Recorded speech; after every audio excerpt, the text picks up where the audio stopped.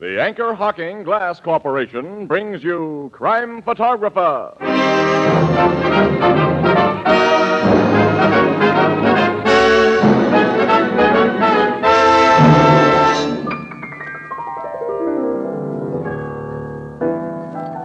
Hey, Ethelbert. Oh, hello, Casey. What's Tony Marvin worrying about over there? Why, he's writing a holiday poem. And he's stuck for something to rhyme with Christmas stocking. But, Ethelbert, are you kidding?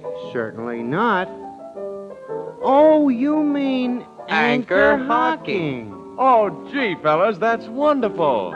Anchor Hocking, a great name in glass.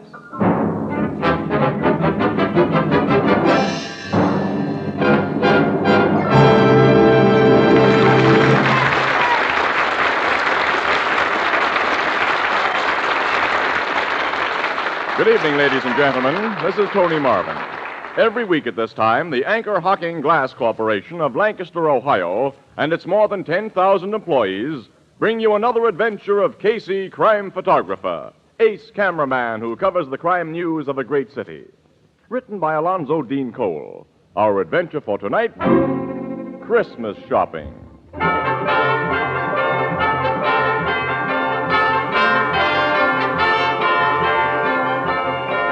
Late afternoon, a crowded aisle in one of our city's largest department stores.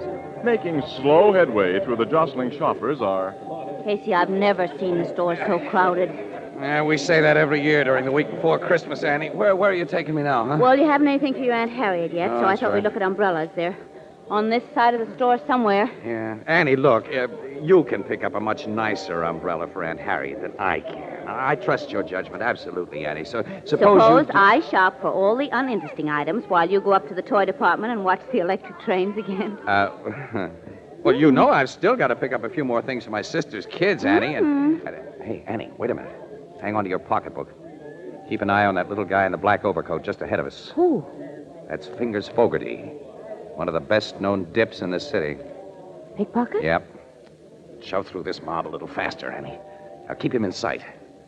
I think he's closing in on a prospect. You mean he's made up his mind about whose pocket he's going to pick? Sure, smart dips like Fingers don't dive into just anybody's pocket. They hang around bars and wait for some guy to flash a roll, and they tail him. And if he gets into a crowd like this... Look, Fogarty's doing his stuff now, Annie. No. Yeah. That big fat guy he just bumped into. Fingers took a wallet from his inside pocket. Well, I didn't see him. Neither did the fat guy. Fingers is a smooth worker. Come on. He'll feel very badly when we stop his special brand of Christmas shopping, but pocket picking is considered antisocial. I've got to get Mr. Fogarty. Well, he squeezed through the crowd. I can't see him anymore. Huh? Neither can I. Look, Casey, yell out for somebody to stop him. Oh, well, I yell, stop thief. Well, you can't let him get away. He won't get away. Every cop in this precinct knows Fingers. He'll be picked up quick after a charge is brought against him. I'll help that guy who lost his wallet bring the charge. Yes, if you appear as a witness. I will. There's the fat man. Excuse me, mister. Huh? Something happened to you a minute ago that I don't think you know about. What do you mean? Your pocket was picked. My pocket? Yeah. A little guy bumped into you, and as he did, I saw his hand go into your inside pocket and come out with a wallet. Well, I happen to know who he is, and when you report your loss to the cops, I'll be glad You're mistaken, mister. I didn't lose my wallet. Huh? I'm sure. I'm more sure. I tell you, I saw him. When a guy sees something that couldn't be seen, he's either goofy or drunk. On your way, fella. Well, I'll be... Good thing you didn't get your hands on Fingers Fogarty. What He could have plastered you with a nice suit for false arrest. And I know he took a wallet from that fat guy's pocket. I was watching every move that Fingers made. Well, I was watching him, too, and I didn't see him take anything, and that fat man says he didn't lose a wallet, so... Okay, I'm goofy or drunk. Or maybe you only need glasses. Well, I do after this. Several glasses. Let's head for the Blue Note.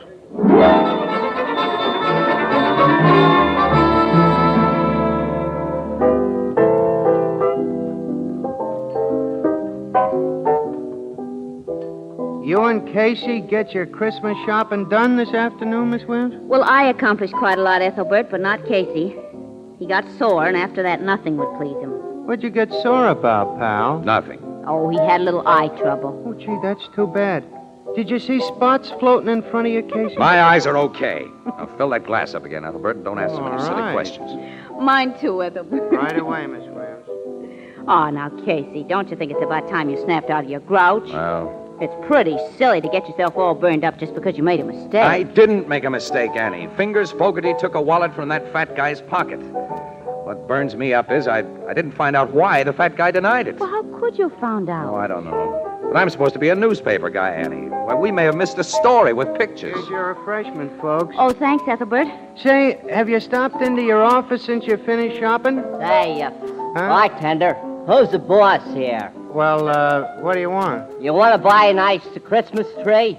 You got some nice ones? A wagon full of them, fresh from Nova Scotia. Let's see one. Well, I'll be right back. Say, Casey, have you two stopped in at your office since you finished your shopping? Certainly not. This is our day off. Then you ain't heard the big news yet. What? Big news. One of your police reporters, Jake Birkin, was in a few minutes ago and tipped me off about it. Gee, he was all excited. What happened, Ethelbert? About half an hour ago, the cops arrested the kidnapper and murderer of Gregory Walters. They did? Where? Well, where'd they get him? Well, like you know, before the Walters family paid over that $50,000 ransom to the kidnapper, Yeah. the FBI made a list of the serial numbers on the bills, which they circulated all over the country. Of course, we know all that, Uh, Ethelbert. How's this tree, mister? Nice and bushy, huh? Let's see one a little taller. Little taller, okay. Ethelbert, will you tell us about that kidnapper? Oh, I'm getting to Well, it. come on. Well, a guy walks into a tavern over on 36th Street tonight, Yeah. orders a drink, and hands a barkeep a $20 bill with one of them hot numbers on it. The barkeep checks the number, calls a cop, and when the cop searched the guy, he found about $500 more of the ransom dough in his Well, pockets. Ethelbert, who is the guy who had the ransom dough? Have the cops identified him Well, yet? they knew him as soon as they laid eyes on But him. Ethelbert, who is he? Please. Hey, is this tree big enough, mister? Let's see. Well, let's see one a little thicker around the bottom. Thicker around the bottom. Ethelbert, will you please Casey tell and us? I know him. He's always been a small-time crook, and I was surprised to learn he was mixed up with anything so big as kidnapping and murder. Oh, say, will you tell us? I am telling you. It's that little runt, Fingers Fogarty. Fingers Fogarty. Yeah, the dip. He had Walter's ransom dough on him? About $500, just like I said. Naturally, Fingers denies having anything to do with the kidnapping. He said he lifted the dough out of the pocket of a guy who was Christmas shopping in S.J. Franken's department store. Franken's? Around 4 o'clock this afternoon. Casey Franklin. And that fat guy denied he's been robbed. Do you think he was the Oh, I one? can't see Fingers as a kidnapper. He's always been just a slimy little sneak thief. Hey, what's this about a fat guy, Casey? Annie, come on. We're going to tell Logan what happened in Franken's. Well, what did happen, Well, never Casey? mind. You'll hear it later, Ethelbert. So long. So long. Hey, is this one big enough for you, mister? I tell them two a whole complete news story in 2 short words, then they run off and leave me out on a limb. What limb? Too big? Oh, you? Ah. Oh, no, we've got to have a really big tree.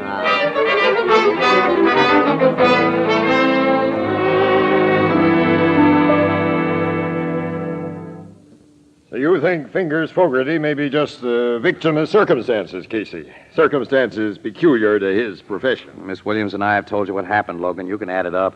Captain, have you got anything on Fogarty outside of the $500 found in his pocket? Not yet, Miss Williams.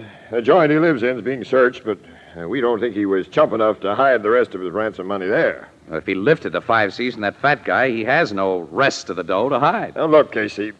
Fingers Fogarty knows you pretty well, doesn't he? Yeah, sure, he knows me, certainly. Now, hasn't it occurred to you that he may have put on an act for your benefit? I don't get you. Now, let's assume that Fingers is the real kidnapper. It's been over a year since the ransom money was paid. Fingers has been careful. He hasn't tried to pass any of the 50 grand because he knows it's red hot. But now he figures the heat has died down, so he sends up a trial balloon. How do you mean trial balloon? Well, he's got a record as a dip, Miss Williams. He figures if he gets caught passing that dough, we'll believe that he lifted the money from a guy's pocket. And to cinch it, he acts like he's lifting it from a guy's pocket while Casey is watching him. Why, he picked you for his star witness, pal. Logan, Huh? hasn't it occurred to you that the fat guy might have been sending up that trial balloon? Huh? What do you mean? Assume the fat guy is the real kidnapper. And he wants to know how safe it is to pass those ransom bills. He knows that Fingers is a pickpocket. Well, he goes to one of the little runt's hangouts and flashes a roll in front of him. And then he leaves the joint, saunters into a crowded store where it'll be easy for Fingers to work, And Fingers does exactly what's expected of him. That's a reasonable theory, Captain. Why, sure. If Fingers gets caught passing that dough, the kidnapper learns about it from the papers and continues to let the money cool off. Also, Fingers has a long record. You cops won't believe anything he tells you. You'll tag him as the Walters kidnapper, which will leave the real one sitting pretty. The only thing the real kidnapper didn't figure was that someone might see Fingers take his wallet. Well, maybe you got something there, Casey. You and Miss Williams have never seen that fat guy before? No, but we'll know him if we see him again, though. Definitely. Your description might fit 1,000 guys in this town. I want you two to go up to the record room and look at some pictures we've got in the files. Oh, great. That'll only take us about 4 or 5 hours, Logan. Oh, Casey. And this was to have been our night off.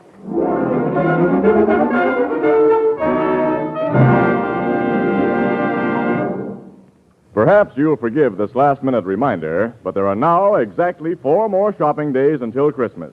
That means a very real problem to those of us who like to put things off, as who doesn't? Is there anyone you've overlooked? Anyone to whom you want to give something beautiful, practical, and inexpensive? Well, you'll find the answer in Fire King oven glass. Whether it's a single Fire King casserole or an entire set of Fire King oven glass, prices are unbelievably low. And it'll take a minimum of shopping time at your favorite chain, variety, hardware, or department store. So remember, with housekeeping a real problem in this post-war era, Fire King oven glass is a gift that makes it easier in so many ways, because Fire King makes foods go farther and enables you to turn leftovers into delicious main courses. Fire King oven glass is a product of Anchor Hocking. A great name in glass.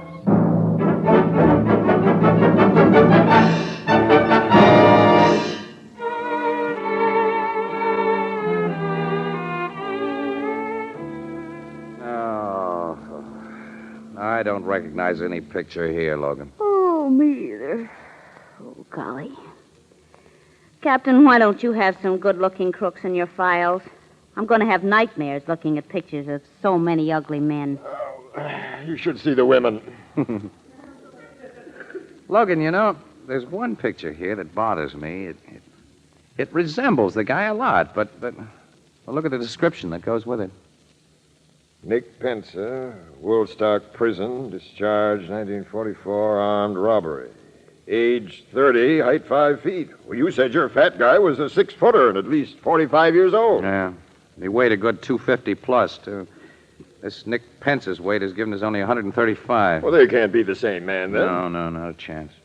It's funny, though, there is a resemblance. Well, we need more than that. Let's all go home and get some sleep. Me for that. Me, too. I'm so tired I can't think. I'm falling over. I'll murder anybody who wakes me up before noon tomorrow.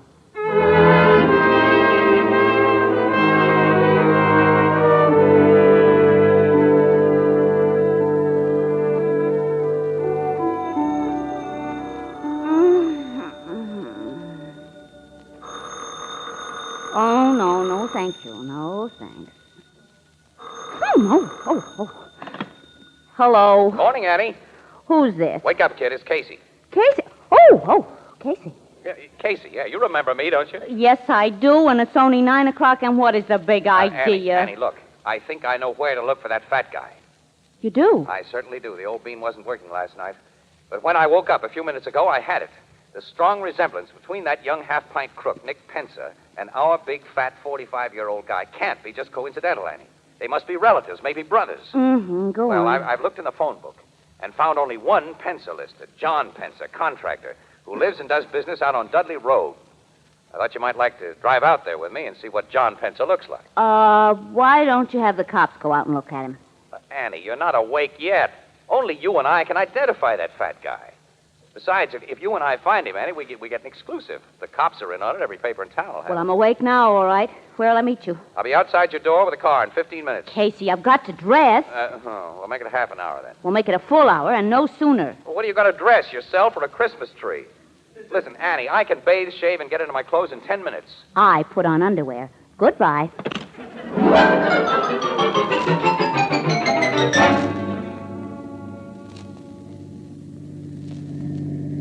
getting close to that address, Annie? Yeah. This isn't a very attractive neighborhood. No. John Pence, a contractor, can't be much of a concern. And John Pence, a contractor, may be no relation whatever to the Nick Pence in the police files. The name's very unusual, Ann. I have a hunch. Uh-oh. There's the place. Yep. I'll stop here so we can look the joint over. Well, there's a concrete garage attached to the house with a good-sized truck inside and room for another. Concrete mixer in the workyard. Oh, Casey, established businessmen don't go in for kidnapping. I think we're on a wild goose chase. Annie, that guy coming out of the garage. What about him? He's just a skinny little... Annie, you need glasses and a more photographic memory. He's the man of that police picture. Of course, Nick Pence. Now I know my hunch was right. He's looking over here. Well, he's never seen us before, but I'll get rolling anyway. Now, how can we find out if he has a fat brother? Well, drop into one of these neighborhood stores and make a few inquiries. Then what? Well, how can I tell until I find out what I hope to find out? Annie, you're the darndest girl for asking questions. You really are. Now, let's stop there. Well, we'll stop here. We'll go into this little drugstore right here. The druggist usually knows everybody in the neighborhood. Come on. Okay, but I think it would be simpler and more sensible to make inquiries at the precinct police station. I don't want the cops in on this until we know where we stand. Here, let me do the talking. It's your party, wise guy. You handle everything. What can I do for you young people? Ah, hello, Pop. We're going to have, what kind of ice cream soda do you want, Annie? If I must have an ice cream soda, chocolate. Chocolate. Same for me. 2 chocolate sodas. That's right. Oh, by the way, I'm looking for a party in this neighborhood by the name of Pence. I imagine you know the family well. Pence? Yeah. Never heard the name before. You never heard of it? Change my order to raspberry. Yes, miss. 1 raspberry. I'm just a stranger here. Come down from upstate to handle this place while my son's away hunting. Maybe my granddaughter can tell you what you want to know. Say, Katie. Yes, Grandpa? Come here. Fella's looking for a party by the name of Penner. Penner? No, not Penner. Pence. Oh, I know the Pences. All of them. You do? That's swell. Mr. Pence lives down the street. Uh-huh. Over his office. He's a contractor. What's he look like? Is he, Mr. Pence is short and skinny, and his first name is Nick. well, Nick Pence is not the contractor. Yes, he is. Ever since he got out of prison a couple of years ago. You say somebody's gone to prison, Katie? No, Grandpop. They've come out. That serves him right, then. The man's reformed now. Oh, that's bad, very bad. Grandpop's a little deaf. Yeah, I can see that. Sister, I understand that my friend, Nick, has a brother or a cousin. No. Maybe an uncle? No. Here's the sodas. Who gets the raspberry? He does. Here you are, mister. Thanks. And Mr. Casey, you have earned it. Sister, you mean Mr. Nick Pence has no relatives at all? He's got a sister and a nephew. Oh, that's a great help. How old's the nephew? About 10? No, ma'am. It's the funniest thing. Mr. Gus Pence is a lot older than his uncle. Huh? Mr. Gus is Mr. Nick's partner, I think. And he comes in here all the time. What does Mr. Gus Pence look like? Well, he's tall and fat, and in the face he looks like Mr. Nick. Annie, give me that chocolate. You take the raspberry. Here's Mr. Gus now. Oh, Casey. He's our fat guy. Mr. Gus, these people were just asking about you. They're friends of Mr. Nick. Oh, that's bad. Is that so? He recognizes us, Casey. Yeah. Wasn't it lucky I dropped in here when I did to find friends of Nick's? Grandpop, go back to your back room and put me up 2 bits worth of turpentine. 2 bits worth of turpentine? Go along and help him, Sissy. He can never find anything. I'll show him, Mr. Gus. So you two were asking about me. You've been told that we were. I noticed a car outside with a press sign on it. Yours? Yeah. And you were looking for me because of what you happened to see in Franken's yesterday. If I said no, you wouldn't believe me. Right. This hand in my pocket has a gun in it, mister. So do exactly as I tell you. Okay. Remember, and don't pull anything. Here's a bottle of terps. Thanks, Grandpop. Here's your 2 bits. Come on with me, folks. You said you wanted to pay Nick a visit. Casey. We got no choice, Annie. Right. So long, Grandpop. Hey, ain't you folks going to finish your sodas? No, we lost our appetites. You didn't take even a sip of your raspberry, mister. That's what you think, sister. Get into your car. Both in the front seat. You drive, fella. I'll sit in back with this gat. Where'll I drive to? Just down the street to Nick's place. Mine. He and I are partners. and everything. And he'll be tickled to see old friends.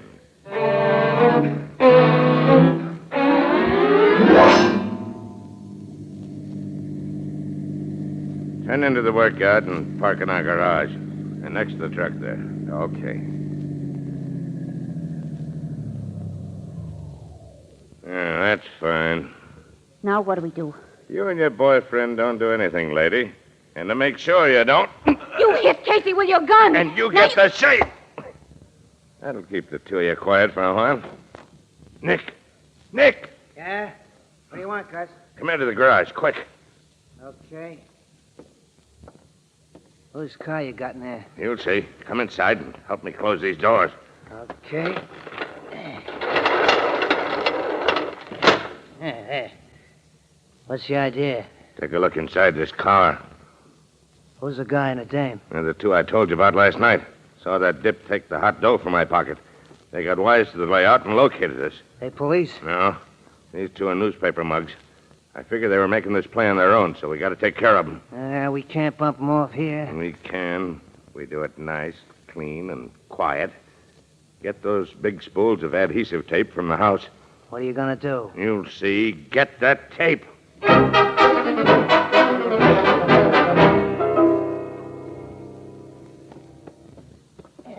Yeah. Got the gal all tied up, Gus. And help me with this guy. Yeah. Wrap some more tape around his ankles. Okay. Yeah.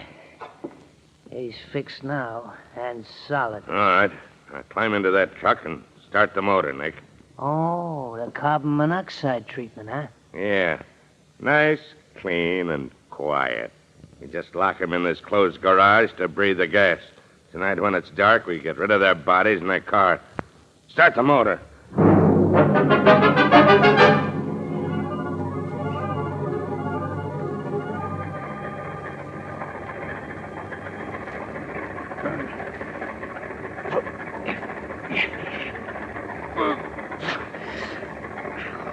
Ann, I worked the tape off my mouth against that fender.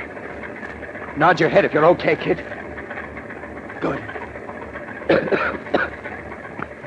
I'm going to try to pull the adhesive tape off your wrists with my teeth. I'm getting lightheaded. Gas is beginning to work. I got the tape. Now pull and turn your wrists. Pull more, Annie. There, that did it. Your hands are free. Pull the tape off your mouth now. Okay. Casey, the gas. Keep your head down low, kid. Try to hold on. I will. Pull this tape off my hands.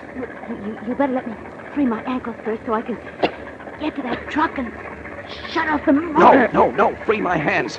Those two guys may be just outside where they can hear. Yes, but if it keeps on running, we'll... If it doesn't keep on running, we'll have no second chance like this. Free my hands. All right. I've got the end loose. Pull now. There, does it. Now, unwind your ankles while I get this stuff off of mine. What good will it do us? We can't get out of here. We'll get out. Don't breathe, Judy. This Get out. garage is solid concrete.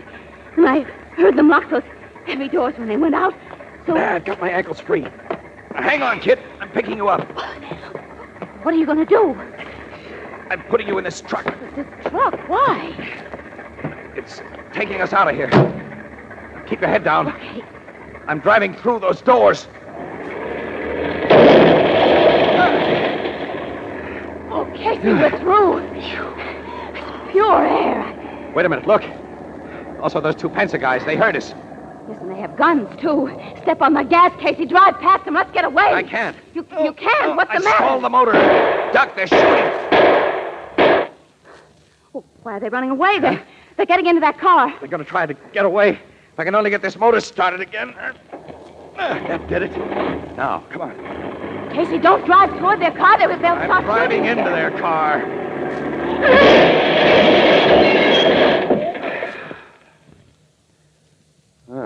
This 10-ton truck does a nice job when it hits a tin can like Oh, Casey.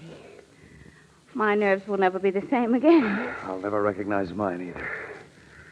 Come on, let's call City Desk. Get the cops out here so we can get to the Blue Note. I need another pair of glasses. The kind you fill.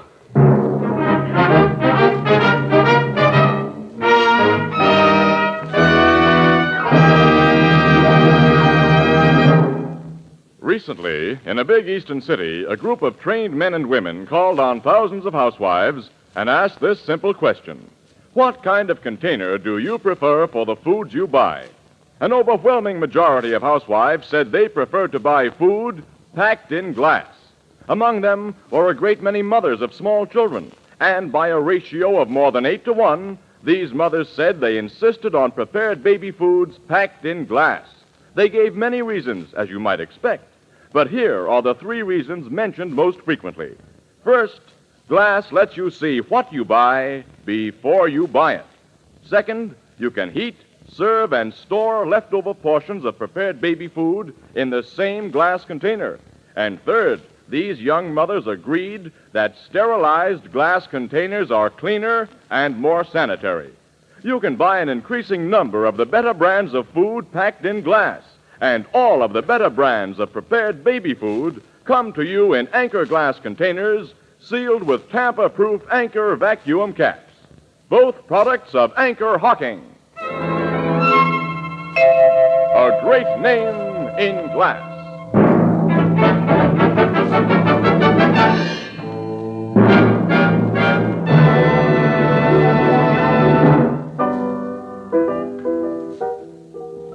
You didn't kill them 2 kidnappers when you threw that truck at them, Casey? No, Bethelbert, no. The cops pulled him out of the wreckage in fairly good shape, considering. They'll be able to walk to the chair. How about the ransom money? Did the cops find it? Yeah. Gus, the fat guy, confessed the Walters kidnapping and told where he and Nick had hidden the dough. Gee, and all because you and Miss Williams did some Christmas shopping. Say, what happened to the little dip, Fingers Fogarty? Well, in trying to clear himself of the kidnap and murder charge, Ethelbert, Fingers made so many admissions about his own specialty that the cops can keep him in jail until 1999. Gee, 1999, huh? Good heavens, Casey, what's that coming in the door? What on earth? What do you say, mister? That's the biggest tree I got on the wagon, okay? Yeah, uh-huh. Yeah, now that's what I call a real Christmas tree. Ethelbert, what are you going to do with such a big tree? Well, you couldn't get a little tree in that big room.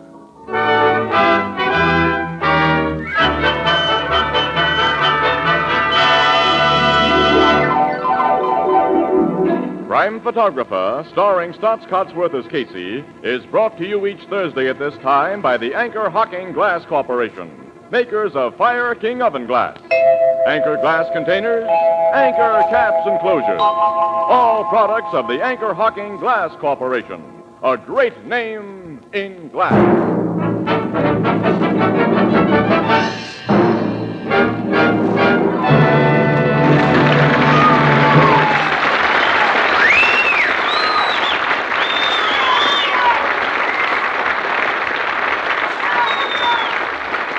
Crime Photographer, directed by John Dietz, is written by Alonzo Dean Cole and is based on the fictional character of Casey, created by George Harmon Cox. The original music is by Archie Blyer, and the program features Miss Leslie Woods as Anne and John Gibson as Ethelbert. Herman Chittison is the Blue Note pianist. Thursday night on CBS is the biggest show in town, so stay tuned for exciting dramatizations on Reader's Digest Radio Edition, which follows immediately over most of these stations. Now, for our sponsor, the Anchor Hocking Glass Corporation, and all of us on the show, this is Tony Marvin wishing every one of you a joyful and happy holiday at this Christmas time.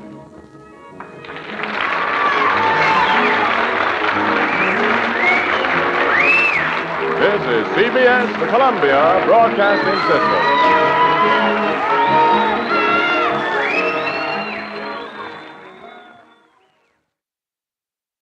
Flash Gun Casey, press photographer.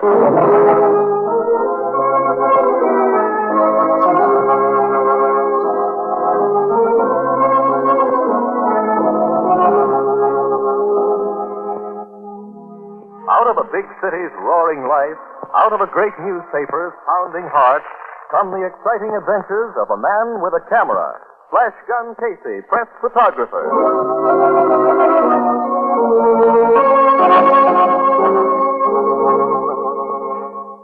Columbia presents a new adventure character, Flash Gun Casey, press photographer. Tough, daring, typical of the men who often risk their lives so that you may see the news as well as read it. Their salaries are not large, and they seldom get much credit. But their lives are packed with danger and thrills.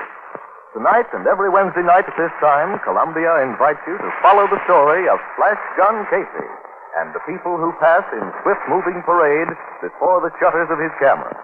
Tonight's story, The Case of the Switched Plate.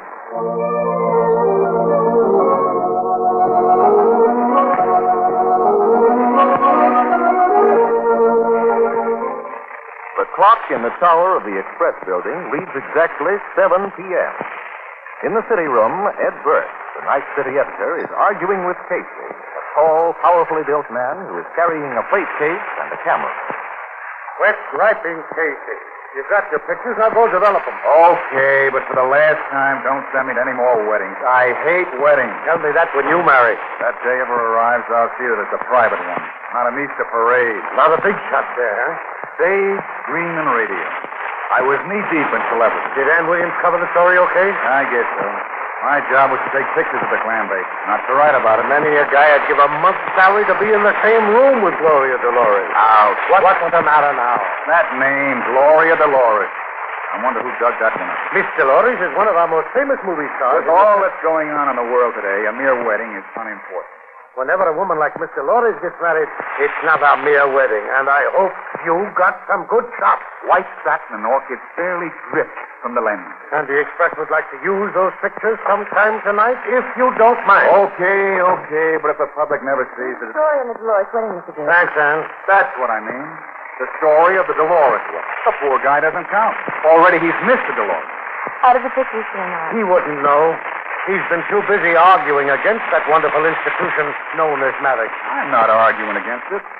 I only say send someone else when our dear paper wants pictures of the happy dear paper. We'll cover a lot of assignments like the Dolores wedding. That doesn't mean I'll have to like him any better. You mean you'd rather be taking pictures of something? Are you kidding? But Miss Dolores did look sweet, didn't? Did look Yeah. sweet. And so did the groom, Mr. Dolores.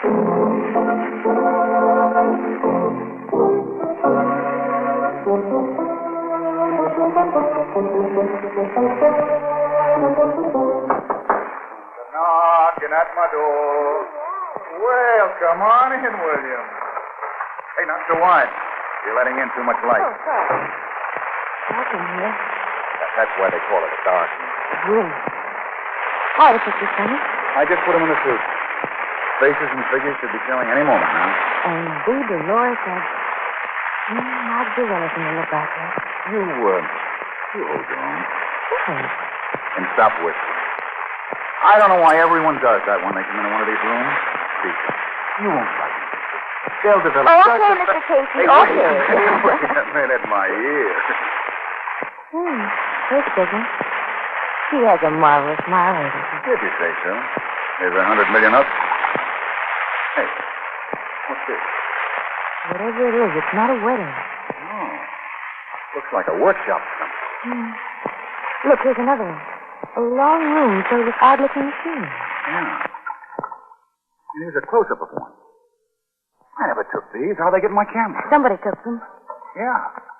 Well, get this. Some guy running... Well, he's running right toward the lens. Yeah, he looks mad. Uh-oh. Recognize it?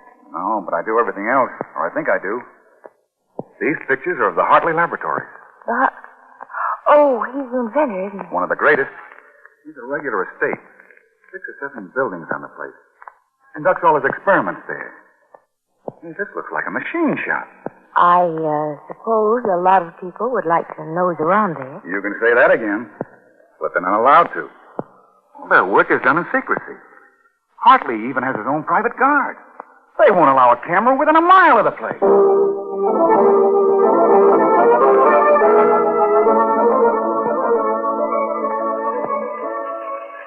I send the guy to take pictures of a wedding, and he comes back with the Hartley Laboratory. But I tell you, I never took those shots.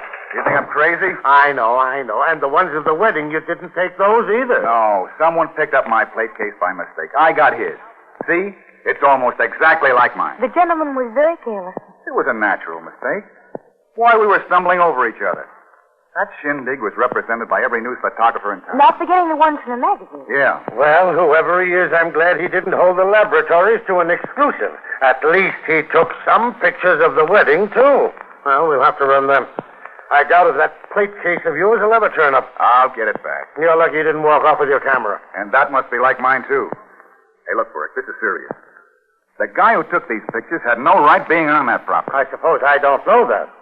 Well, what's so funny? I'm thinking how surprised the guy was when he developed your pictures. All that glamour and no machine. You know, what I can't understand is this man here. He's running right toward the camera. Yes, that is odd. It looks as though he... Hey, wait a minute. Who were you near at the wedding, Casey? I've been trying to think. Blake of the Star was a good man. Yeah? Raymond of the Inquirer. John's a fashion magazine. Mm-hmm. The four of us sort of stuck together, moving around, taking shots of the other celebrities as well. Oh, but it couldn't be one of them. Why not? I've known them for years. They wouldn't take a chance like that. Some guys that sell their souls for a little dough. I'll take this. Burke speaking.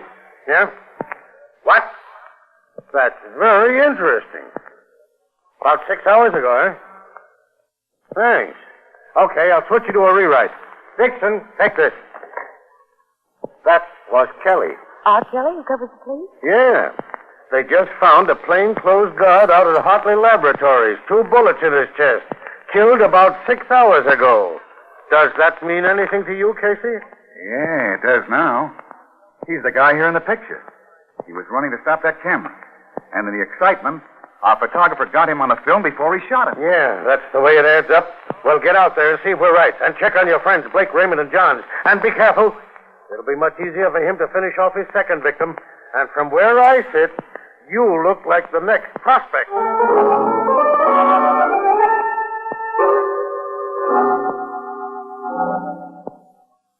What a beautiful woman. Miss Dolores looks extremely lovely. The guests charming. The ballroom and tables beautifully decorated. But I can't see where any of it helps me. But I've explained, Mr. Koch. I never took those pictures. Then who did? Well, I don't know. I suppose you do know that he has the ones you took. Well, he must have. Like these, no doubt, developed by him. I don't remember my plate case being out of my hands for a moment. A moment would be enough. Well, there's no way they can trace it to me. I'm safe. Are you? Bit of a long time to arrange getting a man in there. I mean, at a time when he could work with a camera and not be interrupted. That opportunity won't come again. And I suppose it's useless to ask for money? Quite, you failed. Well, I greatly appreciate looking at this very lovely actress. I would much more appreciate looking at the photographs you lost. Especially the ones with that new fog-penetrating machine. I know 2 corporations would pay $100,000 for that. I've never failed before. And you've always been paid before. I was listening to my radio just before you came in. You know the guard that you eliminated has been found? He came out of nowhere, running toward me. And you stopped his running? Yes, I had to. I think his picture's on one of the plates. Very clever. Do you always photograph your victims before doing away with them? I never killed anybody before. Please, what the harsh word. Well, I never did. I didn't think I'd ever have to. First one does leave you a trifle shaken. After that, you become easy. But if you'd brought the photograph directly to me... But I had to be at that wedding, Mr. Koch. As it was, I barely made it. Yes, of course, your job, which is such a wonderful blind. Tell me, how did it feel walking into all that luxury immediately after disposing of the lamp? Rather than circuit purposes. Circuit purposes. Circuit purposes. I wonder what your employers would do if they even dreamed of the pictures you sometimes take with their camera. Remember, that was my idea. The same camera for both my ordinary work and the work I do for you. That way no one will ever become suspicious. No? I don't doubt that someone is at this very moment. And he knows that the photographer is not only a thief, but also, shall we say, someone who doesn't hesitate to stop another's breathing. Hey, you're right. But how's he going to know it's me? Well, maybe he won't, but if one of your picture-taking friends should start to ask questions, no matter how subtly put, be careful. I will. And if he should become too inquisitive, you can always handle him as you did the guard. Yes, when that gentleman makes his appearance, remember, he's the man who has your bag. And you've been left holding one.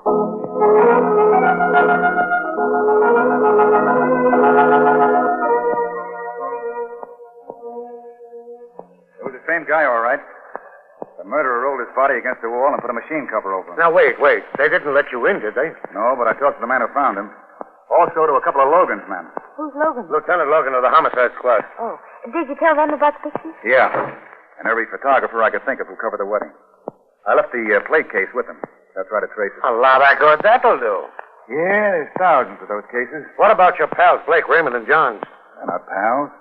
These guys I bump into making the rounds. But you've known them a long time. Yeah? Well, what do you really know about them? They all have cameras and plate cases like mine. I mean personal. That's personal. Now, look, this is no time All for... right. If you two feel like using some stronger language, I can always leave the room. Oh, forget it, Williams, forget it. Blake is married. He has 2 kids. I found him at home reading Our Hearts Were Young and Gay. I wish ours were. Well, go on. He was sort of surprised to see me, as I don't usually make those little social visits. We know you're strictly a nightclub guy. Quiet. Anyway, I asked him what he'd been doing before the wedding. With finesse, I hope. I'm always subtle. Yeah, like a tank. And what was Mr. Blake doing? Roaming around. Oh, fine. You see, that guard was murdered around 2 o'clock. The wedding took place at 3. The reception at 4. So the guy who You don't have to draw a blueprint. Where did you find Raymond of the Inquirer? At a bar? With the blonde. No, redhead. Not the one you know, Bert. Oh. There are a lot of redheads in the world. And what had he been doing prior to 3 o'clock? Roaming around. That's just dandy. Just dandy. And Johns of the fashion magazine. Also found at a bar. One of the fantasy clubs. Alone. Yeah, but his girlfriend works there. And early this afternoon... Now, wait. Don't tell me. Let me guess. Don't tell me. Let me guess. He was roaming around. Right. Not an alibi in the bunch. I still can't believe one of them did it. It must be. Well, I found 2 of them at bars, and that's where I'm going. Can I tag along, Casey? Why not? Down the Blue Note, huh? Yeah. Where's that? It's a musician. Where's that? It's a musician's hangout. Casey always goes there when he wants to think. They have a piano player there. With his nerve. And sometimes helps me solve a problem. Well, I hope he can help you with this one. And you'd better warn Williams about that bartender. Yeah. His name is Ethelbert. And he reads the Atlantic Monthly and Lord Dunsany. And he's tough. Sometimes he has to be the bouncer, but you'll enjoy him.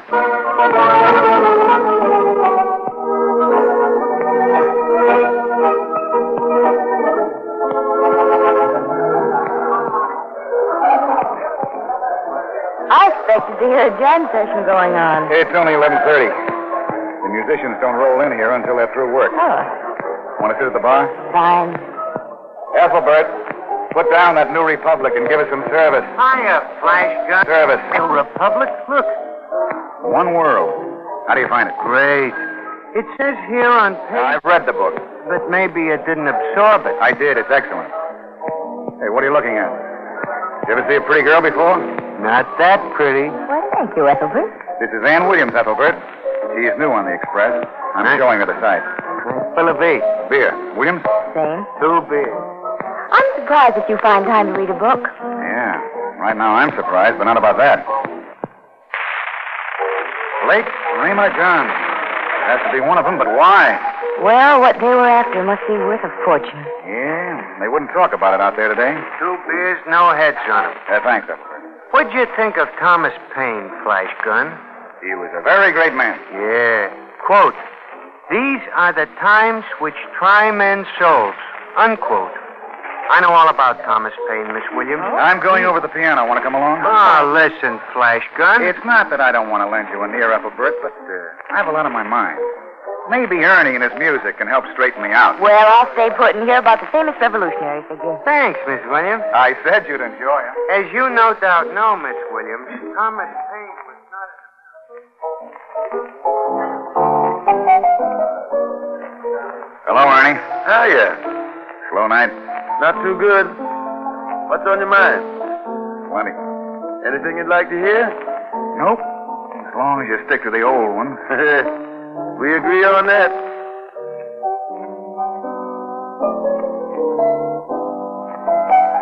Remember this one?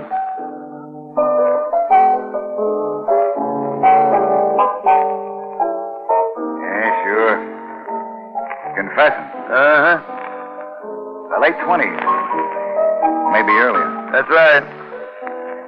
Well, that world's gone. Yep. But we still have the song. Yeah.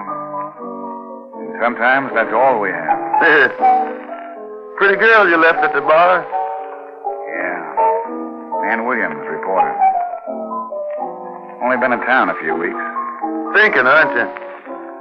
And getting nowhere fast. Want to talk about it? I can't. Nicest looking girl I've ever seen you with. You ought to marry, Casey. How about yourself? I tried it once. And? She left me. Just like that? Just like that. You see, I didn't make enough money. She wanted too much. And, she met a guy who had it? That's right. Yeah. Funny the way a guy thinks when he's losing a woman. There's nothing he wouldn't do for her. To give her the things she wants, he'd almost commit murder. Some guys do. Yeah. What's the matter, Casey? Did I say something? I think you did. You going? Yeah. And thanks, Ernie. You've been a great help. I may see you later on.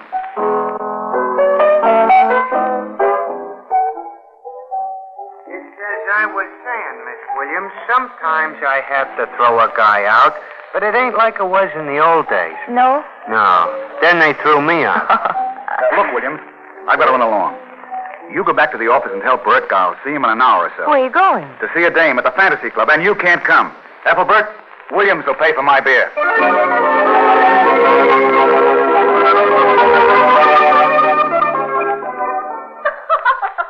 Okay, Ma. Turn your head a little to the left. That's it. Hold it now. Oh, I closed my eyes. You only thought so. Anyway, we'll take another one to make sure. All right. I'm awfully glad you dropped around, Kate. So am I.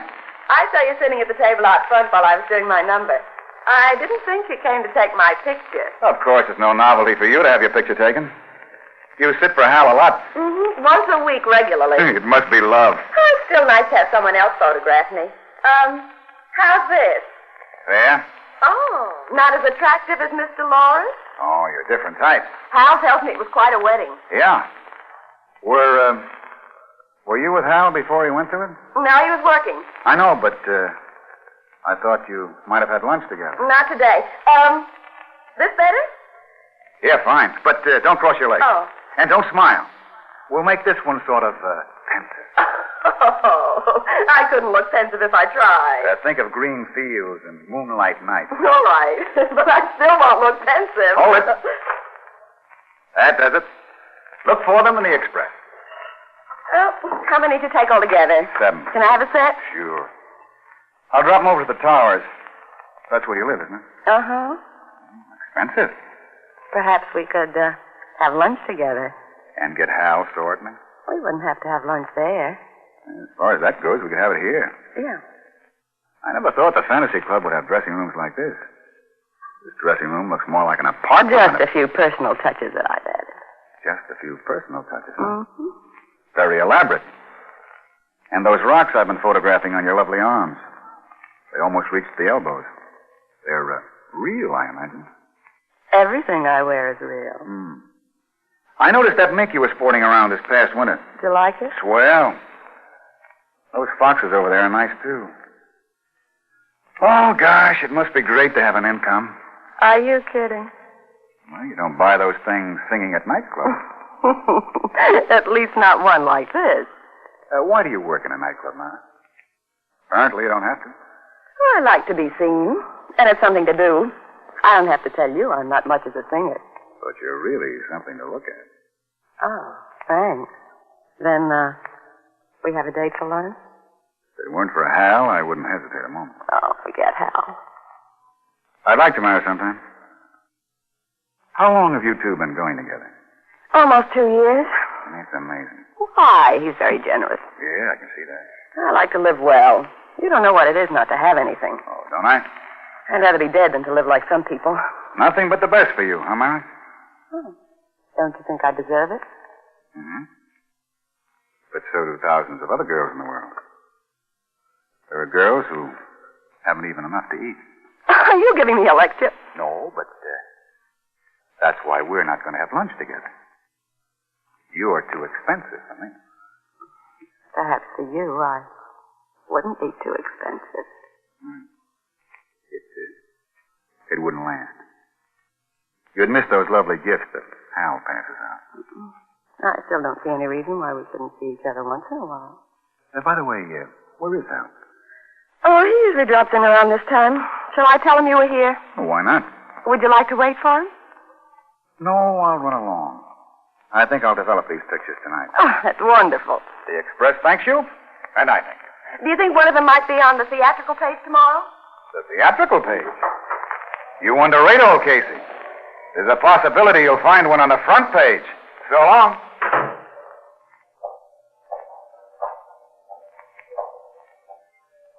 Hiya, Benny. Any payphones here? Yeah, 2 of them over there by the section. Oh, thanks.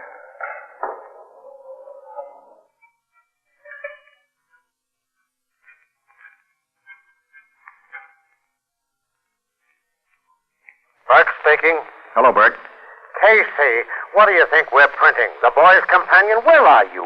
Phone booth at Benny's Fantasy Club. I just got some shots for the morning papers. And if I were you, I'd leave plenty of space on the front page. Well, you'd better get back here with something soon, or I'll hold a 4-line spread in the obituary for you. What are the pictures? And what suspect is to have the benefit of your latest brainwave? I just shot some pictures of the suspect's girlfriend. I'm on my way down to develop them. Now, unless I miss my guess, you'll be writing to the end of this story in tomorrow's paper. And by the way, you'd better get one of Logan's men down there. The way things look right now, Oh, hold on a minute. Here comes our friend. I think he's going to make a call in the booth next to me. Maybe I can catch part of it. Hold it.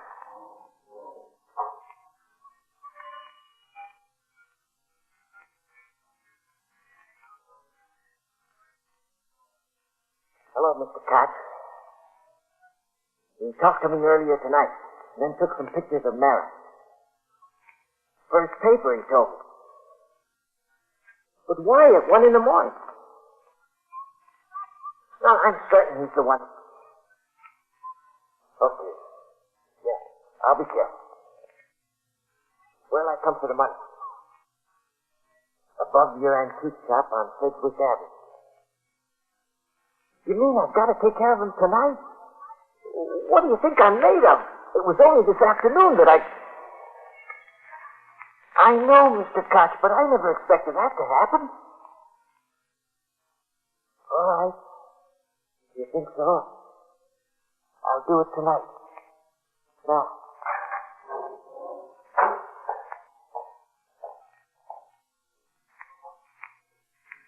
Hello, Brick. Did you hear that? You moronic offspring of a printer's devil. You had your hand over that mouthpiece. Of course I had my hand over the mouthpiece. Think I want you to take all the credit? Now get this. Send several of Logan's men over to Koch's antique shop on Sedgwick Avenue. Mr. Koch will be in the apartment upstairs. Pick him up. And I may need one of Logan's men while I'm developing these pictures. After all the runaround you've given Logan, you know how he'll feel about sending a man out to protect you. Okay, but you know what happens to your story if they miss Koch and our friend gets me? Well, Logan will probably take that chance, but I'll ask him. And I doubt if a man could have time to get here anyway. If that's the way it is, maybe you better frame that obituary in purple satin under glass for me. So long.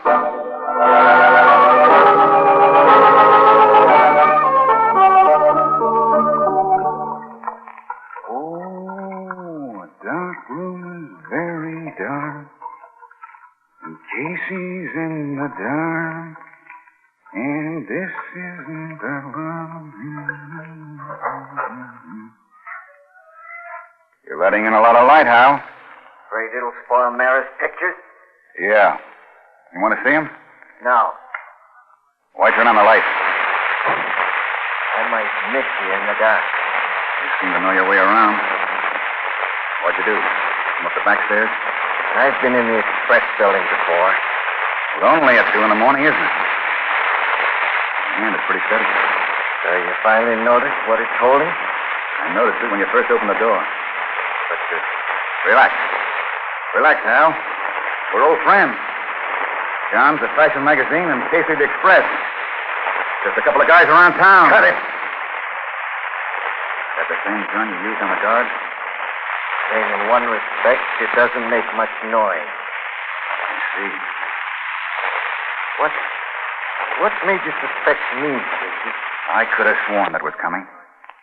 Why is it that all criminals insist on knowing why they were suspected? Well, if it'll gladden your heart, honey, I'll tell you. It was a piano player. He said something which made me think of you and Mara. Then I thought of your salary as a photographer. You made a mistake when you went back to the fantasy club the second time, Casey. You shouldn't have tried to pump Mara. Doesn't she know what you're doing? No. Where'd you think the money came from? She never asked. Just as long as it came in, huh? But I don't think it was a mistake. I gambled that Mara would repeat our conversation word for word, except the part where I wouldn't take her to lunch. You're right. Oh, no. Incidentally, the police picked up a friend of yours about 15 minutes ago. Name of Koch. Antique dealer over on the east side. Oh, I see that one hit home, huh? Well, you're all through, Hal. Later, maybe, but right now you are. Easy. Easy on the trigger finger. You should hear it all. The big mistake is yours in coming here. I never had any evidence against you. Any real evidence. But I have now. You'll never use it. I've already used it. It's been used right now. You walk in this room staring straight at me with a gun in your hand. You should have looked behind the door. There's been a witness in this room all the time. In fact, right behind you now. You think I'd fall for that whole gag? It's not a gag. You must think I'm dumb. I guess you heard enough. Okay, have Logan come in. You'll be dead when he gets here. Helen, where did you get that blackjack? From Ethelbert. Quote, he who gets sucked over the bean is easy to arrest. Unquote.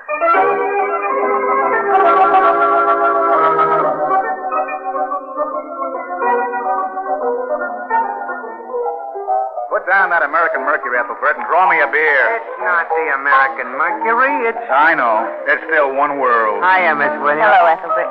Oh, thanks for the loan of the persuader. That's all right. She was really worried when you tore out of here, Casey. Yeah? Yeah. Been busy, Ethelbert? I had to break away from this book for a while tonight, but I managed to sandwich in a very interesting article. Would you mind drawing my beer for me, Ethelbert? I want to sit over by Ernie and listen to a couple of numbers. Not at all. But this article was about guys who steal industrial designs by photographing them. And you know what I think? What? Well, just for a starter, understand, they all ought to be socked over the head, but hard. Quote, he who gets clunked over the conch is out of commission and easy to put in the clink. Unquote. Please, Ethelbert, our beer. Yes, Ethelbert, our beer. And this time be sure he pays for it.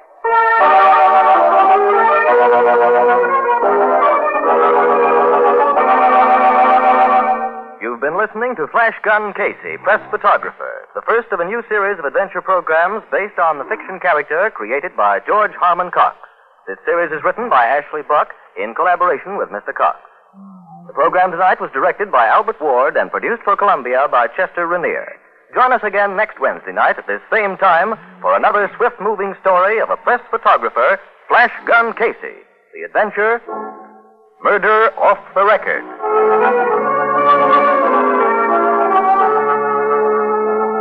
This is CBS, the Columbia Broadcasting System.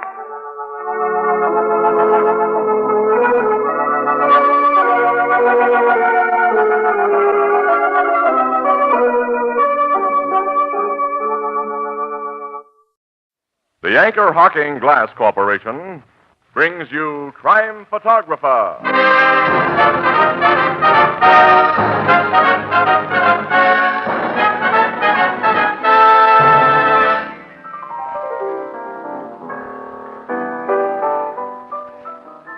Did you have a good time at the UN yesterday, Tony? Ah, sure did, Casey. Even attended a committee meeting. But what did you say when they asked whom you represented? Why, Anchor Hocking, the most famous name in glass.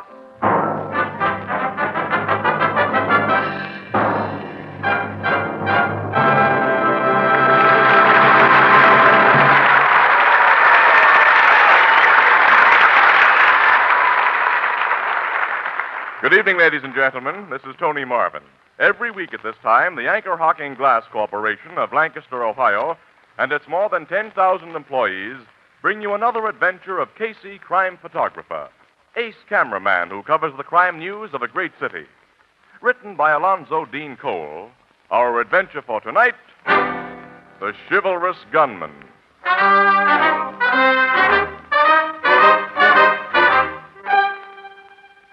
Penrose Square in the daytime is a busy place.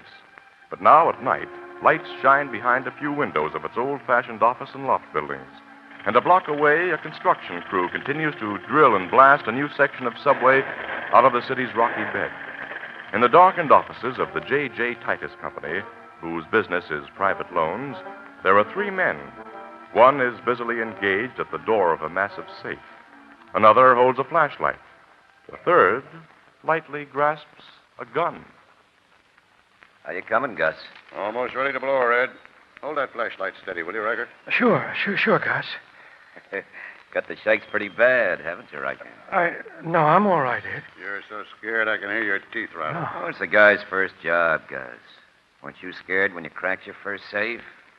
I was scared the first time I killed a guy. I've never been scared. How many men have you killed, Ed? Oh, you've got a lot to learn about the rackets, Riker. You must never ask personal questions, and you must cultivate a bad memory. I will. I got the charge in and all wired. It's ready to shoot after I rig my padding.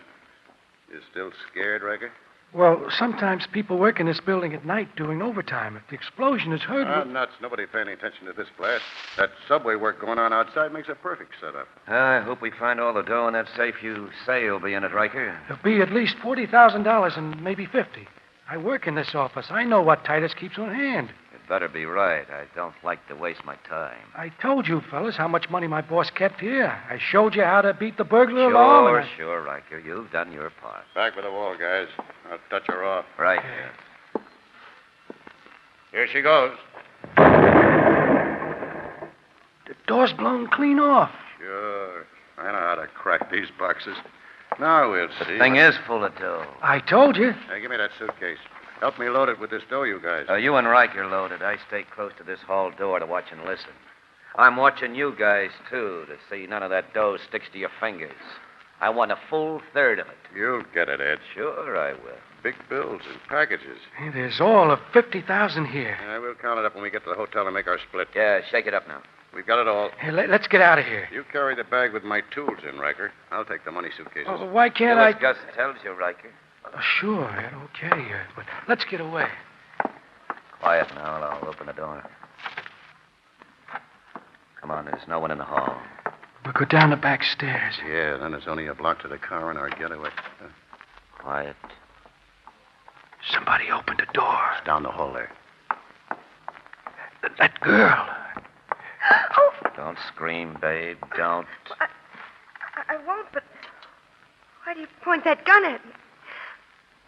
Mr. Riker. She recognizes me, Ed. She's a stenographer who works in that office. She'll tell. And if she told the cops on you, you tell about us. You gotta bump the scale, Ed. No, I don't know what this is all about. Please. Quiet. Let her have it, Ed. This girl's coming with us. Coming with us? Where? I know a spot out in the suburbs. You're going to kill me? Now, take it easy, baby. Come on, we're heading down the back stairs. Ed, you take her where you want to. Gus and I'll go to the place we agreed And on. take that dough with you? Yeah. Oh, no, Riker. The dough and me are gonna stick together.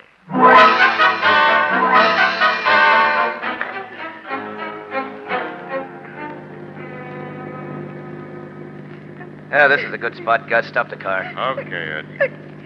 You're going to kill me. Sorry, sister. You worked late in your office on the wrong night.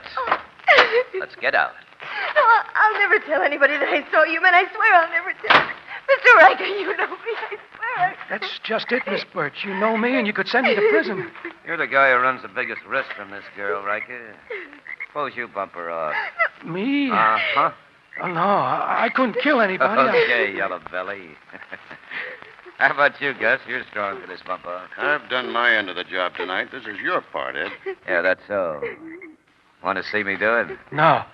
Take her back there among those trees. Okay. Come on, sister. No. Let go of my Come on husband. now. Please. Quiet. Please don't leave me. Come on. That's the girl. Just a few steps, babe, away from the road where the trees are thick. That's it. And away from those two yellow bellies. Oh, I'm not going to hurt you. You're not... Quiet.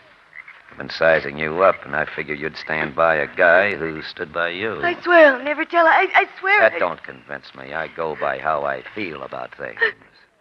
Besides, I've never killed a woman. You're going to let me go? Uh-huh. Oh, Now, Candace, listen.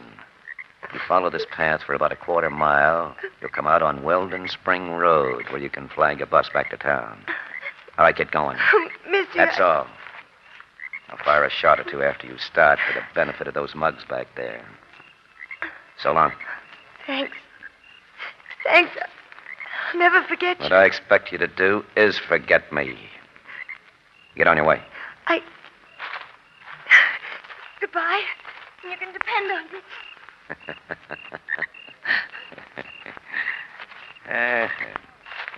A swell double cross. Hey, what, Listen, I didn't trust you with that money. We followed you and heard everything you said to that girl. Oh, you did, Riker? We did. And you have a gat in your mitt, huh, Gus? Yeah. Guns aren't your racket, pal. You're a safecracker. I'll use a gat when I have to pay off a double crosser. That gal is never going to reach the bus line. And as for you... What about me? I'm giving you this. No, you don't. I said guns weren't your racket, Gus. You're too slow on the trigger. You killed him. I think so, Riker. Let's see. Uh-huh. He's dead. You never saw a guy get it before, I guess. Don't look at me like that, Ed. Not don't much guts have you, Riker. You don't belong in the big leagues, and you wouldn't know what to do with big dough. So I'm taking all of what we got tonight. No. Not even a killer like you was going to take it from me. Shouldn't have reached for the gat. Poor Gus dropped, Riker. Guns aren't your racket either.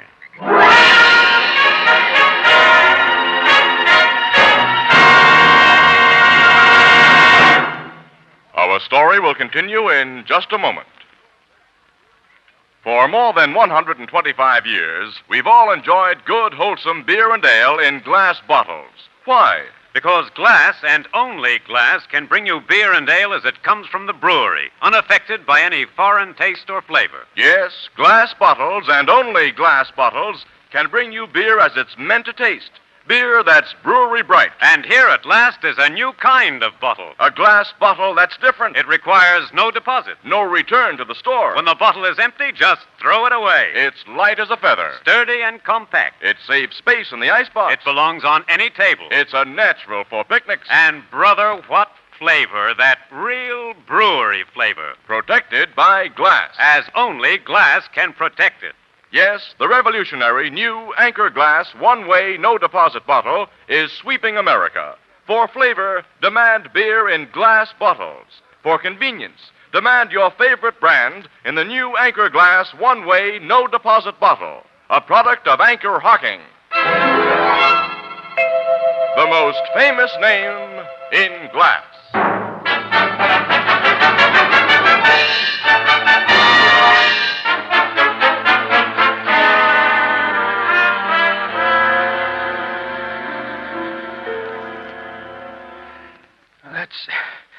That's how it happened, Captain Logan. I tried to tell you everything. Now I... That's the end, Captain. Riker's dead, Doctor? Yes, it's a miracle he lived as long as he did. Well, Logan, you got a big break. He gave you a pretty complete story before he passed out. Yeah, it was a swell break, Casey. But Riker didn't identify the killer for you, Captain. He said he knew him only as Ed. And the description he gave you fits thousands of men. Well, at least Riker gave me something to work on, Miss Williams. And there's this stenographer, Francis Birch, that the gunman turned loose. Logan, do you go for that part of Riker's story? A professional trigger man so chivalrous he takes a chance on his own hide by letting a witness go free? That's hard for me to swallow. Well, screwy as this thing sounds, I think she got away safely. She'll be able to give me a good description of this killer. Women remember men. If the killer did let her go, and if she has any sense of gratitude, you're not going to get a thing out of her. Now, when she learns that her chivalrous gunman killed 2 guys tonight, well, as a reputable citizen... I'll bet she won't say a thing. We'll see. I'm starting to look for Miss Birch right now.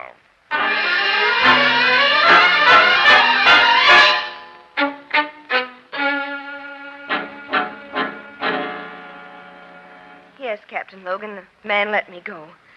He said he couldn't kill a woman. I ran through the woods, caught a bus, and came home here. He didn't follow you? No, Captain Logan. This is certainly a hot one, Annie. I'll say. Now, I've told you all I know. I've had a terrible experience tonight. Please, leave me alone. I'm sorry, Miss Birch, but you haven't yet given me a description of this man called Ed. I can't describe him, Captain.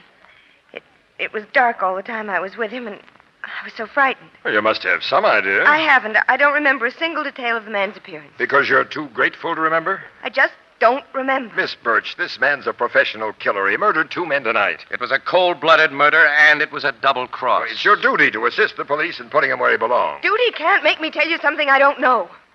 I wouldn't recognize him if he walked into this room. I don't know him. Okay.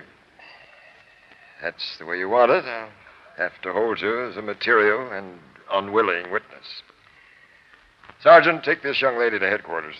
You mean I'll be a prisoner? You will be held for further questioning. Does the prospect improve your memory? No, Captain. I'm ready to go, Sergeant. Well, guess you win your bet, Casey. Sorry, pal. I hoped I'd lose.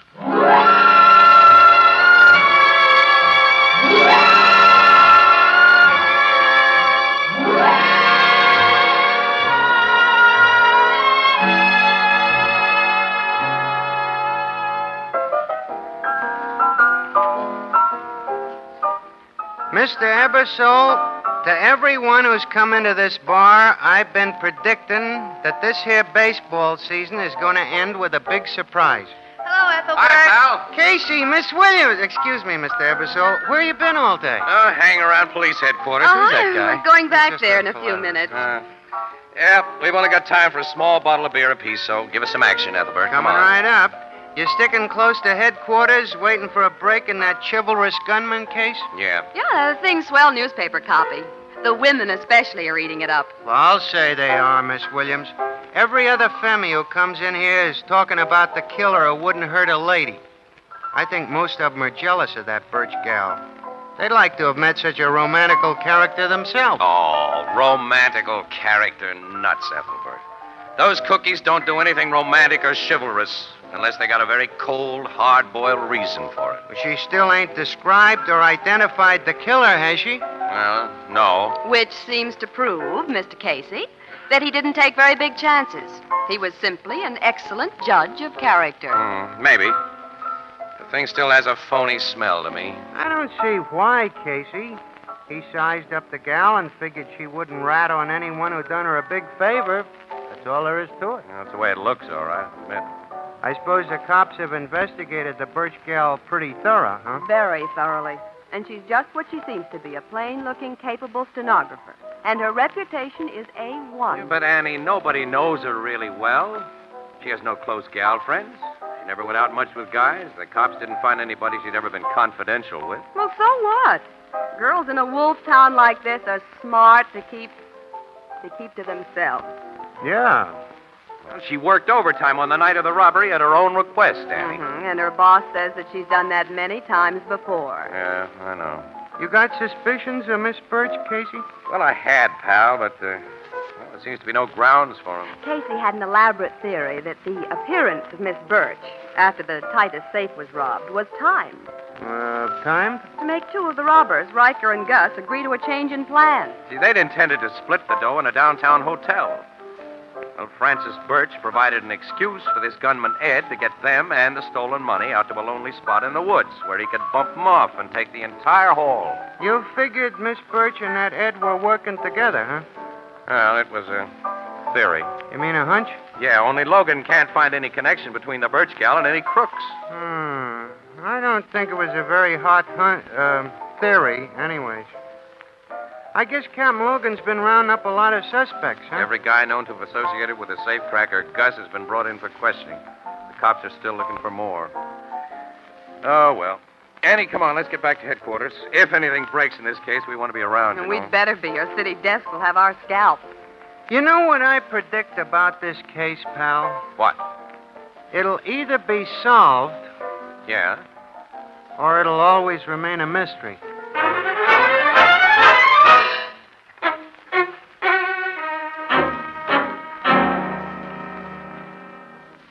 You and Miss Williams got here just in time, Casey. My boys have brought in another suspect. That's so. Who is he? A rod from Minneapolis named George Neal. Been booked for several trigger jobs in the Middle West, but always got out from under. He's been seen several times with Gus Lesser during the past couple of weeks, and he just might be Ed. Is the name Ed one of George Neal's aliases, Captain? No, not that we know of, Miss Williams, but that's a minor detail. An experienced crook wouldn't let an amateur like Riker know his real name or one of his usual aliases. Bring him in, Sergeant. Yes, sir. And in a minute or two, I'll have Miss Birch in to give him the once-over. Oh, she won't identify anyone for you. I watch that gal very closely when she meets a suspect, Miss Williams. When she sees the right one, she may tell me more than she intends to. Oh, you think she'll give herself and him away? Could be. Now, you and Casey, keep your eyes open. Let me handle this. Okay. Here's Neal, Captain. Oh, come in, Neil. Oh, thanks. Have a chair. You're too good to me. Well, what's this pickup all about, Captain? When'd you leave Minneapolis, Neil? Ooh, about 6 months ago. Been operating in this town ever since? I don't know what you mean by operating. You did quite a little gun work out in the Middle West? Oh, I wouldn't say that. I fell up against a couple of phony raps that weren't followed by convictions. Yeah. Yeah. You pulled some jobs in this town, Neil. Have I? Mm-hmm. Prove it. I'm going to try. Bring in our witness, Sergeant. Yes, sir. You have a witness? Yeah. Here she is, Captain. What do you want of me now, Captain? Now, take a look at that man, Miss Birch. Well? Have you ever seen him before? No. You're certain? Certain. That's all. Take her back to her quarters, Sergeant. Yes, sir. Well, your witness didn't know me, Captain. I noticed that, Neil. Am I at liberty to go now? You're being held for questioning. Take charge of him, Martin. Come on, Neil. Okay. You cops certainly waste an awful lot of time having a thing on me. Miss Williams, Casey, you notice a change in that gal when she saw Neil? Yes, Captain. Her voice was calm enough, but did you see how she clenched her hands? You get it too, Casey? I wasn't watching the gal, Logan. Weren't watching? Casey! I had my eyes on Neil. He wasn't at all afraid of Miss Birch. You mean you think he's not our guy? I'm sure he is our guy. I don't get it. No, neither do I. All right, now, Neil was pretty tense at first. Because you just might have had the goods on him for any one of a dozen jobs. Well, that tension disappeared when he saw Francis Birch. All he showed then was relief. But, Casey, if he's Ed, he'd have had the opposite reaction. Of course, Ed met this gal only once. He couldn't be sure she wouldn't send him to the hot seat. Right. He couldn't be sure if he'd met her only once. You going back to your cockeyed theory of collusion between that respectable woman and a professional rod man? Neil's a good-looking guy. He could have made a play for her after he learned about the big dough in Titus's safe. And she could have gone so overboard on him, Logan, that she'd play along with the scheme, even a scheme that involved robbery and murder. Well, that's just a hunch, pal. Well, there's no way to prove a hunch of that kind, Casey. She'll just keep on refusing to identify Ed. I think there's a way to prove it. Oh. Women are jealous, Logan. And when they go all out for a guy, they demand a lot in return. Yeah. How do you know so much about women, Casey? I've read about 'em, Annie, in books. Say, we'll try the old green-eyed monster gag, Casey. Now, what on earth? Now, you'll find out, because you're going to help work it, Miss Williams. Now, here's what we'll do. Beginning tomorrow, George Neal will receive special privileges in jail. He'll be allowed to have visitors privately. And after we're sure he's enjoying his privileges, Miss Birch's quarters in the women's wing will be changed so that she'll have a fine view of the private visiting room. And then, Miss Williams, you come in.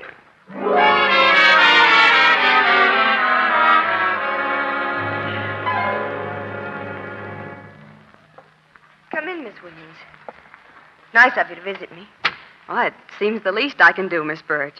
You must be terribly unhappy here. That's an understatement. I'm not in a barred cell, but I'm in a jail. I'm a prisoner. How much longer are they going to hold me as a witness against a man they haven't arrested and whom I can't identify if they do? Well, I don't know, Miss Birch. But they're making things more comfortable for you. They've given you nicer quarters than you had before. Yes. They moved me in here today. Huh? Oh, this would be quite a pleasant room if it weren't inside a jail. Yes, but it is. Oh, that's interesting view from this window. Interesting? Barred windows and stone walls? No, haven't you noticed the visiting rooms? They're a few floors below, across the court.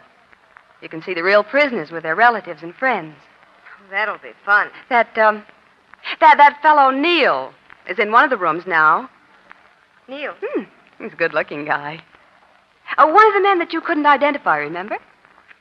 Oh, no. I've been asked to identify so many men. Look, he's got a nice-looking girl visiting him. Yes, I see. She looks a little too blonde to be the real thing. He's definitely peroxide. Oh, I don't know what there is about blondes, real or phony, but they sure appeal to men. Who do you suppose that woman is? I don't know. She's probably a newspaper reporter like you, interviewing him. No, I know all the news gals in town, and she's not one of us. Oh. The guards come in to break up their visit. Oh, Neil must be a close friend. She's kissing him goodbye. Yes, so I see. Look at that. Oh, the guards shoot him out. Show's over. Miss Williams. Mm-hmm. I wonder if you'd find out for me. What, Miss Birch? Nothing. Never mind.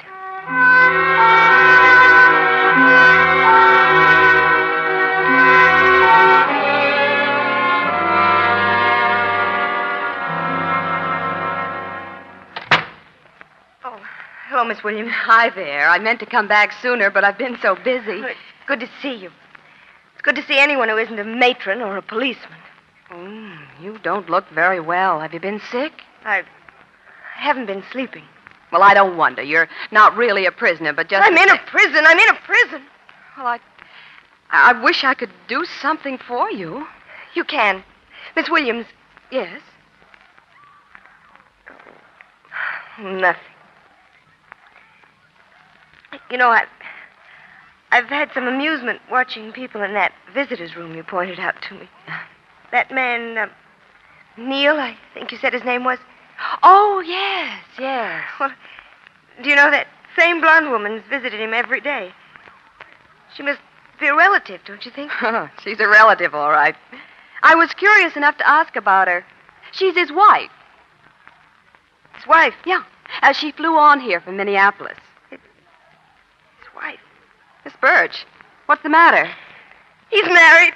He was married when he met me. Married when he made me do the things I did for him. All right, two can play his rotten game. Get Captain Logan. I'll tell him what he wants to know. George Neal is Ed. He's that chivalrous gunman. He's the murderer I love. He's the man who promised to marry me. I guess you've heard everything you need to, Captain Logan. Yeah, we heard, Miss Williams. And Casey wins another bet. This one, Logan, I didn't want to lose.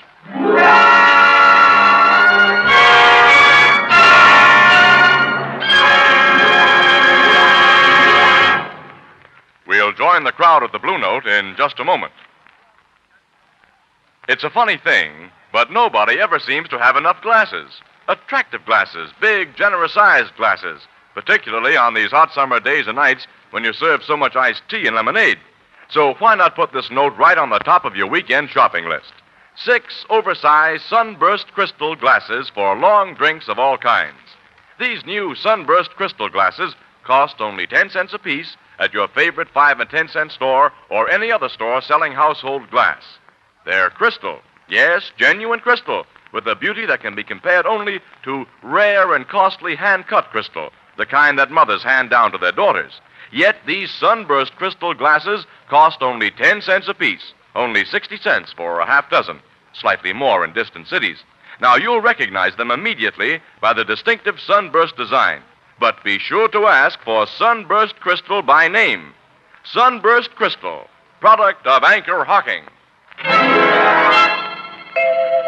The most famous name in glass.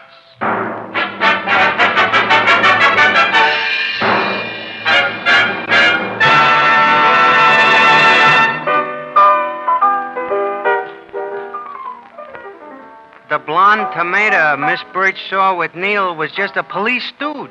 Huh, Miss Williams? Mm-hmm. That's right, Ethelbert. Yeah, great job she has there. After a couple of visits, their little get-together was worth watching. Those visits will put the chivalrous gunman into the hot seat. Yes. Frances Birch has given the DA a detailed account of her association with Neil before the robbery and how they put on that act in the woods. I still can't understand why he needed her as an excuse to get his partners in crime out in them woods. Well, Ethelbert, Neil has a screwy quirk of character, pal. Unlike most professional gunmen, he couldn't shoot a guy unless he had some pretense of self-defense. So he planned things so both Gus and Riker tried to get him before he got them. Pure vanity, Ethelbert. A manifestation of the protective ego with which all males cover their shortcomings.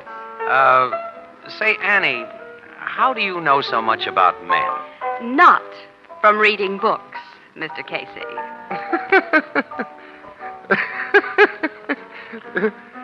Huh?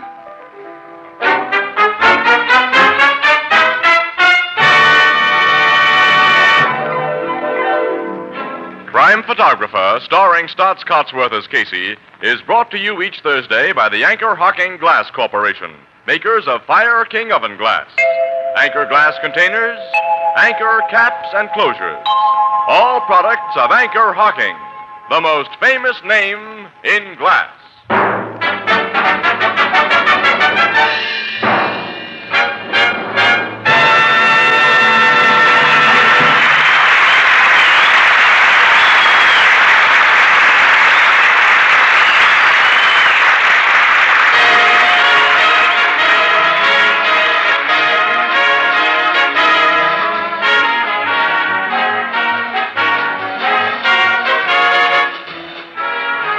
Crime Photographer is directed by John Dietz. The original music is by Archie Blyer, and the program features Miss Jan Miner as Anne and John Gibson as Ethelbert. Herman Chittison is the Blue Note pianist. This is Tony Marvin saying goodnight for the Anchor Hocking Glass Corporation of Lancaster, Ohio, with offices in all principal cities of the United States and Canada.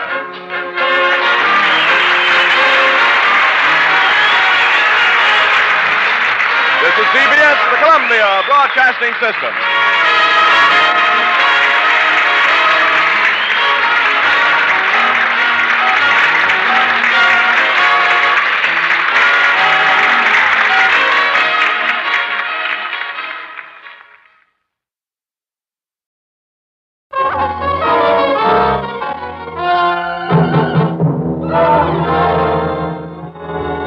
Philip Morris presents Crime Photographer.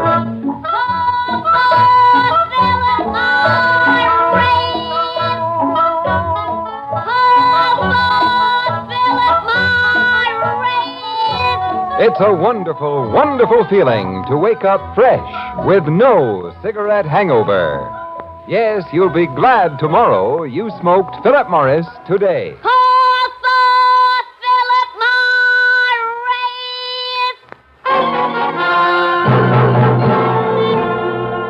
Good evening. This is Ken Roberts greeting you for Philip Morris and inviting you to listen to another adventure of Casey, Crime Photographer, ace cameraman who covers the crime news of a great city.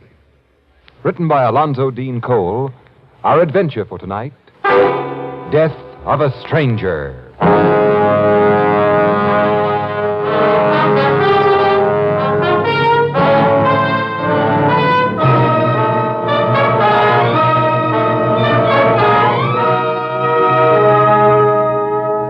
Morning, a little after 10 o'clock.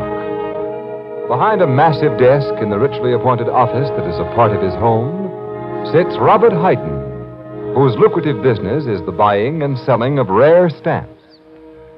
A door opens and his brother enters. What do you want, Ronald? An old fellow outside wants to see you. Who is he? He wouldn't give me his name. He said you'd know who he was if I told you he has, the 3 skilling orange error. He has the 3 skilling orange error? Well, don't ask me for an explanation. He wouldn't give me any. For your information, Ronald, the 3 skilling orange error is a Swedish stamp. The only one known to exist is owned by an ex-king who would be a most unlikely visitor to this office. Your man outside is a nut. Get rid of him. But the old chap acted perfectly I sane. said get rid of him. Very well. Oh, wait, Ronald. Can't you learn the least thing about a secretary's duties? I've done something wrong again? You've just wasted my time, Ronald. Look, I've had to support you most of your life, and mine. When my son Horace was taken ill, you offered to take over his job. But you've been nothing but a bother. Now, file these letters, and correctly, please. I'm going upstairs and see Horace. He's gone out for a walk. Why, the doctor told him to stay in bed. Oh, that young fool. If he has a relapse when I need him, I'll see if he's gone out. Answer that telephone and say that I'm out. Wait.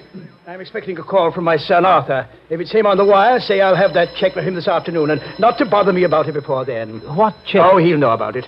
Pick up that telephone. I'm going up the back stairs.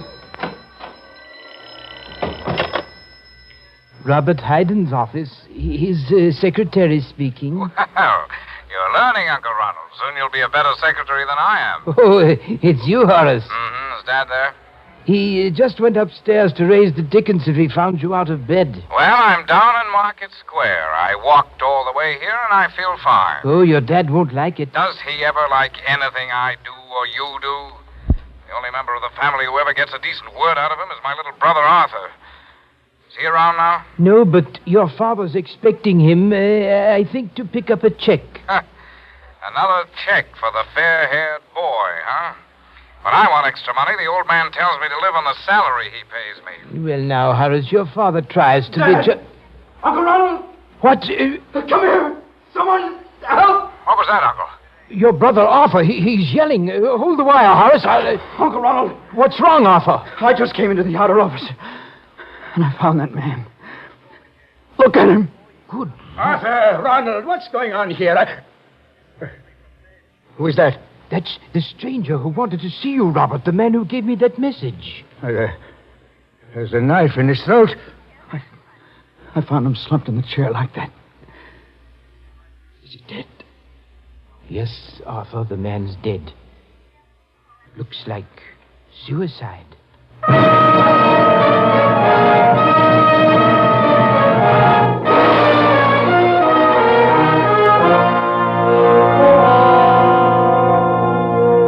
What's your verdict, Doctor?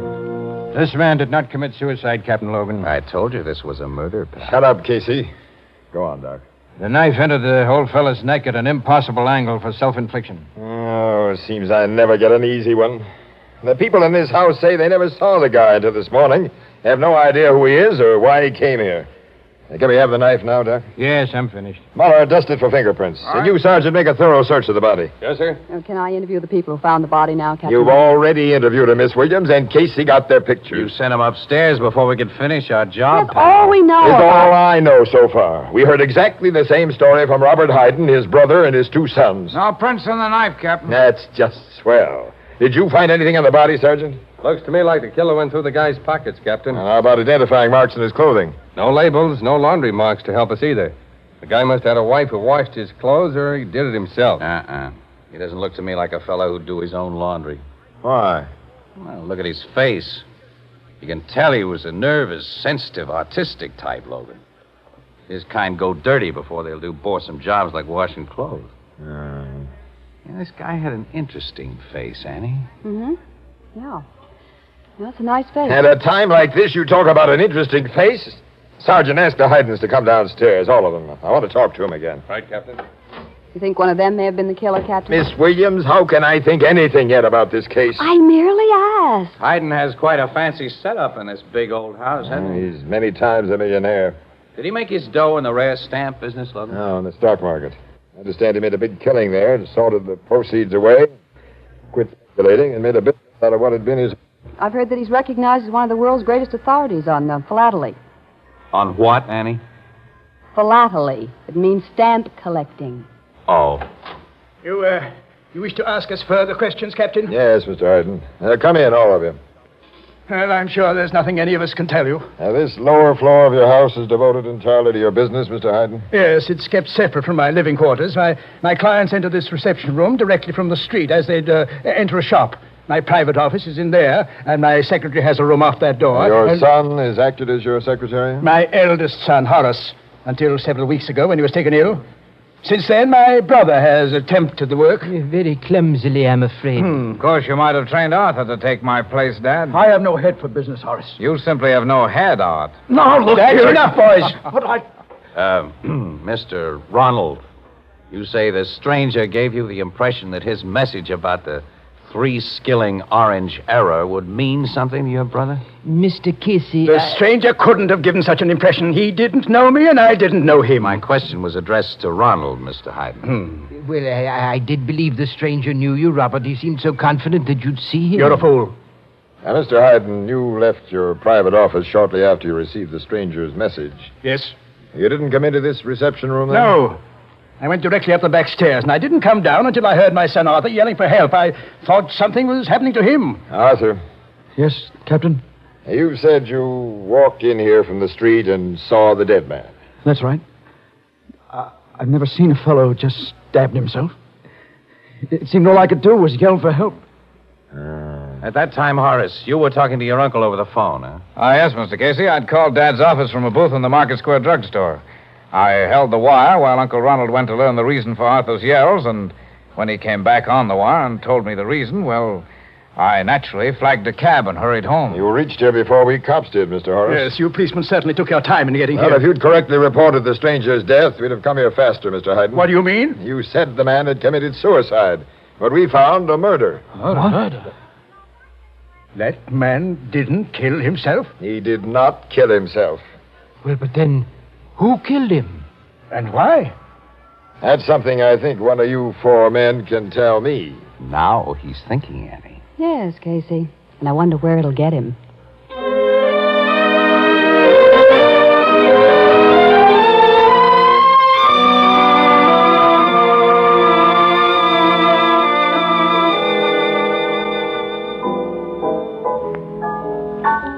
Just a minute, Mr. Nestor Camp. I'm fixing up your order. You say Logan got nowheres with them Haydens, huh, Casey? No, nowhere at all, Ethelbert. They haven't changed their stories a bit. And the victim's identity has to be known before Captain Logan can hope to prove that one of the Haydens or anybody had reason to kill him. Logan lost his sense of values on this one, Annie. Showed his hand too soon. There's no new clue to the stranger's identity, huh? Nope. That makes things really tough.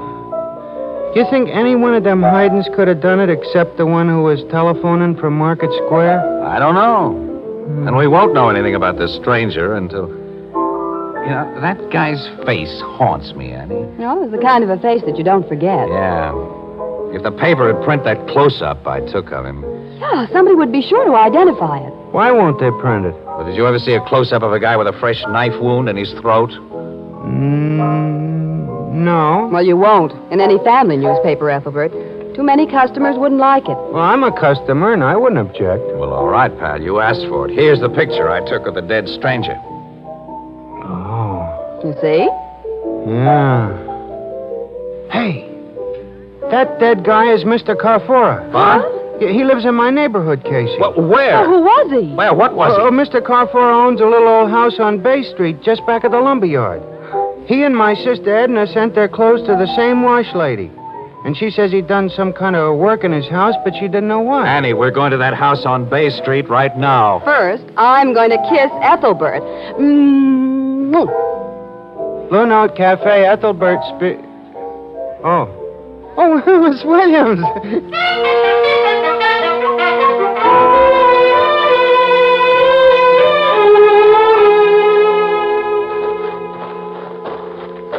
That must be the place, Casey. Yeah, it is the place, kid. It's the only house in the back of the lumber yard. Well, it's so dark, I can't see whether that's lumber piled back there or what. Wait, I got a flashlight here. We should have phoned Captain Logan to join us. We'll let that lug in on this after our exclusive is in the bag. Come on, Annie. You're going to break into the house? Not break in exactly. I'm kind of handy at opening doors without causing any damage. Well, I hope we can find something in there that establishes a motive for Farrah's killing. I have a hunch we will find something. Casey! Explosion. It was in Kafara's home. Hey, look, the place is on fire. That man. He's running from the house. You stay there, Annie. Casey, come back here. After I get a good look at that. He's shooting at you. Your flashlight. Shot it right out of my hand. That was foolish, mister. You got no target now. Another miss, fella. Try again. Now, that gun flash gave me a target. Now I've got you. Casey! Casey, where are you? I can't see. Answer me, Casey. Answer me. Oh.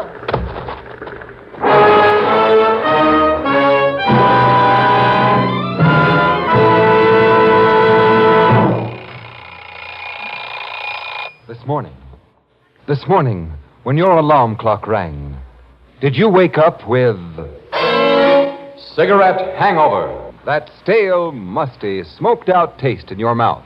Cigarette hangover. That tight, dry, uncomfortable feeling in your throat. That's what takes the joy out of smoking. And when that happens to you, it's time to change to Philip Morris. Remember, Philip Morris is the one, the only cigarette proved definitely less irritating, definitely milder than any other leading brand. That fact is recognized by eminent medical authorities. No other cigarette can make that statement. Remember, top-ranking doctors, eminent nose and throat specialists actually suggest Philip Morris in cases of irritation due to smoking. That's why we say, if you're tired of cigarette hangover, join the millions and change to Philip Morris. You, too, will discover in Philip Morris a milder smoke, a fresher, cleaner smoke than you've ever known before. Yes, you'll be glad tomorrow you smoked Philip Morris today. Philip Morris, America's finest cigarette.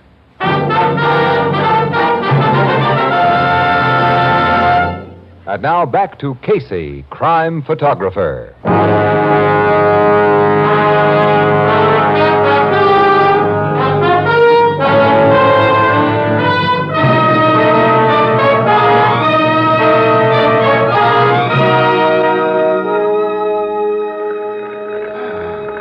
Sure you're okay, Annie? Yeah, I didn't really black out, Casey. The wallop I got was just a glancing blow. There's a welt on my head the size of... Don't sit up. Sit still for a while. Don't try to move. We got to get away from here, kid. That burning house is throwing out too much heat. And smoke. Somebody's turned in a fire alarm. Yeah, the trucks are coming. I hear them. And it'll be too late to salvage much from that little shack. Any evidence we might have found there is ashes by now. The man who shot at us and slugged us set that fire. Sure did. Annie, we may find out something more. What you picked up? A gun. A hot revolver with an empty cylinder. Oh, that man dropped it after he hit us with it. And it might tell us who he is. Let's get it to Captain Logan. Wait a minute, Annie. Wait. The firemen will be on the job in a minute. They'll cool off that little house in a hurry. I want to see what's in the ashes.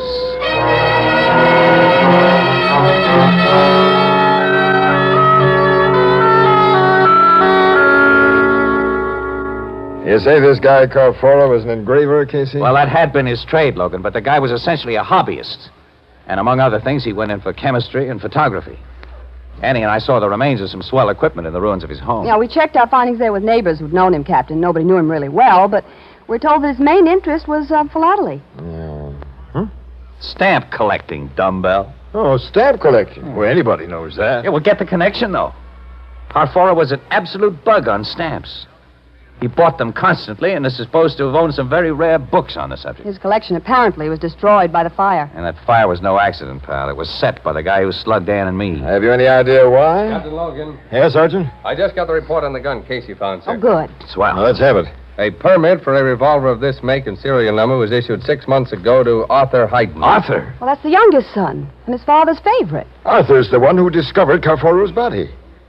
Sergeant, issue an order for the arrest of Arthur Hayden. Wait a minute, Logan, will you? Before any arrests are made, before anyone's told about that gun or our identification of the stranger, let's have a talk with Robert Hayden. The old man. Yeah. He could have used his kid's gun tonight. He's the big stamp man, and stamps are the link with Carfora. All right, let's have a talk with Robert Hayden.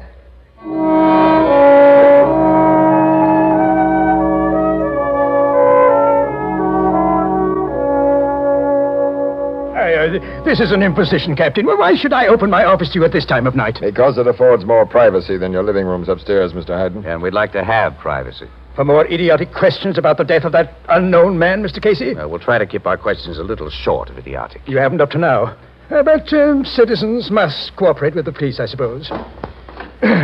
Please step into my office. Ladies first, Miss Williams. Thanks.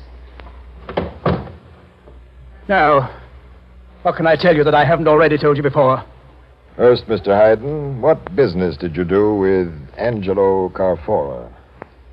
Angelo Carfora? Mm-hmm. Is the name familiar? Well, of course it is. I never forget a client, at least not a client who gave me cause to remember him, as this Carfora did. Well, Casey, we didn't expect him to admit, no. Well, tell us about Carfora. Well, he did business with me for a long time, buying only seconds, stamps that are damaged in one way or another and worth only a fraction of normal value. But quite frequently, he submitted undamaged stamps for my opinion as to their genuineness. I found all of them to be forgeries, except the last one he sent, which was a perfect postmaster provisional. Oh, his business meant little to me in a monetary way, but he had a feeling for stamps, and I enjoyed his interesting letters. I never met the man personally, but... You never met him? No. Why do you ask me about Carfora? I thought you were only concerned about that murder. Angelo Carfora was killed in your reception room this morning. What? He was the stranger. This is incredible. How long since you heard from Carfora? At least a year, maybe 2 years. Why was he killed in my place? Mr. Hayden, have you bought some very rare stamps in the last year or so? Stamps you paid a lot for? Yes. Less than a month ago, I was lucky enough to get a Mauritius twopenny blue. Several weeks before that, I acquired a 9-pence lilac brown of Ceylon, and but you don't know about stamps. These are among the blue chips of philately. I paid a high price for them, but they were perfect specimens. So who did you buy them from? Well, I've made all my best buys lately through the... That gunshot. Slug got Hayden in the It was chest. fired from that doorway. And then the door slammed shut. Well, it's locked now. Lend me some of your weight, Casey. Right. That opened it. Miss Williams, see what you can do for Hayden while we... Help him! Logan! I see. Break, you two. Break! This gun was on the floor beside him, Logan. A hot gun. It's Arthur's gun, Captain. I knocked it from his hand. You gave me no chance to explain, Uncle Ronald. You can explain now, Mr. Arthur. Both this gat and the one you dropped at Carfora's place tonight. But I don't know what... I heard a shot. What's happened here? Horace, your brother Arthur... shot his father. Arthur? No, I didn't. Captain Logan, I'm afraid nothing can be done for Hayden. He's dead. Arthur Hayden, I'm placing you under arrest for murder. No. Hold it, Logan. What? Let's get this picture straight before you arrest Picture anybody. straight enough, Mr. Casey. I caught Arthur with the gun in his hand. But I didn't shoot him. I just picked up that gun when Uncle Ronald grabbed me. Just picked it up? Yes. I just come into this hall, through the street door in the back. And then I heard a shot and loud voices in Dad's office. I ran this way and I saw the gun on the carpet. Without thinking, I picked it up and just then... Is that the best story you can think of, Arthur? But it's true. Horace, I swear it's true. Whereabouts in the hall were you, Mr. Ronald, when you saw Arthur with that gun? At the foot of the back stairs. I was on the floor above, and when I heard that shot, I came down 3 steps at a time. The shot brought you too, Horace? Yes, down the front stairs. Now, you were the first on the scene, Arthur. Did you see whoever dropped that gun? No, he'd gotten away before This is nonsense. Nobody dropped that gun, and nobody got away. My brother is the killer, Captain. Sure, Casey, it's as plain I don't agree. Why not? Because Hayden was killed to cover up the murder of Carfora. And Arthur doesn't fit the Carfora picture as I see it now. Look, Casey, Arthur discovered Carfora's body. You were slugged with Arthur's gun outside Carfora's house. And now Mr. Arthur Hayden is found with the murder gun in his hand a few seconds after his father's been bumped off. What more do you want? A probable link to Carfora. But I don't understand. Arthur, you got a check from your father today, didn't you? Yes? How big was it? What was it for? It was $2,000. I owed a gambling debt. Again? Okay, Horace, okay, I'm no good. Dad was always paying out money to get me out of trouble. The old man was my friend, as well as my father. As my brother's favorite son, Arthur, will inherit most of Robert's estate. But I never even thought of that. If you did, you never needed Carfora. But who is this Carfora? The name isn't familiar to you, Mr. Ronald? No. How about you, Horace? I never heard the name until you mentioned it. You're a liar. I beg your pardon? How long were you your father's secretary? About 10 years. During those 10 years, like any confidential secretary, you opened your boss's mail, read it, and took his dictation when he answered it, didn't you? Yes, but you never heard the name of Carfora? Hey, what is this? You know what it is. Your father made you work while your brother was allowed to play. You hated both of them for that. You never had enough money. And through Carfora, you saw a way to make big money. I don't know what you're talking about. Oh, yes, you do. You played both your father and Carfora for suckers. It was easy to keep apart while you were on the job as secretary. But when you were taken sick and your uncle was put in your place, you foresaw trouble. You could think of only one way to avoid it. You knew Carfora would come to the office this morning. So you got out of bed against orders to be ready for him. When your uncle left the reception room to deliver that message about the Swedish stamp, you killed Carfora. Oh, you're crazy. I was a mile away in a drugstore on Market Square when Carfora was killed.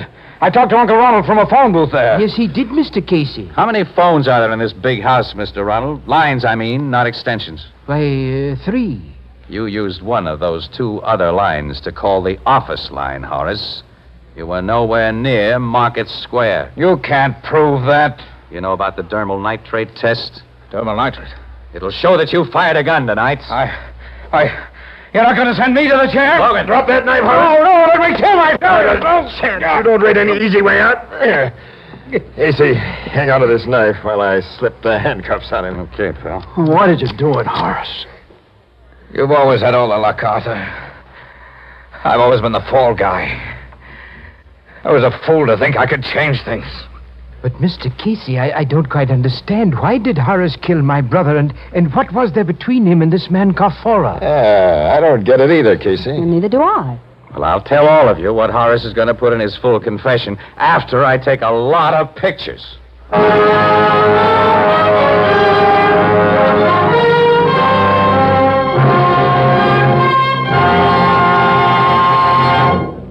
We'll join our friends at the Blue Note in just a moment. But first, it's a wonderful feeling. It's a wonderful feeling. It's a wonderful, wonderful feeling to wake up fresh with no cigarette hangover. Yes, that's something more and more smokers who have changed to Philip Morris are discovering every day. Millions of new smokers now enjoying in Philip Morris a milder smoke, a fresher, cleaner smoke than they've ever known before. And for a good reason. For in Philip Morris, they enjoy the one cigarette proved definitely less irritating, definitely milder than any other leading brand. Yes, it's actually suggested by top-ranking doctors, eminent nose and throat specialists, in cases of irritation due to smoking. Doesn't it make good sense for you, too, to try Philip Morris? Yes, join the millions and see what a difference it makes, what a pleasure it is to smoke America's finest cigarette. Next time you step up to a cigarette counter, call for Philip Morris. And remember, you'll be glad tomorrow you smoked Philip Morris today.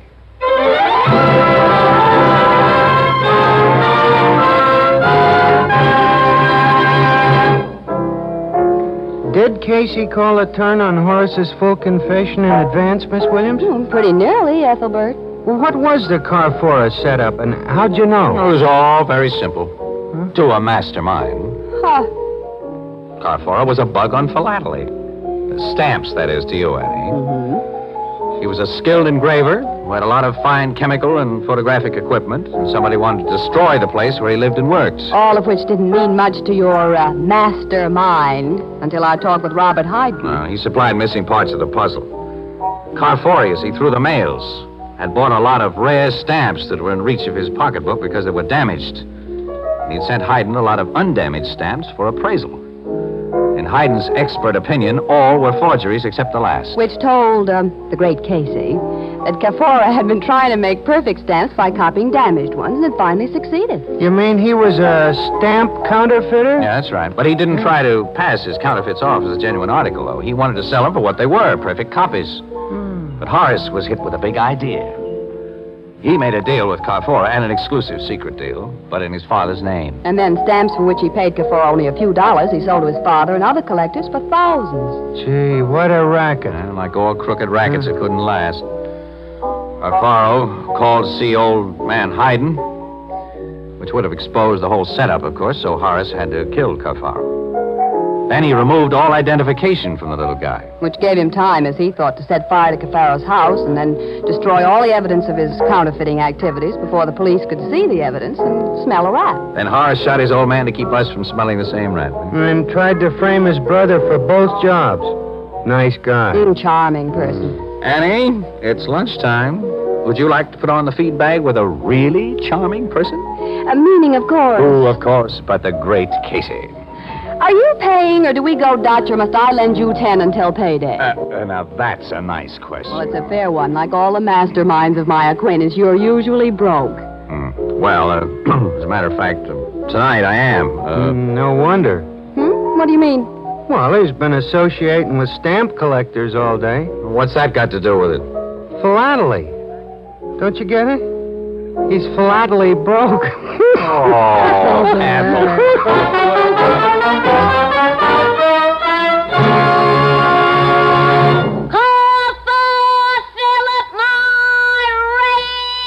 Friends, remember this. If you're tired of cigarette hangover, call for the one cigarette that gives you a milder, fresher, cleaner smoke.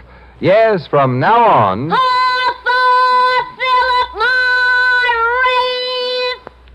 Good night, Johnny. See you next Thursday, same time, same station, when Philip Morris again will present another exciting adventure of Casey, crime photographer, starring Stotts Cotsworth. Until then... Smoke a pipe? You get real solace, comfort, and pleasure from Revelation pipe tobacco. Plus smooth burning. Plus a swell aroma. Revelation pipe tobacco is a revelation in smoking pleasure. Only 15 cents. Try Revelation. Crime Photographer is produced and directed by John Dietz. It is written by Alonzo Dean Cole and is based on the fictional character of Flash Gun Casey, created by George Harmon Cox. Original music by Cy Fewer, and the program features Jan Miner as Anne and John Gibson as Ethelbert. Herman Chittison is the Blue Note pianist. This is Ken Roberts saying goodnight for Philip Morris, America's finest cigarette. This is CBS, the Columbia Broadcasting System.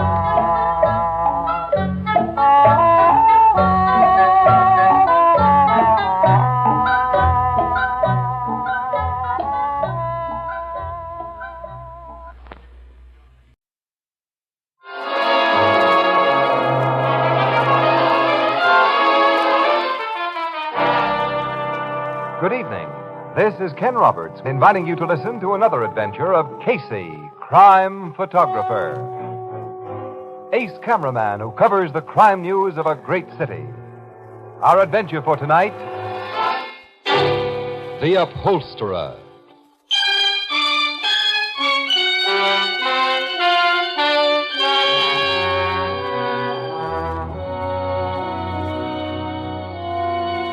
Night. A gloomy street of small, grimy-looking shops, all of which are now closed and dark. In front of one of them... Goldblatt! Goldblatt! This is Perucci. Is everything all right with you? Goldblatt! Hey, what are you doing, Perucci?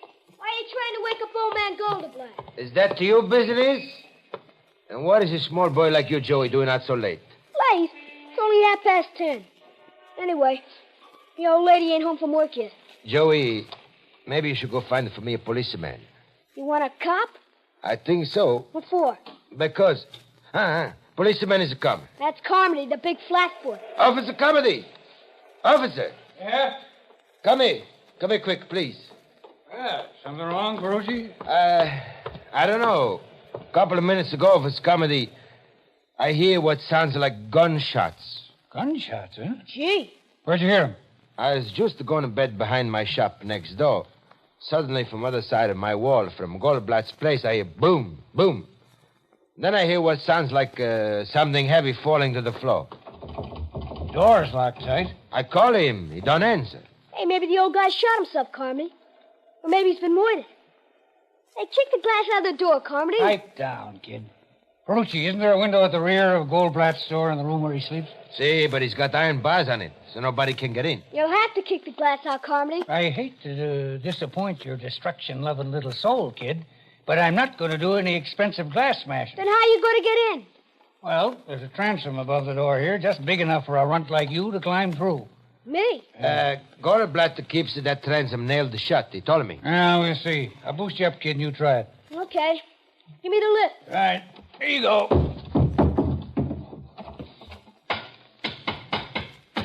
Tight, all right. Can't move it a bit. Well, I guess we'll have to do some glass smashing. Swell. But it'll be cheaper to bust that transom than the door. Here, take my nightstick, kid. You gonna let me smash it? I can't reach it, and you can from my shoulders. I'll bust it for good. That did it. All right, now I want you to climb through, but knock out all the glass so you won't get hurt. Okay. I won't hurt myself. I'll crawl through now. All I want you to do is drop down and unlock the door. Hey, flash your light through the door glass, Carmody, so I won't be in the dark. Okay. Joey, I see a big chair lying on its side just inside the door. Don't skin your legs on it when you drop. I'll keep an eye on that chair, Ferrucci. All set to go. Made it swell.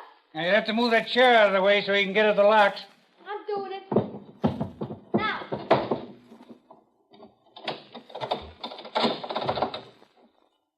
Turn the locks. The door don't open. Hey, wait. There's tree locks in the store. They only turn 2. Okay, now. Okay, nothing. The door still don't open. Don't? You must have returned one of the 2 locks you'd already unlatched instead of getting the third one you missed. I'll get them all this time. Let go of the knob, Carmody. Let me open the door when I can. Okay, but hurry. This guy Goldblatt would have to have his door triple locked. Goldblatt is always afraid he's going to be robbed. I got it, Carmody. The door's open. Well, it's about time. Now I'll have a look behind that partition. Me too. Goldblatt's workroom is back at that door. At least this partition door wasn't locked. Now, here's a light switch. Now we'll see. Well, I don't see anything look wrong. Neither do I, and I didn't expect to. You imagined those gunshots, Ferrucci. Hey, look here behind this busted sofa. What? Holy. It's a Goldblatt. Officer Carmody. Is he dead? Guy has 2 bullet holes through his chest. He's dead, all right. He's been murdered. Just like the guys in the movies. Ferrucci, close that front door. The killer's still in this shop. He's not leaving. Lock that door. See, I lock him. Maybe the killer shook to me. No, he won't. I'm keeping my eyes open, my gun ready. Not many places here to hide. Yeah? Nobody under this bed, Carmody. No, nobody in this closet either. Now, you duck under that bed and stay there, punk, if there's any shooting. I ain't afraid. Do as I tell you. Nobody back of this pile of furniture. Nobody hiding anywhere. The killer ain't here. I locked the front door again. Okay, Ferrucci. Well, let me have a look at this rear window. Yeah, closed and locked from inside, and there's heavy bars on it, just like you said. Nobody could get through by that door in the front. Well, there's no other way into this place or out of it. And since nobody but us are here now, it's plain that poor old Goldblatt committed suicide. There's no gap beside him, Carmody. Oh, a gun probably fell under the sofa, kid. Here, I'll push it out of the way. No gun there, Copper. I see no gun anyplace. Neither do I. Must be under the body. I'll lift it up a little. Still no gap. No gat. Like I said in the first place, his job is murder. Yes, but if the killer got out that front door and locked it behind him before we busted in here, how could he have wedged that big chair back of the door after he was outside? And nobody could get out of that locked window in the back. Hey, this is a mystery, ain't it? Yes, and too deep a one for me. Thank the Lord I'm just a plain uniform cop. I'm using this phone to call the station house. Let them turn the detectives loose on this one.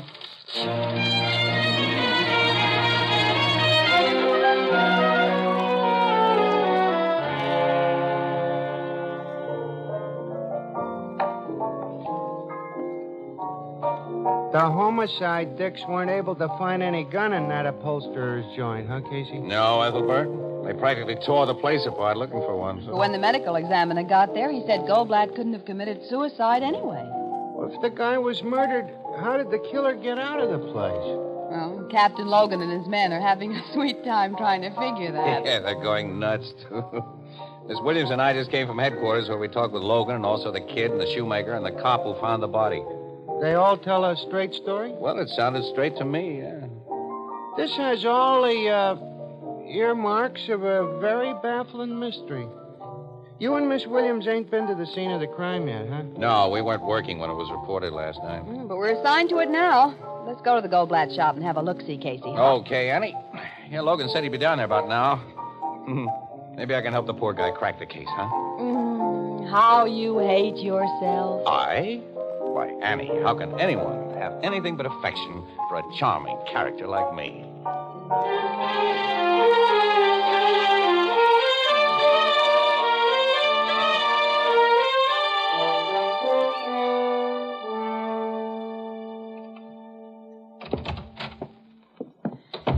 Hello, Captain. Hi, Logan. Oh, so you two are here. Mm-hmm. So, this is the scene of the impossible Goldblatt murder. Wait till you size up the joint, wise guy. Oh.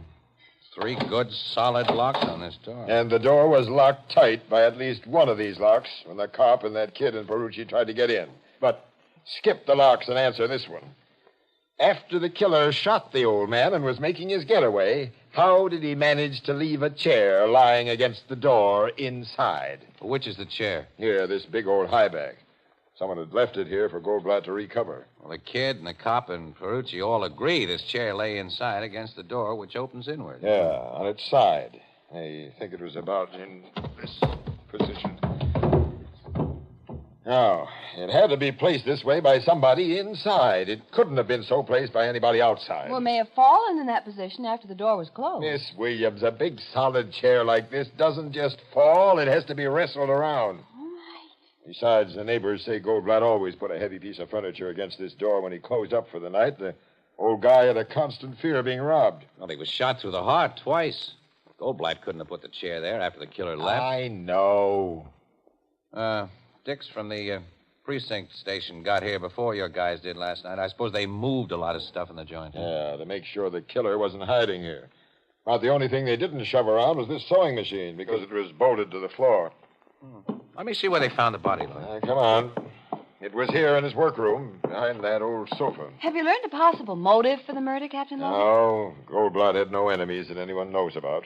But he was so afraid of being robbed, a lot of people in this neighborhood figured he had a lot of dough stuck away here, so someone may have come here last night to get that dough, only they didn't get it, and apparently never even looked for it. Yeah, we were told the precinct Dix found over $100 in Goldblatt's pocket and about $4,000 hidden in his mattress. Those are the first places a thief would look for money. Sure. Casey, see if you can figure it out. Huh? Me? Oh, I'm just a newspaper mug, pal. You're the big chief of the homicide department. Well, I'll soon be back at pavement pounding if I get many more cases like this. And that Casimir killing. Haven't gotten anywhere with that either? No, but I got a chance there. Whoever bumped off Charles Casimir for the $80,000 got some very hot money. That $80,000 was in $100 bills Casimir had just gotten from the bank, and the bank had made a list of the serial numbers, which we've circulated all over the country. Now, when the murderer starts to pass that dough... well, wait a minute, though. He'll lay low for quite a while before he does that. He's even smart. And he'll try to pass him eventually, and we'll get him. I wish I had a string like that on Goldblatt's killer. Say, Casey, you're a lucky guy, and sometimes you get hunches that don't turn out too badly. And now that you got the lowdown on this thing, you got any ideas? Well, now, what are you paying for ideas these days, pal? You going commercial on me? Well, why not? When you're in a tight spot like this, a little first-class assistant from a qualified expert should be worth, Well, I'll tell you what. The next time a juicy murder is committed, you could let Ann and me in for an exclusive story and pictures. You know I never show that kind of favoritism. Oh, okay. Well, maybe the little idea I have isn't worth it anyway. You got an idea? No, just a small one. It's really not worthy of my genius. Nuts to you. Get out of here and let me think. Come on, Annie. See you later, pal. I'm afraid so. Hey, Logan, all the furniture in this workroom is stuff that Goldblatt had here for repairs. Naturally, repairing and upholstering furniture was the guy's business. Guess this is a chair he was getting ready to recover. What else? The old cover's been taken off. Taken off neatly, too. Lying here on the floor. Cut carefully around the seams. It wasn't hacked. So what? Now, this overstuffed chair next to it with a shabby old cover still on. Look at there. There's a couple of big cuts in the back. They're away from the seams. As though it had been slashed. It's interesting. I don't see why. Huh? Well, skip it then. Say, Casey... you still don't want to buy any ideas or hunches, pal. If you're serious, I never give reporters or photographers of one paper preference over those of another paper. Okay, tough guy. Well, I can't give a cop preference over my paper. So long, You pal. can go to... so long, Miss Williams. Well, I apologize for this mug, Captain Logan. Goodbye. Logan's sore at me again, Ann. You have no right to rib him when he's in a spot like this.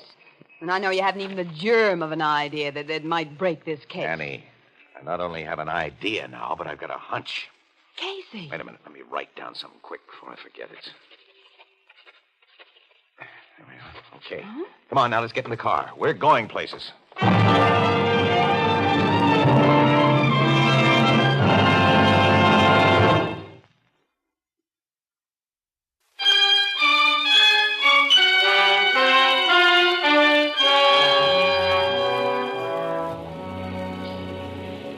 Where are we going, Casey? Not very far, Annie. Oh, will you please tell me? Okay. All right, now.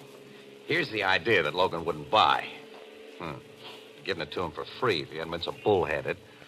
As it is, we'll prove it ourselves before he gets it. Well, what is the idea? Look, Goldblatt's neighbor, Perucci.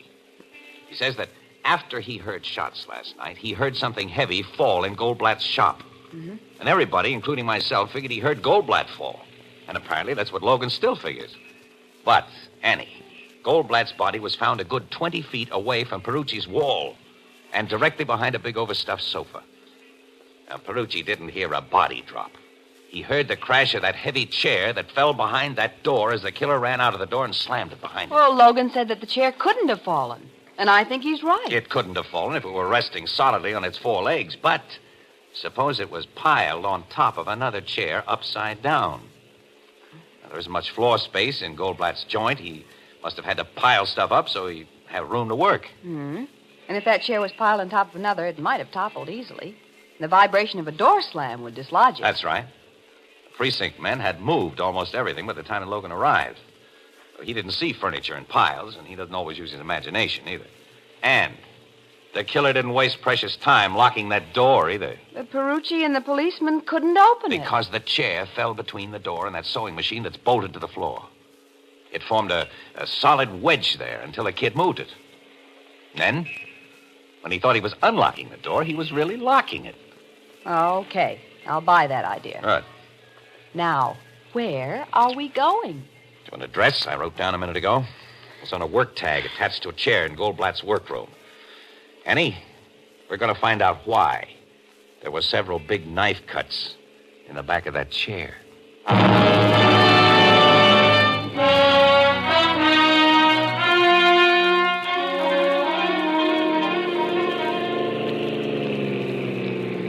Yeah, there's the address, Annie. It's across the street there. Furnished room to let sign in the window. Yeah, rooming house. Mm-hmm. And it'll be the landlady who sent that chair to Goldblatt for recovery. Now, what's the full extent of your hunch about that chair, Casey? It tells me to get acquainted with the Mrs. Potter whose name was on it. And I hope that she'll give me some information. Now, look, Annie, you wait right here in the I car. will not. If there's information to get that may make news, I'm going to be where it's gotten. Annie, look, I'm not going to her as a newspaper guy. I'm going to let on I want to rent a room, see, and try to get her talking. Well, both of us can be renting a room. But together? I've heard such things have been done. We'll pose as husband and wife. Oh, well, that's something that hasn't been done yet. By us. Well, it's being done now. Huh? For very impersonal reasons. Come on. Oh, well, okay. Hope I can act like your husband. Oh, you'll never learn any younger. Maybe you'll never learn, period. What? Nothing. You must have some sort of a plan, so you do the talking and I'll just stand by. Yeah, that'll be best. Okay, here goes the doorbell. You better begin to look wifely, huh? Don't worry about me. Hey, someone's coming. Now, remember, let me do the talking. Yeah, okay. Good afternoon. How do you do? We're looking for a room and saw your sign. Oh, won't you and your husband come in? Thank you. I have a very nice double room on this floor that's just been vacated. Do you mind the lower floor? Not at all. Well, then come this way. Oh, what's your name? Mr. Casey. And Mrs. Casey. Oh, it's a pleasure to know you. I'm Mrs. Potter. Well, it's nice to know you, Mrs. Potter. Yeah. Well, now, let's see the room. One of my best. Was our back parlor when my husband was alive, but since I had to take in paying guests... Yes. Do you like it, Casey?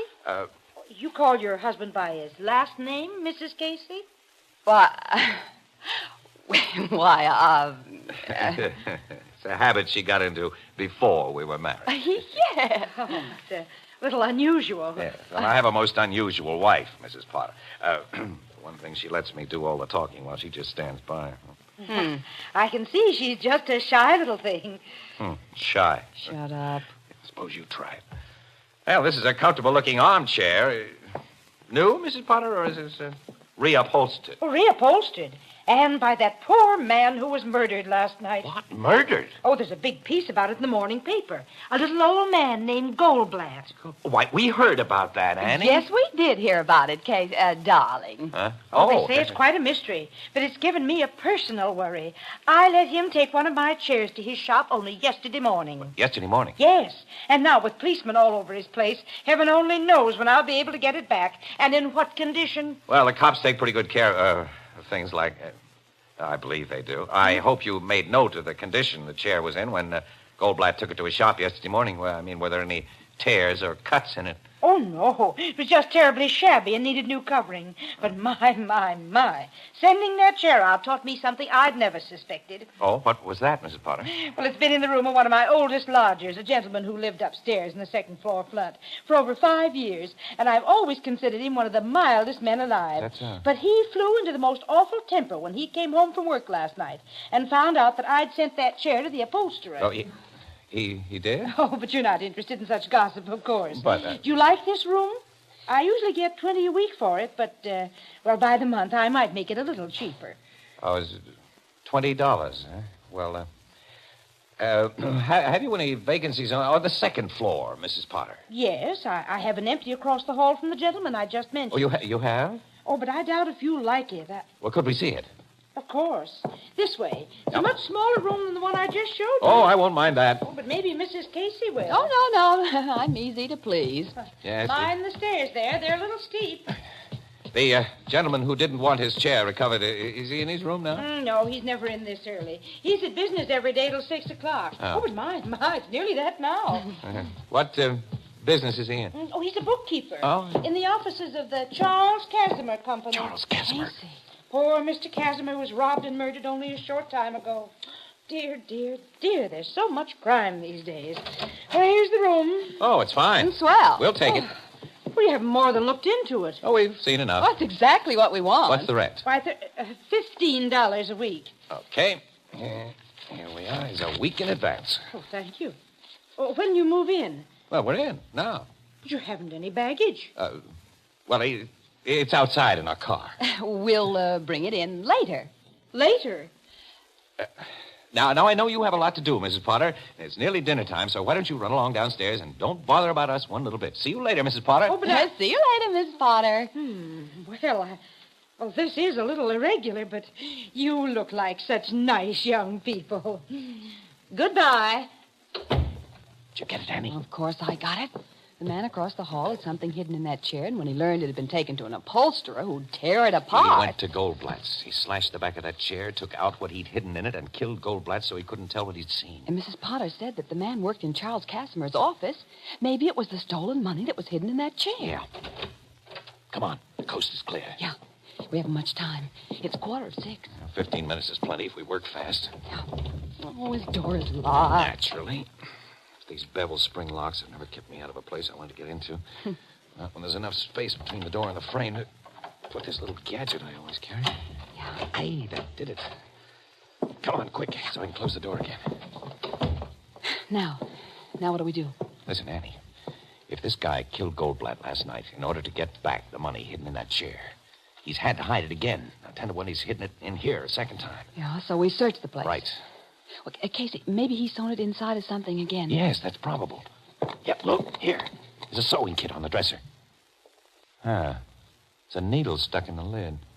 It's threaded with a piece of dark blue thread. Well, that means he was sewing on something blue. Yeah, there's nothing blue in the room. Well, we haven't looked in the clothes closet. Maybe there's something in there that's... Then I'll open the door and... Don't scream, young woman. And if either of you moves, I shoot. Well, this is quite a surprise. It was very fortunate that I came home earlier than my usual time today. Well, we wouldn't call it fortunate. Back over to that wall. What do you think you're going to do? There's only one thing I can do to protect myself. Kill you. I have a car parked outside, and I can make my getaway. And there's something I'm taking along. My winter overcoat. Casey, it's dark blue. There are $80,000 in bills sewn in its lining. Charles Casimir loot. You are quite right. And now, goodbye. You're not going to shoot us? Oh, Casey! No, you don't. Oh. Knocked his arm up just in time. Yeah, you've knocked him out. I'll see that he stays out, too. Annie, run down and get my camera from the car, will you? We get exclusive pictures and a story without any deal from our pal, Logan.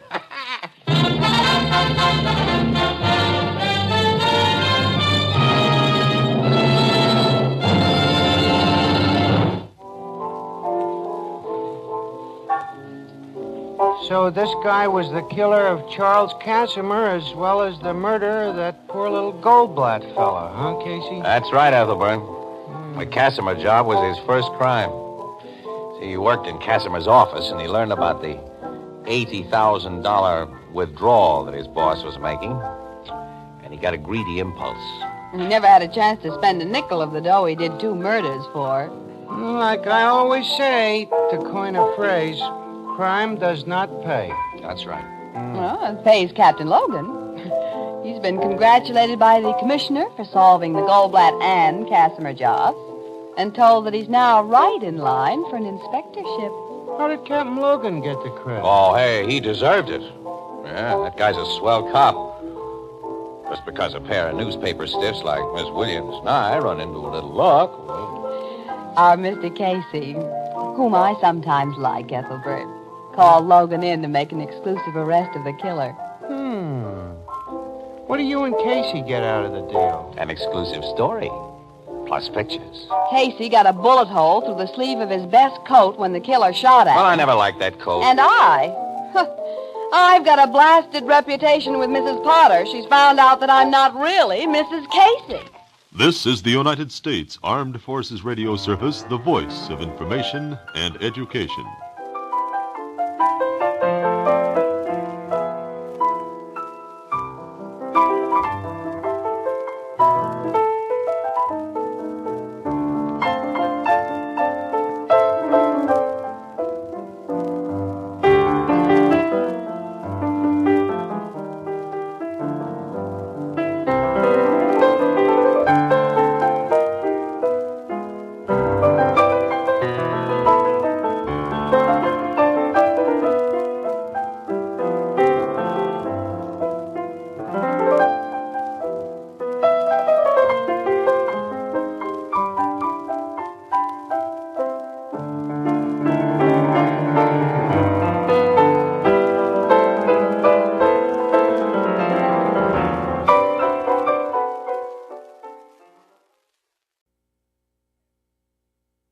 The Anchor Hawking Glass Corporation brings you Crime Photographer.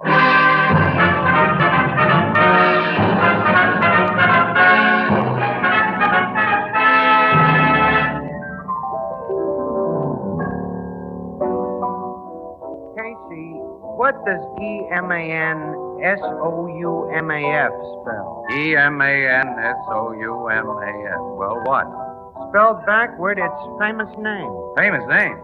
Did someone say anchor hocking? How come anchor hocking? Why, everyone knows that anchor hocking is the most famous name in glass.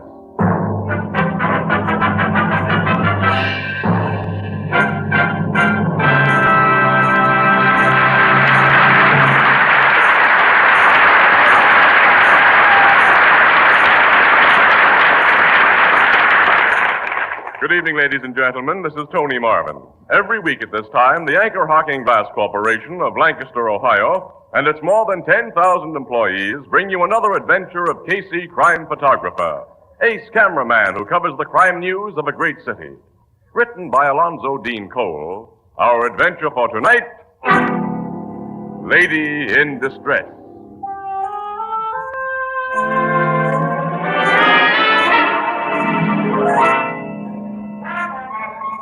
Early, about 2 o'clock, a narrow midtown street lined with raucous nightclubs. Wandering lazily along it is a tall, slim man whose costume in this metropolitan center is, well, bizarre to say the least. For from his 10-gallon hat to his high-heeled boots, he's every inch the cowboy. Suddenly, from a shadowed doorway, he hears... Mister. Huh? Mister, please. You talking to me, ma'am? Yes, come closer. Here, where we can't be seen. Well, sure, ma'am, but what? I'm in desperate trouble, and I simply can't go to the police. Not yet. When I saw you, you're appearing in the rodeo, aren't you? Yes, ma'am, at the Coliseum. And you're from the South, like me. I come from Texas. You're not a part of this town, this street. I can trust you. Well, I reckon you can, ma'am. What you want I should do, Get a cab here for me, and then ride with me to Union Terminal. Well, I'd be glad to, but why? All I can tell you is some men are looking for me, and if I'm found, I may be killed.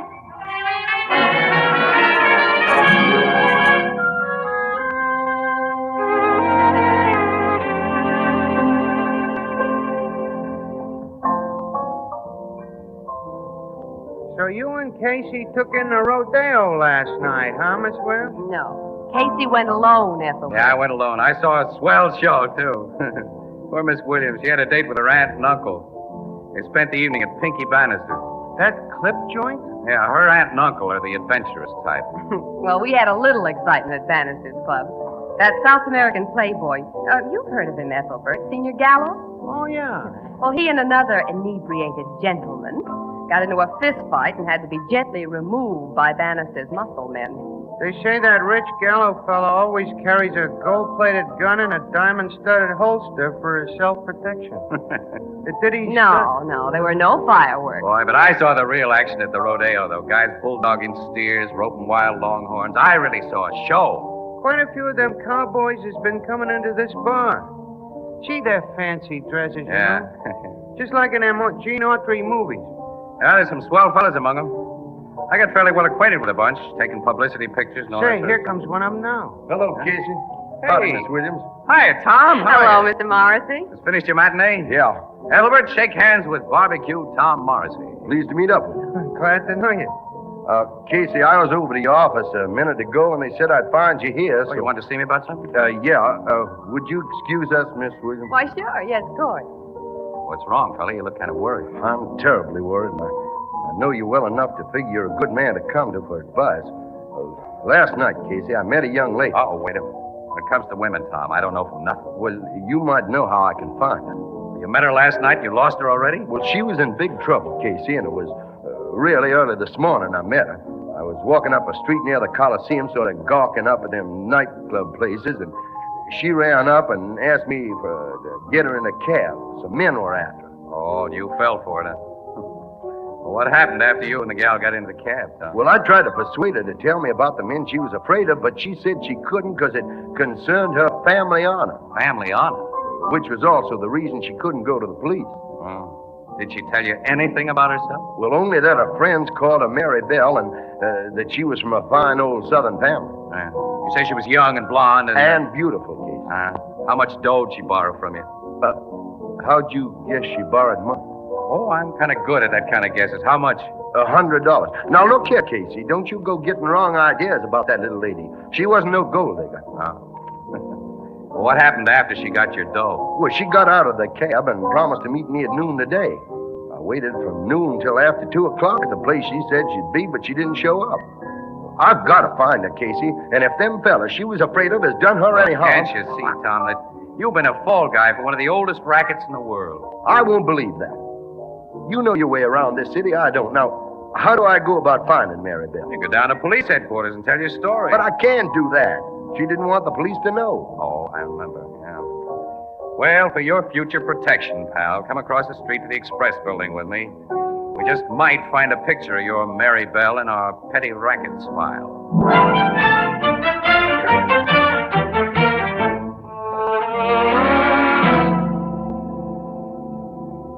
Casey, I told you I wouldn't find anyone who looked like that little lady among your pictures of female crooks. Well, she's been smart enough not to get mugged for our files, I guess, that's all. Will you do now as I asked you to do at first? Try to find a photo in your high society files. That's where she belongs. Oh, yes, she's a good singer, too. Singer? Yes, she gave one of them concerts here once. She gave a concert here? Uh-huh. She let that slip when I said she had a beautiful speaking voice. Well, let's humor you, Tom. We'll see what's cross-filed under concerts.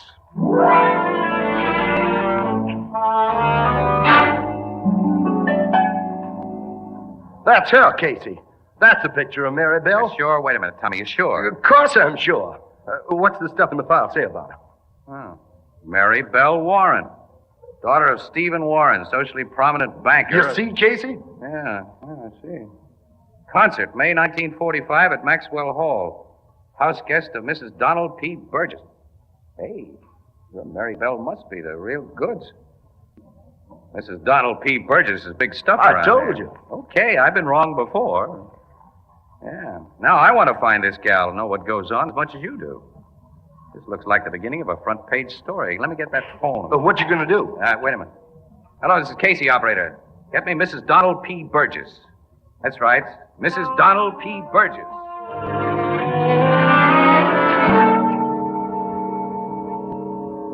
Yeah, thanks very much, Mrs. Burgess. I know I've given you cause for worry, and I'm sorry. Yes, I'll call you back the moment we learn anything. Goodbye. What'd she say, Casey? Mary Bell Warren phoned her shortly after 2 o'clock this morning. That must have been right after she left me. That's right, Tom. She asked Mrs. Burgess if she could come up to her place, that she had to have some advice. You see? Something happened to her. Yeah, the girl never did show up. Afraid that's the way it adds up, too. Whatever happened must have started, though, about 3 months ago. What do you mean? Because Mrs. Burgess said that Miss Warren and her family are old friends, you see, and 3 months ago, she got a letter from the gal's mother in the South saying that Mary Bell had abruptly decided to come here. And that phone call this morning is the first that anyone has heard from her. Well, what in tarnation do you suppose? Well, what basis have I got to suppose anything? A strange babe takes you for $100 with what sounds like the gal in distress gag. Then she turns out to have a millionaire father and top-hat social connections. Well, we're wasting time here. We've got to find that little lady. Now, wait a minute. That's too big a job for you and me, pal. We gotta take this to the cops. Neil, guess you're right. Yeah, I'll probably crab my chance for an exclusive, but I will take this picture of Miss Warren and get him started. Casey? Oh, hello, Annie. Hey, Annie, come in here a minute. Well, look, you get a lot of wound-page assignments. Ever run across the blonde in this picture? Face is familiar.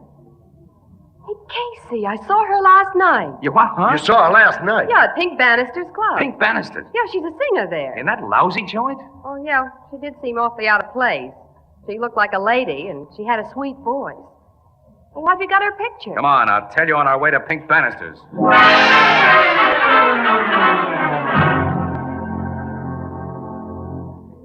What makes you interested in my blonde singer, Casey? Oh, Miss Williams heard her here last night, Pink. Thought she was good. That's Good enough to deserve a little free publicity, Mr. Bannister. This cowboy gonna help you get it? I've already explained that Tom Morrissey is a friend of ours. We just brought him along. That's right.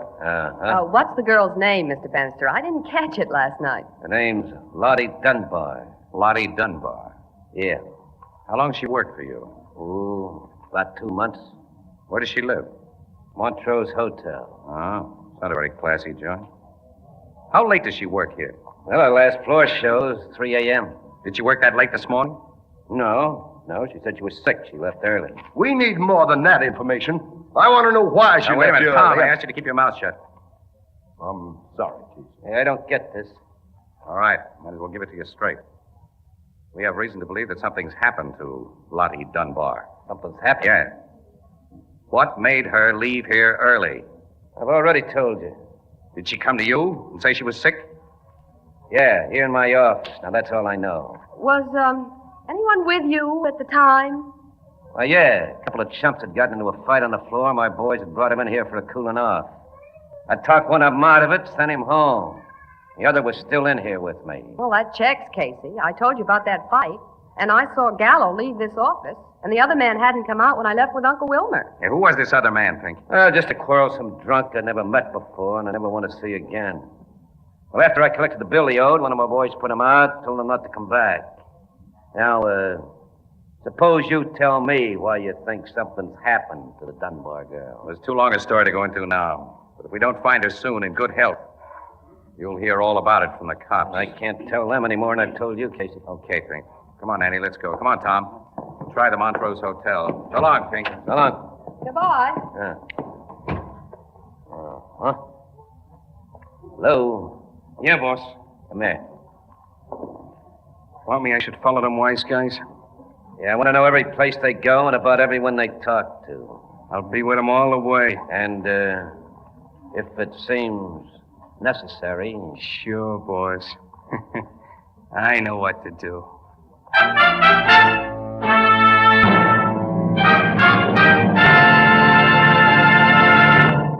Our story will continue in just a moment.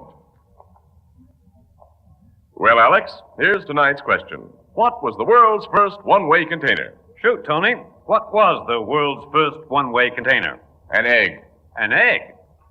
Say, you're right. When you open an eggshell, you know that you're the first and last to use it. And it's the same way with the new Anchor Glass one-way no-deposit bottle. It's never been used before. It will never be used again. The Anchor Glass one-way bottle brings you beer and ale as it's meant to taste. Clean, clear, sparkling. Beer that's brewery bright. Unaffected by any foreign flavor. And when you've enjoyed the beer, you dispose of the empty bottle as you would any other food container. No deposit, no fuss, no empties to be returned. The one-way bottle, the safest, most convenient way to buy beer. Yes, indeed. And that's why the revolutionary new Anchor Glass one-way no-deposit bottle is sweeping America. For perfect flavor, demand beer in glass bottles. For extra convenience, demand your favorite brand in the new Anchor Glass one-way no-deposit bottle, a product of Anchor Hocking. The most famous name in glass.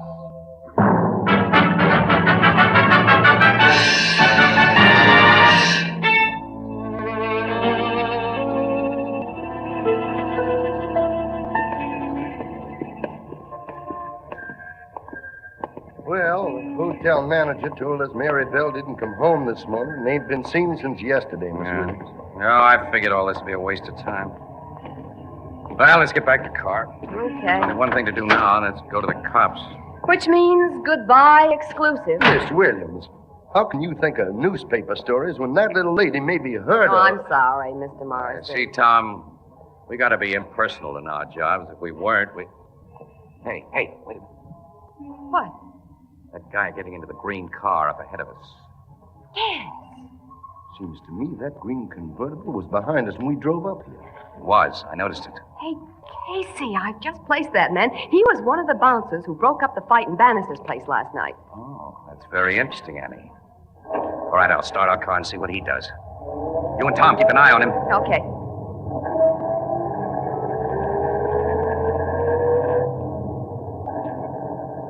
Yeah, he's following us, all right. Is he alone in the car? Yeah. He may be closer to information about Mary Bell Warren than we figured a few minutes ago. If that guy is tailing us, I've got an idea.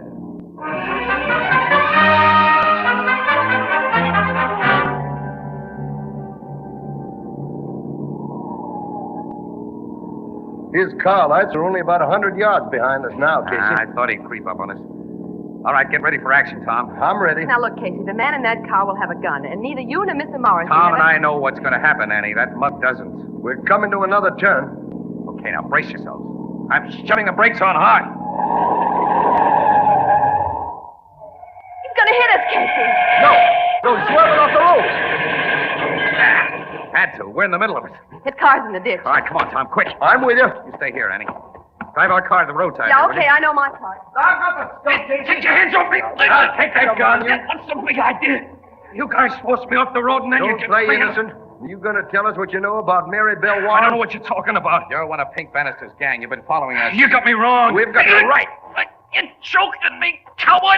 I'll squeeze the daylights out unless you talk. What's happened to Mary Bell Warren?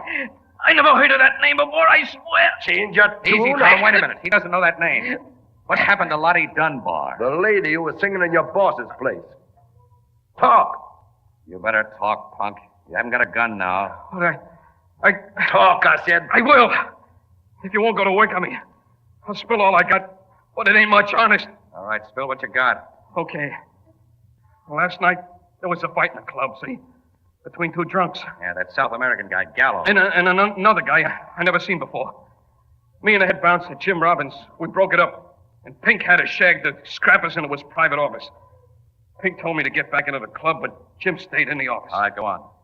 Well, a little later, I get a rush call from Jim to go with him.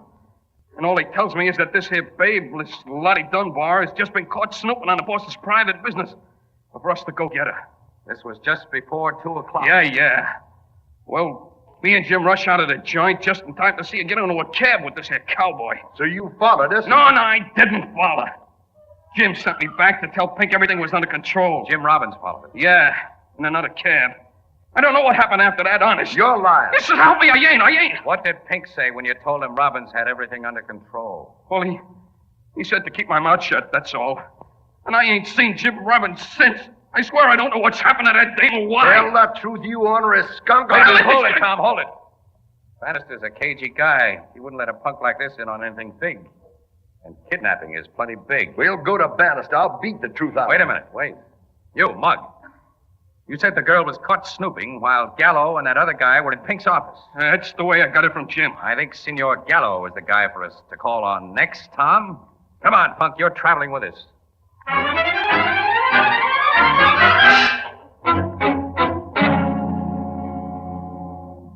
I can tell you nothing more. When I was in that Bannister club last night, a strange man insulted me, and I struck him. Then in his office, Senor Bannister made the man apologize, and I came back here to my hotel. That is all that happened in Senor Bannister's office. I think you're forgetting something that happened there, Mr. Gallo. No. Yes, look here. The girl has been kidnapped, possibly killed, because she saw or overheard something in Bannister's office that you can tell us about. You got to cover up for the rats that snatched her? I do not know. You do know. I'm sure of it because you're scared. You're scared, and it shows in every move you make, every word you say. What are you afraid of, Gallo? Well, If you don't tell us, mister, we'll find out. Yes, you will find out. And the police. I was a fool to think it could be kept a secret. Let's have it. Last night in that office, I killed a man. You? Casey. You killed a man? Yes, I am a murderer. Who did you kill? The man who insulted me. I was drinking too much champagne, and I have bad hot temper. In that office, this man insulted me again. I remember that. Then I struck him. Then he hit me back hard and knocked me down. Everything went black. When I again knew what was going on, Senor Bannister and a man who worked for him were holding my arms. The man who hit me was on the floor, dead. And it was my gun that shot him. What happened then? Senor Bannister, he said he will not tell police. He said he and that man who worked for him will hide the dead body and protect me. That's what Mary Bell overheard, Casey. Yes, of course. What did Bannister say it'd cost you for his protection, Mr. Gallo? He did not say anything. He only told me to go home, that he will take care of everything, and I will hear from him. Oh, you'll hear from him, all right. We've got all we need to nail Bannister now, Casey. I'll say we have. While you call the police to arrest this murderer, I'll be on my way to Bannister's place. I'm going to make him tell me what's been done to Mary Bell, and if she ain't alive... Oh, wait, Tom, wait. You'd only be tipping our hand, maybe losing our chance of finding that girl. Casey's right, Mr. Morrissey. Well, what shall we do? Well, first I'll call the cops. To arrest me? Yes, Mr. Gallo. Thing doesn't add up. Not at all. What do you mean, Casey? I'll think about. Oh, hello, headquarters. Connect me with homicide, will you, Captain Logan? Tom, here's what I mean. Yeah.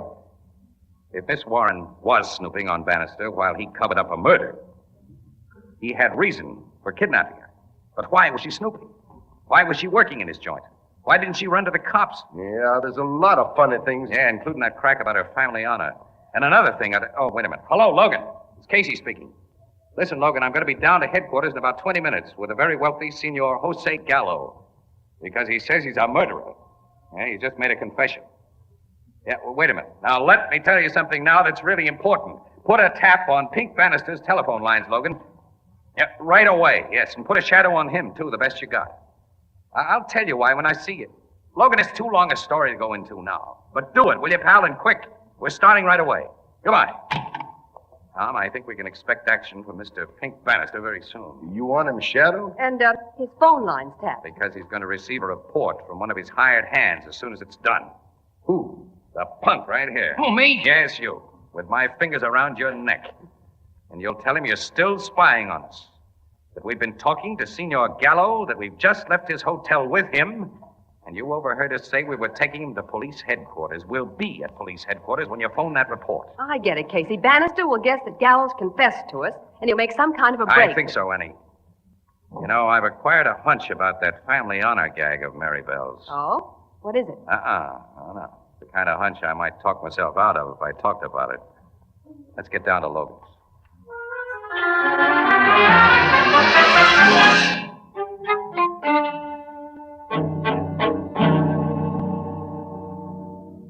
It's nearly 5 minutes since that mug phoned our dictated report, Casey.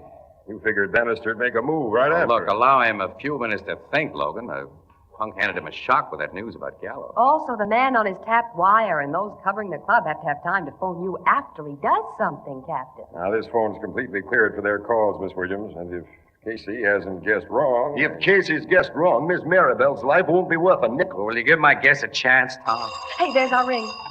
Logan speaking. Now, go ahead. Yeah? Yeah? 1287 Jastrow Street? I got it. Okay, Flanagan, get out there the quick way. We'll be right behind you. Bannister's left the club? Just now, with 2 guys tailing him and Sergeant Flanagan with a squad going direct, as we'll go. Come on.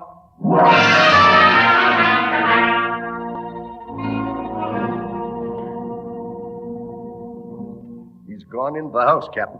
That's all I've been waiting for, cowboy. My men have the joint completely surrounded. Come on. That big window in front, Logan? Yeah, watch out for flying glass, Miss Williams. Yeah, my head's down, Captain. Here goes. Hands up, Bannister! You 2 other mugs. Now get the cuffs on the man. Come on, you 2 guys. Hey, that black-haired man, Casey. He's the one Gallo had the fight with. Alive. That proves my hunch, Annie. He's the guy Gallo was supposed to have murdered. Supposed to have murdered? Yes, Logan. There wasn't any killing. Those guys simply put on an act that was convincing to Gallo. Expected to collect millions for covering up his crime, but Miss Warren got wise to the gag, and Gallo confessed. Where's Miss Maribel? If you've harmed 1 hair of her head, Bannister... She hasn't been hurt. We found the girl, Captain. Maribel! Oh, Mr. Morrissey, I knew you'd find me. Well, that's a pretty picture. Hold it, will you? Looks like romance, Casey. At least a reasonable facsimile there. How'd you get wise to this fake murder business, Casey? Well, Logan, all the parts wouldn't fit together in any other pattern. Look, after I get a few more pictures, I'll tell you why. Smile for the camera, Bannister, will you? You dirty lousy. Such a sour disposition.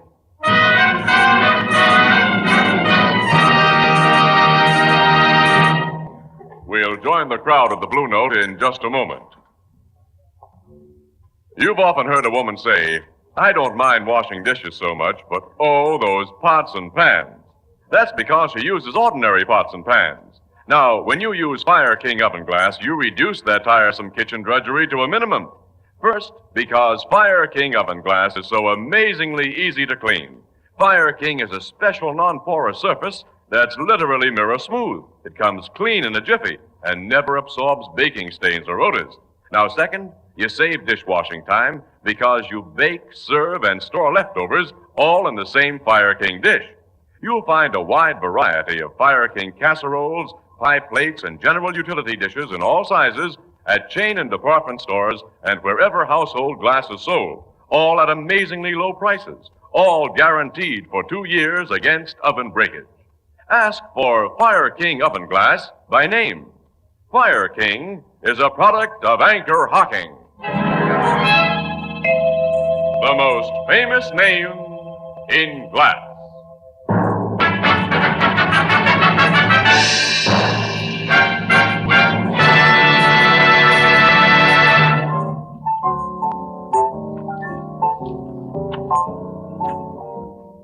Figured Mary Belle Warren had taken a job at Bannister's joint in order to spy on him, huh, Casey?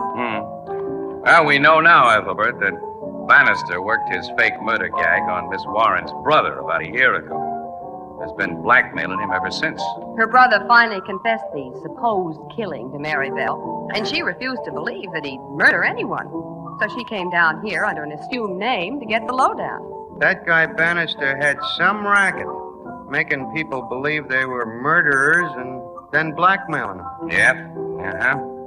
That's exactly what they did to Mary Belle's brother, who, like Gallo, had been drinking too much to think straight, you know. There's one thing I don't quite get yet. What's that? Miss Mary Belle Warren had money. Why did she borrow 100 from that cowboy? Oh, she's a smart babe, pal. In case Bannister's mugs caught up with her, you see, as Jim Robbins did. Huh? Well, she figured the loss of $100 would make Tom try to find her. She's convinced now that he didn't need such an incentive. Think him and her are gonna team up this way? Looks like an order for a double harness. Yeah, it really does. You know, Ethelbert, I suppose your sister Edna would say, quote, 2 can live as cheaply as 1, unquote. Oh, no, Casey. No? No, she knows better than that. Oh. She says, quote, anybody can be a cowboy. All you gotta do is sit on your kitchen stove and sing Home, Home on the Range. Unquote.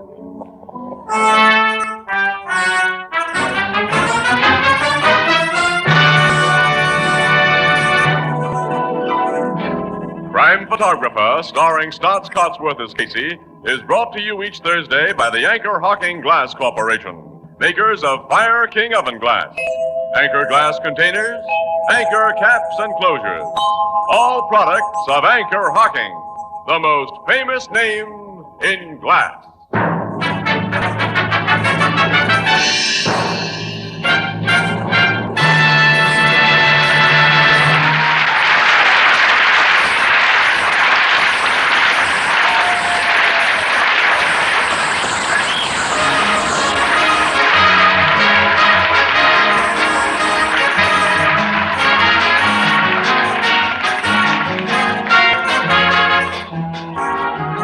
Crime Photographer is directed by John Dietz. The original music is by Archie Blyer, and the program features Miss Jan Miner as Anne and John Gibson as Ethelbert. Herman Chittison is the Blue Note pianist. Once a year, you have the wonderful opportunity of helping your community through your community chest. You're urged to give generously because in no other way can so many needy people and so many worthy causes be helped so well. The community chest. Everybody gives, everybody benefits. This is Tony Marvin saying goodnight for the Anchor Hocking Glass Corporation of Lancaster, Ohio, with offices in all principal cities of the United States and Canada. Say, Thursday night on CBS is the biggest show in town, so stay tuned for exciting dramatizations on Reader's Digest Radio Edition, which follows immediately over most of these stations.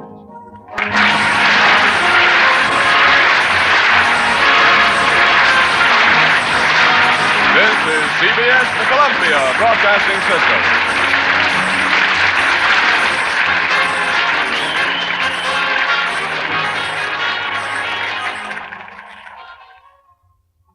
The Anchor Hocking Glass Corporation brings you Crime Photographer.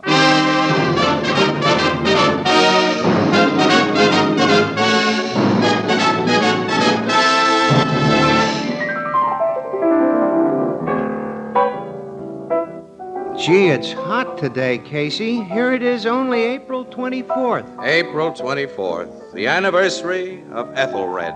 My anniversary, Casey? You know I ain't even married. I didn't say you, Ethelbert. I said Ethelred, once King of England, Oh, what's he famous for? Oh, who knows? But everyone knows what Anchor Hocking is famous for. Anchor Hocking is the most famous name in glass.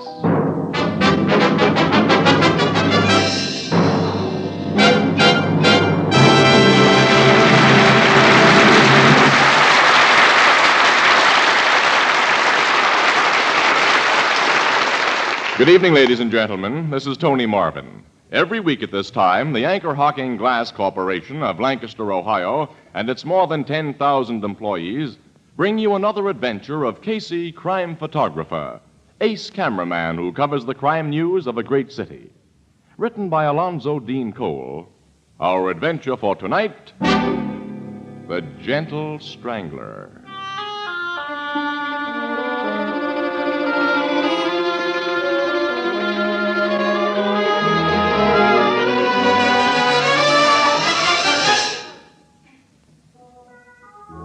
April, spring, around 9 o'clock in the evening.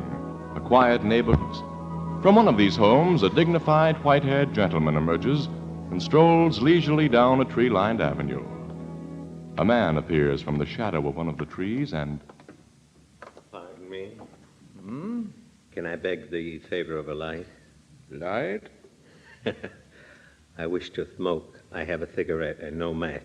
Oh, certainly. My lighter. Thank you. You are Judge Whitcomb, are you not? Yes, yes. I have seen your picture in the papers. Really? May I walk with you to the next corner? If you wish. Good evening, Judge. Oh, good evening, Dr. Crawford. Beautiful night. Lovely, lovely. Spring is finally here. Yes, yes. Spring. The end of winter. The beginning. I don't recognize you, sir. You live in this neighborhood? No. I do not live anywhere. I beg your pardon? I say, I do not live. I do not understand. You will. Because the dead do not live. The dead? Yes, Judge Whitcomb. This clump of evergreens here. They are the dense. They cast deep shadows. Why are you choking me?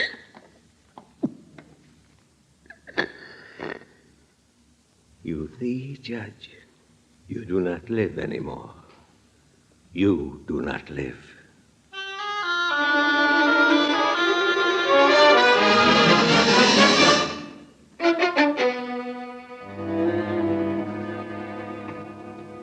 Hold it a second, guys, will you? I want to get a shot of you putting that body in the dead wagon. Okay, Casey. Okay, got it. Thank you. Slide him in, Jim. Let's go. Now, Logan, how did old Judge Whitcomb get it, huh? Oh, the captain's just been telling me you were strangled, Casey, by a person unknown. Strangled? Like Assistant District Attorney Dunning got his last week. And are you newspaper people going to make things sweet for me, Miss Williams, if I don't crack both cases in a hurry? Well, when big shot citizens like a judge and an assistant DA aren't safe within a few minutes' walk of their own front doors, pal, there's obviously something wrong someplace. I'm in no mood for kidding. Who said I was kidding? You're nuts. Okay. When was the judge strangled? About 9 o'clock. He'd started out for his usual evening walk. Shortly after he left his house, Dr. Crawford, who lives in the next block, saw him with a strange man. But except that he was a big guy, and the doc can't give any description of the stranger. Well, nothing was stolen from the judge, Casey. Apparently, the motive wasn't robbery any more than it was in the Dunning murder. When a criminal court's judge and an assistant DA get killed within a week of each other, Logan, and are killed the same way... Sure, it looks as though someone they sent to jail is pulling a payoff. Oh, right. Dunning prosecuted an awful lot of crooks before Judge Whitcomb. Hundreds, Miss Williams. It won't be easy to figure the particular one who killed them both. This thing tonight at least looks like a tie-up, though. Yeah, the man last seen with the judge is described as big. That's something. Well, I'm heading downtown to check all cases Dunning prosecuted in Whitcomb's court. Then we'll see how much those somethings are.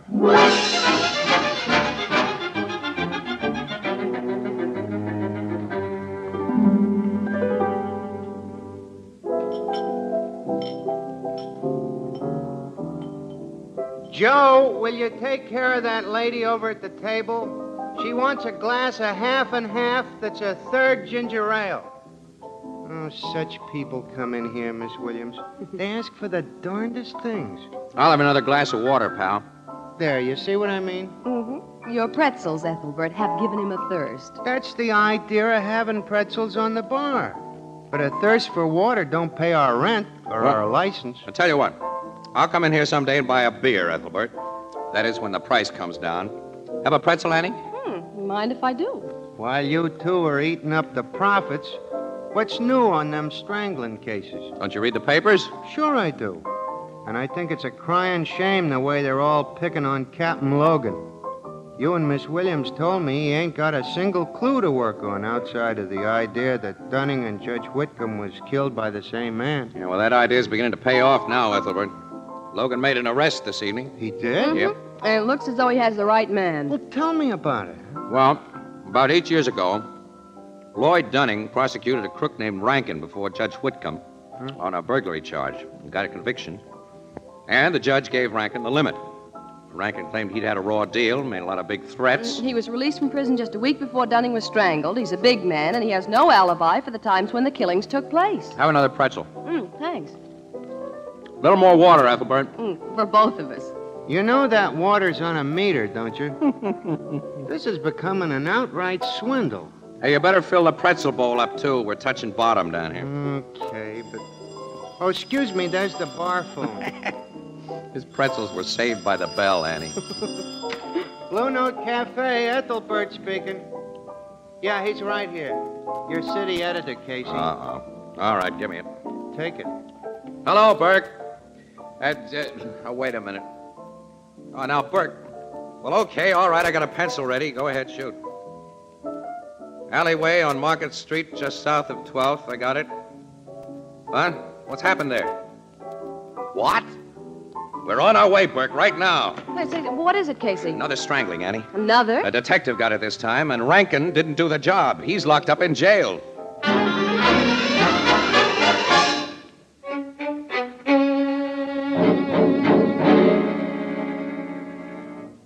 That corpse was Barney Lennon, Casey. One of my homicide guys and one of the best. Yes, he was a swell cop, Logan. Swell guy, too. You know, this Strangler must be an awfully strong guy. Barney was no pushover. Well, the Strangler must have gotten him unawares. He must have. You know, Barney Lennon must have arrested the man whom Dunning prosecuted and Judge Whitcomb sentenced. Oh, maybe these three stranglings are wholly unrelated. Maybe we're dealing with a maniac. Well, the killer may be a maniac, Logan, but it's stretching that long arm of coincidence too far to believe that these three jobs are unrelated. Yes, 3 law enforcement officers in the same way and within 3 weeks. Yeah. A job a week. The killer may give us proof of relationship, Logan. Next week.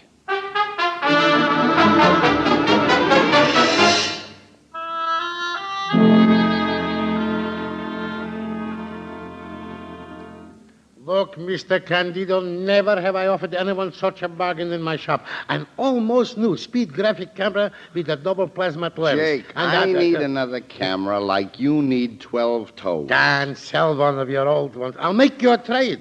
If I lose money, so... If you lost money on a deal, so it'd be a miracle. I'm trading no cameras today. Yeah, well, say, a man can only try, you know. Send out that stuff I ordered first thing in the morning, will you? For you, Mr. Candido, I'll have it delivered as soon as I open the shop. And don't forget, I need those photo folders especially. You'll get them. The new business is doing good, huh? I can't complain. When I think of you running a photographic studio that specializes in taking pictures of little children, I got to laugh. You who used to be a press photographer taking shots of fires and accidents and political conventions. It was those conventions that made me decide to leave the newspaper business. Good night, Jake. Well, I'll take you to the door, then I'm going to lock up and go home myself. There wouldn't be any more business tonight. That big guy looking in your window may be a customer. And don't be crazy. He's just a window shopper. I can always tell. Well, good night, Mr. Candido. Night, Jake. And don't forget that early delivery. First thing in the morning, you'll get it. I got it all written down. Nice camera you have in your window. The best that money can buy, mister. I'd like to buy one. Hey, you like it? Say, well, a man could be wrong. I beg your pardon? I was just saying to my last customer that you was only a window shopper. I was going to close up. Oh, come on in. Thank you. You are the proprietor of this? It's me. Now, what kind of camera can I show you? Do you keep other things besides camera? Anything for taking pictures, I got it. Where? This store is so small. I got a big stock room in front. Before I select a new camera, I had in mind an enlarger. Well, I got that big stuff in back. Now, what size do you want? Now, bring it out. To save you the trouble, suppose I go with you and look. Okay, this way. And what a bargain I can give you. Like none you ever had before in your life. If it's a 4x5 you want, I got an all condensers. And if it's a 5.7, I got an only central projection that would make your It is head... only you I want. Look. Only you I want. Only you.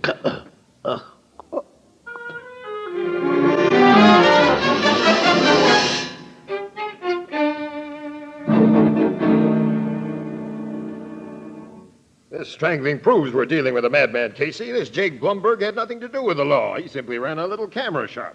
Jake once had something to do with law enforcement, Logan. Yeah? What, Casey? He was the star witness, Annie, in a murder case. Say, I remember now. Yeah, I thought you would, pal. It was his testimony that got that Ivanov girl a death sentence. Mm-hmm. You remember the rest? Barney Lennon arrested her. Dunning prosecuted her. Judge Whitcomb sentenced her. Right. Casey. Yeah.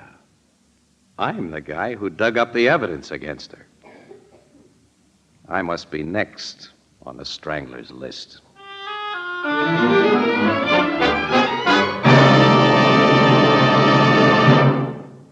With present living costs what they are, Fire King Oven Glass is doubly welcome. One, because Fire King Oven Glass is a product of Anchor Hocking, the world's largest makers of household glass, its cost is incredibly low, and each piece is guaranteed for 2 years against oven breakage. Two, Fire King Oven Glass lets you make delicious, healthful meals out of leftovers of all kinds and out of inexpensive ingredients. And foods baked in Fire King Oven Glass inside the oven retain all their precious vitamins and delicious flavor.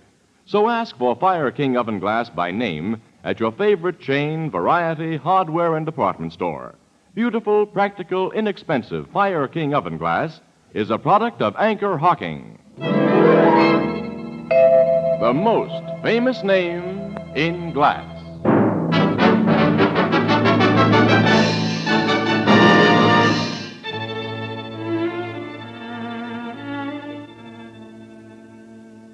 Come on now, talk, Casey. Tell me about this Ivanov case. Well, okay, Annie. It was before you came to work on the paper. 1939 or 40. 39, Logan. The war just started in Europe. Yeah.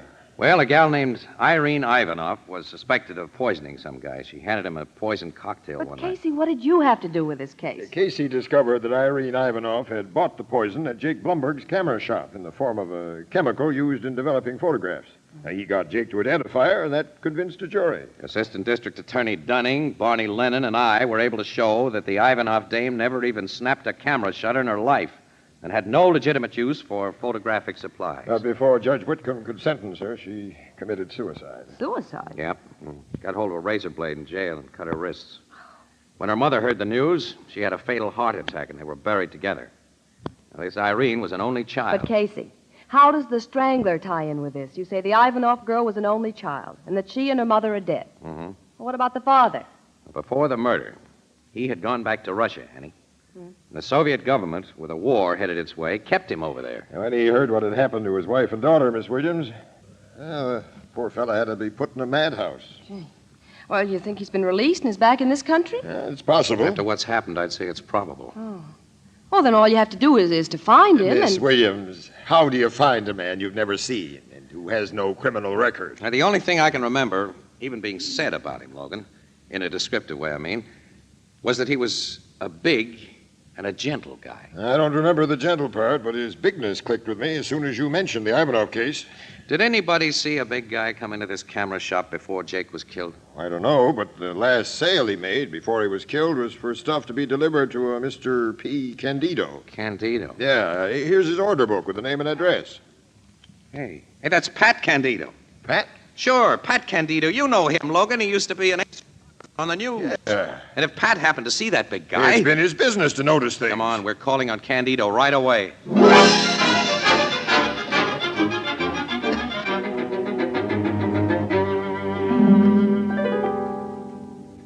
medical examiner says that Jake was killed at about 7:30, Candido. You say you left his shop at about that time? Yes, Jake said he was closing up his place and going home.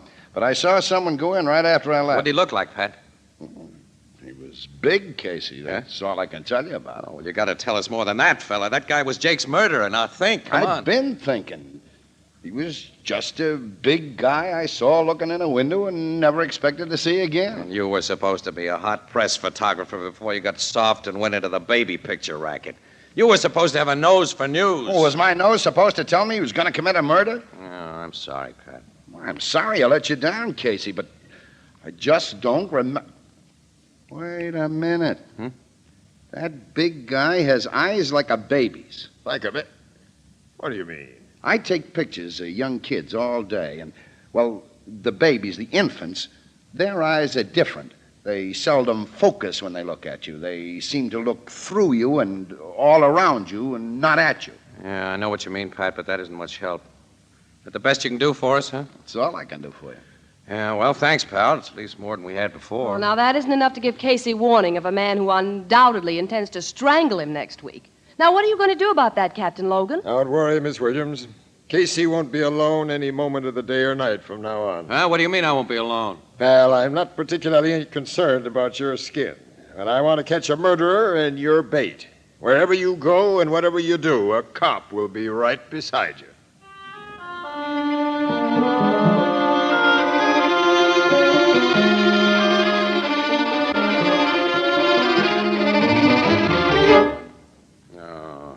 You know, I feel like a 2-year-old kid that isn't allowed out without his nursemaid.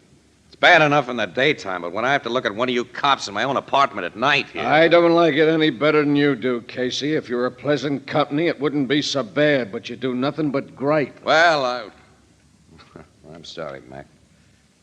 Would you like a drink? I would, yeah. But if I touched a drop and the captain found it out, I'd be back to pavement pounding in a uniform. When he gives orders to guard a guy, he means you don't do it with liquor under your belt. Nuts. There isn't even any sociability with you, Lugs. Well, you ought to be glad we're on our toes. You know, Casey, it's just a week ago tonight since Jake Blumberg was knocked off. And you're next. I could handle that Strangler by myself. I'm not anemic, you know. You don't know the guy, Casey. Wonder if Ivanov has a Russian accent. No, it isn't likely. He was brought to this country as a kid and lived here most of his life. Yeah, that's right. Well, it's almost midnight, Mac. Yeah. I start work tomorrow on the 8 a.m. shift, so I might as well hit the sack again. Yeah, I'll be able to do a little sleeping myself tonight. Hope my relief shows up at 12 sharp. Who is your relief tonight? Oh, some guy named Norris. I don't know him. He's a uniformed cop from the precinct house. Uniformed cop? Yeah, Detective Bureau hasn't enough men to do all its work right now, Casey. We homicide guys especially have more than we can do. I know that. Of course, a plainclothes guy like me will pick you up in the morning. That'll be something I'll look forward to. Yeah. Well, I hope Patrolman Norris won't mind a little fancy snoring. Well, I'm going to change into my pajamas.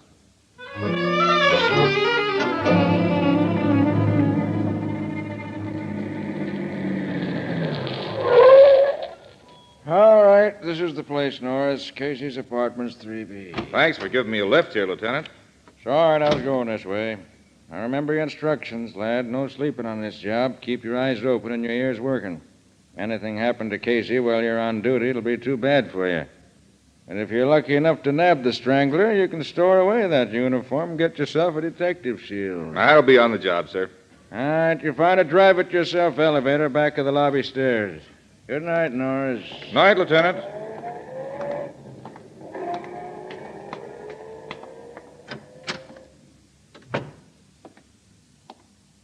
Good evening, officer. Evening. Going to Mr. Casey's apartment? Who wants to know? I'm a friend of his. Just left him. The detective with him said he was expecting his relief. Oh, I see. Here's the elevator. I just got out of it. Press number 3 button there. Oh, thanks.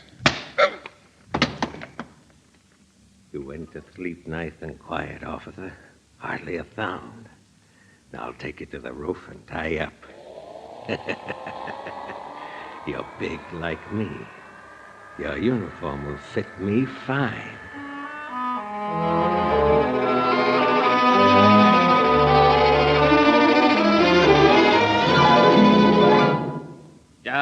that relief cop is over 5 minutes late already, Casey. Well, you're actually off duty now, Mac. How about that nightcap? No, thanks. Not till the guy gets here. Here I'm all ready to hit the beauty rest, and you keep me up because I only give you a little hospitality before you shove off. Well, there's your relief. No, Now I'll get him. Yep. Keep away from that door, Casey. What do you mean? It just might be the bird I'm guarding you against. Oh, nuts. Who's there? Officer Norris, 23rd Precinct. Okay, just a minute. Cop with a lisp. One of our best dicks on the safe and loft squad stutters. Yeah, I know him. All right, come in, Norris. Thanks. I'm your relief. Yeah, and a late relief. I'm sorry, it couldn't be helped. Yeah, well, I'm sorry, too. All right, give me that nightcap, Casey, and I'll get out of here. Okay, Mac. How about you, Norris? No, thank you. I guess you know your orders. Yes. You know, I never run into you before, Norris. My name's McAvoy. Nice to know you. I'm Casey. Nice to meet you. Thanks. Here's your poison, Mac. Oh, thanks, Casey. Well, here's how. How? Well, I'm heading for home now.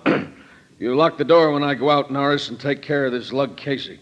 I'll take care of him. You'll find me pain in the neck, but you'll have to stand for that.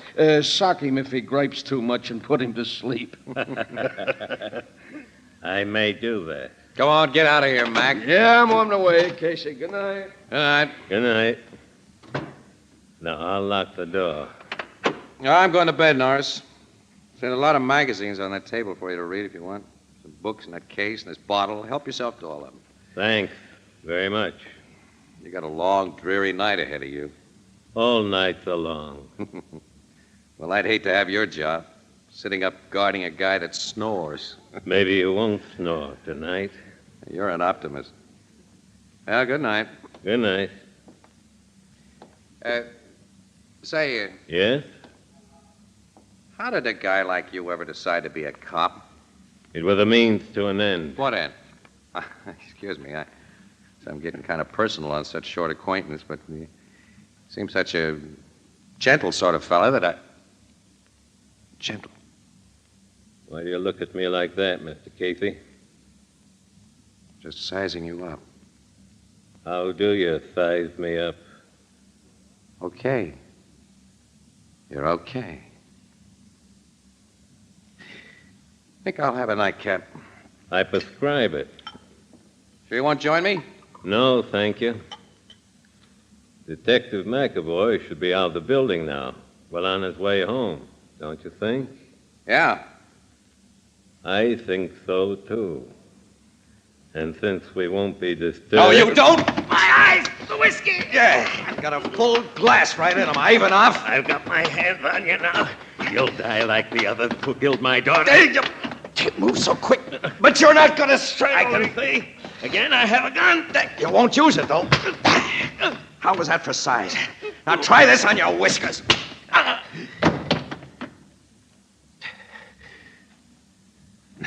Boy, if you'd ever really gotten those big mitts of yours around my neck.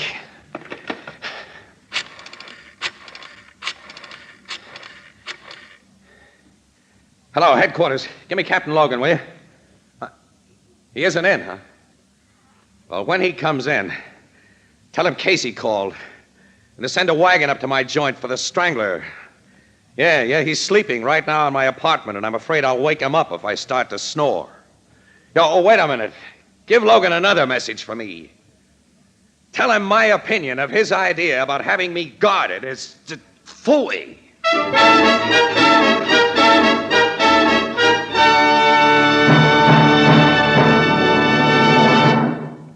Breakfast time tomorrow morning is a long way off, and that makes breakfast just about the most important meal of the day. Now, when I was a small boy, breakfast was an exciting experience. On my grandmother's table, there was always a great plate of hot golden brown toast and at least a half dozen different jellies, jams, and preserves to add zest and sparkle to those good old-fashioned breakfasts.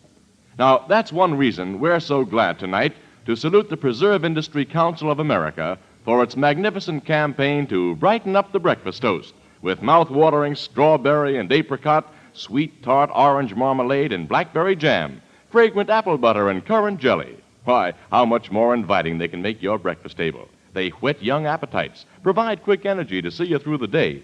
Practically all preserves come to you today in crystal clear sanitary glass containers. Anchor glass containers and modern anchor hocking sealing methods not only protect these superb products of tree and bush and vine more perfectly than any methods known to our grandparents, but they also provide a stimulating, colorful rainbow on the table. Always serve a variety of jams, jellies, and preserves at breakfast. Anchor glass containers and easy-to-remove anchor caps are both products of Anchor Hocking. The most famous name in glass.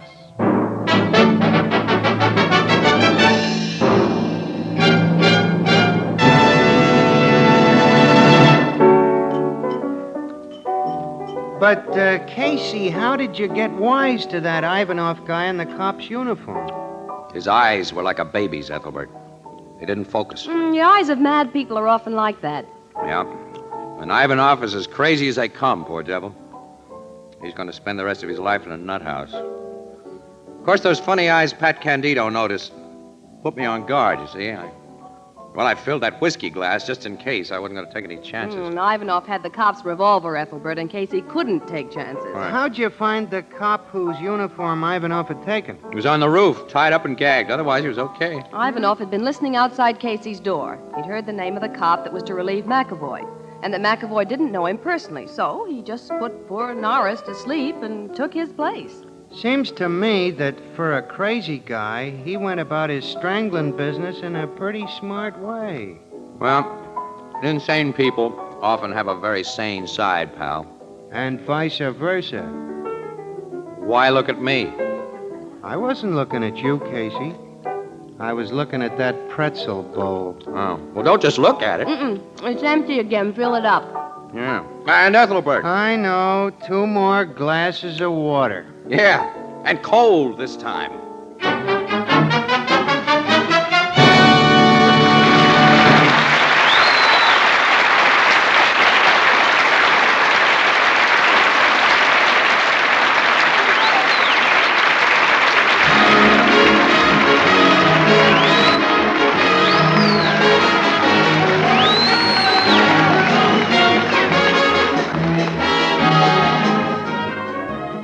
Crime Photographer, starring Stotts Cotsworth as Casey, is brought to you each Thursday by the Anchor Hocking Glass Corporation and is directed by John Dietz. The original music is by Archie Blyer, and the program features Miss Jan Miner as Anne and John Gibson as Ethelbert. Herman Chittison is the Blue Note pianist. Thursday night on CBS is the biggest show in town, so stay tuned for exciting dramatizations on Reader's Digest Radio Edition, which follows immediately over most of these stations.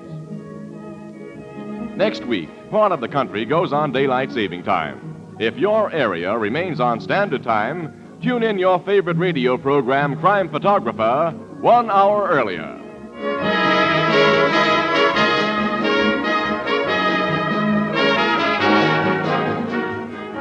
This is Tony Marvin saying goodnight for the Anchor Hocking Glass Corporation of Lancaster, Ohio, with offices in all principal cities of the United States and Canada.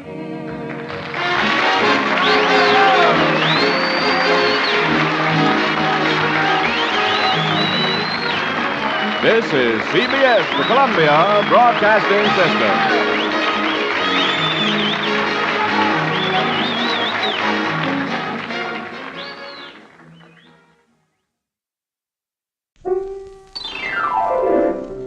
The wave that gives that natural look is T-O-N-I. Tony. Tony. Tony Home Permanent, the wave that gives that natural look, brings you Crime Photographer.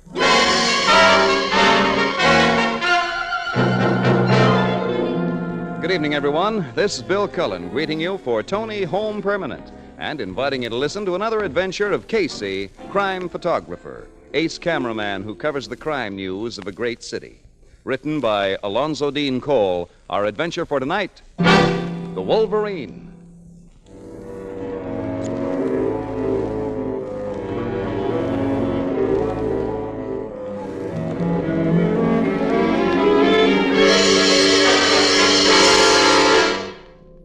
The Blue Note Cafe, shortly before 1 o'clock in the afternoon. Well, I was wondering when you two would show up. Hi, Ethelbert. Hi. Hello, Ethelbert. Just coming in from an assignment? Yeah, not a pretty one either. Say, what kind of assignment were you on? Read about it in the noon edition, pal. I was just looking over the noon edition. Casey, were you covering the murder of them 3 gangsters, Bobo Gussick and his 2 pals? That's been our job. The paper said the cops learned their bodies could be found in that beach house through an anonymous phone call. That's right. You read my story, all right. What wasn't in your story, Miss Williams? The real lowdown, Well, strictly off the record, Ethelbert. Yeah? Joe Schuster's being very severely questioned about the triple murder. I've heard a rumor that Schuster was gunning for Bobo Gussick. How about clues at the scene of the crime? All leads were found except, well, it was a funny little thing. Most peculiar. What? Well, a crude drawing was found clutched in Bobo Gussick's hand. An amateurish pen and ink sketch of, well, it looked like a cross between a weasel and a bear. Oh, there ain't no such animal. I never heard of such a combination, Well, anyway. if the sketch is a lead, it's a very obscure one. Yeah. Oh, excuse me. Luno Cafe, Ethelbert speaking. Well, let's go to a table and get some food under our belts, Annie, shall we? Come on. Just a minute. Don't go away, Casey. It's for you. Who is it? Your city desk, Mr. Burke. Oh, wouldn't you? Oh, nuts. Let's see what he wants. Hello, Burke. Well, listen, we were just going to have something to eat. Can't we even... Huh? Huh. Yeah. Well, okay, we'll be right over. What is it, Casey? Annie, Burke's just received a screwball letter to the editor that might turn into hot copy. The guy who wrote it says that he killed Bobo and his 2 pals, and he promises to knock off another couple of gangsters today.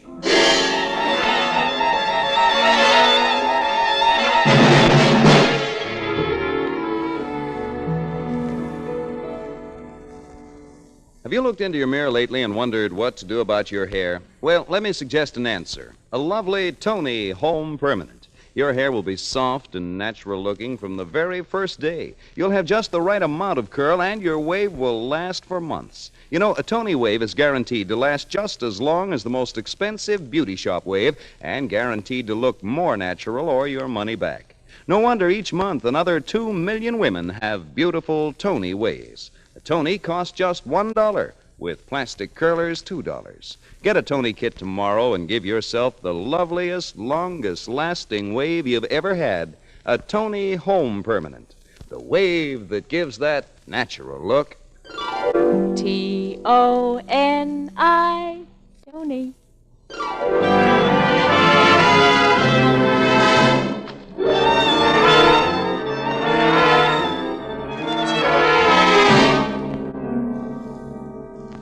Listen to this letter, Casey. You too, Williams. Yeah, we're listening, Yeah, Burke. go ahead, read it. City Editor, Morning Express, blah, blah, blah, blah. Dear sir, several hours before you receive this, the police will have discovered the dead bodies of a racketeer known as Bobo Gussick and 2 of his lieutenants. I killed them for a multiple reason. 1, a civilized society will be better off without them. 2, men of their type habitually carry large sums of money. And 3, I find it amusing to pit my wits against both the underworld and the police. In this last, I resemble the sagacious animal whom I have selected as my identifying trademark, the Wolverine. Another sketch of it will be found today. Well, that means that... Yeah, the guy promises us another murder. Now, here's the finish. You gentlemen of the press are invited to join with the police and their criminal quarries in what will prove to be a hopeless battle with the Wolverine. The Wolverine? That's the signature. I think he's the killer, but he's a nut, too. From the evidence of this letter, he's an educated Well, guy. what kind of an animal is a Wolverine? Well, I've read they're the toughest, meanest, most intelligent animals in existence. I'll have research dig up complete dope on them so we can give this letter a good dressing up when we run it on page 1. Gonna show it to the cops before you run it? Why should I? The writer of this letter may be pulling a fast one just to gag. Wait a second. City desk, Burke speaking. Yes? Who is this speaking? Casey, the Wolverine. Where's that? Highland Road? Half a mile north of the old brick church and a clump of maple trees. What? Look, who is this? Who? Huh? He's hung up. You got that address, Casey? Yeah. This nut, the Wolverine, says he's kept his promise. This may still be a gag, Burke, but Ann and I are starting for Highland Road in that clump of maple trees right now.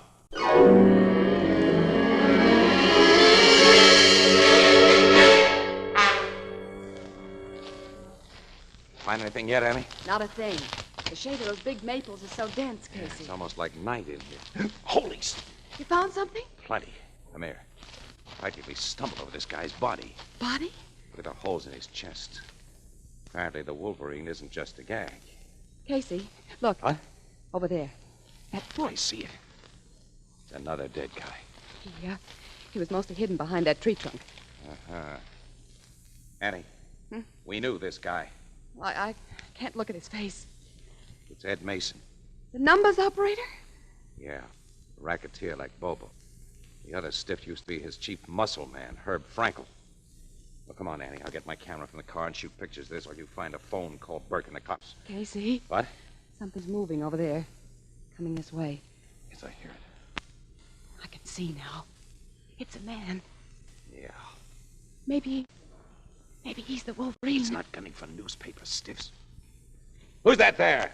Hello, Casey. I thought I recognized your car parked out there. Foster. Afternoon, Miss Williams. Oh, it's only you, Foster.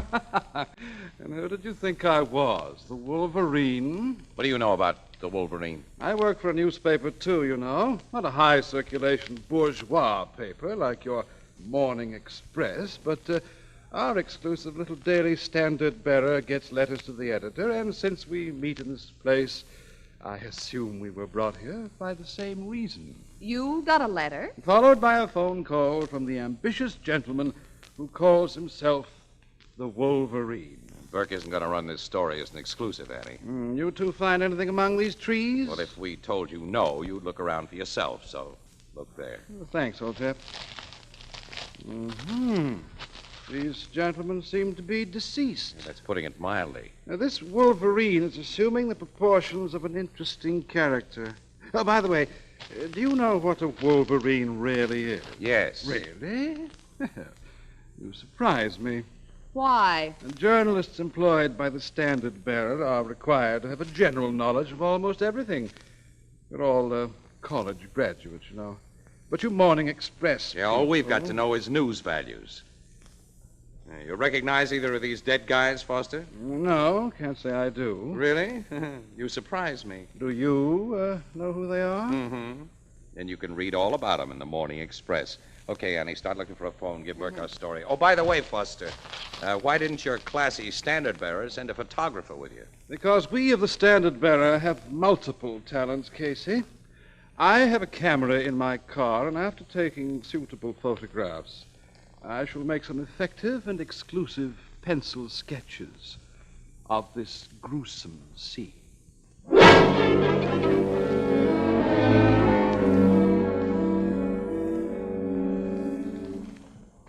bodies are exactly as Ann and I found them, Logan. I didn't let Foster disturb anything. I made no attempt to disturb evidence, Captain. I didn't say you made an attempt. Your implication was clear enough. David! There's a piece of paper clutched in the hand of this dead guy. Look, it's the same bum sketch of a cockeyed-looking animal we found on Bobo Gussock. I wouldn't say it's a bum sketch, Captain. It's the most effective, impressionistic drawing of a Wolverine. Impressionistic, eh? Why, as Foster knows, among his other talents, he can draw pictures. Do you recognize these dead men, Captain? Yeah, Logan, this one's Ed Mason. The stiff over there was his bodyguard, Herb Franco. Oh, nuts. What's the matter, Casey? Nothing at all.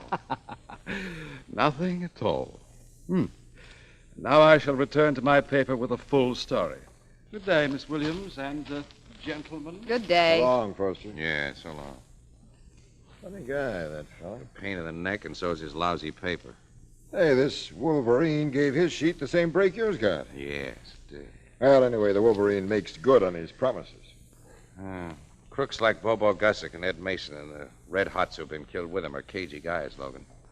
In order to get 2 of them in these woods and 3 in that beach house, this Wolverine must be somebody they knew and trusted. Yeah. Logan, have you turned Joe Schuster loose yet? No, but I'll have to now. Anyway, I was pretty well convinced he was clean on the Gussock killing before the Wolverine claimed the credit. Well, have him freed right away, will you? so I can pay him a friendly visit at his tavern hangout tonight. So you could... Yes, Joe Schuster was a pal of Ed Mason's. Now, he should know about guys who could have trapped Mason. And Schuster may talk to me as he wouldn't talk to any cop.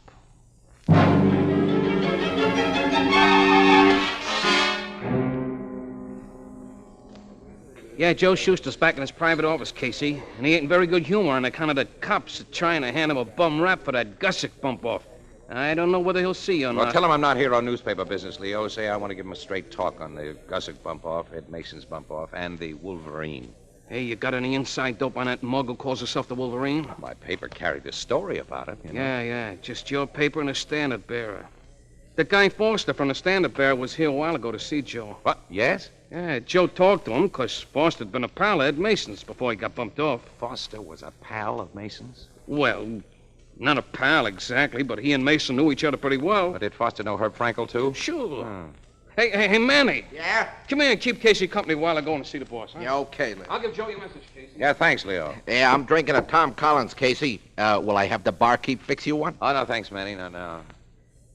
Leo says Joe Schuster isn't in very good humor today. Well, can you blame him? You know, them cops wasn't very nice to Joe. Yeah, Schuster's had a tough break. Yeah, but he'll stop burning after he gets a few laughs from Doc Avon. Doc Avon? Who's he? The little Doc's with him now. He's one of them comical guys who don't mean to be funny. You ever meet him? No, I never met him. Well, you got it. He's a college professor. He's a college professor? Yeah, he teaches that psychological stuff. He's making a study of us guys in the rackets. We're making a study of him. Yeah. Manny, I understand Foster, the standard bearer, knew Ed Mason and Herb Frankel pretty well. Yeah, that Foster's another one of them snooty, educated guys who's good for laughs. Hey, Leo's coming back. Boss will see you in a minute, Casey. Yes, well, Leo, thanks. Yeah, he's just about... Hey, Casey. Here's Schuster. He's come out himself to tell you the whole deal. Stick around. I gotta make a phone call. It'll only take a minute. Okay, I'll wait. You go out and talk to the guy's Doc. I see you later. Well, I'd like to ask you one more question, Mr. Schuster. If you step back in here. Okay, but make it snappy. Oh, I shall. Yeah, the boss is a sap for that Doc Avon. Yeah, why not, Leo? You know that little Doc is good for a million laughs. Not to me. I don't go for them there highbrows. Thanks very much, Mr. Schuster. Your answer's been most helpful. Now, I shan't trouble you any more. So the boss gave you the right answer, huh, Doc? Yes, Manny. He helps me immensely in my studies. Yeah, shake hands with Casey here. Casey, this is our pal, Doc Avon. Howdy, Doc. A pleasure, Mr. Casey. You are an associate of these gentlemen? Well, in a way, I'm a press photographer. Dear, how interesting. Ain't this guy a scream, Casey? I beg your pardon. No offense, Doc. Hey, how about joining me in a nice, cold Tom Collins? Manny, I have told you many times that my stomach cannot tolerate the lemon juice that is a composite part of your favorite drink. And I've warned you that citric acid may be bad for your constitution. Well, it ain't never hurt me yet. What I will have, and always have, once daily, is a small glass of dry sherry. I'll go get it for you. Hey, get this guy talking, Casey. He'll kill you. I'll be back in a minute. What paper are you with, Mr. Casey? Morning Express, Doc. Oh, it carried the story about that Wolverine today. Yeah, in the final edition. It's a distressing affair. I was acquainted with the men he killed. You were? Yeah, Doc's got himself in solid with all the guys, Casey. It's kind of you to say that, Leo. I'm conducting certain psychological studies among people in, various walks of life, Mr. Casey. Yes, so I've been told. The boss should have finished that phone call by now. I'll go see what's keeping. Yeah, I wish you would, Leo. Well, have you succeeded in finding out what makes these gang guys tick, Doc? Well, I've arrived at some interesting conclusions, Manny, Mr. Casey. What? Come quick! Leo, what is Look, in Joe's office. Hey, the boss! Got a knife in his throat. He was lying like that when I opened up this door. Mr. Casey, there's paper on the floor beside Mr. Schuster's body. Let me see that paper, Doc. Here, it's a pen and ink sketch of a Wolverine.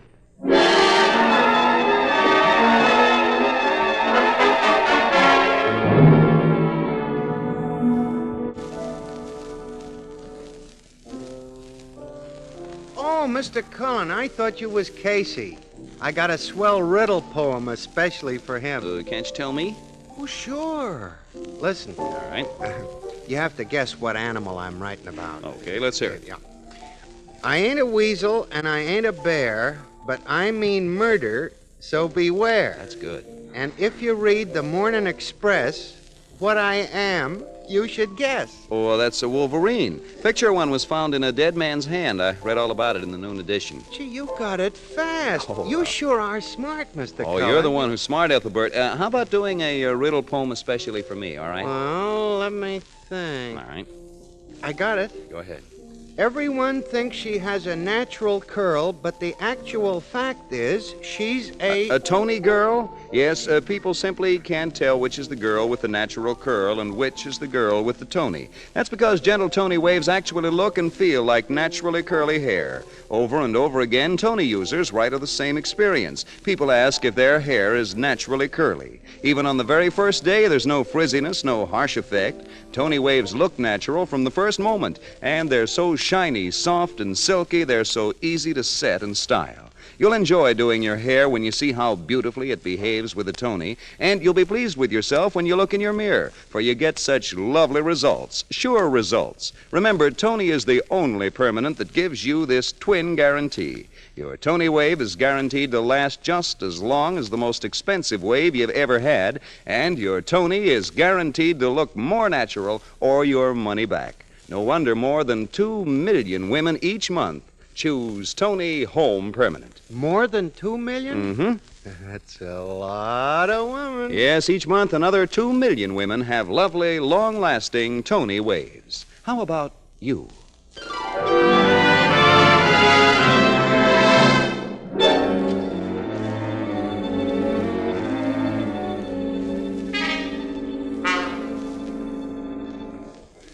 Now, Casey, you've heard Dr. Avon, Manny, Leo, the bartender, and all the customers that were in this joint here. Give me their versions of the discovery of the killing. Now, how do their stories stack up with what you saw? 100%, pal. I know that Joe Schuster was alive only a few minutes before we found him dead because I saw him, and I talked to him.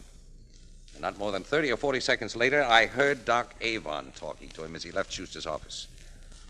When Leo went to the door to call Schuster, he was never out of my sight for a minute. You sure of that? I'm positive. I saw Leo open the door. He didn't go inside. He just stood there and yelled at us to come and look, so the Wolverine had to come in the back door. So the Wolverine remains a big unknown. Yeah. What did the medical examiner have to say? Well, the knife went through Schuster's neck in such a way he couldn't make a sound. The Wolverine either made a lucky thrust or he knew anatomy. Logan, I watched Foster drawing pictures today. He's a pretty good artist. Artists know anatomy.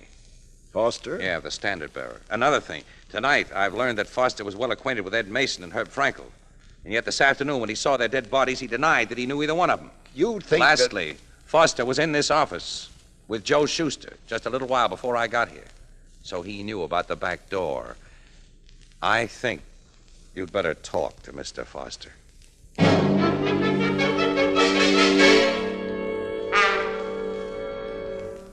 My dear Casey, I pretended that I didn't recognize the bodies of Mason and Frankel this afternoon, simply to, pull your leg. It amused me to play on your conceited belief that you possessed knowledge I didn't have. Oh, yeah? You know, Foster, the Wolverine's letter reads a great deal like you talk. Which only means that he, like myself, is a man of culture. You admit it. Are you so naive to believe I am the Wolverine, Captain Logan? I may answer that after you account for your movements after you left Schuster tonight. I'll not only do that, I'll prove an alibi for the time of the Bobo Gussick murders and of the Mason killings, my dear Captain.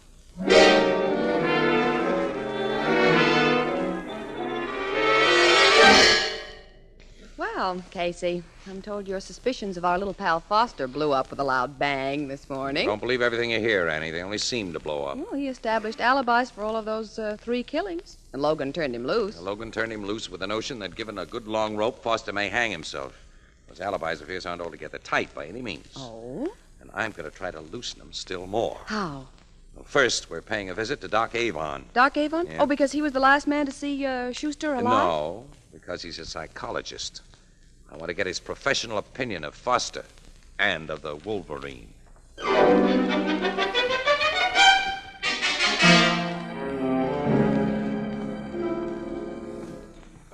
I'm really not sufficiently acquainted with Mr. Foster to venture an opinion of his character. I've talked to the gentleman only a few times, Mr. Casey. Yeah, but you're a trained observer, Doc. I mean, even in those few times, he must have left an impression on you. Well, yes. I'd say the young man is egocentric, perhaps with more than a touch of megalomania. You mean, Dr. Avon means that Foster likes himself, Casey. That he's obsessed with his own importance. Oh, thanks, Annie. Oh, well, that's the way we've had him pegged. From what we know of the Wolverine, wouldn't you say that he was the same kind of a guy, Doc? Oh, dear, no. Huh? Oh, I think his letter is quite expressive of his personality. He wants money, he has a contempt for common criminals, and he's a man of brains who, probably bored by a drab life, has decided to play a dangerous and exciting game. I wrote that brief analysis in my diary last night. I habitually make notes of my thoughts, and of course the Wolverine was very much on my mind. Oh, naturally, since you just come from a police inquiry over his latest victim. Well, I'm to deliver a lecture this morning, so you won't think me rude if I beg no, to of be... course not. No, we'll be on our way. Oh, no, you don't have to rush. I always have a glass of milk before I go to the classroom. Won't you join me? No, thanks. Oh, a glass of milk sounds kind of good to me. Fine. I'll get it from the refrigerator. As you see, when I move this screen, I have a little kitchenette in this one-room apartment. Yeah. Doc, I heard you say last night... Yes? You knew Gussick and Mason as well as you knew Schuster. Well, I've become acquainted with many of the criminal fraternity in the course of my studies. I find the most curious people. Here's your milk, Mr. Casey. Thanks, much obliged. Sure you won't join us, Miss Williams? No, thanks. The Wolverine must have lifted quite a roll from Schuster's pocket last night, huh? The police informed me that a search had revealed that his wallet was missing. Yeah. Well, thanks. We'll be running along now. Thanks for the milk and everything. Oh, you're quite welcome. What time will you be back here after your lecture, just in case we want to get in touch with you? In about 2 hours. Well, we may see you then. Yeah, so long. Oh, goodbye, Dr. Avon. Goodbye. Annie, hurry. Down these stairs. I want to buy an electric iron. An electric The iron? nearest hardware store. Then when the professor's gone, we're bringing it back here. What? I got a hunch Doc Avon is the Wolverine. Casey, by your own testimony, Schuster was alive when Dr. Avon left his office. I'm revising my testimony, Annie.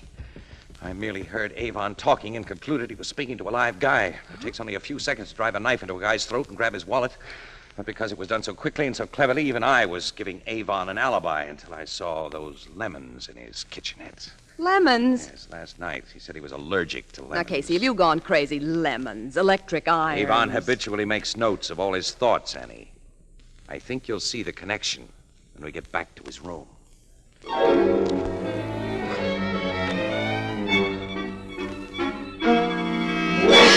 I found Avon's diary, Annie. Oh, let me see it. Here. Here's the page he wrote last night after Schuster was killed. Well, it merely tells of the murder. His bewildered reaction to it. And his analysis of the Wolverine, which he told us he put down. Uh-huh. All perfectly innocent on the surface. Now, let's run this hot iron over the page. Maybe we'll read between the lines. More writing appears. Casey, he used invisible ink. Used plain lemon juice, Anne, which is completely absorbed by paper until heat is applied. It makes it take on color.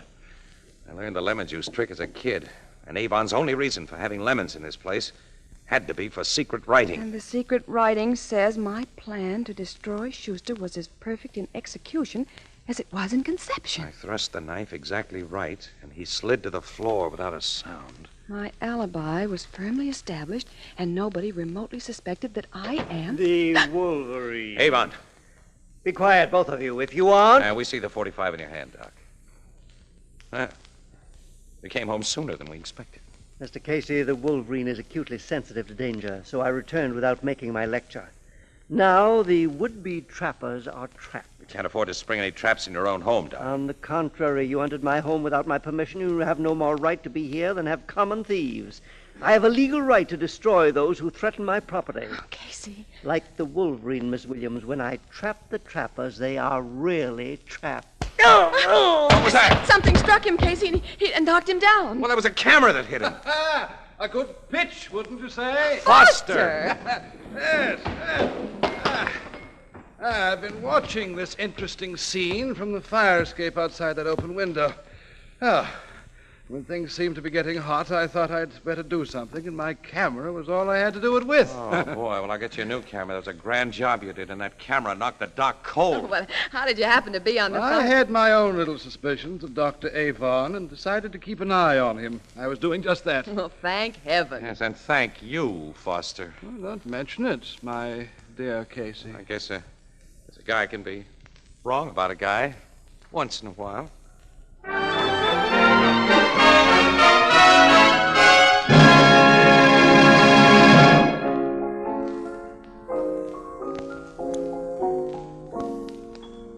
For soft water shampooing, use Tony Cream Shampoo. Even in the hardest water, Tony Cream Shampoo. Yes, even in the hardest water, Tony Cream Shampoo gives soft water shampooing that rinses away dandruff instantly, leaves hair so soft, so smooth, so shining clean. Today, bring out the sparkling beauty of your hair with Tony Cream Shampoo. Get the handy tube or jar. Tony Cream Shampoo. It's for you.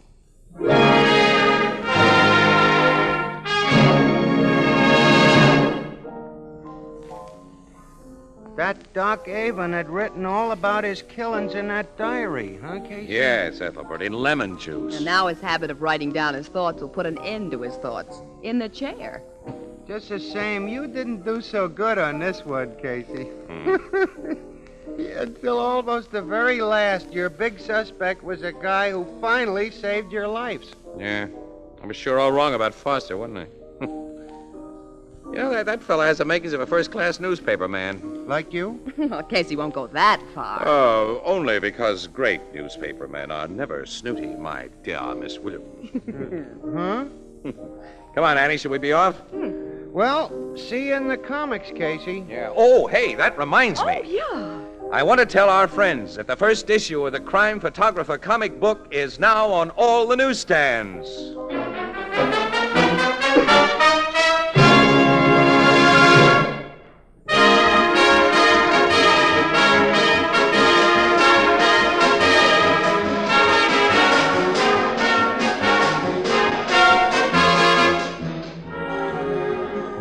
Crime Photographer, starring Stotts Cotsworth as Casey, is produced and directed by John Dietz. Written by Alonzo Dean Cole and is based on the fictional character of Flash Gun Casey, created by George Harmon Cox. Original music by Archie Blyer, and the program features Miss Jan Miner as Anne and John Gibson as Ethelbert. Herman Chittison is the Blue Note pianist. This is Bill Cullen asking you to listen again next week at this same time to another exciting adventure of Crime Photographer. And also inviting you to listen to This Is Nora Drake, radio's thrilling serial romance heard every afternoon, Monday through Friday, over most of these stations. Consult your local paper for the exact time. Both of these programs brought to you each week by Tony Home Permanent, the wave that gives that natural look, and the new Tony Cream Shampoo for soft water shampooing, even in the hardest water. Next Saturday, be sure to tune in the Gillette broadcast of the annual running of the Kentucky Derby from 6:15 to 6:45 Eastern Daylight Time over most of these stations.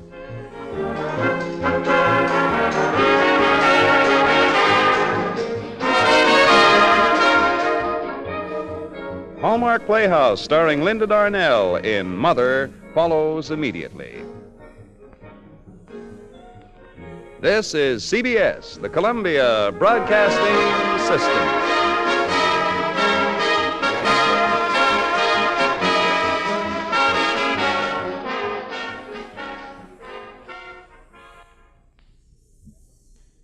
The Anchor Hocking Glass Corporation brings you Crime Photographer.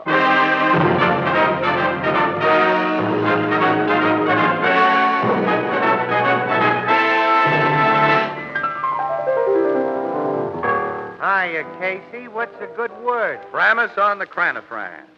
Framus on the cranifran. Huh? Hey, what kind of talk is that? That's double talk. Huh, Tony? Well, I don't know anything about double talk, but I know good single talk when I hear it. What's good single talk? Well, straight facts like this. Anchor Hocking is the most famous name in glass.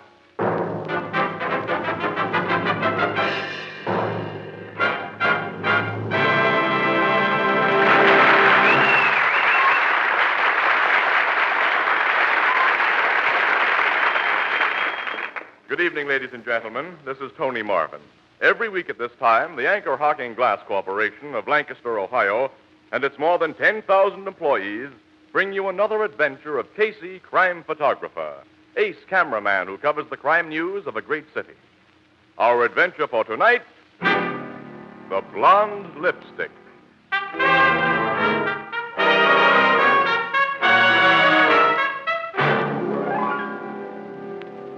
9 o'clock in the evening at the Blue Note Cafe. It's too early for the late crowd, and the daily crowd has gone on to dinner. The place is practically deserted when... Hi, Ethelbert. Greetings, Ethelbert. Casey, Miss Williams. 2 bottles of beer, pal. Coming up. Here you are, Casey. I was hoping you'd drop in. Yeah, why? What's up? Well, there was a dame looking for you. A dame? Who was she? I don't know her name because she didn't mention it, but she really wasn't no dame. She was class. Class of 1898? Oh, no, Miss Williams, she was young. And when I say a girl has class, I mean she had... Well, it's not what she had, it's the way she used it. You know, class. I take it, Ethelbert, she was good looking. Yeah. What'd she want with me? I don't know, Casey. Not that I didn't inquire. She comes in and asked me if I would point out Casey, the photographer for the Morning Express. Uh-huh. With a note of regret in my voice, I says I would if I could, lady, but Casey ain't among those present. Oh, then you probably said, is there anything I can do for you, lady? Yeah, how'd you know? Well, you told me she was very pretty. Sure. Oh, now, wait a minute, Casey. I wasn't trying to cut in on you. I only asked her, is there anything I can do for you? And she says to me, oh, no, I wanted to see Mr. Casey. It's rather personal.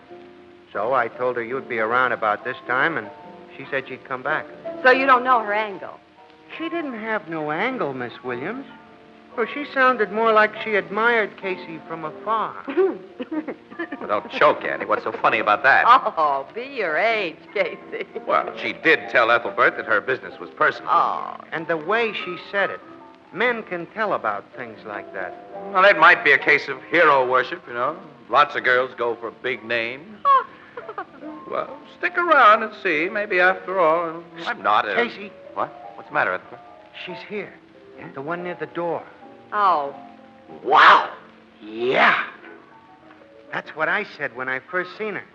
Shall I call her over? Ethelbert, do not delay fate. Okay. She sees me. She's coming over. Annie, how do we look? Oh, nothing wrong that a tailor and a barber couldn't fit. Right here, miss. This is Mr. Casey I'm pointing to, but I didn't get your name. My name's Laura Neely, Mr. Casey. I hope you'll excuse me, but I just had to meet you. It's a pleasure, Miss Neely. Oh, this is Miss Williams, an acquaintance. Yes. Mr. Casey has no friends. Oh, I read that honest newspapermen can't afford to make friends. Oh, you're just as I pictured you, Mr. Casey.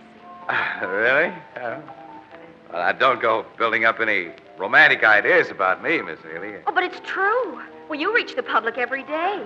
You have great power for good or evil, for influence. Oh, for goodness sake. You wanted to see me about something? Something personal, Miss Neely? Oh, yes, Mr. Casey. It's very personal to me. Oh, that's all right. You see, I want some publicity. Publicity? Oh. You see, I'm working for a certain charity, Mr. Casey, and I know that if you give me publicity with pictures in the newspaper, I'm bound to collect a lot of money. Yeah, I'll bet. Don't you think, Mr. Casey? Not at the moment, Miss Neely. I think Mr. Casey is nursing a case of severe disappointment. Pardon me? Is that what you've been hanging around for, some free publicity? Oh, but it's not for myself, Mr. Casey. It's for a worthy cause. Oh, I know, the old story. How do you want your picture, in a bathing suit? Oh, Mr. Casey, you don't understand. This is a very worthy cause. Oh, I know, yeah. Sure, yeah, getting a picture in the paper is the first step in interesting some movie producer. No, I'm sorry, Miss Neely, no go. Oh, you really got me all wrong. Now, I'm sure you've heard of the City Welfare Fund, and I thought that as a newspaper What did you say? I'm working for the City Welfare Fund. I think everybody should help, Well, and why didn't you say so instead of beating around the bush? You mean you'll help? Well, I'll be glad to help with the City Welfare Fund anytime. Oh. But every newspaper's collecting for the fund. What's your special angle? Well, you know how people are, Mr. Casey. They intend to send a contribution, but they just never get around to it. But I call on them after work, and they're glad to give. Would you give all your time to collecting? Oh, as much as I can. You see, I work for the Stevens Electrical Company. After work, I visit people evenings. That's not a bad angle, you know? Look, I'll do a series of shots of you getting donations from prominent people. Annie, look, how does this strike you? I'll snap Laura getting a donation from Logan behind his desk at police headquarters. I'm filled with enthusiasm at the novel. Good, we'll start right here and now. Come on, Ethelbert, kick in.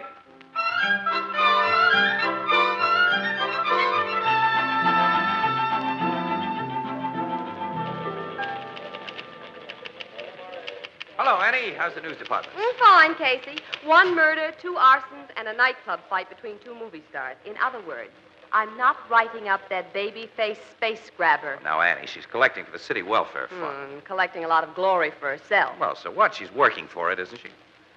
Every newspaper guy I sent her to has made a donation, even though he'd already given before. You know that Laura's collected over $10,000 already? It must be that perfume she was sporting. Twilight in Paris. Guaranteed to land your man. Oh, look, why don't you give the gal a break, Annie? She's okay. Oh, is she? Well, I've tried, Casey, but I don't go for her. Well, why not? The way you hate her. I don't hate her. All right, the way you dislike her, then. Well, there isn't any reason for I it. knew I'd dislike her before I met her. That's what I mean. Williams, city room, police desk. May I speak to Mr. Casey, please? Yeah, just a moment. For you, Casey. Huh? For me? Oh, don't get up, Annie. Hello, Casey speaking. My name is Thomas Stevens, Mr. Casey, president of the Stevens Electrical Company. It sounds familiar, Mr. Stevens, but... Miss Laura Neely is my secretary. Oh, yes, Laura mentioned you. And she told me about you, Mr. Casey. You've been helping her collect funds for the City Welfare Fund? Well, Laura does all the work, really. But you're very much interested, aren't you, Mr. Casey? Naturally, I want to see the fund get as much as possible. Then I'd better tell you, Mr. Casey, I really don't know whether I should call the police The police? What happened?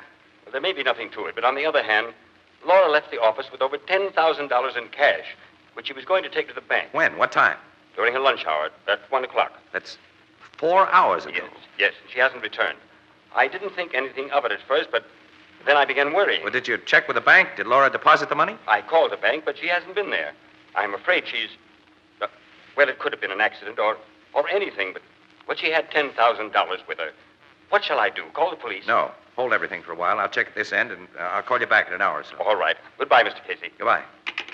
Hey, I only heard your side of the conversation, Casey, but it doesn't sound good. Should say not. Laura Neely left her office for the bank with more than $10,000 in donations at 1 o'clock. It's after 5 now. She never got there. Check the bus and railroad terminals. Huh? Hey, wait a minute, Annie. That's unfair, really. Laura wouldn't run off with that dough. So I'm catty. But where's Laura? And more important, where's that $10,000? Yeah, that's what worries me. Laura could have been followed and robbed. Casey, I'm working a police desk, remember? I'd be the first one to get a report on a robbery or assault. Well, she might be hurt, Annie. She may be unconscious in some hospital right now. You know I get the accident reports, too, and nothing doing, Casey. Now, you better start thinking up excuses. Excuses for what? I'll state the case as simply as I can. You meet a girl at the Blue Note. You don't know a thing about her. Wait a minute. If I can't judge a person's character after all these years... Stick to men, Casey. You don't know a thing about women. I should know. I haven't been able to teach you a thing. Like what? Well, we'll go into that some other time. Right now, you've accepted a strange girl at face value. You introduced her to all your newspaper friends. You practically forced them to give her money. What does that make you with all the boys? The biggest sucker in town. Well, I'll still bet my last dollar that Laura's honest. Face the facts, Casey. You were taken for a ride. Now, what are you going to tell the boys? Nothing. Well, they'll be telling you plenty. Well, not until they find out. Look, so far, her boss, Stevens, is the only one who knows that Laura's missing. That gives me a chance to find her. Well, you'll need police help. Yeah. Yeah, I guess I will at that. Well, I'll ring up Logan. Oh, look, Annie, give me the phone. I'll talk to him. Maybe you better let me do it. You did get Logan to pose for a picture with Laura. And it won't look very well when the story breaks. I'll take my own medicine if I have to. Still not sold on the idea that Laura ran out, though. Hello, police headquarters. Hello, Logan. This is Casey. Now listen carefully and save your comments until I'm through. Laura Neely has disappeared with over $10,000 she collected.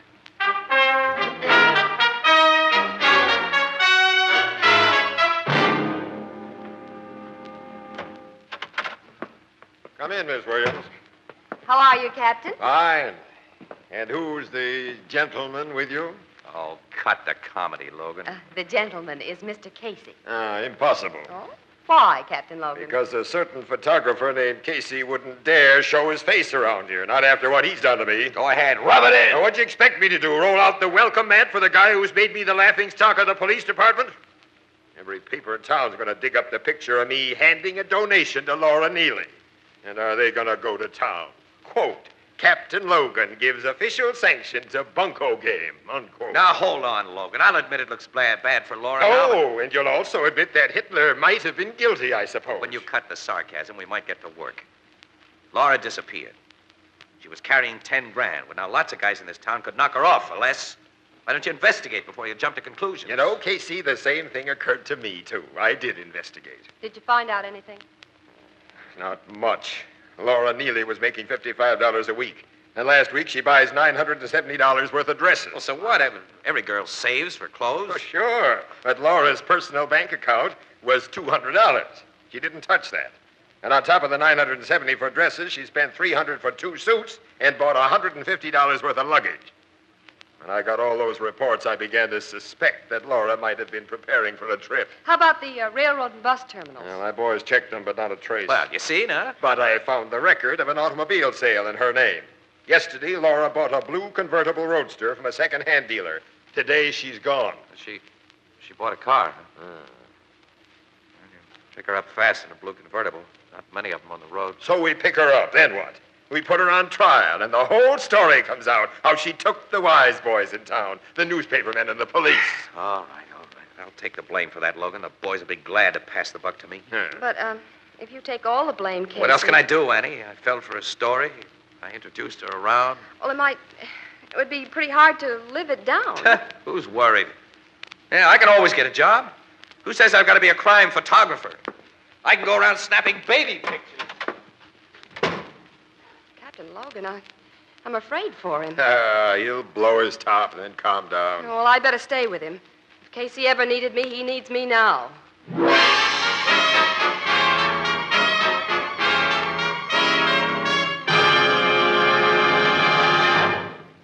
Our story will continue in just a moment. Say, Tony, who collects and returns all the empty beer bottles in your house, you or Junior?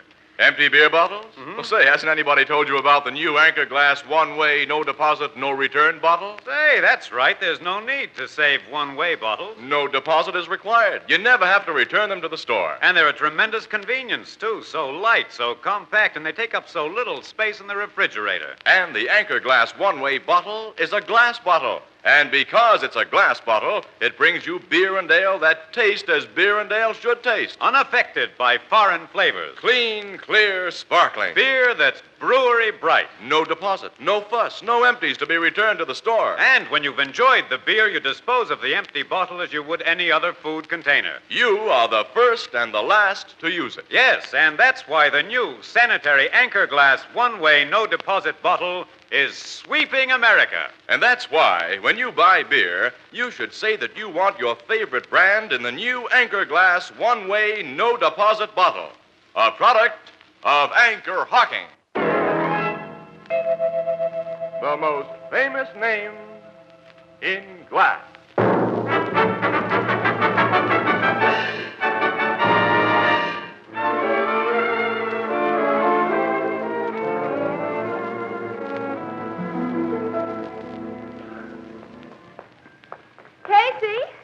Casey, wait. Sorry, I'm in a hurry, Ann. Oh, now, Casey, I'm going with you. Why should you? Well, I've helped before. I don't need any help. I'm sorry, Annie. What are friends for? Thanks, kid. Wasn't I always? Sure. Thanks, Casey. Now, what are we going to do? Got to find that blonde.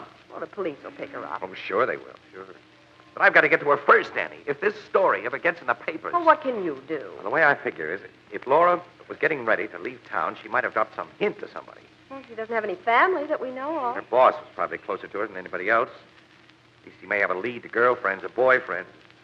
I'm going to call on Thomas Stevens right now.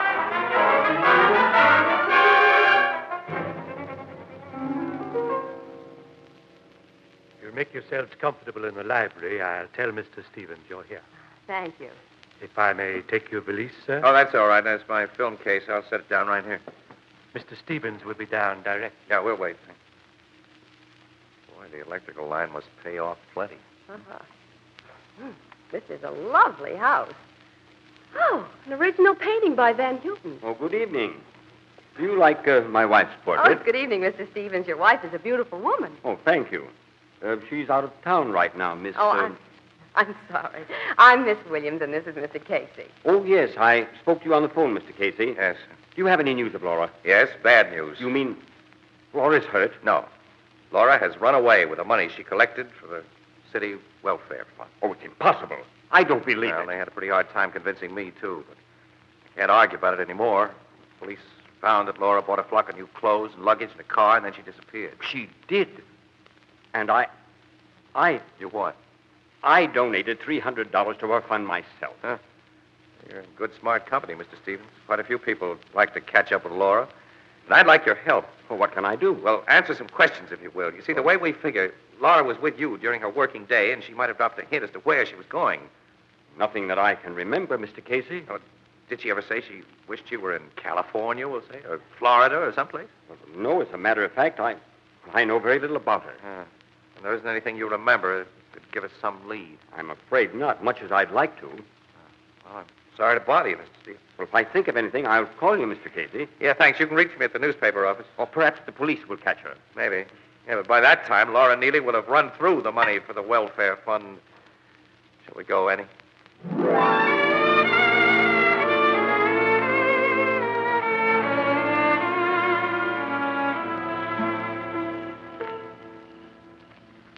Well, visit was a complete bust. Oh, I don't know about that. What do you mean? Stevens didn't know a thing. So he said. Come on, let's get into the car. Here we are. Go ahead, Annie. Okay. Now, will you please tell me why you think Stevens knows something? Casey, I've got something I want to show you. Switch on the dashboard light. Huh? All right, here it is. Now, what do you think of this? Well, what it...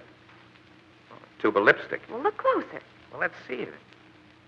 All right, I still think it's lipstick. Of course, but it's strawberry lipstick. Get it? Strawberry, huckleberry, raspberry. What difference does it make? Oh, none to a man, I guess. But this is the lightest shade of lipstick made. It's used by very blonde women. Well, keep talking. You remember when I sat down on the couch? Well, I found this lipstick between the cushions. That shows that Laura was in Stevens' library recently.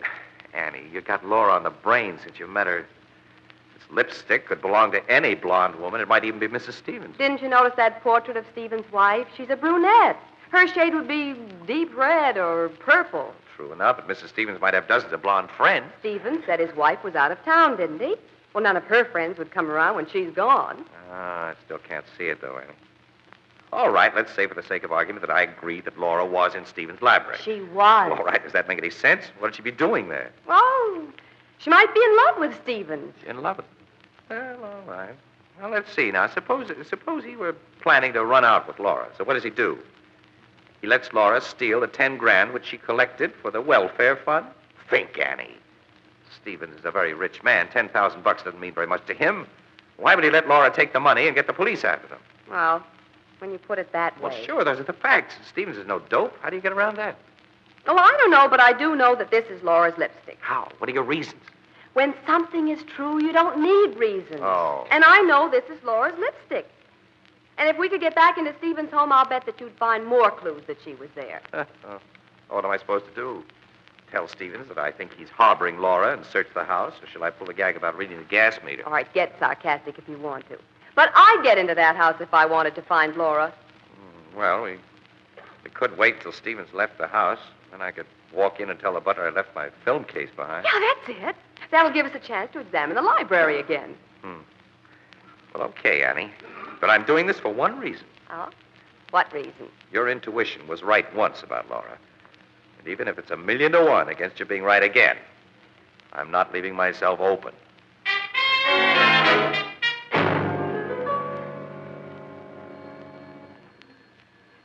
You're sure that was Stevens in the car which left? Yeah, I got a good look at him. He's gone. Okay. Good evening.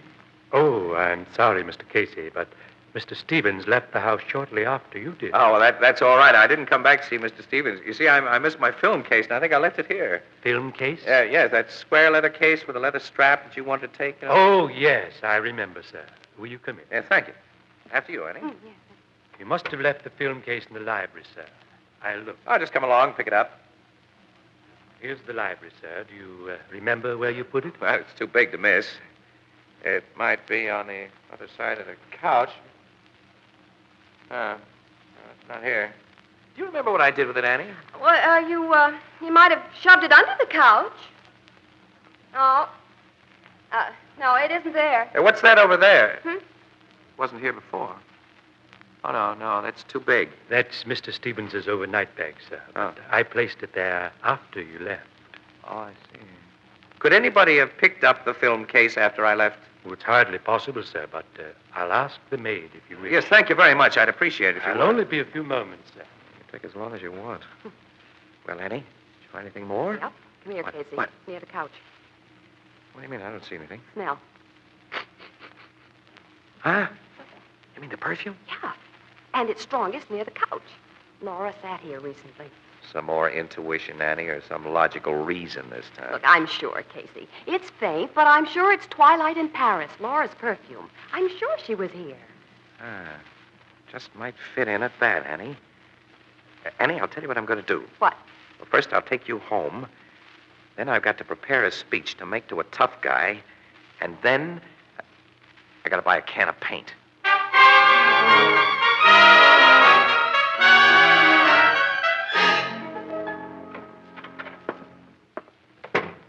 You're late, Tom. I had to be careful driving up here, Paula. Where's Laura? In the cabin. Did she give you any trouble? Everything went like we planned. She came to the house with some papers from you, and I offered her a drink. That stuff you put in the liquor kept her out cold. And nobody could possibly have seen you put her in the car? Nobody. All the servants had the day off. Fine. All your friends, Paula. I must have told 1,000,000 people that my wife is out of town for a few days. This summer cabin of ours is certainly out of town. Where's the blue convertible roadster you drove up? In back of the fence, naturally. It can't be seen from the road. Every policeman in the state is looking for that car. Tom, how did it go in the city? Did the police accept the fact that Laura bought the car and the clothes with the welfare fund money? They swallowed it hook, line, and sinker. The blonde wig was an inspiration, Paula. Buying stuff in Laura's name wouldn't have been enough if you didn't fill her general description. So they accepted the story exactly as we built it up. Yes, I have from that newspaper photographer, Casey, that the police are convinced it was Laura who bought the car and the clothes with the fund money. Good. And now when Laura is found dead... Paula, we have to kill the girl. After all, it's not her fault that I carelessly left my second set of books on the desk. What difference whether it's her fault or not? She did see the books, and she does know that you didn't pay nearly $1 million income taxes. I wish I hadn't listened to you, Paula. Don't be a fool, Tom. They'll send you to jail, and think of me. But to kill. Look, Paula, that's murder. Tom, we can't take chances. If you had to pay fines on the $1 million you held out, we'd be ruined. And you'd go to jail. Oh, no, Tom, I couldn't stand the disgrace. Well, I don't like it, Are Paula. you falling for her baby face, too? Well, I'll take care of her. I've got too much to lose if... Tom, what's that? All right, put up your hands, both of you. Tom! Sergeant Hahn, State Police. Keep 'em covered, boys. Look in the back room. A guy named Casey said we'd find a beautiful blonde around here.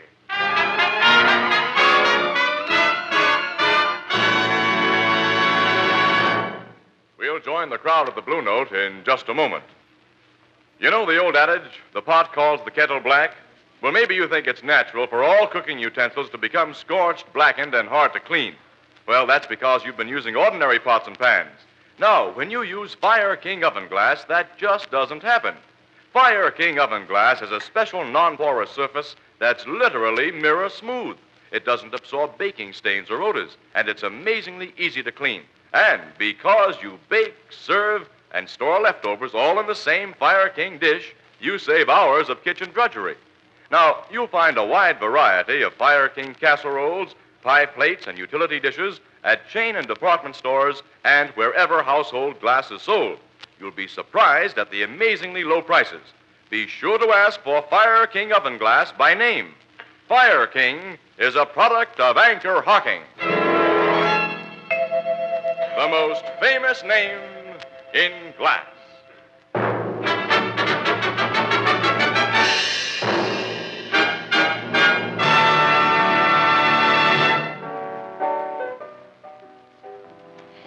Casey, I'm just about to bust with curiosity. Yeah, me too. Goodness, Annie, doesn't your feminine intuition supply the answers? All right. So I was wrong about Laura. I know that Mr. and Mrs. Stevens are under arrest, and that Laura is coming back with the money for the city welfare fund. Casey, Miss Williams. Here comes Laura now. Oh, Mr. Casey, you saved my life. You got the police to Stephen's cabin just in time. Well, I could kiss you. Well. I was just getting ready to like you. Oh, I'm so excited I don't know what I'm saying, Miss Williams. I sure thought I was a goner when I laid there tied up and Mr. and Mrs. Stevens talking about killing me. And everybody thought I had stolen the fund money. Except Mr. Casey, of course. Well, there were moments when I had my doubts. But to give credit where it's due, it was Anne who spotted the lipstick and the perfume odor in Stephen's house. Which started you off on a train of thought. Sure. That and the fact that when we came back with a phony excuse, I saw that Stephen's bag was packed for a trip. Yeah.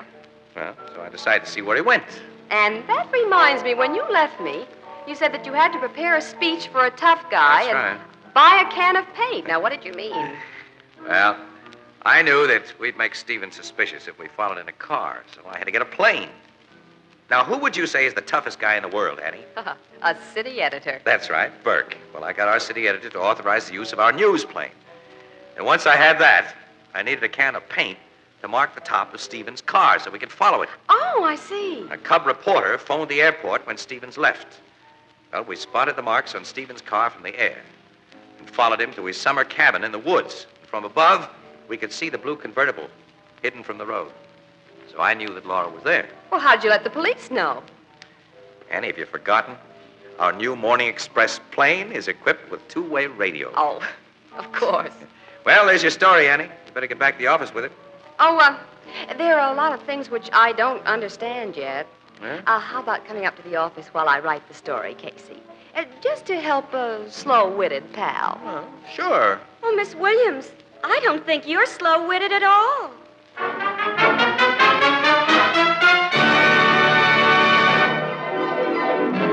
Crime Photographer, starring Stotts Cotsworth as Casey, is brought to you each Thursday by the Anchor Hocking Glass Corporation, makers of Fire King Oven Glass, Anchor Glass Containers, Anchor Caps and Closures. All products of Anchor Hocking, the most famous name in glass.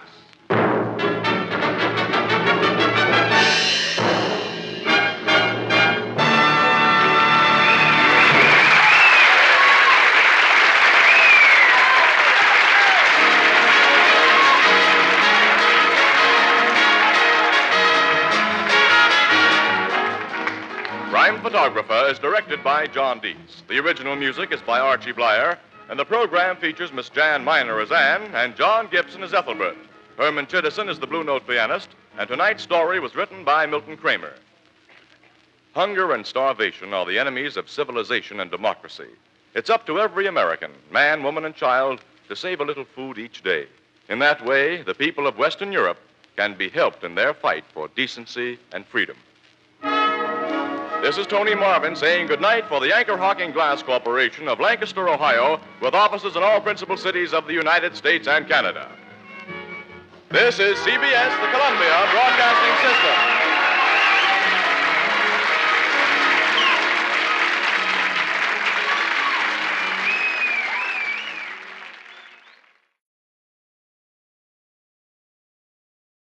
The Anchor Hocking Glass Corporation brings you Crime Photographer.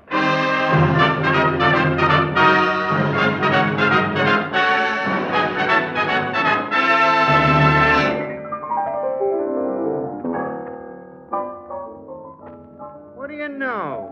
The Valentines are coming in already. And here's one addressed to man's best friend. Well, that must be for you, Ethelbert. And here's one addressed to a great snooper. And that must be for you, Casey. And here's one addressed to the most famous announcer, the man you can always count on. I wonder who that could be. I wonder. Oh, I get it. They mean you can always count on me to say, Anchor Hocking, the most famous name in glass.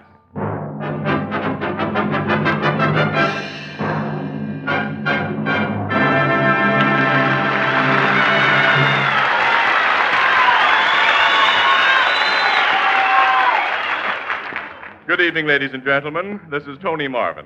Every week at this time, the Anchor Hocking Glass Corporation of Lancaster, Ohio, and its more than 10,000 employees bring you another adventure of Casey, Crime Photographer. ace cameraman who covers the crime news of a great city. Our adventure for tonight, Key Witness.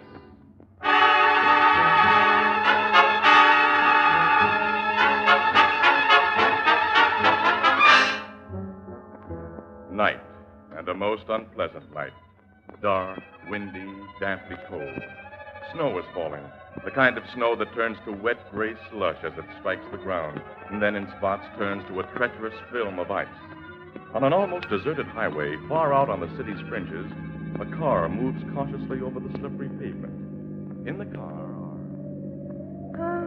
Had to be our luck to draw an out-of-town assignment on a day like this, Casey. Yeah, the day part of it wasn't so bad as just coming back at night. I'm not familiar enough with this road, and I can't see. Well, Casey, there's a big electric sign just ahead. I think it's on a roadhouse.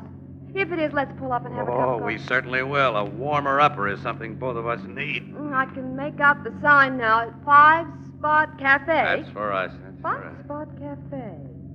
Seems I've heard of the place. Yeah, the name's kind of familiar to me, too, but I can't remember. Well, I guess we drive in here, huh? Yeah, there's a big parking spot. Yeah. Good spot for our bus right here.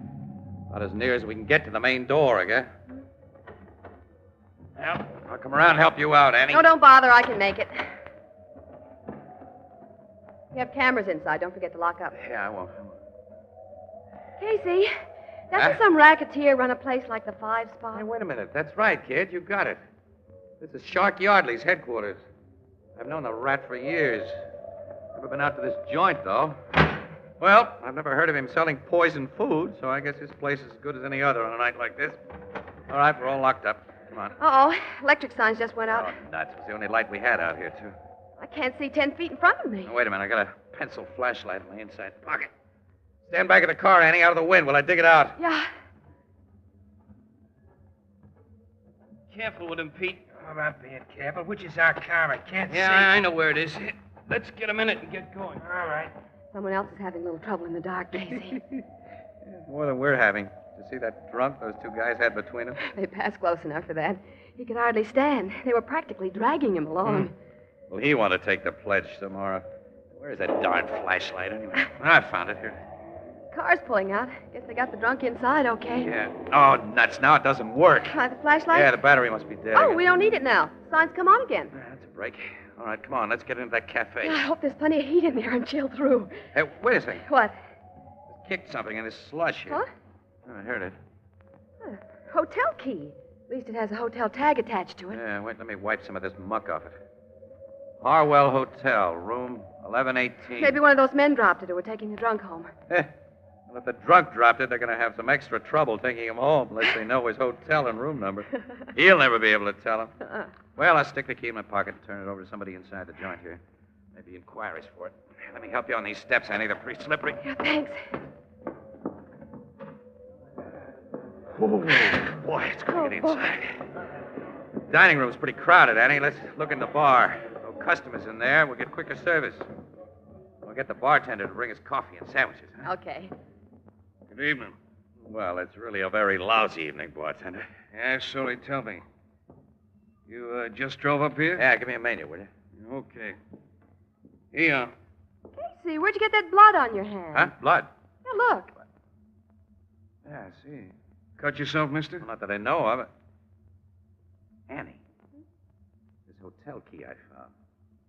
I thought it was simply wet with slush and snow. But look at it under these bright lights. Tag is streaked with blood. Hey, you found that key, mister? Yeah, to room 1118, Harwell Hotel. Well, give me it. Somebody might come and ask you for it. I didn't say I found it anywhere near here, did I? No, you didn't. Excuse me a minute, will you? Casey, how did fresh blood get on that key? I don't know, Annie. I don't know why that bartender showed such an interest in it either. I do know this joint belongs to Shark Yardley, who's made quite a few guys bleed plenty. The bartender just went into that back room. Yeah. Annie, I got a hunch we better get out of this place. So have I. Okay, come on. Oh, the door of the back room just opened. It's Yardley, one of his rod men. Well, if it isn't my old friend Casey. Hello, Shark. Well, I never hoped to see you in this little joint of mine. It's so off the beaten track. We newspaper guys get around, you know. So I've heard. Well, I want you and the lady to have a drink with me. in my private office. Oh, thanks, Shark, but we're in a hurry. But I must insist you step into my private office. I want to talk privately to you about a key. I think I see the outline of a gun in your pocket. Casey. Shall we go to my office? All right, come on, Annie. Thank you. And be very quiet. There are guests in my dining room I wouldn't want to stir. Yes, come right in.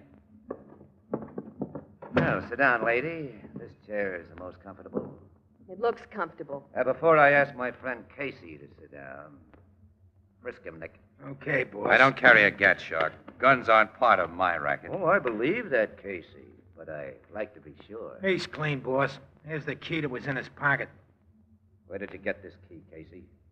You undoubtedly know that I picked it up in your parking lot. You mind telling me why it's so important to you? You've no idea? No. I'm just a dumbbell. Because I don't believe you're a dumbbell, I'm keeping you here for a while.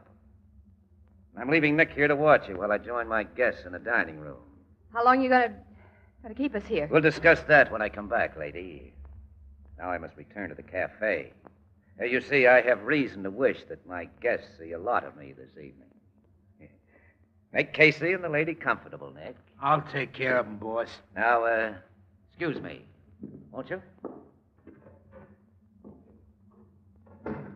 Looks as though we've walked into something, Casey. I'll say we have, Annie, and without our galoshes on. Yeah, and you ain't walking out of it neither.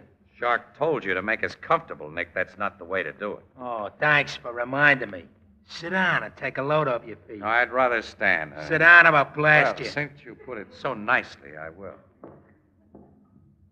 What made the electric sign on this joint go out a while ago, Nick? Huh? Oh, did the sign go out? Yeah, just long enough for two guys who were propping up a third guy to get him into a car and drive away. You saw them guys, huh? Well, I think your boss figures we did. The third guy wasn't just drunk, was he?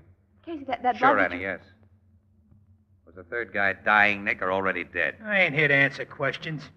Maybe the boss will before you leave us. I wish you wouldn't talk like that. Can't take it, huh? Well, it isn't easy to take, you know. Say, Shark said he'd stand us a drink when he brought us in here. I see a bottle on his desk there. 100 proof, too. Do you mind? Keep your mitts off that bottle. Say, look, the least you can do is let a guy have a drink. I need it, fella. To buck you up, wise guy? To brace you for what's coming? Well, put it that way if you want to. Look, can I have a shot, huh? Okay. Oh, thanks. Wait a minute. Huh? What? Tilt that bottle slow and easy into one of them glasses. You try to lift the bottle or throw it, I'll plug you before it leaves your hand. I won't take any chances like that with you, Nick. This suits you all right? So far. Now put the bottle down. Yeah, just as you say. You poured a stiff one for yourself, didn't you? Yeah, I need it. Well, ain't you offering the lady none? I don't want anything to drink. And I don't want anything to drink. He threw that whiskey in his eyes, Casey. That's right, 100 proof stuff, too. All right, I've knocked him cold, Annie. I got his gun. Give it to me. Here. Tap him gently on the head with it so he'll stay out till we make our getaway. That'll do it. We can't go out this door through the bar. Come on, there's a window here. Only a short drop to the ground. Come on, you first. Okay. All right? Yeah, all right. Come on. Right with you. Now let's get to our car, the nearest police station.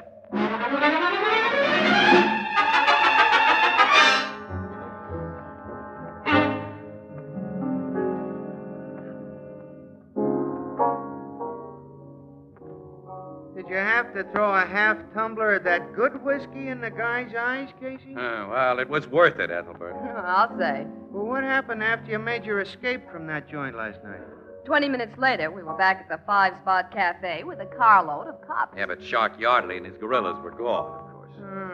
How you figure blood got on that key you found? The body of Chuck Trumbull was found in a vacant lot way over on the south side this morning. Chuck Trumbull?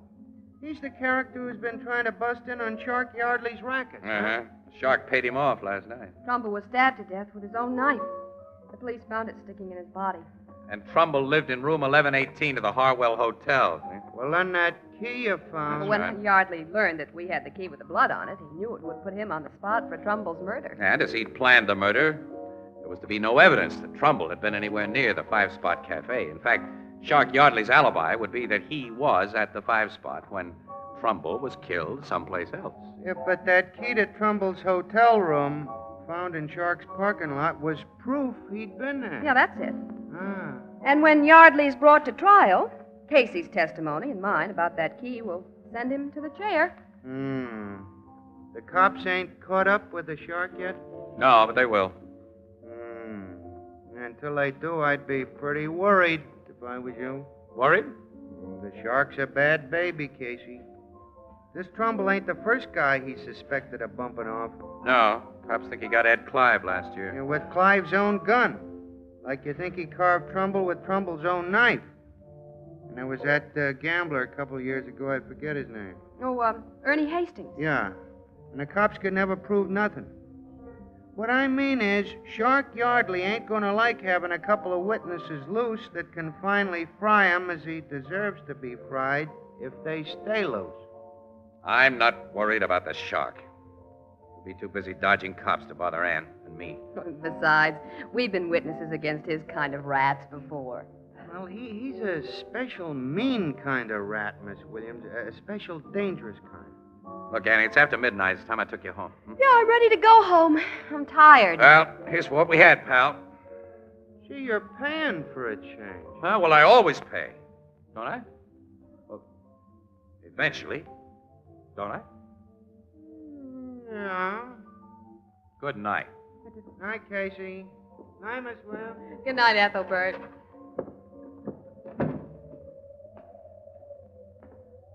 Casey, Ethelbert may be right. Shark Yardley might try to put us out of the way. Oh, he and his mob have got to keep themselves under cover, Annie. Yeah, but look, tomorrow morning, I'm going to ask headquarters to put a guard on you for a while. How about you? Oh, I can take care of myself, all right. Well, so can I. Now, wait a minute. Women are different. Really? I wasn't sure you were aware of that. Huh? What do you mean? Nothing. Annie, are you getting one of your humors again? It's a woman's privilege to have humors. Hmm. I don't like to discuss nothing but the latest crimes and the newspaper business with you all the time and sit around and be the same as Ethelbert and Captain Logan. Oh, you couldn't be the same as Ethelbert and Captain Logan. Not quite, because my hair is longer and I wear skirts. Well, okay. So your hair's longer and you wear skirts. And that's that. And that's got to be that. I'm not going to lose a pal. Meaning me. Meaning you. I'm beginning to hate that word pal. What's the matter with it? I like it. I like what it stands for, too. Well, come on, the car's across the street. Let's cross over right here. Huh? Okay. Now, look, getting back to Shark Yardley. Sure, there'll be no danger from him for a while, Annie, if ever. The heat's on him heavy, and he's got to lie low. Casey, that car! Jump, Annie! It only missed us by hair. If you hadn't pulled me out of the way, I Fool would... driver swerved way across the center line, as though he were trying to run us down. Then he kept right on going. Yeah, well, I think he did try to run us down, Casey. Huh? Yeah, I got to look at that driver. And I'm sure he was Shark Yardley.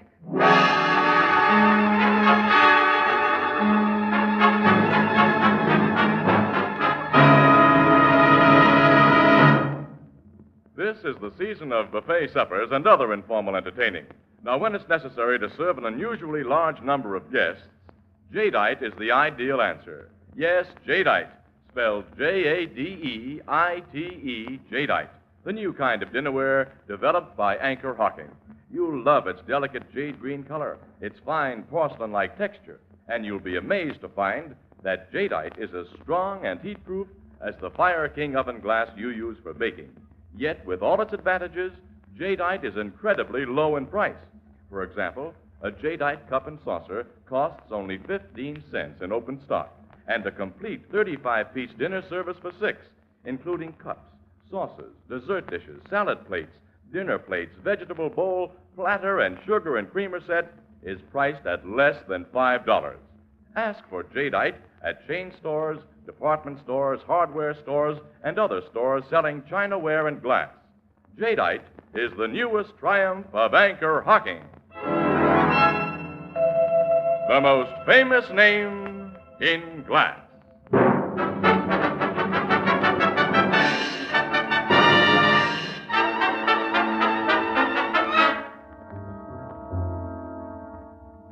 Don't argue with me, Casey. Both you and Miss Williams get police bodyguards from now on. Well, after what happened half an hour ago, Captain Logan, I'm delighted. Well, I'm not, and I won't stand for it.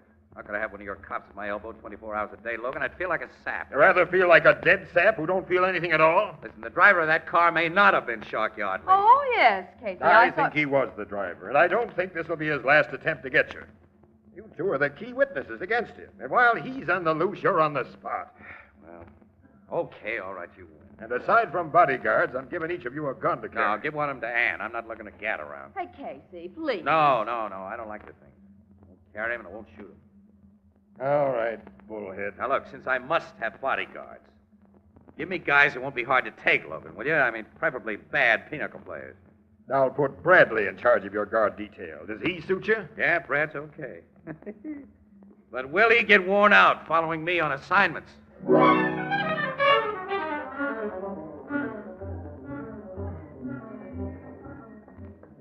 on, hurry up, Brad. City desk said there's a rest job. We left my car down the street here. Oh, where are we going now, Casey? City Hall. An appointment assignment to take pictures of the mayor's newly appointed park commissioner. Say, you get all the dirty work?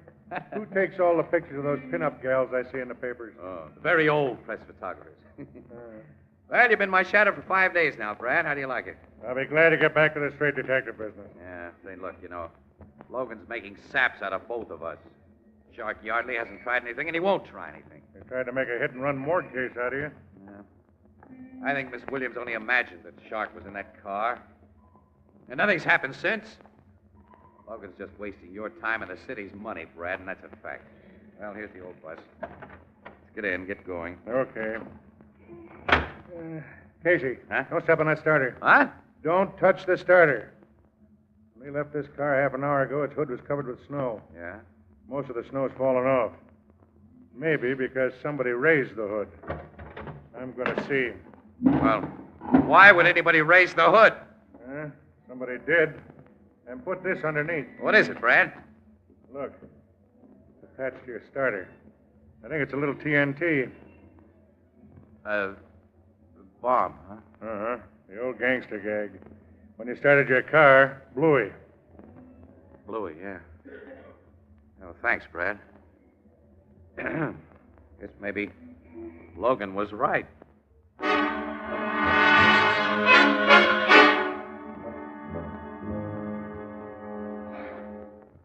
Okay, Logan, all right. I've been the sap and you've been the wise guy. You finally think so? Well, don't rub it in now, pal. Why not? Even after Bradley found that bomb in your car 2 weeks ago, you gave me an argument. Since then, a 45 slug's gone through your head and a knife's been thrown at you. I know. But still, you argued. All right. Even with all the luck of the Irish you got, you should be dead by now. Well, my luck can't last forever again.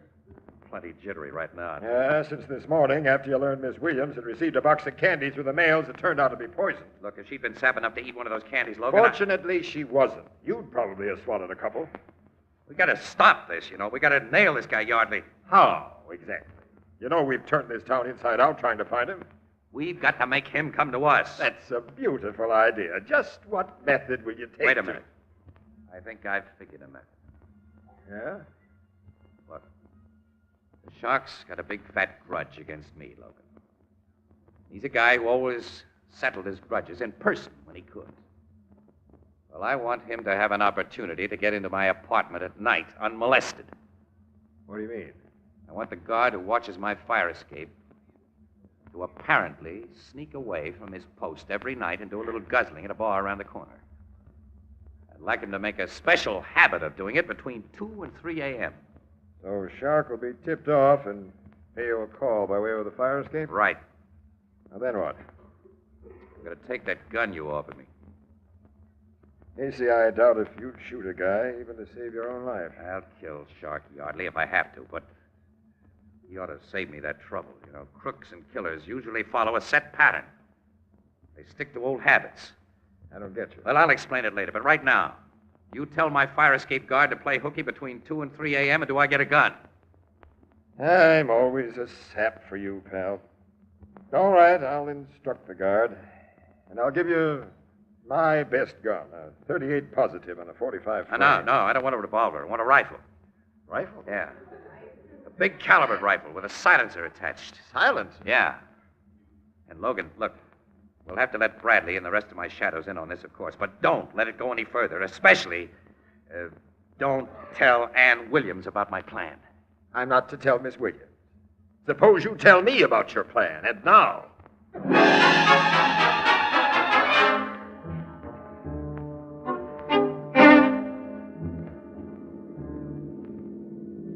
Well, okay, Brad. Here's the old homestead again. Time to go through our usual routine. Yeah, well, I don't like the routine that's become usual during the last week, Casey. Yeah.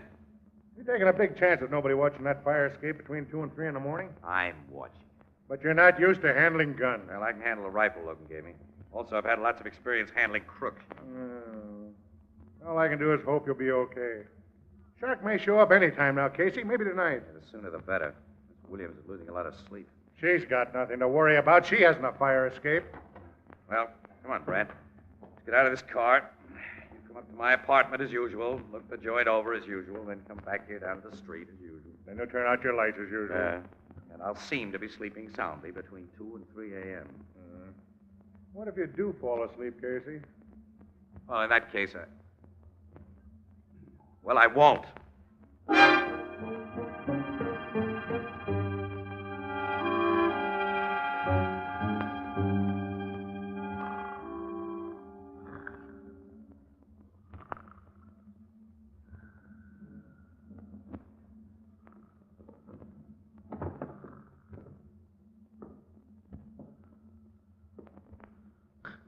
What? Who's there? Who's behind that flashlight? Only me, Casey. Shark. Don't reach for that gun beside your bed. Guess I won't. Don't. Turn that table lamp on so I can see you and that gun a little better. Okay. Thanks. Well, you look like just the same sap who butts into things he should keep away from. Oh, that gun of yours. Nice high-powered rifle that can make a big hole in a guy. Why the silencer on it? Well, they had the attachment when I got it from the cops. Wasn't that nice? The revolver I brought along has a silencer, too. But I always like to use the other fellow's weapon if he has one. If I'm unlucky and fall into a pinch, a good lawyer may convince a jury that the other fellow was a suicide. You're going to shoot me with my rifle? Yes, Casey. After I've made sure it's loaded. It is. And now... Don't, Shark. Yellow, aren't you? Afraid to take it? Put down that gun. Putting the muzzle against your head, the cops will be sure this was a suicide. It will be if you squeeze that trigger. You're suicide. What do you mean? You looked to see if it was loaded. It is. You didn't look to see if the barrel is clear. It isn't. It's been plugged. So the shell in the chamber will blow up the gun. Yeah, this is a bluff. You can't get away with it. It isn't a bluff. Nuts. Take what I came to give you. You snapped the trap yourself, Shark. And I can't say I'm really sorry.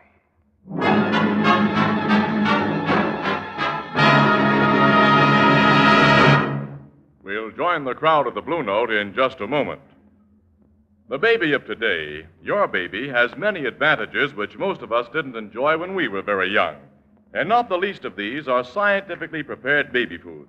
These baby foods make it easy to provide a nourishing, well-balanced diet. They save the young mother countless hours in the kitchen. But to take full advantage of the convenience of prepared baby food, be sure to insist on glass jars. For with a glass jar, you can heat and serve baby food and reseal it to store leftovers all in the original container, saving endless extra hours of work each week. And then, too, there's the matter of cleanliness. Glass jars are completely sterile. They protect baby food perfectly both before and after opening. Most of the better brands of prepared baby foods are packed in Anchor glass jars and sealed under vacuum with easy-to-open, easy-to-reseal Anchor caps. Both products of Anchor Hocking. The most famous name in glass.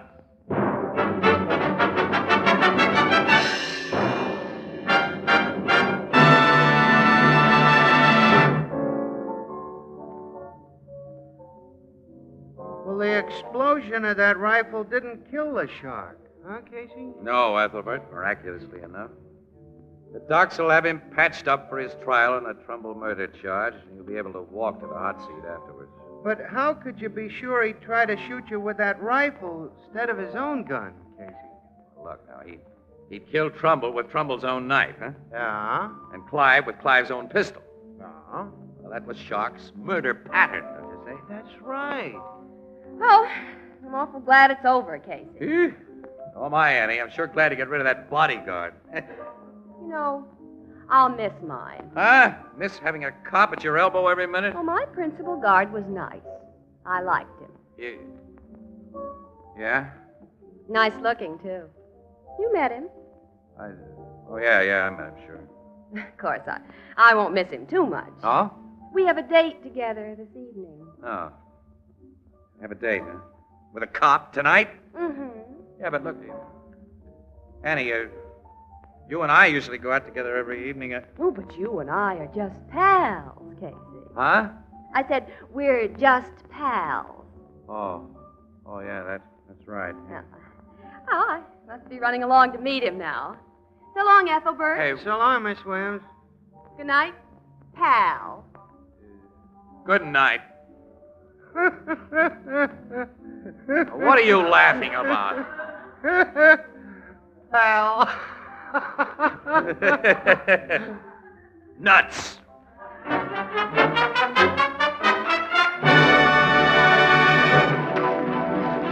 Crime Photographer, starring Stotts Cotsworth as Casey, is written by Alonzo Dean Cole. It is brought to you each Thursday by the Anchor Hocking Glass Corporation, makers of Fire King Oven Glass. Anchor glass containers, Anchor caps and closures. All products of Anchor Hocking, the most famous name in glass.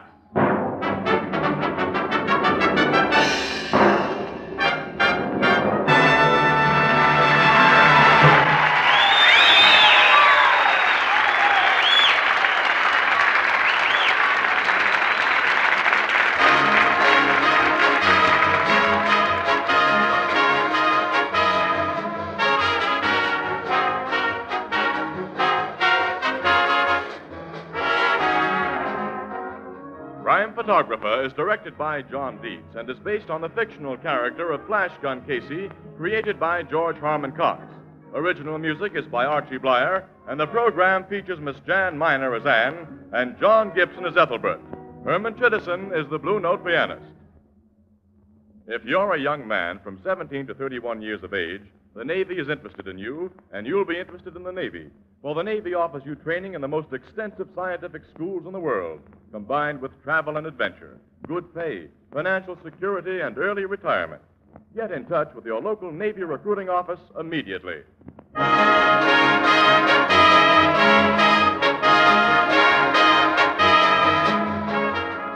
This is Tony Marvin saying goodnight for the Anchor Hocking Glass Corporation of Lancaster, Ohio, with offices in all principal cities of the United States and Canada.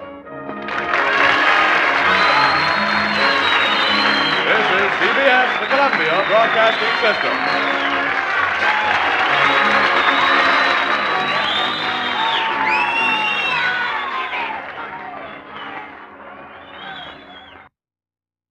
The Anchor Hocking Glass Corporation brings you Crime Photographer.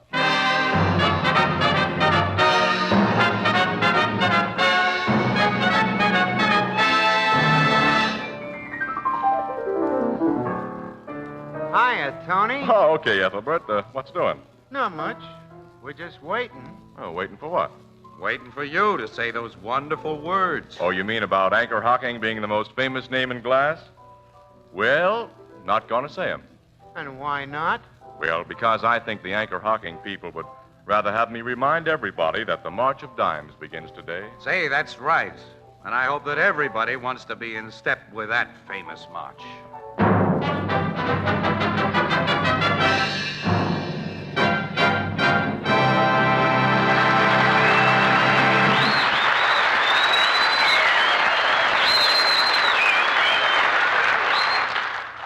Good evening, ladies and gentlemen. This is Tony Marvin.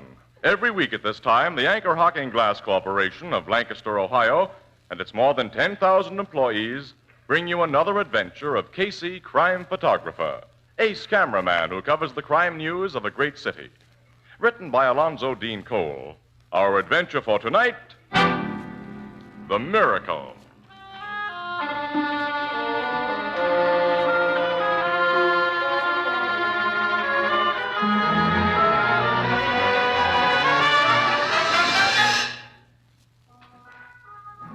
Late afternoon, the richly furnished master bedroom of an imposing mansion.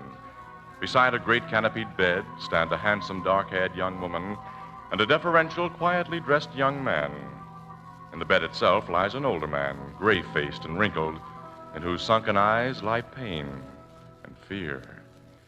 In a voice that quavers with weakness, he says, Shouldn't that doctor be here by this time? It's less than half an hour since Mr. Weldon telephoned him, Father. Less than half an hour. That means nothing to you, Marion. You have years of life ahead of you. The doctors say I have only a few months at most. Weldon, you really believe this new doctor can save me? Dr. von Tellberg has accomplished some remarkable cures, Mr. Blaine. I have great faith in him. I should have sent for him weeks ago instead of only today.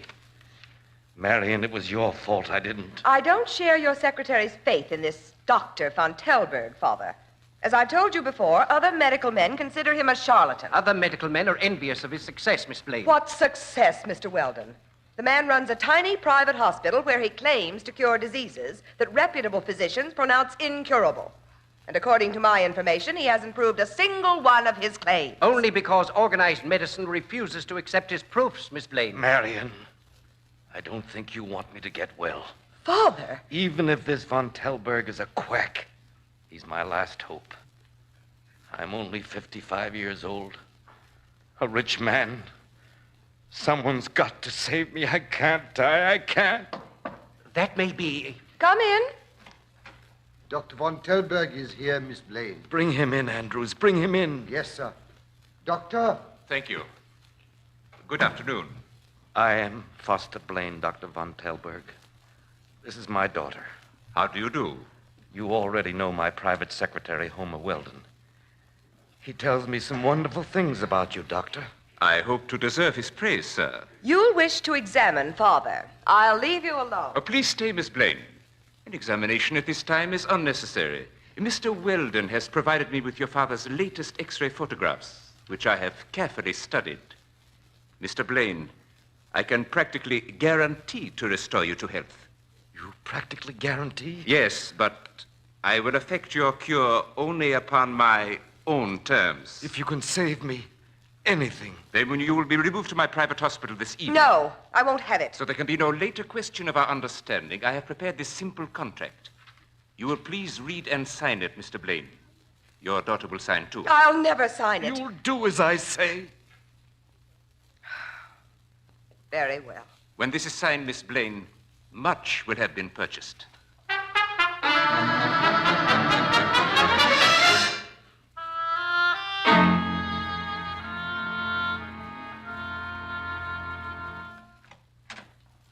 Good morning. Morning. I'm Casey, and this is Miss Williams. We're from the Morning Express. We have an appointment with Miss Blaine. Oh, yes.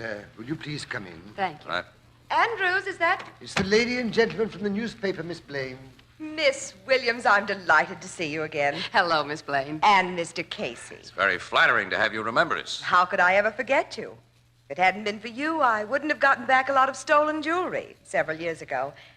And to show my appreciation, I determined that you'd have the first and exclusive story about Dad. Well, we're certainly grateful. I'll say we are, and we're tickled that you have such a story to hand out. A miracle has happened, Mr. Casey. A perfect miracle. Your father's completely recovered? He's a new man. 6 months ago, well, as all of my friends know, I had no hope. I had no faith in Dr. von Tellberg, and thank heaven I was wrong. Wait till you see Father. Well, we're very happy for you, Miss Blaine. Come into the living room and sit down. Father and Dr. von Tellberg will join us. Andrews, ask them to come here, and Mr. Weldon. Very good, Miss Blaine. We've heard of this Dr. Hans von Tellberg. He runs a little private sanitarium out on the edge of town, doesn't he? Yes, you've probably heard, as I had, that other physicians consider him a quack. Well, frankly, that's the general impression. I believed him a charlatan at first. Oh, here's Father now. Father. Andrews just told us your friends were here. You remember Miss Williams and Mr. Casey? Oh, naturally. They did us a big favor once. It's nice to see both of you again. Thanks, Mr. Blaine. Yeah. You look at Dad as though you'd never seen him before. Well, it's been only 2 years since, but the change is astounding. You look like a new man, Mr. Blaine. I've simply recovered my health. And here's the man who restored it to me. Miss Williams, Mr. Casey, Dr. Von Telberg. How do you do? Doctor. Nice to know you. And you've met Homer Weldon, my secretary? At the time of the robbery, 2 years ago. Oh, yes, yeah. Glad to see you again, Weldon. So am I. Thank you. Now, I know you'll want to take pictures and hear the complete story of the great thing Dr. Von Telberg's done for me, so we're at your disposal. Oh, thanks. Mr. Blaine, the last time we saw you, you were living on borrowed time. You looked it. The doctors told us what was wrong with you. Now, well, I just can't get over this. Neither can I, Casey. I've never believed in modern miracles before. Well, Annie, we're looking at one, I think.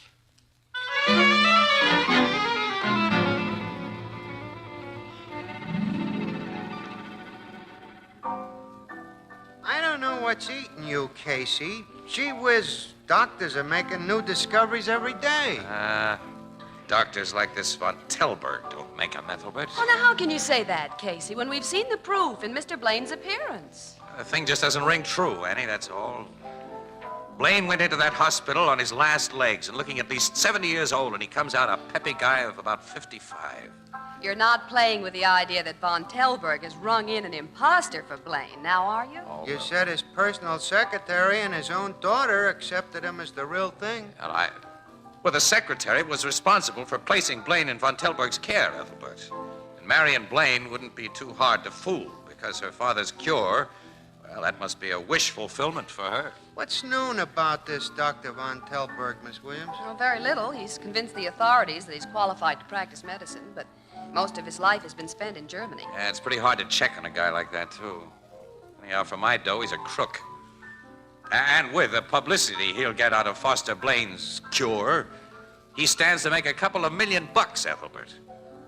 With newspaper stiffs like Miss Williams and me helping him do it. But we've seen evidence of his cure, Casey. Well, he deserves the success we'll help bring him. Maybe. We'll see.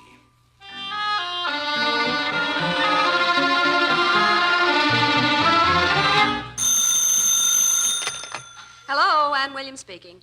This is Marion Blaine. Oh, Miss Blaine, how are you? I'm all right, thanks. And your father? He's just as you saw him last, a month ago. Oh, that's splendid. Miss Williams, I'd like to have a talk with you and with Mr. Casey. A confidential talk. Well, you sound upset. Is anything wrong? No, I don't think so, but can the two of you come to the house at 8:30 this evening? Well, yes. We'll be off duty then. I hope to be alone at that time, except for the servants. I'll expect you. Well, Miss Blaine, what is this all about? I can't tell you over the phone. I mustn't talk any more now. Please come. Goodbye. Well.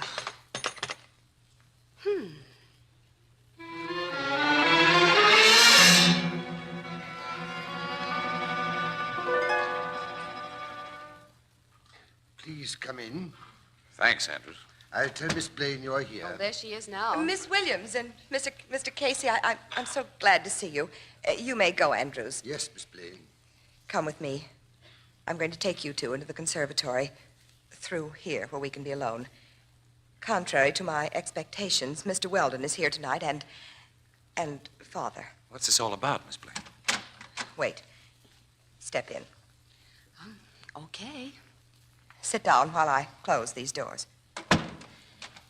To say that you've aroused our curiosity would be an understatement, Miss Blaine. Yeah.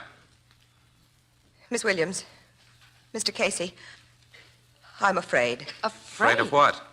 Before I say what I'm compelled to say, I must be sure you will respect my confidence. I shan't be speaking for publication, at least not now. All right, it'll be off the record. Yes, of course. Thank you.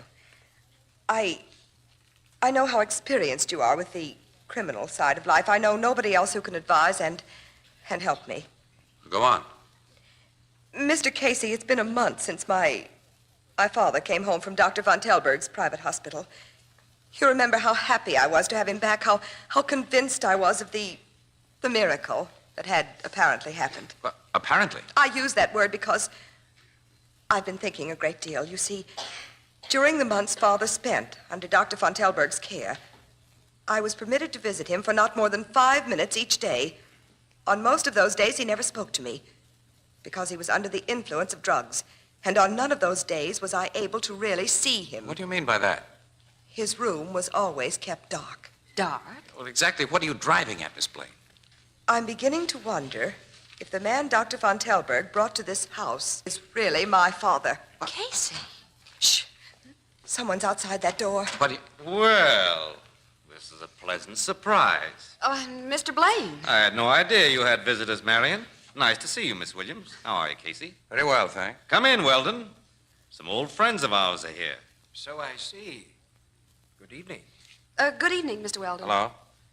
Weldon, tell Andrews to bring drinks out here for all of us. Very well, Mr. Blaine. I hope we're not intruding, Marion. No, of course not. Father. I was sure you'd make your old dad welcome. Were you in the midst of a conversation you wish to continue? If so, don't let me interrupt. We were merely talking about the weather.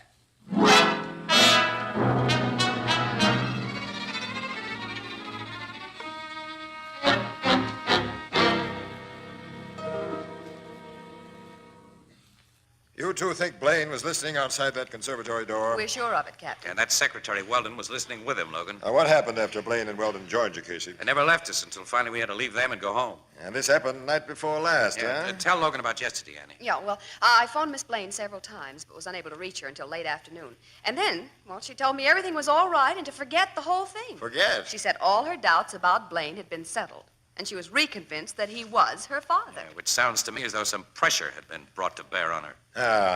Well, it's an interesting story, but in case you've forgotten, this is the Homicide Bureau. What do you expect me to do about it? Prevent a possible homicide by putting Marion Blaine under protection. And investigate a possible homicide. Whose homicide? Well, if the present Foster Blaine is an imposter, what happened to the real one? Look, there's no evidence whatsoever that the present Foster Blaine is an imposter. Good Lord, Casey, the guy's accepted as the real McCoy by people who've known him for years. And what's more important, banks honor the checks that guy draws as Foster Blaine. Because of those checks, the bank honors. There's a couple of $1 million worth of reason for an imposture, Logan. Look, we know that nature never makes exact duplicates. Even twins are different. But everyone is resembled by hundreds of other people. Right. Given 6 months alone with two guys who are closely similar, a clever, unscrupulous surgeon could make one the image of the other. Plastic surgery. Well, of course. And given 6 months of careful coaching by a confidential secretary, the imitator would be well able to pass as the real thing. Yeah, you two may have something after all. I want to have a good look at Mr. Foster Blaine. And take a keen doctor with you, Logan. If any plastic work has been done, he'll know it. I'll take excuse me. Homicide Bureau, Captain Logan speaking. Who? Yeah, I've got it. Go on. Well, keep everyone out of the room. Don't let anyone touch anything there. We'll be with you right away. Goodbye. Now, what was that, pal? What was that? I was talking to Miss Marion Blaine. Marion? Blaine? She's just found her father murdered. Her father? In the same room with his secretary, Weldon. He's an apparent suicide.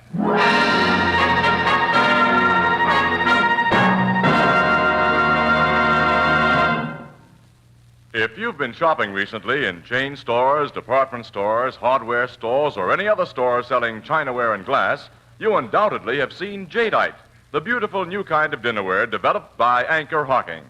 Jadeite, spelled Jadeite, Jadeite. As its name implies, it's jade green in color and has the lovely texture of fine old Chinese porcelain. But its appearance is deceptive, for Jadeite is as sturdy and heat-proof as the Fire King oven glass you use for baking. And here's the most amazing fact of all. Jadeite costs less than half as much as any other dinnerware you can buy. For instance, a Jadeite cup and saucer costs only 15 cents. So why not add new interest to your dinner table by getting a Jadeite dinner service this weekend? A complete 35-piece service for $6 costs less than $5. Beautiful, heat-proof Jadeite is the newest triumph of Anchor Hocking. The most famous name in glass.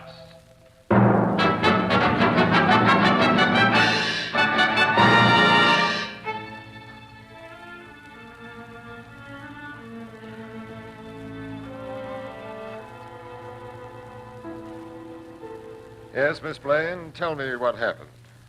When I came down to breakfast, Captain. I found Andrews, our butler, very worried. You tell him, Andrews? Yes, Miss Blaine. I had discovered that neither Mr. Blaine or Mr. Weldon had occupied their bedrooms last night, Captain. And one of the maids reported that the door of Mr. Blaine's study was locked from the inside, and that no one answered her knock. I told Andrews to force the lock. When he did, we saw Father and Mr. Weldon. Allow me, Miss Blaine. Everything was exactly as you found it on your arrival, Captain. Now, let's go back into that study, Casey, and hear what the M.E. has to say. Yeah. You better stay here with Miss Blaine, Annie. Yeah, okay.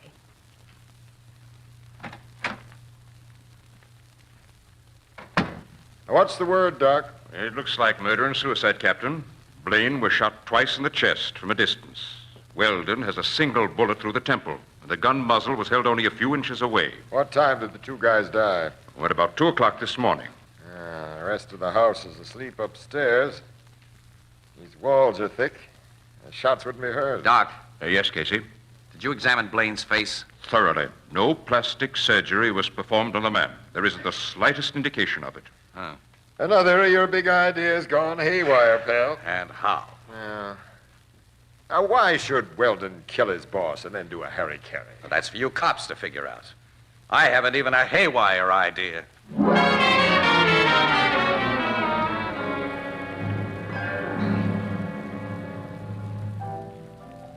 What have the cops figured out about that murder and suicide, Casey? Now, that Secretary Weldon had banked a lot of dough, Ethelbert, over $100,000 during the time that Blaine was in Von Telberg's private hospital. Apparently, Blaine got wise that Weldon had been robbing him and accused him of it. And then Weldon got desperate and shot Blaine and, well, then himself. That's the way it looks. You meaning you don't believe it's the way it looks? Oh, I don't know, pal. I'm trying hard not to get another big idea that'll go haywire. But Miss Williams and I got a report on the autopsy a little while ago, and, well, it just doesn't add up right. What do you mean? Well, the autopsy revealed that Blaine was organically sound. There wasn't even a trace of the disease that was killing him before he went to Von Telberg's. Oh, then the guy really performed a miracle on him. That's the way it looks. Oh, again, huh? Yeah. What are you going to do about it? Why? As newspaper stiffs, we'll report the findings. They'll be published. And poor sick souls from all over the world will flock to Von Telberg and beg him to take their dough. And I'll tell you right now, Ethelbert, when I see that happen, I'm going to quit the newspaper business. And so am I. Come on, Casey, let's get out of here. Well, why get out of here? You ain't sore at me, are you? Oh, no, of course not, Ethelbert. We're simply going to cheer ourselves up by going to the undertaker's. By going to... Huh? Foster Blaine's body has been turned over to the embalmers. It'll be laid out in one of their rooms tonight. Well, we figured it. Marion Blaine will be there. Won't be easy for her to take. She's been nice to us, and she trusts us, so... Maybe it'll help her if we're around, you know. Well, so long, pal. Good night. Night. Such places they go to. Undertakers. Ooh.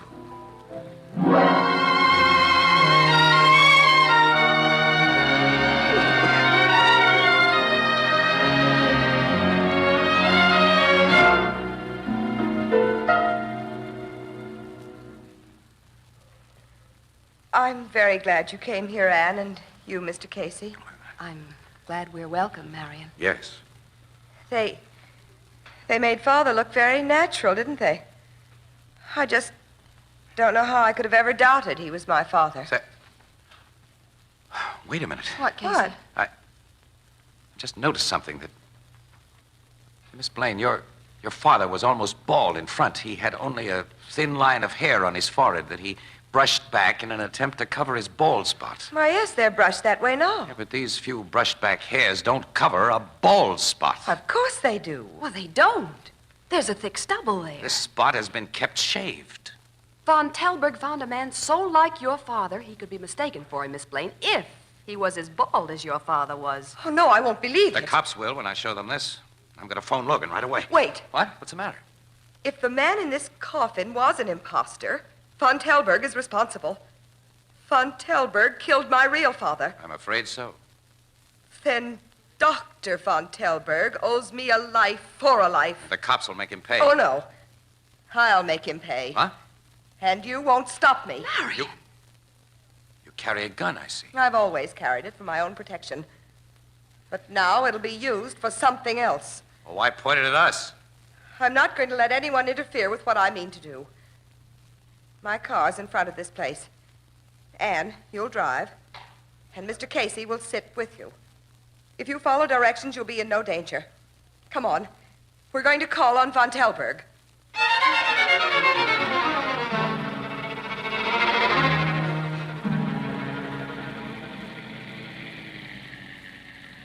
There's his house, Anne. Stop in front. All right, Marion. Mind if I tell you again, Marion?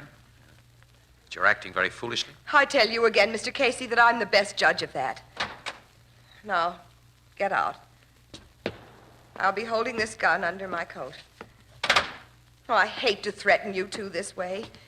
You know I don't want to harm you, but I'm determined to make that man tell me what he did with my father. And then, after I've paid him, you can turn me over to the police. Ring that doorbell, Anne. All right. He lives alone here, so he'll answer the bell. Follow my lead, and no warnings. You're the boss, lady. Casey, what? Miss Blaine. Good evening, Doctor. And Miss Williams and Mr. Casey. This is most unexpected. Are you alone? Yes, We'd like to come in. of course. Ladies first. Annie, Miss Blaine. Thank you. Habits are hard to break, aren't they, Miss Blaine? You shouldn't have acted the lady and let me get behind you. You've got a gun, Casey. Yes, I've got her gun. Close the door, Annie. Yeah. What is the meaning of this? That's something you two murderers are going to tell us. Two murderers? Yes, Anne. Marion Blaine is number one, and this guy is only a stooge. You're mad. Oh, no. I had time to do a whole lot of thinking during our trip out here, Miss Blaine. I have a hunch Von Telberg will straighten out everything when he realizes you came here to kill him. That's a lie, Doctor. Listen, Von Telberg. She knew we discovered that the dead Foster Blaine was a phony. So she brought us here at the point of a gun. Now, why do you think she did that? But I do not know. Well, can't you figure it? The phony Foster Blaine was apparently murdered by a guy who apparently committed suicide. If Miss Williams and I were found shot to death in your house and you were an apparent suicide, I see. No, Doctor. I swear. So I, too, was to be destroyed, Miss Blaine. Don't talk, you fool. Don't. Yeah, I talk. To save myself. And to pay you. Doctor! I am no murderer. The worst I did was to put a living man in the place of a dying man no one could save. And it was your idea, Miss Blaine. You supplied the substitute in your father's twin brother. Twin brother? you may as well take it from there, Miss Blaine. Yes, I may as well. Nobody but Father and I knew he had a twin because his twin ran off with my mother when I was a child. He hated me because I was the one person who knew about his disgrace, and because I was like my mother. He hated me so much that in his will he left me only the legal minimum. Well, he taught me to hate too. So when I learned the whereabouts of his twin brother... You cooked up a big idea with the help of Weldon and Von Telberg. Yes. Father died, and his twin brother George took his place. George had promised to change Father's will in my favor. Yeah, but when he found himself in the driver's seat, he didn't do it. You had to force his hand by getting Miss Williams and me to the house, where she knew he'd be listening. And she hinted about exposing him. He made the will in your favor the next day, didn't he, Miss Blaine? Yes. Well, how did you make it look as though Weldon had killed him and then committed suicide? That was very easy. Weldon was in love with me. After you shot your father's twin, you... I kissed Weldon as I put the gun against his head. Oh, no. Why not? My father gave me nothing but hatred for no fault of mine. Why should a woman return to men better than she receives? Annie, phone for the cops.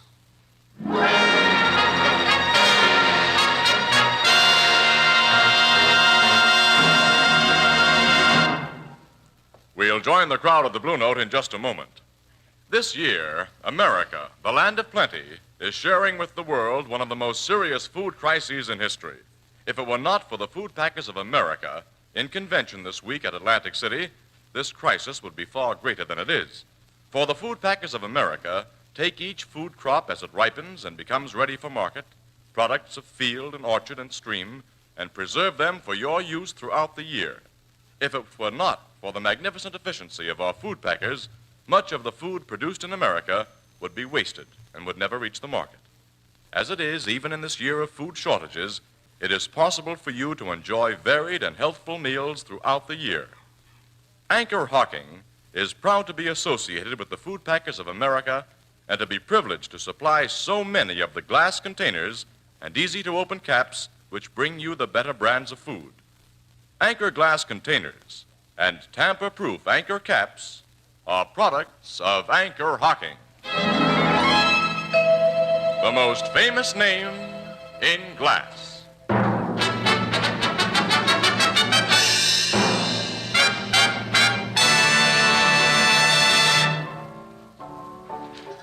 Gee, I hope I never meet up with a gal like that Marion Blaine, Casey. Well, it's an experience I don't want again, Ethelbert. I'll Make that a double. How's that Dr. Von Telberg going to stand when a trial comes on? But he won't go on trial as a doctor, Ethelbert. He's admitted his credentials were stolen from a real doctor who died in the German prison camp where this egg, whose real name, I think, is something like Fritz Pumpernickel, was just a hospital orderly. Gee, the things that happen after wars. Yeah. Casey, the room where Blaine and Weldon were shot was locked from inside. How? A pair of eyebrow tweezers can be used to turn the key of an old-fashioned lock through the keyhole, pal. Oh. Don't get any ideas. Yeah, it's clever, that, Miss Blaine. Yeah. I guess there's such a thing as being too clever. Yeah? Yeah. Yeah. Yeah. Yeah. Say, this conversation is getting dull, isn't it?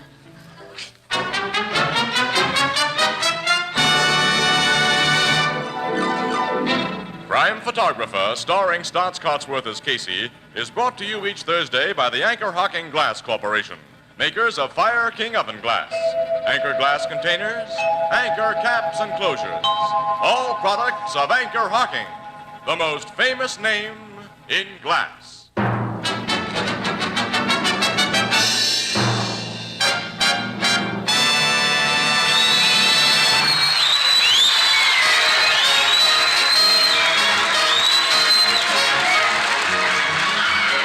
Crime Photographer is directed by John Dietz. The original music is by Archie Blyer, and the program features Miss Jan Miner as Anne and John Gibson as Ethelbert. Herman Chittison is the Blue Note pianist. This is Tony Marvin saying goodnight for the Anchor Hocking Glass Corporation of Lancaster, Ohio, with offices in all principal cities of the United States and Canada. This is CBS, the Columbia Broadcasting System.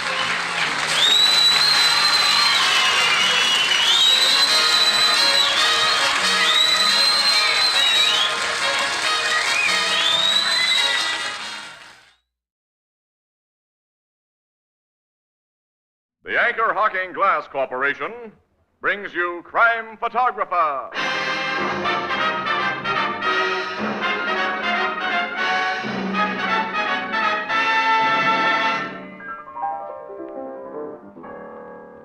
Say, Casey, do you think they'll ever put my statue in the Hall of Fame? What are you famous for, Ethelbert? For 27 straight years, I always got the same part of the turkey. That's some kind of a record, ain't it? Well, because you consistently get it in the neck, that might make you notorious, but not really famous. No, Ethelbert. You know, you have to do something really big, something important to deserve a famous name. Like what? Well, like Anchor Hocking, the most famous name in glass.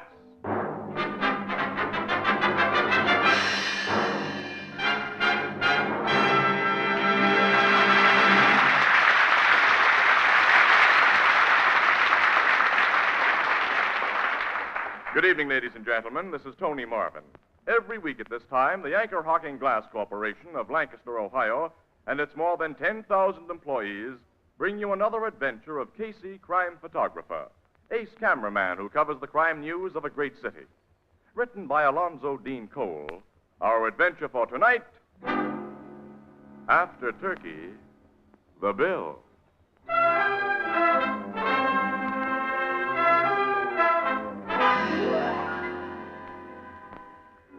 7 o'clock in the evening, a medium-priced uptown restaurant known as Petrakis' Olympian. At a table for two, a flashily dressed young man pushes aside his empty plate and says to the pretty girl who sits opposite, Hey, that turkey wasn't half bad. You didn't leave much of it. Neither did you. Shall I order dessert now? Uh-huh. Hey, waiter. Gus, Okay, kid. What do you want now, Joe? we're ready for the plum pudding now. 2 plums pudding. That's what you want, too, isn't it, Lottie? Yes, and coffee. Same here. Okay, kid. I don't know why you won't let me do anything for you in a classy way, Lottie. I asked you out for a Thanksgiving spread, and you made me bring you to a cheap place like this. Joe, you can't afford to throw your money away. How do you know what I can afford? I may not have as good a job as my cousin Bird yet, but that doesn't mean What's Bird got to do with it? He's got plenty to do with it. If you didn't have to work today, you'd be out with him now instead of me, I know. Bird isn't working tonight, Joe. He came home before we left there. I could have had dinner with him if I'd wanted. Yeah. Oh, don't be like that, please. Why shouldn't I be? While I was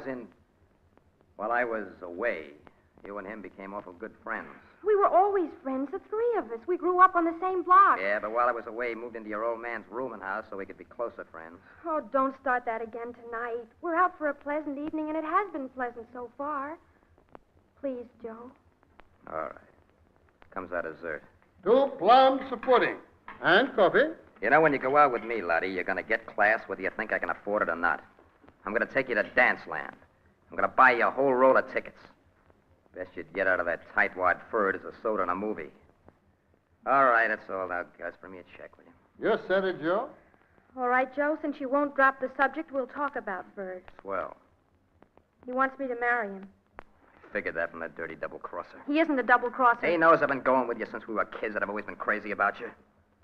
And while I was taking that bum rap on the reformatory... You didn't take a bum rap, Joe. You asked for what you got. All right, so the cops had the goods on me. That gave Ferd no right It to gave me a right to do a lot of thinking. And so you decided a sneaky yellow drip like my cousin is a better bet than me, huh? I don't think Ferd is sneaky or yellow. Oh, you don't, huh? No. And I don't think you're a criminal. It's nice of you to say that. I'm not being nice. I'm saying what I believe. If you make me sure you've learned your lesson, Yeah?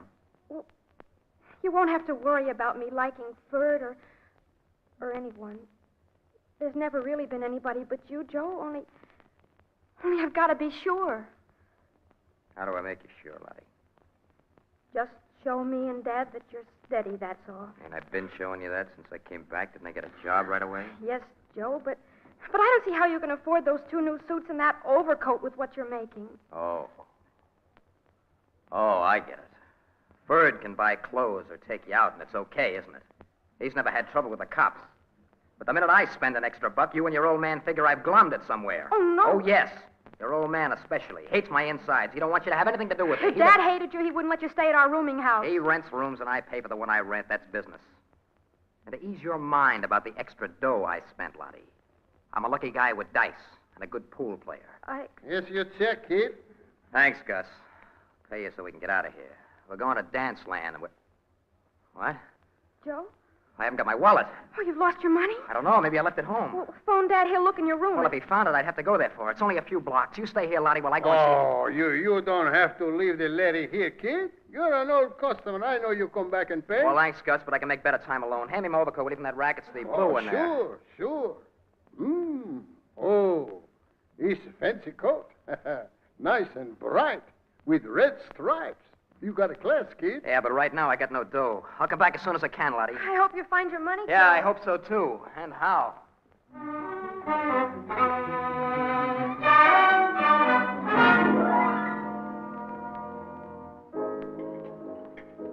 Gee, Casey, it's nice of you and Miss Williams to have Thanksgiving dinner here in the Blue Note with me. We're nice people, Ethelbert. Well, the very best.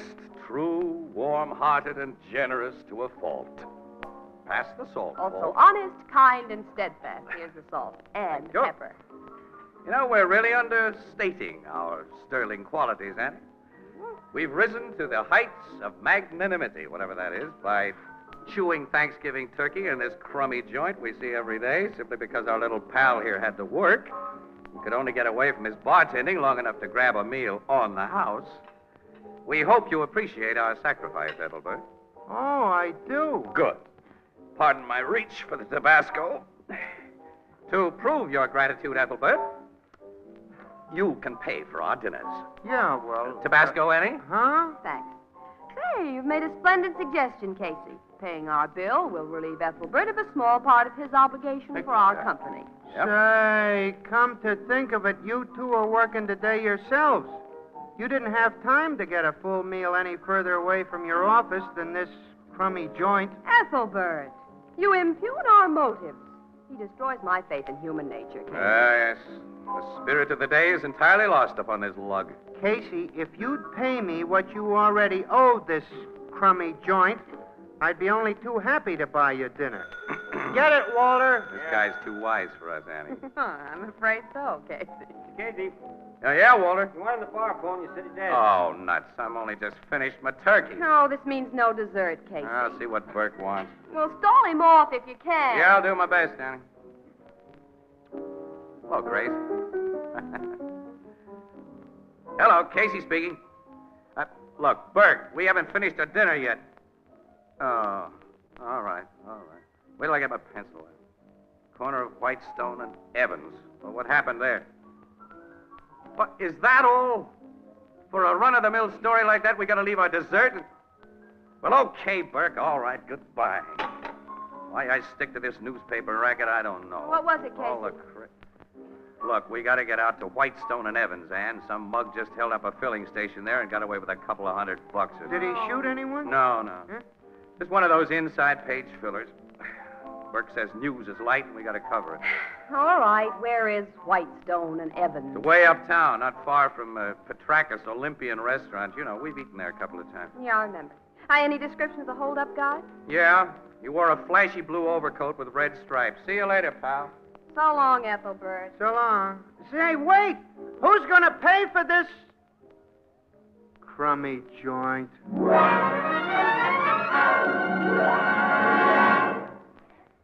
Our story will continue in just a moment.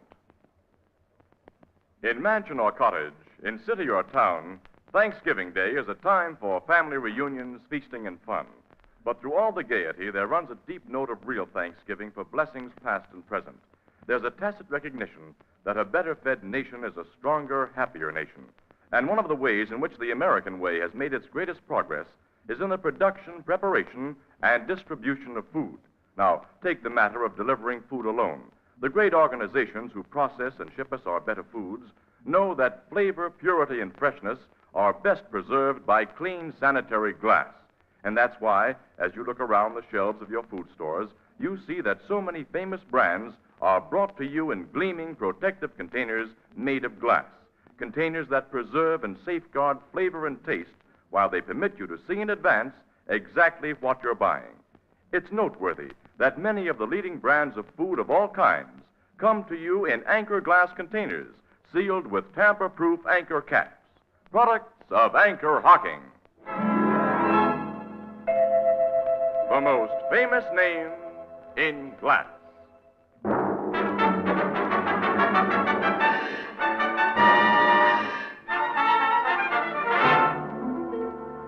Here's what happened, Miss Williams. I'm working the station, see? I'm here in the office when this hold-up guy opens the door and says, "Give me your dough." He had a gun, of course. Oh, sure, he had a gun. The time was about 7:15. What did you notice about the guy aside from his flashy overcoat?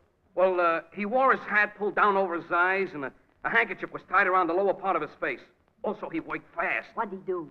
Well, he told me to get into the gents' the restroom there and to keep quiet. He locked the door on me, and I heard him open up the money drawer there, and then I heard him leave the joint. I started pounding on the door, and after a while, I managed to bust out. That was about 7:45, and then I phoned the cops. You mind if I shoot a picture of that busted door, Sergeant? Go ahead, Casey. Thanks. You'll want to picture me, too, won't you, Mr. Casey? Huh? You? Oh, sure, yeah. The door and you. I'll shoot the door first. It's going to give me old lady a big kick to see me written up on the papers. Hey, was this big puddle of grease in front of this door, Jones, when the hold-up guy locked you in? Oh, yeah. I spilled it there earlier, and I didn't have time to clean it up. Now, the mug must have stepped in it, Casey. Along with the description of his flashy coat I've sent out, I included instructions to look for a guy with dirty grease stains on his shoes. Well, the two things together ought to nail him, Sarge. Yeah, I told the Sarge here's something else that ought to nail a guy. What's that? Well, one of the bills he stole out of the money drawer was an old 20 that had been torn in two and kind of stuck together with Scotch tape. I took it in just before the robbery, so I remember it. Well, looks like you cops have plenty to work on, Sarge. Yeah. Well, we got all there is, Annie. Let's blow out of here and get back to the Blue Note, get some plum pudding and coffee. Aha, come on. Hey, ain't you going to take my picture first? Oh, yeah. Yeah, I'll kind of stand here by the empty cash drawer, and point my finger at it. Yeah, that'll be original. Well, stand at point, pal. Go ahead. Great.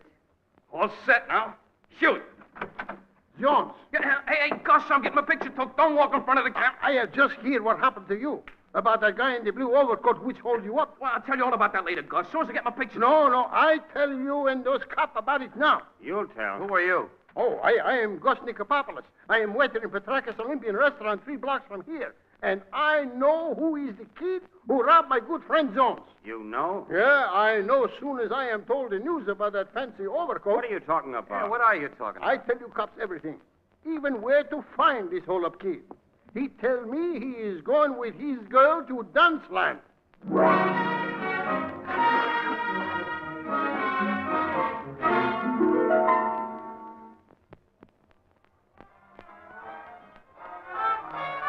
You got no right to pull me off that dance floor, copper. Don't believe this waiter, Sergeant. Joe hasn't held up anybody. We're going to see about that.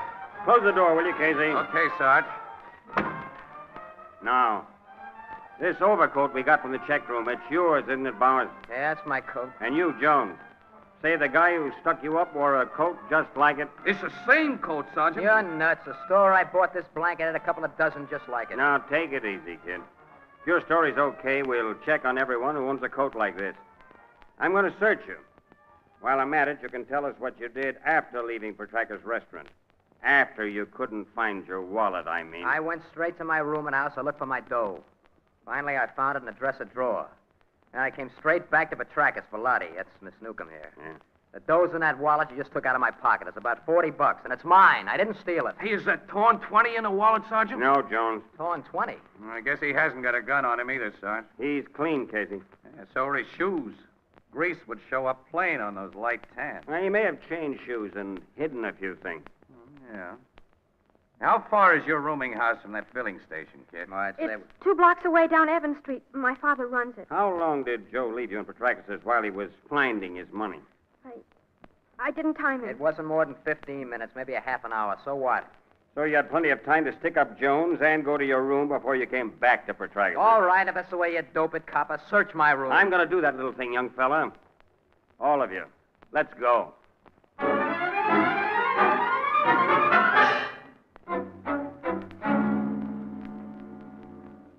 Lottie, why have you and Joe come home with all these people and these policemen?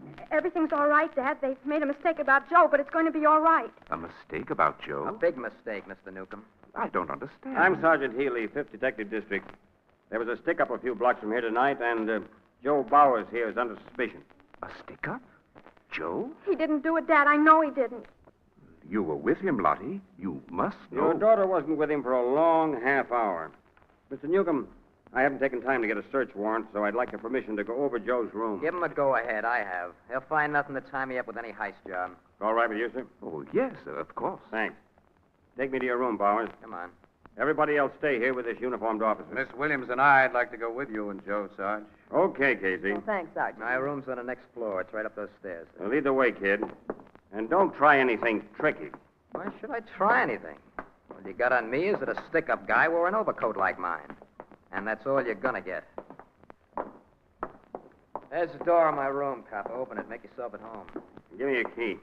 The door isn't locked. I never bother. I'll turn on the lights.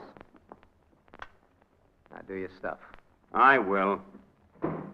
You won't find anything locked up here. 'Cause I got nothing worth stealing. And nothing to hide.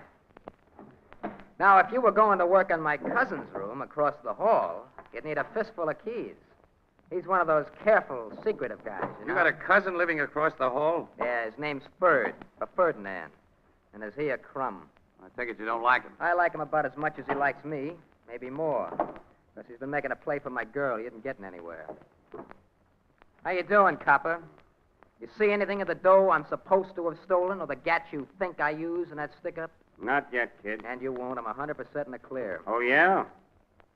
How did this get under your carpet? What? Casey. A torn $20 bill. Stuck together with Scotch tape. I never saw that bill before. And I think Jones will identify it as the one taken from his cash drawer. Wait a minute. There's more dough under this rug, Sarge. A couple of $100 at least. I spotted it, Casey. I don't know how it got there. I didn't pull that stick-up. Cut the comedy, Joe. This money nails This you. is a frame-up. I tell you, it's a Where'd frame-up. you hide your gun? I never had a gun. I swear I didn't. Come clean, kid. Where's the gun? Wait a minute. Will you give me a break? Let me think. Let me think a minute. Yeah. Yeah, there's just one mug who'd pull a thing like this. And if you're right, guys, you won't let him get away with it. Question Ferd, Sergeant. Question my cousin Ferd. His room's right across the hall. Might be a good idea, Sergeant. Okay. Let's go over. There's the room. Yes? I'd like to talk to you a minute. This is the police. Just a second. We're just starting to get ready for bed. I'm Detective Sergeant Healy, young man. This is Miss Williams and, Mr. Casey. All right? Hello there. What do you want? Let me close this door. Your cousin Joe here has made some accusations against you that it's my duty to investigate. Oh, he has he? Do you own an overcoat like Joe's here? Blue with red stripes? An overcoat like that? Or have you ever worn one? I wouldn't wear a zoot blanket like that if you paid me. You say? Yes, I say. Mind if I look around your room? Why? Bert, someone wearing an overcoat like Joe's held up the Whitestone filling station tonight and... What? You know where I bought this coat, Ferd. I think you got one just like it on the QT. I think you slipped my wallet out of my pocket just before I left here with Lottie tonight, so I'd have to leave her and look for it. You were watching the restaurant, and when I left it, you went to that filling Why, station. you're crazy. Sergeant, you can't believe Maybe this. I don't. But I want to search your room. Oh, wait a minute. Huh? Have you got a search warrant? No. Then get out of here. Say. I know my rights.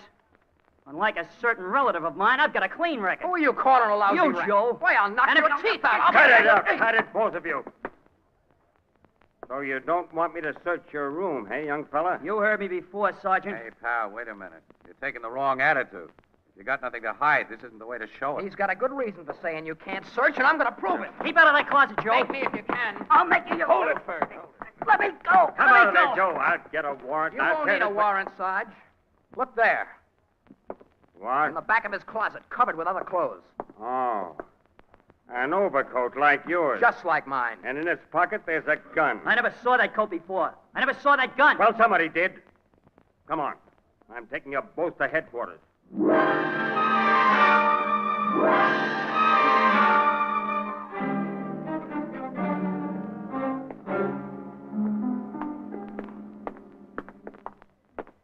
I don't know how that overcoat got in my closet, Sergeant. I swear I never saw it or that gun before. So you've been saying, Ford.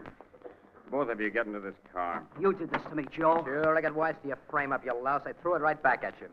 We'll continue our discussion at the station house. Of course, you'll only hold me long enough to get my testimony. I'll be back home in an hour or so. Maybe. You and Miss Williams tagging along after us, Casey? No, Sarge. I may give you a buzz later, though. We still have our Thanksgiving dinner to finish. Why don't you two get jobs that won't make you work on holidays? Why don't you? You mean like Captain Logan? I've been thinking about it for the last 25 years. Good night. Night, So long. Sergeant Healy. Come on, let's get into our car, Casey, and get our stuff to the I'm paper. going and... back to that rooming house, Annie. Why? Are you convinced that Cousin Ferd framed Cousin Joe? Well, his attempt to prevent a search of his room didn't look very good. Annie, I'm just thinking. Well, Joe found that overcoat with what might be called surprising ease. Mm-hmm. It's hard to believe that Joe would invite his own arrest in order to frame his cousin. Why, one little slip. The framer, whoever he is, did make a slip, Annie. His plan didn't anticipate a grease puddle. And he had to get rid of a pair of shoes that may walk back and kick him. Well, none of the shoes in Joe's room or in Ferd's had any grease stains on them. No? Sergeant Healy hasn't forgotten those missing shoes, and he'll be back pretty soon to really look for them. Well, I'm going to start looking right now. I'll ring Newcomb's bell. Sometimes I wish your snooping instincts were more restrained, Casey. I'd like a cup of coffee now and pop. Hi, Mr. Newcomb.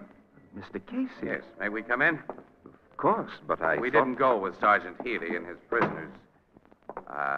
Wanted to ask, how's your daughter now? She wasn't taking this thing very well when we left. Oh, she feels terrible about it. Miss Williams, perhaps a woman can talk to her better than I can. Will you try to convince her that everything will come out all right? Well, I'll gladly try, Mr. Newcomb. She's in our private living room. Yeah, go on in and talk to her alone, Annie. I'll stay here. All right.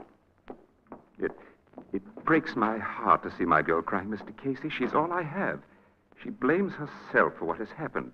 It isn't her fault that two young fools became so infatuated with her.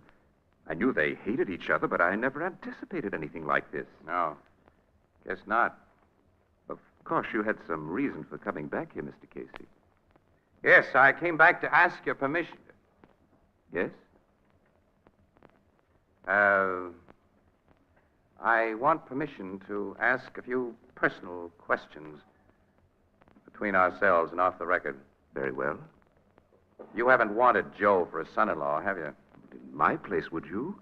The boy has served a reformatory sentence that, according to my observation, has failed to steady him or improve his sense of values. Ferd has been Joe's opposite, I imagine. He always seemed so. Lottie strikes me as a pretty sensible girl, Mr. Newcomb. Unless one of those fellas confesses he framed the other, or it can be definitely proven, she'll doubt both of them too much to marry either one of them. Yes, I think that's so. And as there'll be no confession or definite proof, things should work out exactly as you planned. As I planned? You're the guy behind this double frame-up. Oh, Mr. Casey. You didn't think I'd be back, did you?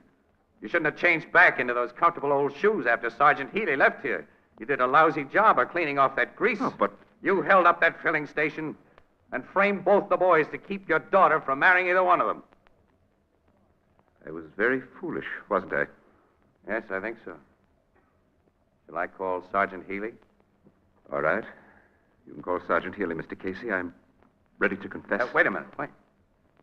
Let me take a close look at those shoes. What? The pool of grease in that filling station you heard us talk about wasn't deep enough to reach far above the soles of a shoe. Hey. You greased those shoes yourself. You spread it on so thick it covers the toes and heels. I didn't spread it on. Pal, you're a beautiful liar. And I'm a beautiful dope. You greased those shoes and put them on knowing the cops would come back and spot them. You were willing to take the rap. Because your kid is in love with one of those punks. You can prove that. Nobody can. And when I confess, that's all that's needed. You forget. The police lab will compare the grease on these shoes with a filling station grease, and it won't be the same. And then Sergeant Healy will go right back to work on Joe and Ferd. The police laboratory can tell? Yes, definitely, Mr. Newcomb. But if it couldn't, don't you think your confession would be much harder for your daughter to take than the loss of a little rat she thinks she cares for? Well, I couldn't bear to see her cry anymore. All I could think of to do was what I tried. You see, I know the guilty boy, Mr. Casey, and she's loved Joe ever since they were children. You know Joe? I found his grease-stained shoes hidden in the cellar tonight. His taste in shoes is like his taste in overcoats, so I could make no mistake. Huh. Well, let's get him and take him to the cops. Later, Mr. Newcomb, your daughter's going to realize that the lowdown she'll get on Joe tonight is a cause for real Thanksgiving.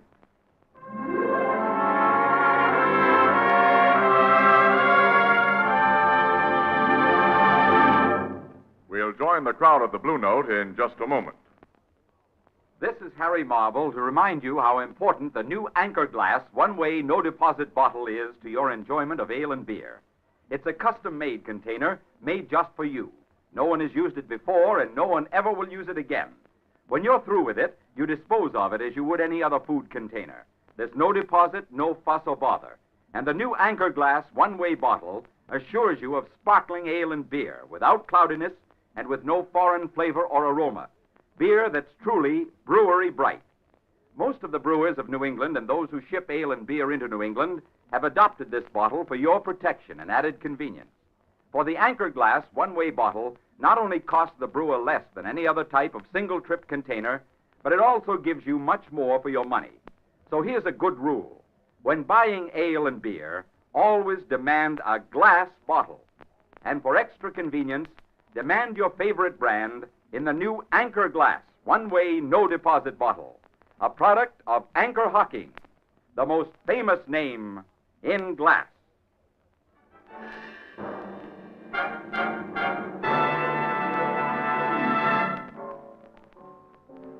So, the shoes fit Joe and he had to wear them, huh, Casey? They pinched so tight he cracked wide open, Ethelbert. He admitted planting a duplicate of his coat in Ferd's closet, everything. If his scheme had worked, Lottie would never have spoke to Ferd again and she'd have married Joe. Well, that was Joe's idea, Ethelbert, but it worked out in reverse. Lottie sank into Ferd's manly arms when she heard the lowdown, and she seemed very comfortable. Gee, what some guys will do for love. As my sister Edna says, quote, if love didn't make the world go round, there wouldn't be so much dizziness. Unquote. Or so much niceness. Yeah. A grand guy, Lottie's old man. Hey, Annie, what's the matter with us? We got plum pudding and coffee still coming to us. How about it, Ethelbert, huh? Oh, it's about time. Oh, what's so funny? There isn't any more.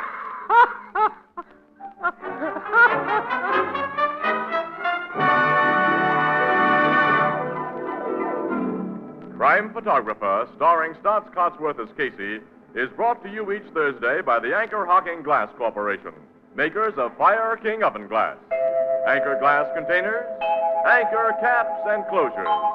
All products of Anchor Hocking, the most famous name in glass.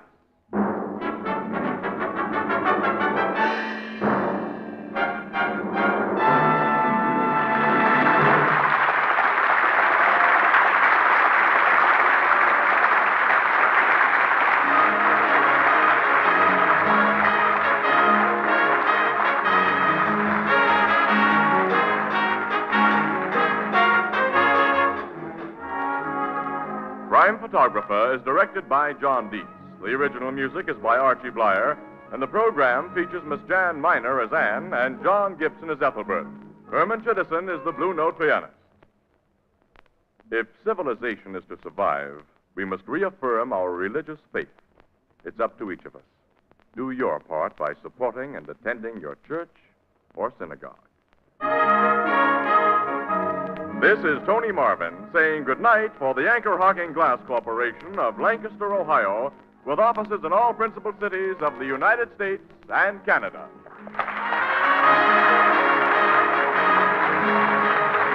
This is CBS, the Columbia Broadcasting System.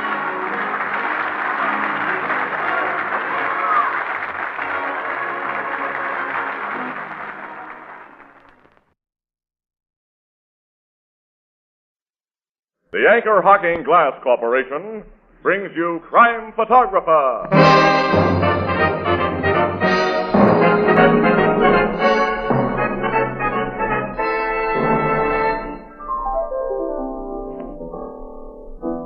Hiya, Casey. Hi, Ethelbert. Well, I see you got the windows and mirrors all dolled up again for the holiday. Yeah, the same guy comes every winter and paints them for us. Like little Jack Frost. Huh? You remember, when you were a kid, they told you Jack Frost painted those ice flowers on the window. Hey, that's a good one. I'll try it on Tony.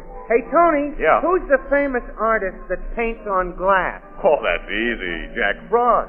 And speaking of glass, everybody knows that Anchor Hocking is the most famous name in glass.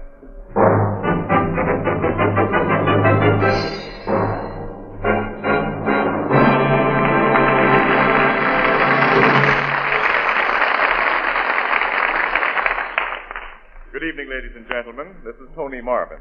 Every week at this time, the Anchor Hocking Glass Corporation of Lancaster, Ohio, and its more than 10,000 employees bring you another adventure of Casey, Crime Photographer, a cameraman who covers the crime news of a great city.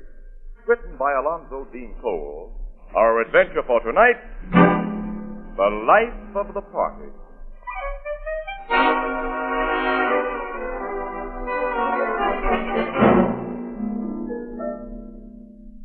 One of the most interesting sections of our city is known as Whitaker Grange, with its winding streets and century-old houses where artists have established a colony.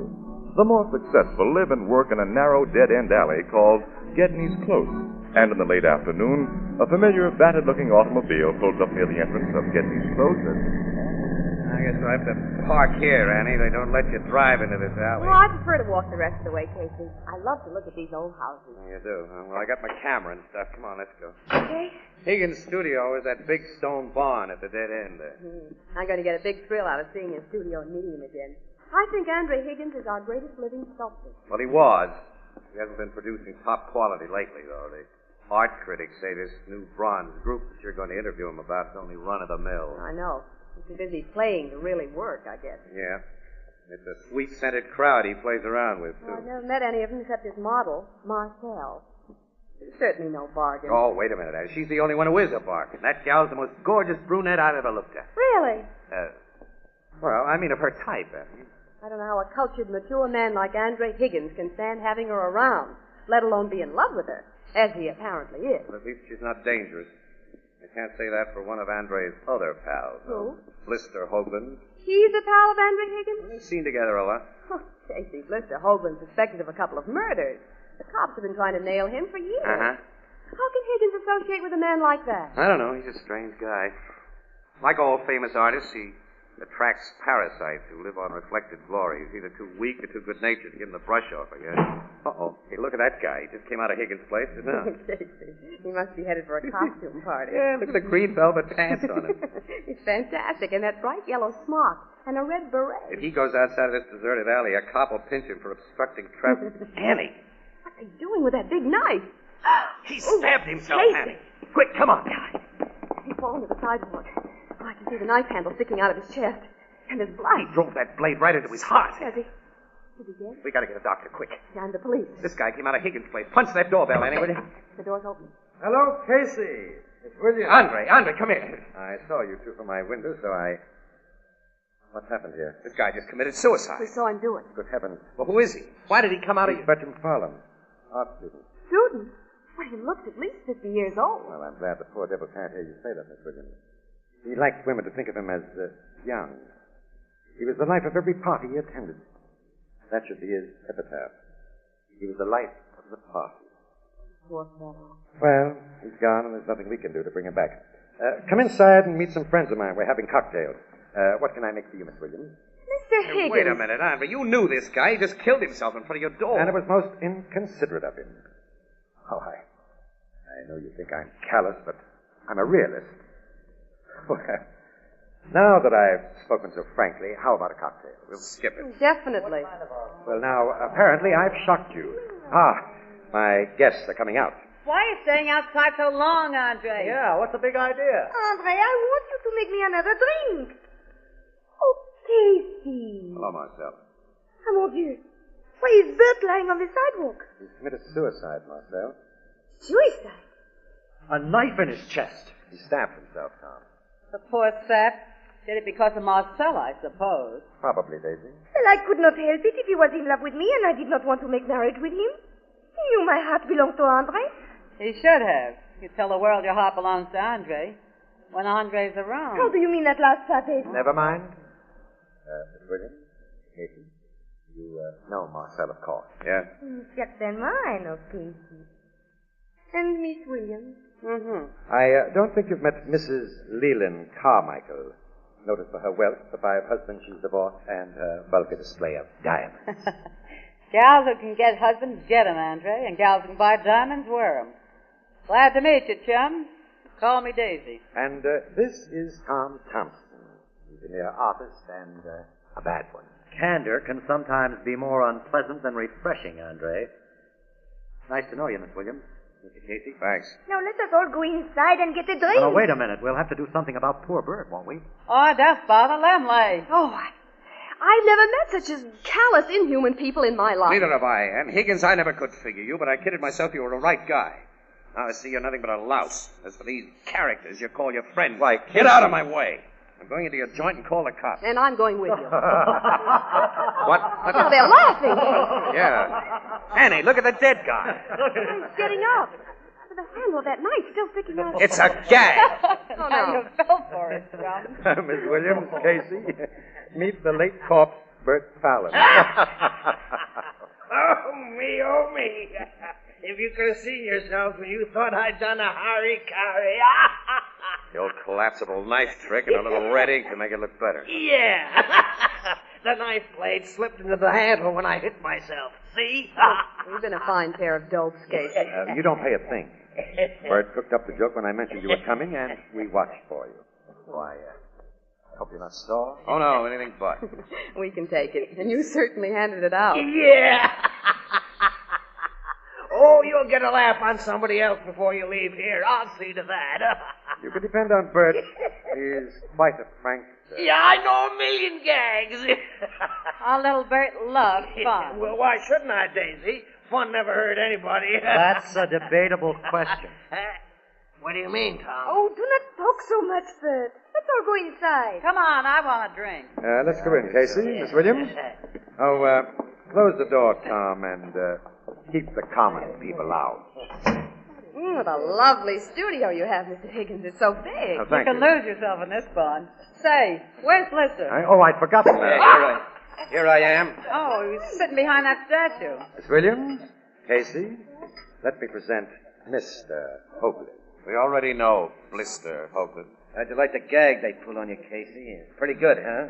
Good enough. We fell for Yeah, it. I know. I was watching from the window. Why didn't you come outside with the others? You'd have made the gag better. Just how? Well, if I'd seen you around, I'd have thought Bert Fallon's phony suicide was a murder. Why would you have thought that? You've done several jobs of killing, haven't you? Cops never proved it. They'll get the goods on you someday. Your luck will run out. I don't like this kind of talk. Blister! Okay, Andre, I'm a good-natured guy who never loses his temper. Casey's sore because Bert's suicide gag made him look like a sap, and he's trying to needle me to get even. But I'm a good sport. I can take things as they come and laugh when... Oh! What's the matter? My foot's on fire! The old hot foot gag, Blister. I snuck up and stuck a match in your shoe. Why? I told you, Casey, you'd get a laugh on somebody You else. lousy little clown out. Let him go, Blister. Let go of him or I'll... Okay, Casey. Sorry, everybody. The joke's on me. Have a drink with me, Bert, old pal. Let's all have a drink. Come on. Hey, Andre, make me one of my pretzels. Blister would have killed that little man if you had stopped him, Casey. Yeah, We really stepped into something when we came here today. I'll say we did.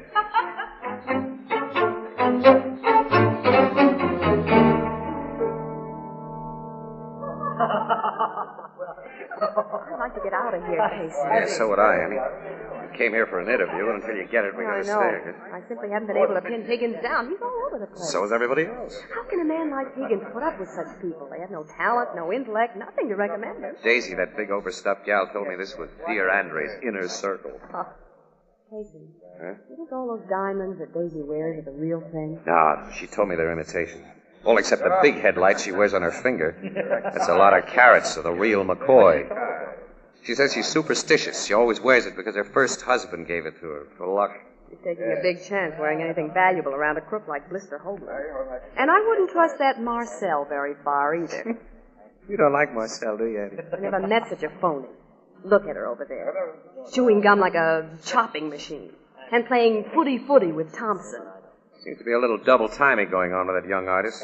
She's been Higgins' gal for a long time. Huh. Here comes Higgins. Well, what are you two doing there by yourself? Your party sort of wandered away from us, Andre. People do scatter out in this big barn. Come on to the barn. Let me fill your glass. No, thanks. We're working people. I got to get that story from you, Mr. Higgins. Now, you can pry me with questions over the next drink, Miss Williams. Is that a promise? Definite promise. Come on now. Well, okay. Hi, Daisy. I found him in the jungle, and I'm bringing him back alive. Good hunting, chum. Marcel, Tom, you gather around, too. Come, Cubby. Andre wants us. The master's voice. I'm not going to get that interview, Casey. Not right now. Blister! What do you want? I'm gathering the clan. Come to the bar. I was grabbing a nap. I'm gathering the clan. I'm bringing in the sheep. Higgins has gotten himself a snoop boy. So is Daisy. Look at her. Now that we're all together. Now, quiet, all of you, please. Now that we're all together, My dearest friend. We're not all here. Where's Bert? Oh, yeah. Now, where's Bert? Oh, hey, Bert. Andre, chérie, maybe he's asleep someplace. Do not wake him up. It is so peaceful here without... Oh, now we need Bert, Marcel. He's always the life of the party. The party's better without his kind of life. No unfunny comedy, no practical jokes. Tom, Bert's our pal. Yeah, maybe your pal. The last gag he pulled handed me a swell laugh. Your foot still feel hot, Blister? Yeah, that was very funny, Daisy. The way you took it was. Trying to kill the poor twerp. Now, lay off, will you? Maybe I'd better, knowing your reputation. Well, I gotta find Bert. Bert! Where is Tommy, while Andre is looking, you fix me a fresh drink. Okay, Marcel. Will somebody have a stick of chewing gum? Oh, I forgot. Nobody uses it but me. We sometimes get the benefit of it after you've used it. You shouldn't stick the wads of it on chairs. Fill my glass too, Tom. Here. Ow! What's the matter? My ring. My ring's gone. You're My kidding. big diamond, the real one. Well, you had it on me. You were talking to me, Daisy. I know it, Casey. I was talking to you and Bert about... Bert! He was holding my hand after you left. He slipped it off. Bert wouldn't steal a ring. Well, of course he wouldn't, Tom. It's another of his unfunny jokes. Where is I run? Let me get my hands on him. Don't that hand me a laugh. Oh, shut up, Lister. Marcel, Casey. Yes, Everyone. What's the matter? Come here. What is it? I've just found Bert. Dead. Dead? Is this another gag? No. He's not breathing. I think he's been murdered.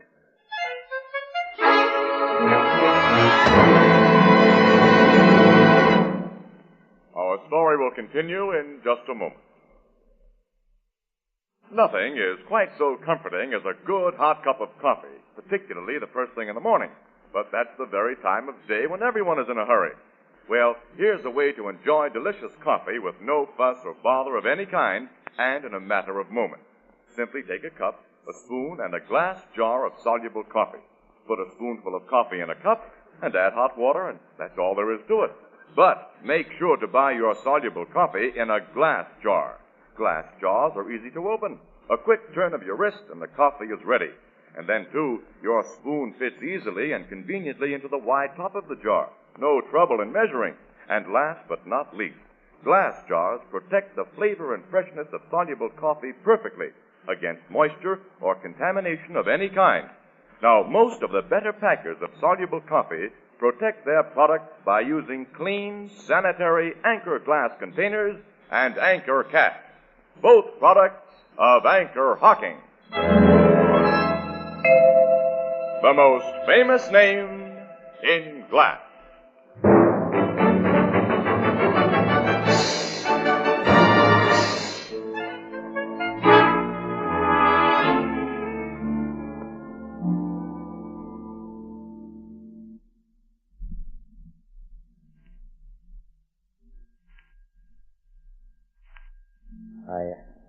I found him lying here, behind this statue, just as you see him, Casey. Well, he's dead, all right. A knife through his throat. In just the right spot, Anne, so he'd make no sound.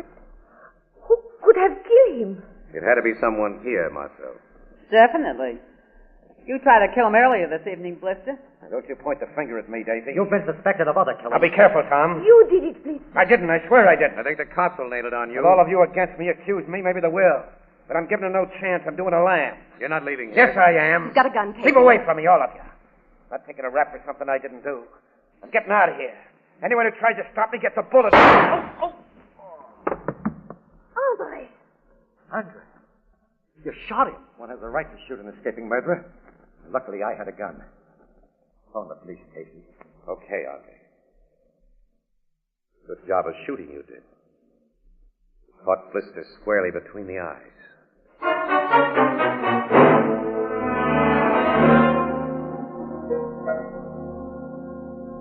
That's the complete story, Casey. I don't think I've left out anything, Logan. Now, what do you say, Miss Williams? Well, I can think of nothing that Casey hasn't told you, Captain. Yeah. Sergeant, you finished searching those two bodies? Just now, Captain. There's no diamond ring on the guy who was stabbed or on Blister Hoagland either. I'll have the men do a detailed search of this studio for us. Yes, sir. You know, that ring may have no connection with Fallon's stabbing, Casey. Look, Logan, when a hunk of ice worth a good $15,000 is missed at about the same time that a guy suspected of taking it is found murdered. I know. Casey, do you think Blister killed Bert? Well, Logan, I did. I fell into line with everybody else who was accusing him because I wasn't thinking then. Well, now I don't know. But you'll testify that Higgins was justified in shooting Blister. I'll have to. The guy was a murder suspect. He threatened us with a gat, and he tried to escape. I'd have shot him myself if I'd had a gun. Not as accurately as Higgins did. Yeah, it was good shooting. Higgins told us he does a lot of pistol practice. Yeah, he told me that when he showed me his permit for the gat he used. You say Higgins discovered Fallon's body. But your police surgeon says Fallon was dead at least 15 minutes before the discovery was made. You can't think Higgins had anything to do with it. I'm simply thinking, Miss Williams. Nobody recalls seeing anybody near the spot where Fallon was found? Well, we were all the time he was killed? scattered all over this barn of a place, Logan, moving around. You know what parties are like. everyone excepting yourselves has been drinking pretty heavily and was inclined to be quarrelsome. Marcel hadn't had much to drink. Too busy crunching gum. Higgins wasn't quarrelsome. And he was tight. Until he found the body, that sobered him up. Yeah, it naturally would. A fat gal who lost her ring. He have a lot of dough? A couple of millions, Fallon told him. What about Thompson? Thompson's an art student. He goes in for surrealism, that kind of stuff. Goes for that Marcel, babe. Yeah. Captain Logan. Yes, Sergeant? We just found a ring. The diamond ring? There's no diamond in it, sir. The stone's been pried out. Pried out? Let me see. Here. Yeah. Prongs have been forced apart. That's the setting that held Daisy's diamond, Logan. Uh-huh. Now bring the fat gal in here, Sergeant. Bring all the witnesses in here. Yes, sir. Well, this proves that ring wasn't simply lost. It doesn't prove, but it certainly indicates. And how, Logan? Look. Bert Fallon slipped the ring off Daisy's finger as a joke, but somebody saw him do it and got an idea. Huh? And that somebody killed the little guy, took the ring, pried out the $15,000 stone because it was easier to conceal, and he just sat tight. Then when Fallon's dead body was discovered, it was a cinch that Blister would be immediately suspected and accused of the murder.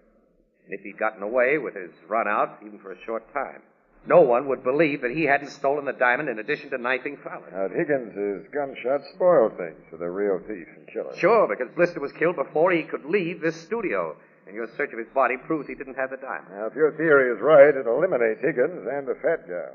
She had no reason to steal her own diamond. It leaves only Thompson and Marcel. Yeah. Casey, I think your theory is 100%. Thanks, Eddie. All right, inside. Sergeant Flanagan's bringing him in. Now, let's go over and meet him halfway. Now, you people sit down. Make yourselves comfortable. Oh, thank you. Here's your pet chair, Marcel. Oh, thank you, Tom. Have you found my ring, Captain? We haven't found your diamond, Mrs. Leland Carmichael. Oh, dear. And they will find it, Dave. Well, I hope so, Andre. You know it's my luck. I'm going to ask a few personal questions, starting with you, Mr. Thompson. All right. Have you any money of your own? That is personal. I can get it from other sources if you don't tell me. I'm an artist. A bad one, many people think, which means I'm always broke. Yeah. Thanks. What's your financial status, Marcel? Why, I have only what I make as a model and what Mr. Higgins gives me besides. What do you give her besides, Mr. Higgins? I'm afraid I haven't been very generous with Marcel. Oh, but you have, Sherry. $100 a month just for spending money? Give you any diamonds? No. I do not care for diamonds. Any woman who says that is a liar. Do not say I lied, Daisy. Pipe down. Marcel, Thompson. Huh? Which of you two has that stolen diamond? Stolen diamond? Which one of us? Bluff won't do you any good. You hand it over, or must we search the two of you? Oh, I have never been so insulted. Search me immediately. I demand that you search me. You seem very sure of yourself. Of course she's sure.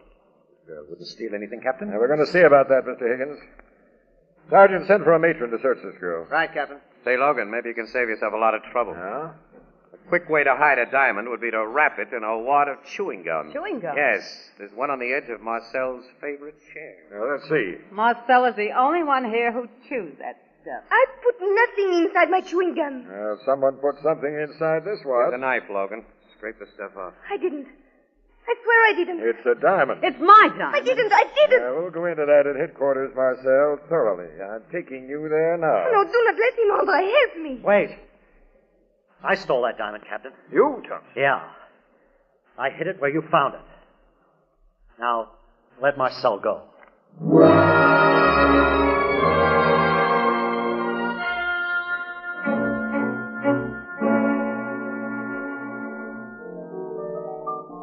You think this Thompson's confession was just a noble act, huh, Casey? Oh, sure. Of course it was, Ethelbert. So is Lowe. So am I. Thompson's so crazy about that phony Marcel, he'd go to the chair to protect her. Maybe they both done it together. You say the suspects was eliminated down to just them two? On the basis of my theory. But I can't see her doing it cold-bloodedly for no better motive than a diamond too hot to wear and too hot to sell. Well, she could have had a double motive, Casey. You and Miss Williams say the dead guy was one of them practical jokers. Ain't you ever wanted to knock off one of them pests? Ethelbert has something there, Casey. Yeah. Maybe a lot. Excuse me, I'm going for a walk. I'll go with you. No. I want to be alone. Think.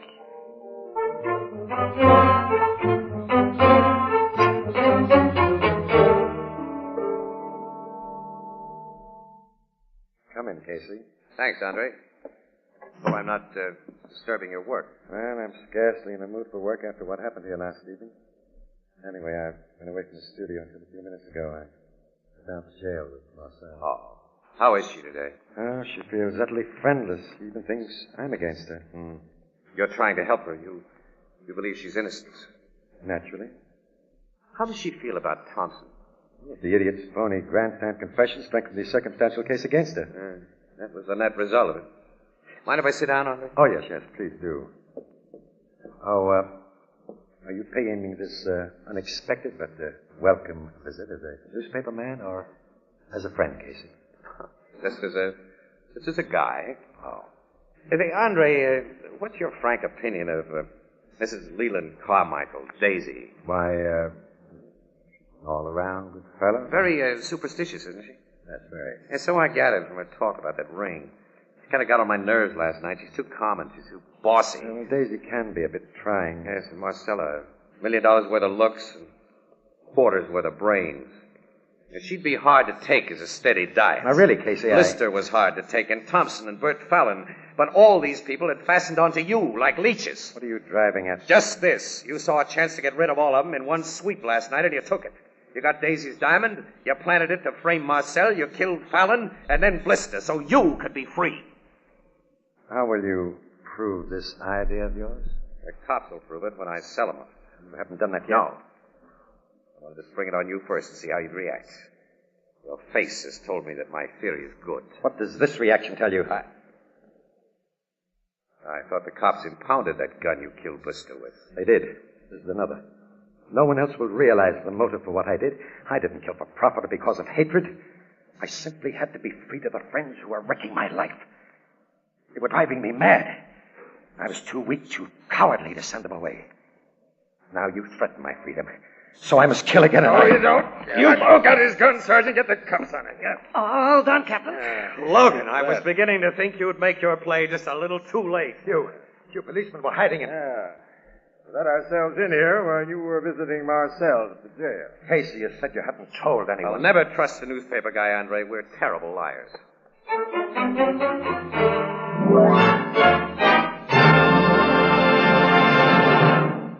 We'll join the crowd at the Blue Note in just a moment. 1 week from tonight, when we join you on the air, it'll be Christmas. But there are still 5 shopping days ahead. And if you put off any of your Christmas shopping until this last hectic week, here's a very simple solution. Between now and Christmas, your favorite chain store, department store, and other stores selling chinaware and glass will be featuring the amazing new Anchor Glass heat-proof dinnerware known as Jadeite. And that's spelled Jadeite. Jadeite. Now, Jadeite has the beauty of fine Chinese porcelain. It has the color of Oriental jade, yet it's as sturdy as the Fire King oven glass you use for baking. And Jadeite prices will be particularly easy on your Christmas budget. For instance, a complete 35-piece service for 6 costs less than $5. And Jadeite in open stock is unbelievably low in cost.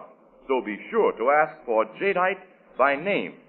Jadeite, the newest triumph of anchor hocking.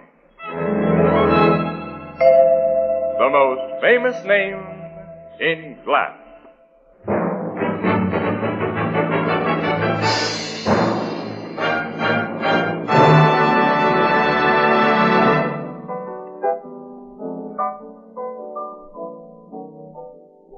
I gave you your notion about Higgins, Casey? You sure did, Albert. When you said everybody would like to kill pests.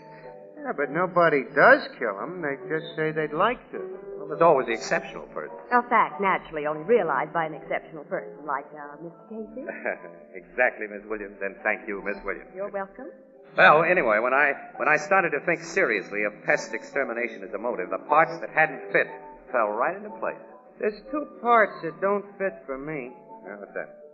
Higgins killed Fallon, framed Marcel for the murder and robbery, and then shot Blister Hoagland to make the frame stick. Got 3 pests he figured out of his way, but he wanted to be rid of 2 more. Thompson and Daisy. Well, Marcel was the attraction that made Thompson hang around Higgins' place. Once she was removed, he'd be removed. And Daisy was intensely superstitious. She'd never risk her luck around Higgins again. Oh. I don't approve of Higgins' methods, Casey, but I got sympathy for his feelings. Oh, how I'd like to make a clean sweep of a lot of piss. Good night, Ethelbert. Yeah. Oh, good night, Grace.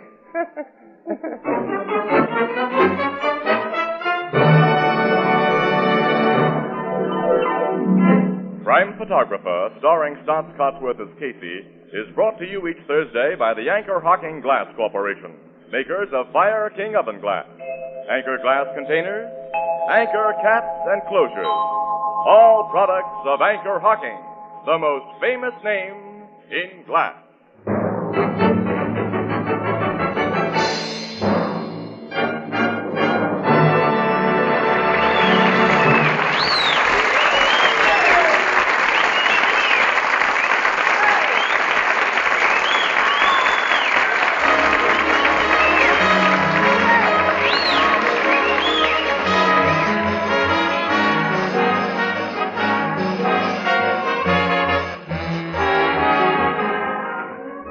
Crime Photographer is directed by John Deep. The original music is by Archie Blyer, and the program features Miss Jan Miner as Anne and John Gibson as Ethelbert. Herman Chittison is the Blue Note pianist. Salvation Army kettles are here. Help bring the other million a bit of Christmas cheer. Let's make this Christmas a happy one for our American kids by dropping a coin in a Salvation Army Christmas kettle.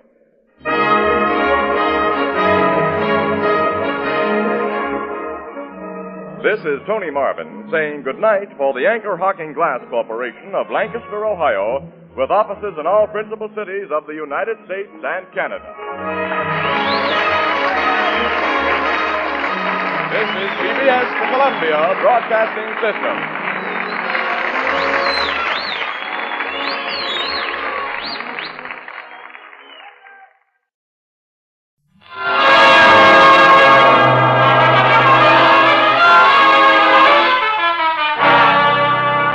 Good evening. This is Ken Roberts inviting you to listen to another adventure of Casey, crime photographer. Ace cameraman who covers the crime news of a great city. Our adventure for tonight, The Fire.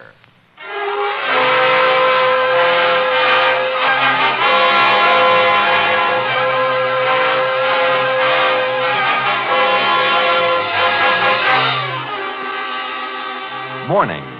The first faint glow of dawn is lighting the sky. Inside a small, cheaply furnished apartment in a shabby old-fashioned building glows the more sinister light of fast-spreading flame. Outside its locked door, firemen swing their axes and... The blaze is in that corner, Ed. We may kill it with a hand extinguisher, Chief. I think we can. Get into the bedroom, Joe. Anyone sleeping there's probably overcome. I'll attend to him. Chemicals over there, boys. We'll soon have this one licked. Yeah, but not if we'd got the alarm a minute later. You're right, Ed. This could have been a racer. Chief! What is it, Joe? Come here. Take a look. Where? Lying half under the bed. This guy. Oh, smoke got him. Smoke don't make a guy's head all bloody. Who? His skull's been crushed. Yeah, and that's what did it. That iron bar on the floor beside him. Hey, Joe, this man's been murdered.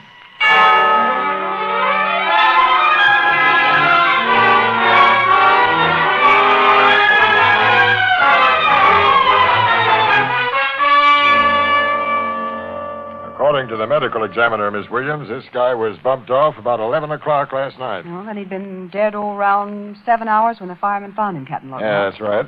After the killer socked him with that hunk of iron, he proceeded to give this two-room kitchenette and bath a real going over. Yeah. Then he found what he'd been looking for and started the fire and beat it. That's the way it sizes up, Casey. He started the fire, of course, hoping to cover up his murder in search of the place. Sure. He started the fire in a pile of photographic film, Casey. You know how that stuff will spread ablaze. Yeah, and how? I was looking at the few bits of film that weren't burned, old negatives, apparently. That guy seems to have gone in for photography in a big way. A lot of equipment in his kitchenette, enlargers, tanks, good stuff. That's so my tech man tell me. Have you found any lead to the killer, Captain Logan? None so far, Miss Williams.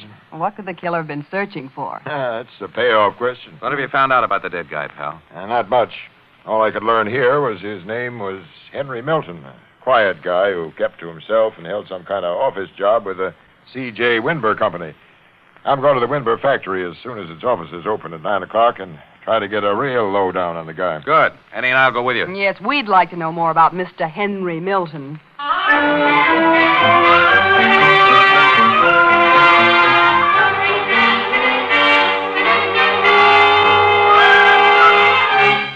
I'm shocked, deeply shocked to hear about the tragic death of poor Hilton, Sergeant Rogan. Milton was the man's name, Mr. Winber, and mine's Logan, Captain Logan. Oh, yes, to be sure, Logan, yes.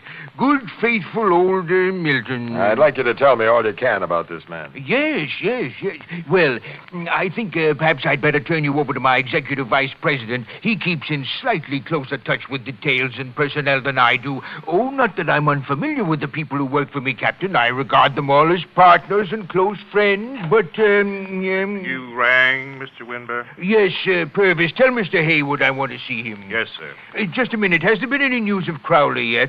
No, sir. Well, don't neglect to inform me at once if any message is received. You'll be told immediately, Mr. Winber. Yes, that's all. Get Haywood. Yes, sir. Now, Captain, as a policeman, you might give me a bit of advice. Yeah? You see, my cashier, a chap named Crowley, went away on a 2-week vacation 16 days ago. He was due back at his desk day before yesterday, but he hasn't appeared. And nobody in the plant here or at his home has received even so much as a postal card from him since he left. Now, do you think I have reason for concern? If he was my cashier, I'd feel concerned. Have you investigated the books? Not yet, but... You better have an audit done on those books right away. Your man is bonded, of course. Oh, yes, the firm will face no loss, but I pride myself on my judgment of character, and it will be a sad blow. Oh, you're here, Haywood. Yes, C.J.? This gentleman is Captain Logan of the police. Police? Yes, this is Mr. Haywood, my executive vice president, Captain. How do you do? Nice to know you, Captain. And that lady and gentleman over there, will you introduce them, Captain? Miss Williams, Mr. Hayward, and Mr. Casey. They're on the Morning Express. How do you do, Mr. Haywood? How are you? A pleasure. Policemen and newspaper people. This must mean that you've got bad news about Crowley, C.J. Unpleasant news. No, this gentleman and lady are here about a murder. Murder? A man employed in your offices was killed last night and his body discovered early this morning. A man named Milton. Not Henry Milton? That's the name. Yes, poor old Henry. He was in our sales department, Haywood. He was a bookkeeper, C.J., third assistant in Crowley's department. Oh, yes. Well, that's what I meant. How was he murdered, Captain? Tell me. Will you excuse me, as Captain Logan has already told me the distressing news and I have other things to do? You won't mind. Go ahead, Mr. Winber. Thank you. It's been a pleasure meeting you, Miss... William. Yes, of course. And you, Mr... Casey. Oh, yes, quite so, yes. Please call on me when I can give you some more assistance, Captain. I'm always ready to help. Thanks. Good morning to you all. Good morning. Well, now maybe we'll find out something, Casey. About time. I heard your comment, Miss Williams. Evidently you haven't had a very illuminating interview with Mr. Winber. Mr. Haywood, it was a total blackout. That guy must have inherited this big outfit. Huh? He did, from his father. Oh, don't misunderstand him. C.J. is a grand fellow, very shrewd in his way. He simply doesn't keep in touch with many things that... Those things are my job. Tell me about Henry Milton, Captain. I came here to be told things about him, Mr. Hayward. How long did he work for this firm? Well, I'd say offhand, at least 6 years. He was an excellent bookkeeper. What do you know about him personally? Only that he was a bachelor, without any apparent vices. He was a quiet fellow who kept to himself. And, I'll be surprised if anybody here can tell you much more. I'd like to speak to some of the other people in his department. Yes, sir? Send them in here one by one, and without any knowledge of his murder or my purpose. Very well. Excuse me.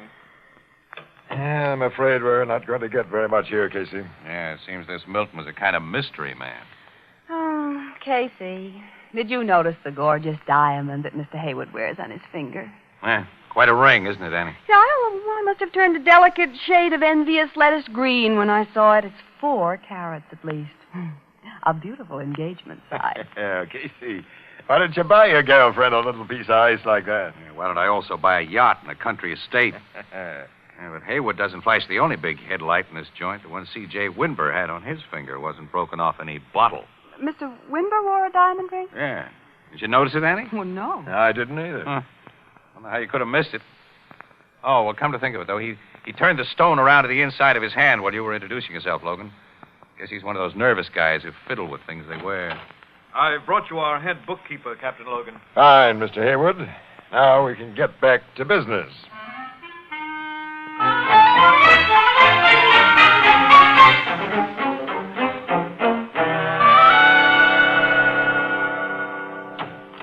Hop in the car, Annie. Mm-hmm, with pleasure.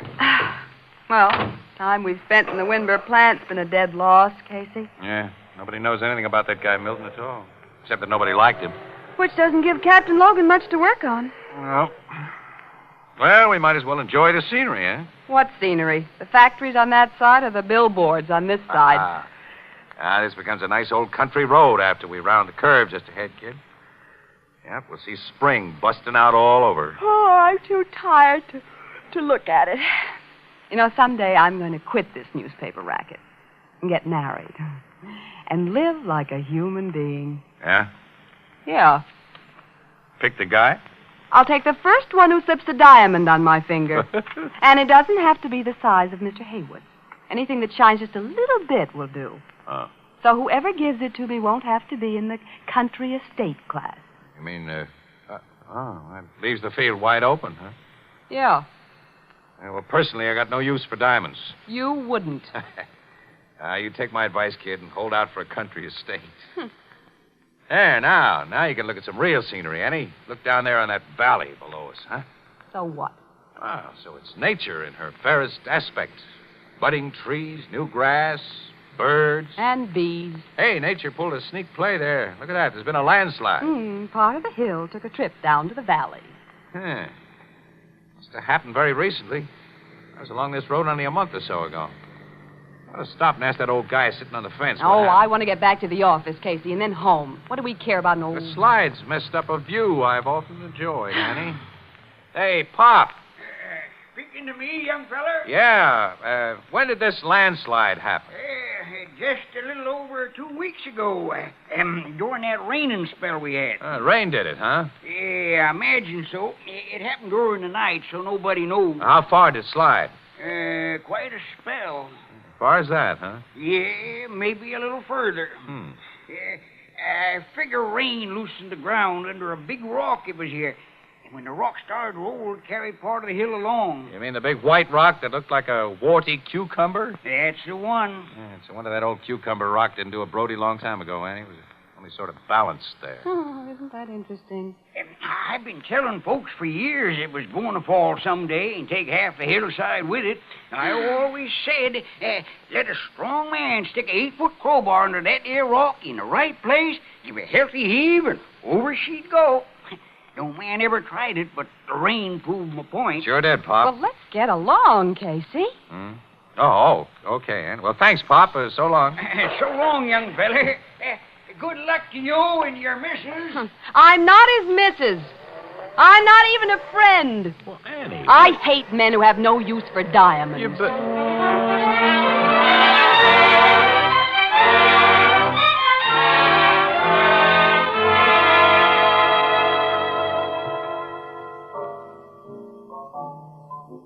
Now, as you was saying, Casey, before I had to wait on that customer. Wasn't saying anything, Ethelbert. Well, you was gonna say something, wasn't you? You ain't gonna just hang over this bar and not talk. Got nothing to talk about. How about the Milton murder? Have the cops learned anything new since yesterday morning that... No. Where's Miss Williams? No. Well, the office, I guess. She, sore at you? Well, if you must know, yes. What was she sore about? I don't. Oh, women. Women. You never let a guy understand them, Ethelbert. You think they're kidding about something, like something like diamond rings, for instance. And then you kid back. Find yourself in the soup. I don't pretend to know much about women, Casey, but, if perchance it was diamond engagement rings you tried to kid about, I have learned that ain't a safe subject with the unfair sex. Us bachelors are natural prey for the female of the species, and all women are wolves. Is that so? Ann. Huh? Oh, Miss Williams, I didn't see you come in. Oh, that was evident. And how are you, Casey? Oh. Why, I haven't seen much of you since yesterday. Oh, well, I've been around. Oh, have you? Guess I didn't notice. Anne, about yesterday. Oh, yeah, the Milton murder. I suppose you've talked to Captain Logan today. Is there anything new? No, look, kid, what I started to say is... I just got some news from the city desk. It has no real bearing on the Milton case, but... I don't care anything about the Milton case. I'm trying to tell you I'm sure you'd like to hear this. Well, I don't want to... That missing cashier at the Winber plant. They just found out that he embezzled at least $100,000 from the firm before he left. Well, so what... He did? Uh-huh. And C.J. Winber and his bonding company have just called the cops to start a search for him. The guy's got over 2 weeks' start. Now, what was the matter that you wanted to talk about? 2 crimes connected with the Winber outfit. I asked you Embezzlement and murder. Starting at the same point and becoming evident at almost the same time. Casey, you started. Ann, I got a hunch. Oh, no. Not one of those things. Yeah. Don't keep us in suspense, Look, Kate. we figured that Milton's killer found what he was after in that apartment. Well, maybe we figured wrong. Continue, Superman. Oh, come on. Cut the rough stuff, will you, Annie? Why, what do you mean? Tell me your idea, Casey. I'm interested. You're okay, pal. I'll tell you. It looks to me now as though the killer started that fire because he'd searched all night without finding what he was after. He started the fire not to cover his traces, but to destroy the thing he couldn't find. Hey, you may be right. Yeah. Well, I'll try to prove I'm right now, tonight. So long, Ann. I'm going to Milton's burned out. Hey, wait a minute, Casey. Casey, wait for me.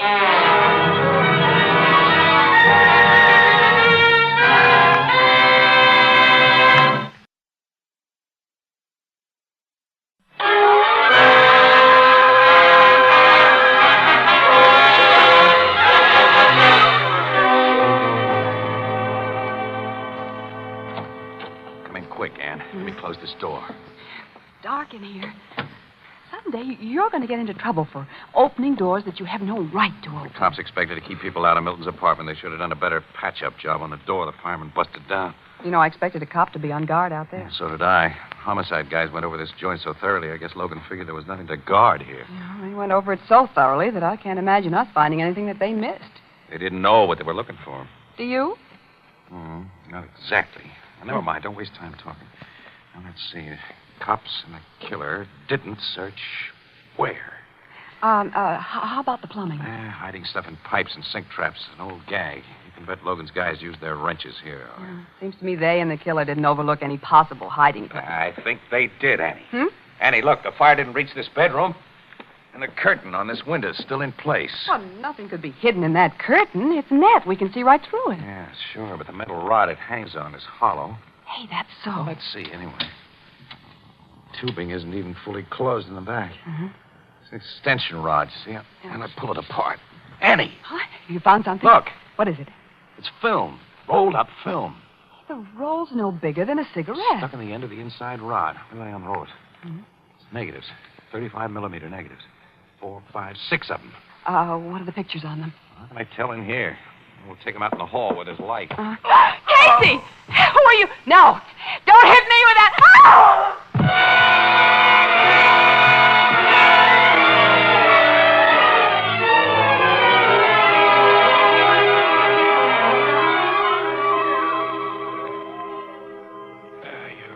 You're all right, Annie? Are you really okay? Yeah, Casey. How about you? Yeah, I'm all right, I guess. Who's the man who hit us? The guy who killed Milton. He came back here to go on with his search. When he saw us find what he was after, he went into action. And good. Did he get the films, Casey? Yeah. Oh, but when I came to, I found this little torn piece of negative in my hand, Annie. Guess I had a death grip on that one, huh? Oh, is there anything on that fragment let me see. Might... Yeah, there's something on it. Yeah. A big black shape, and isn't that a hand showing there? Closed fist. What good will that do us? Yeah. Well, in case you can enlarge it. Wait a minute. What? This big shape in back of the fist. I've seen that before, that shape. What is it? I can't place it. It's just something familiar. Wait a minute. I got it now. That's the warty cucumber. Warty cucumber? The rock, the big balanced rock that caused the landslide. Come on, kid. We're going back to the office where I can blow this thing up and be sure.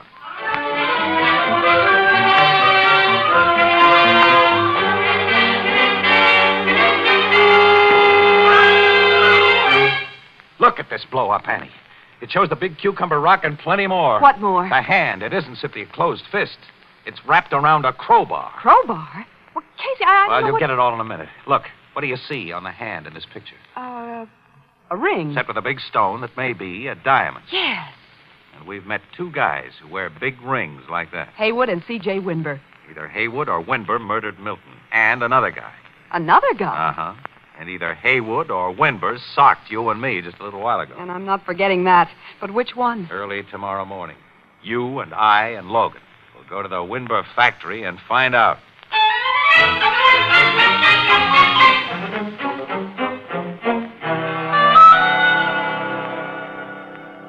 I suppose, Captain, that you've come to see us about the distressing disappearance of Mr. Crowley, my former cashier. I don't handle embezzlement cases, Mr. Winber. I'm strictly a homicide cop. Well, then you're continuing your inquiry about the murder of poor Milton? About the murder of Milton and your cashier, Crowley. What? Well, Crowley hasn't been murdered that anyone knows of. One person knows of it. The guy who did the killing. I say, what? That's a nice diamond ring you wear, Mr. Winber. Did I... Captain, how can you turn the subject to rings immediately after you mention murder? Murder to Logan, Mr. Winber, is simply a matter of business. Your ring interests him because he didn't notice it when we were here before. You had the diamond turned inwards. Yeah, for some reason you got it out of sight when I introduced myself as a cop. I'm afraid I don't understand. But for no reason, maybe, you haven't bothered to hide it today. Now, will you gentlemen please tell me what you're driving at? You sent for me, C.J.? Oh, Sit down, Mr. Haywood, and join our party. thanks. I didn't expect to find you here, Captain. It's a pleasant surprise. Good morning, Miss Williams. Casey? Good morning. Have a good night's sleep, Haywood? Why, yes. Fine, thank you. I didn't. Neither did Miss Williams. We had headaches. I'm sorry. How did you sleep, Mr. Winber? I always sleep well. And now I'd like to know why you're... I'm going to tell you with Logan's permission. Shoot, pal. Well, some time ago, one of the big shots in this company started to steal money from it. And he covered his thefts by doctoring the books. That sort of thing was bound to be discovered, of course, eventually. And Mr. Big Shot planned to cover himself by shifting the blame to an honest cashier. Mr. Casey... Your cashier was going away on a vacation, Mr. Winber. And on the night before he was to leave, Mr. Big Executive, on some phony pretext, got him to the top of a hill not far from here and pushed him over the steep edge. You mean Crowley? Yes, Mr. Haywood. Then this Mr. Big Shot, who had a crowbar handy, pried several tons of balanced rock off its perch, causing a landslide that buried Crowley very, very deep. And how do you bring Milton into this, Mr. Casey? Milton was a bookkeeper, Mr. Winber. He gotten wise to both the embezzlement and the embezzler. And he decided to cash in on what he knew. He began trailing this executive and sneaking pictures of him, very incriminating pictures. One of them actually caught the guy tipping over the balanced rock. Finally, he showed prints of his pictures to Mr. Big Shot and told him to come across with heavy dough, or else... Milton tried to blackmail this Big Shot. Exactly, Mr. Haywood. The Big Shot then killed him, took the prints, and did his best to find the negatives that they'd been made from. But failing that, he tried to burn the negatives by setting fire to the place. But a fire company reached Milton's apartment before the blaze had done much damage. Well, I managed to find the negatives, and he got them away from me. But he left a little piece of one of the negatives in my hand. That's going to send him to the chair. And who is this man, Mr. Casey? The guy who wears a swell diamond ring, Mr. Winber. Good heavens, you don't think that I... No. You wore your ring today. But the guy who left that piece of negative in my hand last night knew that a ring might help to nail him. You're not wearing your diamond, Haywood. No. But I have a gun. Haywood, don't make a move, Captain. Or any of you. Haywood, you... I'm the man Casey's accusing, C.J. I don't know whether he can back up his accusation, but I'm taking no chances. I'm getting out of here, and no one's going to stop me. Is that so? Anne. Miss Williams. Well, he hit me on the head last night, didn't he? Yeah, but how did... This guy's out cold, and all you hit him with is that little handbag. This little handbag has half a brick in it. Half a brick? I put it in there this morning just hoping I'd get a chance like this. Logan, The female of the species is more deadly than the male.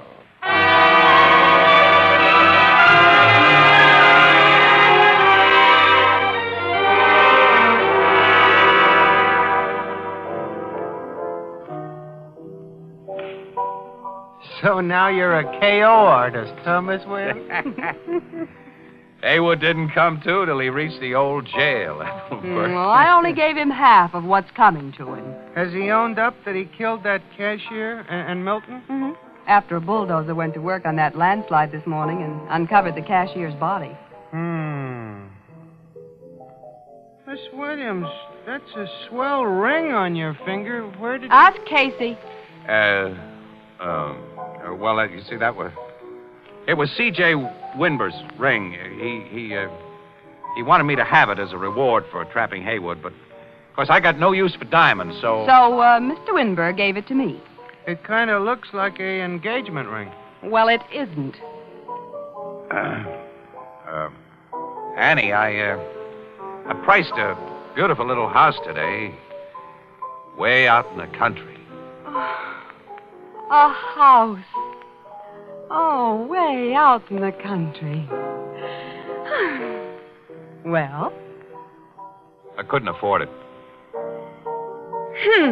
I'm going home. Good night. Whoa, wait a minute, Annie. Annie, wait for me. I don't blame her. Who'd want to live way out in the country?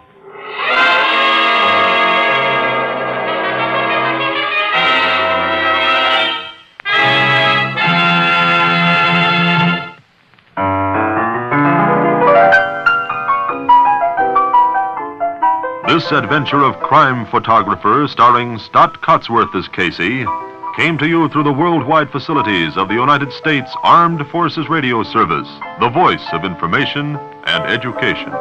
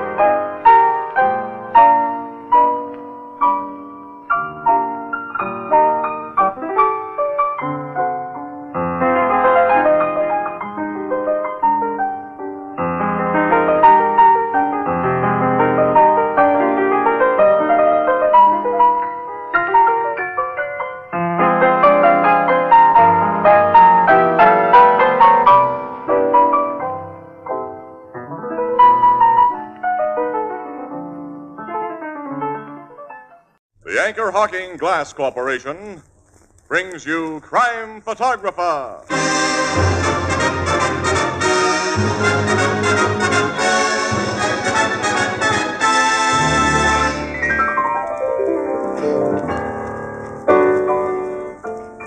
Casey, wasn't that hypnotist over at the Oddfellows Hall really something? Yeah, he sure had some surprising stunts, didn't he? Yeah, like when he put those guys to sleep. Then he wakes them up. And always the first words they say are exactly what the hypnotist told us they'd say. Yeah, but I've seen that done often. You know, Casey, I'd like to have that hypnotist try it on Tony Marvin. No. No dice, Ethelbert. No matter what, as soon as Tony woke up, he'd say... Anchor Hawking, the most famous name in glass.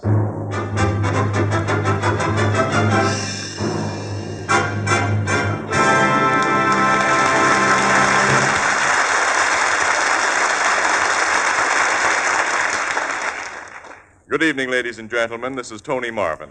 Every week at this time, the Anchor Hawking Glass Corporation of Lancaster, Ohio, and its more than 10,000 employees bring you another adventure of Casey, crime photographer, ace cameraman who covers the crime news of a great city. Our adventure for tonight, The Fix.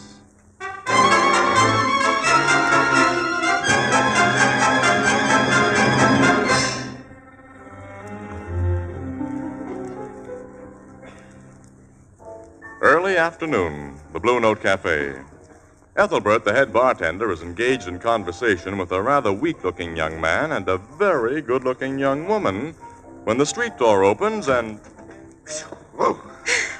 Oh, it's nice and warm in here, Casey. Boy, does that heat feel good, Annie. Well, look who's here. Hi, Ethelbert. Hi. Hello, Ethelbert. Casey. Huh? But doggone. How are you, Archie? Fine, and you? Well, I'll feel better when spring comes. Don't you remember me, Casey? Mildred. Hello.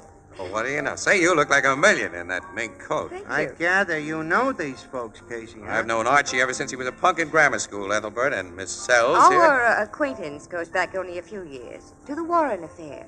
Yeah. Oh, excuse me, Miss Ann Williams, Miss Mildred Sells, Hello, Miss Sells. How do you do? and Archie Purcell. Pleasure, Miss Williams. Thank you. You know Archie's father, Annie. He's one of our favorite cops. Not Lieutenant Purcell. He's my old man. Well, we have a great admiration for your father. Yeah, he's quite a guy. They don't come any better. Well, Miss Sells and I must be running along. We have a date. Yes, it was nice meeting you, Miss Williams. See you again, Casey. That goes double. Must get together sometime. Yeah, we'll try to, Archie. I paid you, didn't I, Ethelbert? Yeah, we're all square. Well, see all of you again. Yeah, so long. Bye. Bye. Come again. We will, Ethelbert. Lawns. Wow. There goes one beautiful babe, Casey. Yeah. She's dynamite, too. I mean that literally. You know, she's a stooge for old Iron Hat. Tim Lansing? The political leader? Yes, sir, the boss. The big crook under the old-fashioned derby who protects professional gambling in this midtown section. How does that swell-looking gal stooge for him? Dames are used in all the big rackets, pal. Like the boss of the Philistines hired that babe Delilah to soften up Samson, huh? Been catching up on your reading. Well, that's the classical case, yeah. Casey, Lieutenant Purcell has caused Lansing more trouble than anyone else in this town. He heads the gambling squad, and if that Mildred Sells is making a play for his son... I thought of that, Annie, the moment I recognized her. So you were talking to them when we came in, Ethelbert. How did he and Mildred act together? Well, they seem pretty sweet on one another, Casey. She may be legitimate this time and just like Archie. Say, Casey, she said you met her at the time of the Warren affair. What did she mean? The murder of Mike Warren. Murder? Of Mike Warren? Yep. He owned the clip joint where Mildred worked, and somebody put a bullet through his head one morning. She was questioned like all his employees. I remember the case. Oh, so do I, vaguely. Warren's murder's still unsolved, isn't it? Yeah. Say, what did you hear Archie Purcell and that girl talk about while they were here, Ethelbert, huh? Oh, he introduced me to the gal. Mentioned he just bought ringside seats for the big fight on Saturday night, right in the middle of the third row. The third row? Mm-hmm. He and the gal was going together, he said. And he bought them? Uh-huh. From a scalper. Hey, scalpers are getting $200 apiece for ducats like that, and Archie's job can't pay him much more than that a month. Well, Casey, do you suppose they... Say, it's peculiar. Yeah, pal. It's very peculiar.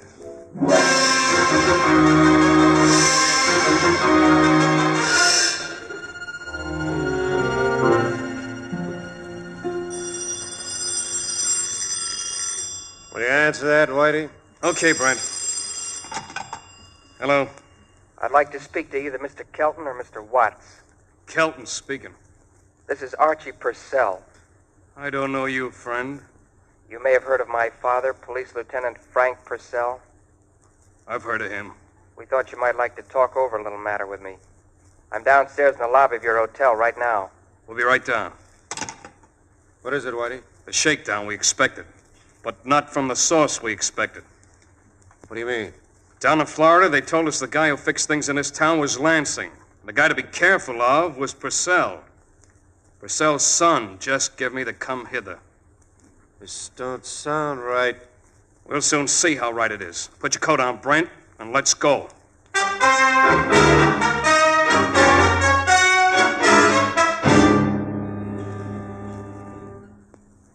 I imagine you gentlemen have convinced yourselves of my identity. You're Lieutenant Purcell's son, all right. What do you want? You two are professional gamblers from Florida. Don't you know this is a closed town? We're willing to play ball, but friends down in Florida told us we'd get a call from a gentleman named Lansing. My father is head of the gambling squad. I see. You mean there'll be no arrests if we play ball with you? If Figure it out. We've identified this gentleman as Purcell's son, Whitey. Yeah. Okay. What do we kick in, Purcell? $1,000 a week. Hey, that's murder. We're not big timers. We run small games. $1,000 a week in advance. No. We're hooked, Whitey. Pay the man. Okay, Brent. But remember, kid, this buys us complete protection.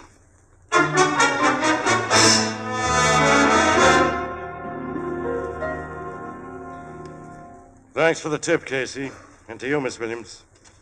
I didn't know my son was running around with this Mildred saleswoman. I'm going to have a talk with Archie. Now, we may be all wrong about her, Lieutenant Purcell. I hope we are, Frank. Excuse me. Gambling squad, Lieutenant Purcell speaking. I got a red-hot tip for you, Lieutenant. Who is this? Never mind that. You can pick up 2 card shops. They're registered at the Hotel Fultonian. There's Brent Watts and George Kelton. There's a poker party going on in their suite right now. That's all. Goodbye. I couldn't help but hear that one, Frank. The old anonymous tipster. A lot of our information comes in that way, Casey. Most of it's on the level. I've got to leave you and Miss Williams. Go to work. A little surprise visit to the Hotel Fultonian? Right away. Let's tag along, Casey. Why not, Annie? Let's go.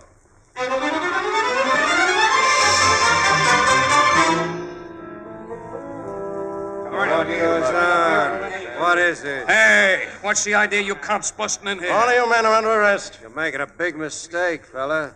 Before you make a bigger one, I suggest you get in touch with your boss and tell him you've busted in on Brent Watts and Whitey Kelton. Tell that to Lieutenant Frank Purcell. Yeah? I happen to be Lieutenant Purcell. What? You? Just why did you want to get that little message to me? Hey, there's been a slip-up, Brent. Yeah. Guess you haven't talked to your son since he saw us. My son? Uh-huh. Can I have a word with you alone? Anything you have to say can be said right here. Okay. If you want it that way. We fixed your son with $1,000 this afternoon for complete protection.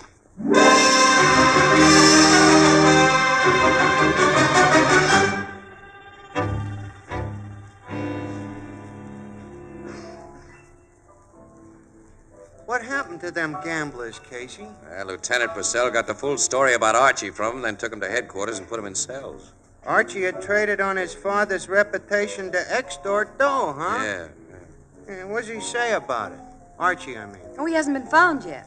And Mildred denied that she knew anything about Archie's fix racket. Yeah, but the whole thing smells like old Iron Hat Lansing. One of his lawyers sprung the 2 guys this morning. What does Lansing get out of it, Casey? Well, he's thrown suspicion of bribery on Frank Purcell. Well, how? Purcell raided them gamblers and threw them into the cooler, which proves he wasn't protecting them like his son promised. Yeah, but a lot of people will think there was a slip-up, though, Ethelbert. That Archie neglected to tell his father. I wouldn't. On the strength of just this one instance. No, I wouldn't either, Casey. And their accusation can't be blown up into a news story. Nothing novel about racketeers accusing cops of dirty work. Last night's affair won't even get into print. Well, not as it stands now, but... There's the bar phone. Excuse me. Go ahead, answer it. Blue Note Cafe, Ethelbert speaking. Just a second. Your city desk, Casey. Huh? Your city desk. Hello. Yeah, she's here too, Bert. Haskins Memorial Hospital. Archie Purcell. Archie Purcell? We'll get there on the jump. Goodbye. Casey, what's the matter? The story will get into print now, Annie. Big print. Archie was taken to the hospital a few minutes ago after being found in an alley, beaten almost to death.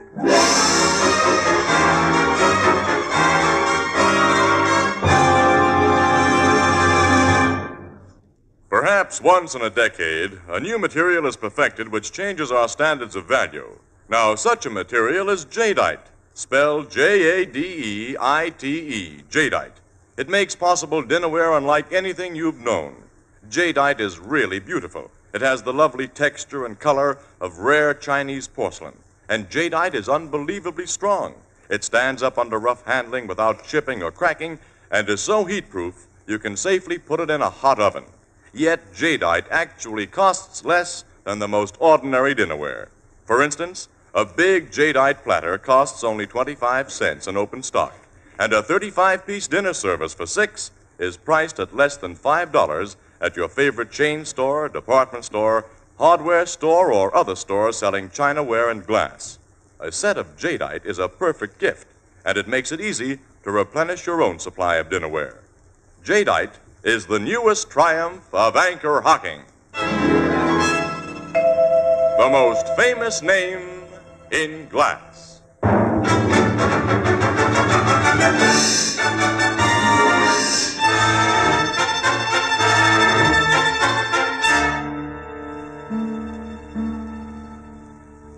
Since the doctors wouldn't let us see Archie Purcell, Captain Logan, suppose you tell us what he had to say, if anything. Well, he confirmed the story Watson Kelton had already told. Shook him down for $1,000. Yeah, Casey. He completely absolves his father of having any knowledge of his fix racket. And that won't help Frank Purcell much with the commissioner or the public. No. What did Archie tell you about Mildred Sells? He denies that she put him up to his racket or that she knew what he was doing.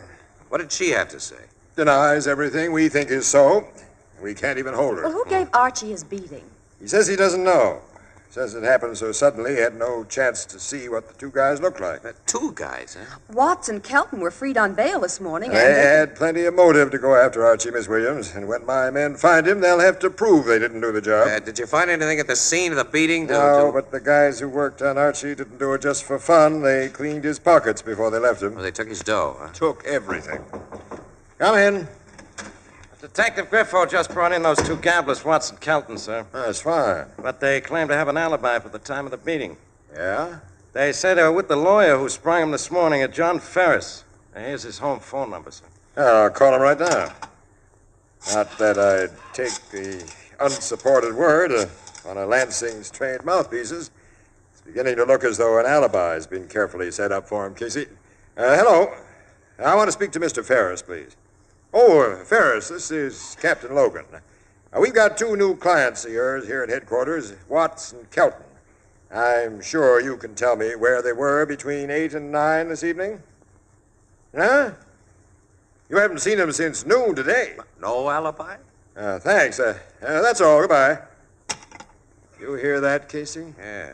Gives me the idea that those guys may be telling the truth and somebody's trying to frame them. Yeah. Ferris may have got him to his house tonight just so they couldn't establish a real alibi elsewhere. But why? I don't know, Miss Williams. Yet. Sergeant, bring in Watson Kelton. We'll hear what they have to say.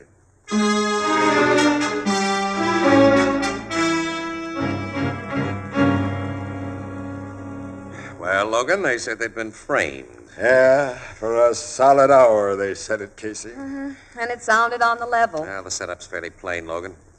Iron Hat's a shrewd guy. The anonymous tip that made Frank Purcell raid that game was just the first part of his scheme.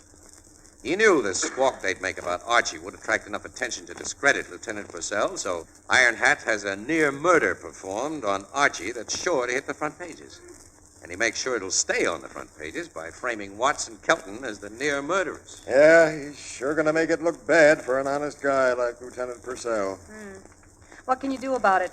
As things stand now, nothing. I'm not so sure of that, Logan. Archie's pockets were empty when he was found. Yeah. Well, I happen to know he had a pair of tickets for the big fight tomorrow night. It's 100 to 1 that they were on him when he was frisked. I'm wondering if the guys who took them won't use us. Hey, if we could pick those guys up and make them talk. Archie can tell us the location of those seats. Yeah, not for a couple of days. The docks have them filled with drugs and the fight's tomorrow night. What? Oh, now, wait a minute. Ethelbert said they were in the 3rd or 4th row center. There's over 20 sections in that arena, Miss Williams, and unless we know what's... Wait a minute, wait. Mildred Sells knows. She was going to the fight with Archie. She won't tell. Well, she might tell me a lot of things, pal. She's worried about Archie, and she likes him. When I call on her, I have a hunch she may get confidential with a sympathetic friend.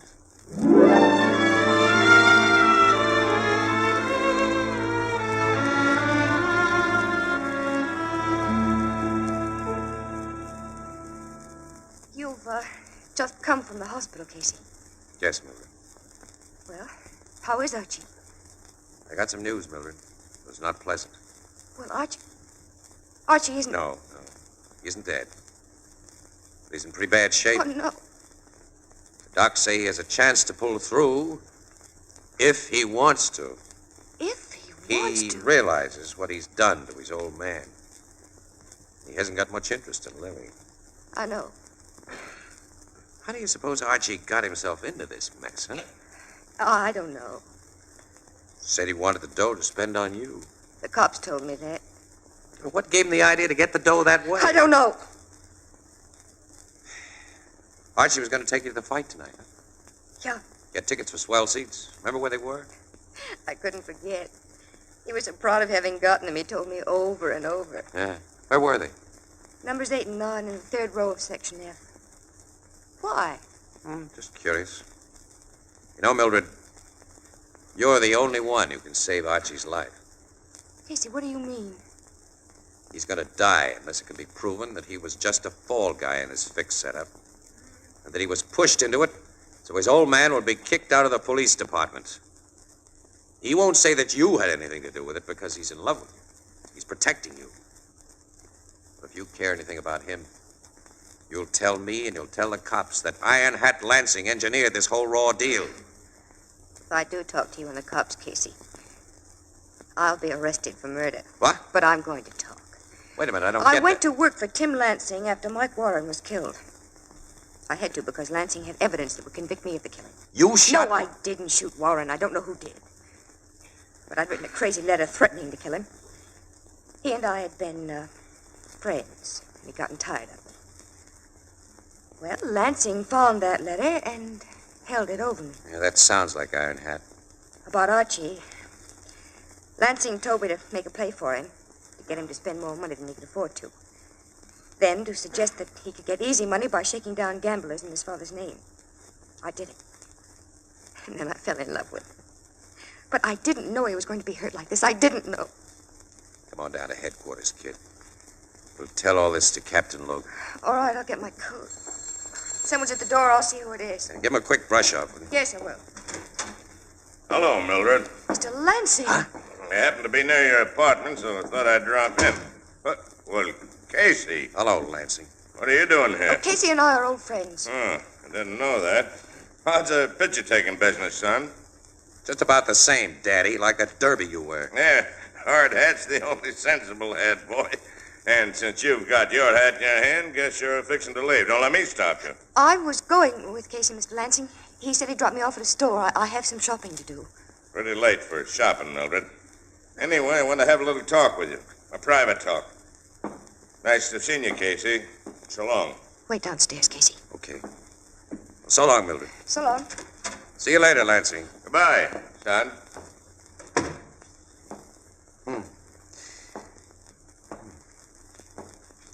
Don't ring for the elevator, pal. What? We'll take the stairs, you and me. That gun in your hand makes me agree to that. Yeah, I figured it would. What's this all about? Me and a friend are taking you for a little ride. A nice drive out to the seashore.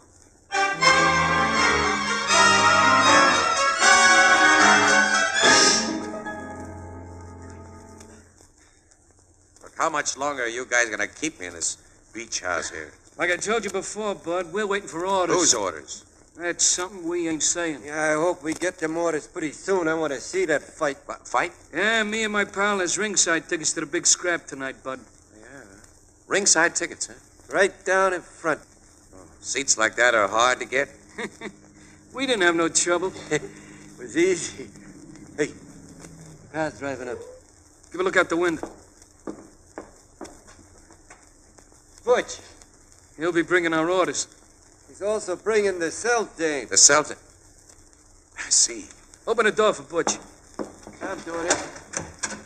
Here's more company for you guys. Get in, sister. Casey! Hello, Mildred. I didn't know they had you, too. Yeah, they got me, thanks to Iron Hat, I guess. Yes, he told me he had me watched. Came to my apartment because he'd gotten a report that you were there and he was afraid I'd talk.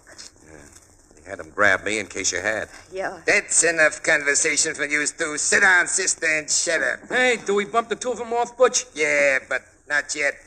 You guys will stand guard over him till the boss comes out here after the fight tonight. He's going to the fight while we stay here? That's his orders. Look. Hey, we want to see that fight. This'll do as you're told. I'm heading back to town now. I'm going to the scrap myself. So long. Of all the lousy... It ain't fair, it ain't. Hey, why don't you gentlemen go to the fight? We'd be glad to stay here till you come back. Wise guy, ain't you, Bud? Hey, got an idea at that. Are you nuts? No, we can tie these babies up, can't we? We'll get back here before the boss shows up.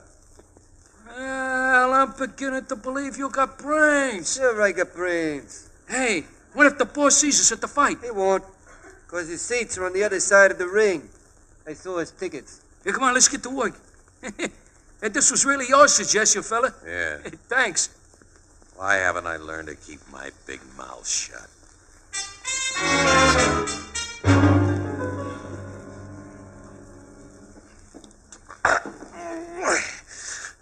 I slipped the gag off my mouth, Mildred.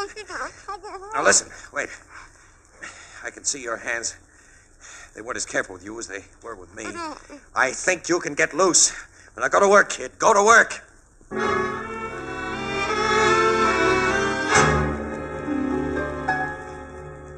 I'm free, Casey. All right, get the wire off me. That won't take very long. I only have to untie it. It isn't tied in very tight knots. I feel plenty tight. Wait a minute. Now, there. Got it off your hands. What a relief. All right, I can get it off my feet. Casey. What? There's a car driving up. What do you suppose that is? Get to that window and see, will you? All right. Stopped outside. Get that wire off your feet. I'm working on it right now. Casey, it's Lansing. Lansing? He's getting out of the car. He must have decided to skip the fight. Is anybody with him? No. No, he's alone. He's coming toward the door. Get that wire off, Casey. This is a tight knot. Well, untie it quick. I'm trying. Open up in there. You fellas see me drive up? Casey, quick. I'm doing the best I can. Everyone asleep in there? He may have the key if he comes in here before you get that off. You see, he has a key. Okay, kid. I'm finally free. There he is. And here he goes. I don't like to hit old guys like you, Iron Hat, but you didn't give me much choice. He carries a gun, Casey. Get it. I've got it. Come on, Lansing, get up. We're going to drive you and your car to police headquarters. I had a feeling I should have come out here sooner than I planned, Casey. It seems I wasn't smart to come alone. Nobody in your racket is smart, Lansing. Come on.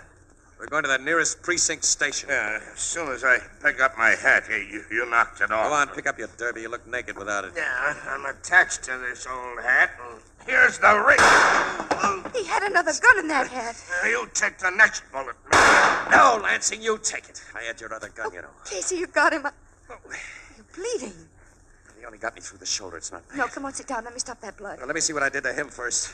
Pick up that second gun he dropped, will you? Your name's as rotten as mine, Casey. I got it in the shoulder, too. That's swell. I don't like to kill even rats like you. Well, let's make sure you haven't got still another gat on you. It's a neat trick, that rod in your derby. There's a frame inside that held it, Casey. I see it. Yeah, you won't find another rod in me, boy. Two have always been enough until now. Look here, you young people. I've got lots of dough. We can make a deal. Sure, we'll make a deal. A deal that'll put you out of circulation for attempted murder. Come on, let's get started.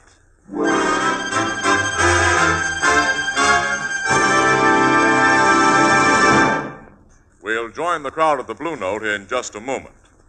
You know, American children are the healthiest children in the world, largely because most American babies now get a good, sound start in life.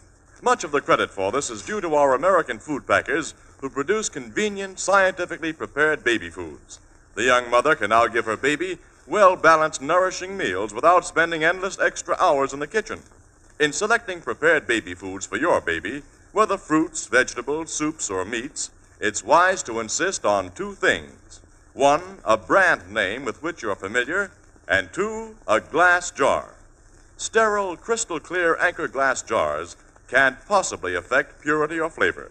And because you heat and serve foods in the same glass jars in which you buy them, and then reseal the jars to store leftovers, mothers save precious hours each week. Most of the better brands of prepared baby foods are packed in clean, sanitary Anchor glass jars and sealed under vacuum with easy-to-open, easy-to-reseal Anchor caps. Both products of Anchor Hocking. The most famous name in glass.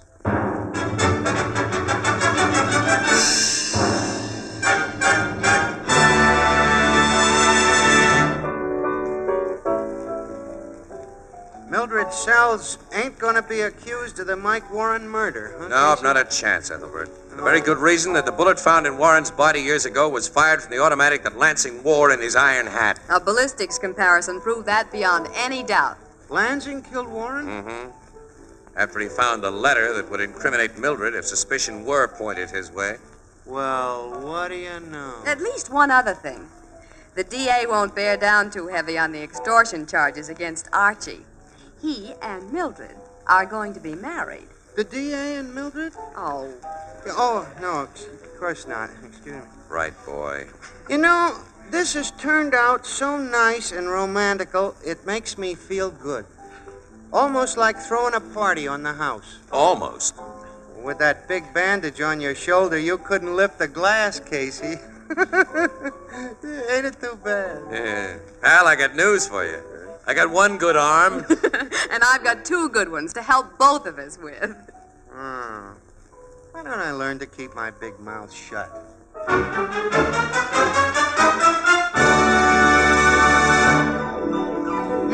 Crime Photographer, starring Stotts Cotsworth as Casey, is written by Alonzo Dean Cole. It is brought to you each Thursday by the Anchor Hocking Glass Corporation, makers of Fire King Oven Glass, Anchor Glass Containers, Anchor Caps and Closures, all products of Anchor Hocking, the most famous name in glass.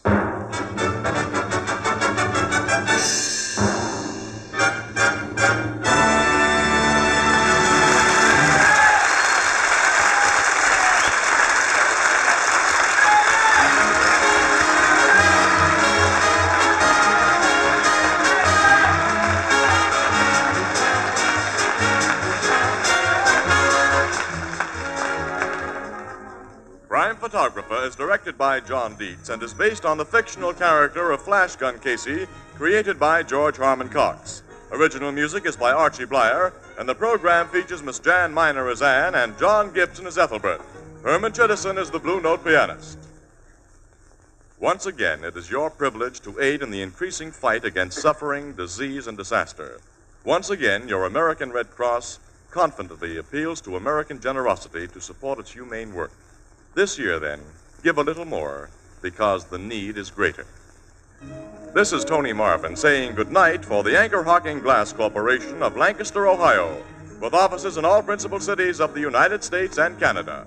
This is CBS, the Columbia Broadcasting System.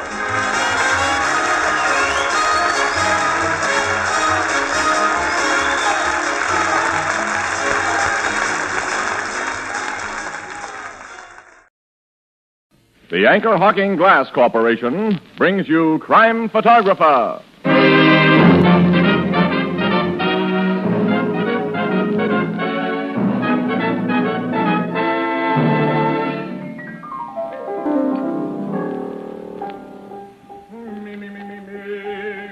Oh, hello, Casey. I'm sure glad to see you. Yeah, hi, Ethelbert. Say, what's with Marvin and this me stuff? Huh? Maybe you can find out. He won't talk. Huh? Hey, Tony, what goes with you and Herman Chittison and that me noise? Me. Hey, Herman, will you give me an A now? Me. First it's me, and then it's give me an A. Well, what's this A business, anyhow? Why, Casey, A is for Anchor Hocking, the world's largest makers of household glass.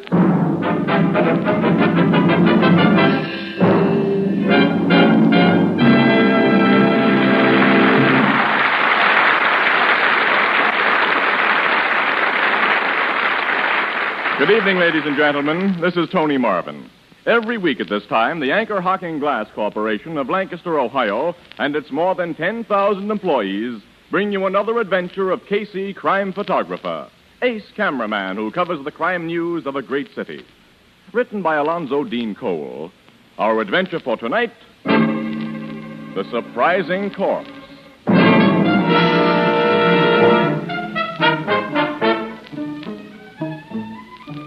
2:00 in the afternoon, the living room of a beautifully furnished penthouse apartment. Mrs. Dizzel. Yes, Marie? The Comte Gaston is here. Show him in. Yes, Mrs. Dizzel. You may go in, Comte Gaston. Henriette, my lovely one. Hello, Leon. It was good of you to send for me. I kiss your beautiful hand. Don't. Henriette. Come into the library where we can talk privately. Very well. Sit down, Leon. You are mad at me, Henriette. I can always tell when you are chagrined. It shows in your so lovely eyes. Yes, well, now that we're alone, Count, suppose you drop the phony accent. Okay, what's the beef? I've advanced you almost $40,000. As you're to get it back with 500% interest, you've made a good investment. I'm not so sure of that. Henrietta, this silly, bird-brained girl I'm engaged to marry will inherit millions when she's 21, only a year from now. You can't lose. You even took out insurance on my life. Yes, but only for enough to protect my actual loans to you. You see, Leon, I expect a profit as well, and I won't get that unless you marry Paula Durfee and get your hands on her inheritance. Don't worry, she's mad about me. Her uncle, who controls her estate until she's 21, and her brother Arthur are mad at you. Paula pays no attention to them. When you drink, you talk too much. What do you mean? Several nights ago at the bar of the Yorkshire Club, you told everybody what you really think of Paula Durfee. Who told you that? I swear. I have reliable informants in many places, Leon. I watch over my investments, and you're one of them. I've not had a loss so far, and I don't intend to have one in you. I'm sorry, Henriette. I drink too much, no more. I don't trust you. Oh, Henrietta. And because I don't trust you, I want to liquidate your debt. Liquidate? Oh, it'll be to your advantage as well as mine. Would you like to make $100,000 right away? 25% of which goes to me, of course. Would I? My plan may strike you as fantastic, Leon, but this Paula Durfee's a little fool. If she weren't, she wouldn't be in love with you and jealous of you. You're most flattering, Mrs. Zabel. You've an appointment with Paula today, of course? At 5 o'clock for cocktails. Well, don't drink too much before you meet her. And don't tell her this scheme was the idea of anyone but yourself. You must take all the credit. Go on. Tell me how to get this 100,000. This is the way, Leon. When you meet Paula, you tell her in your...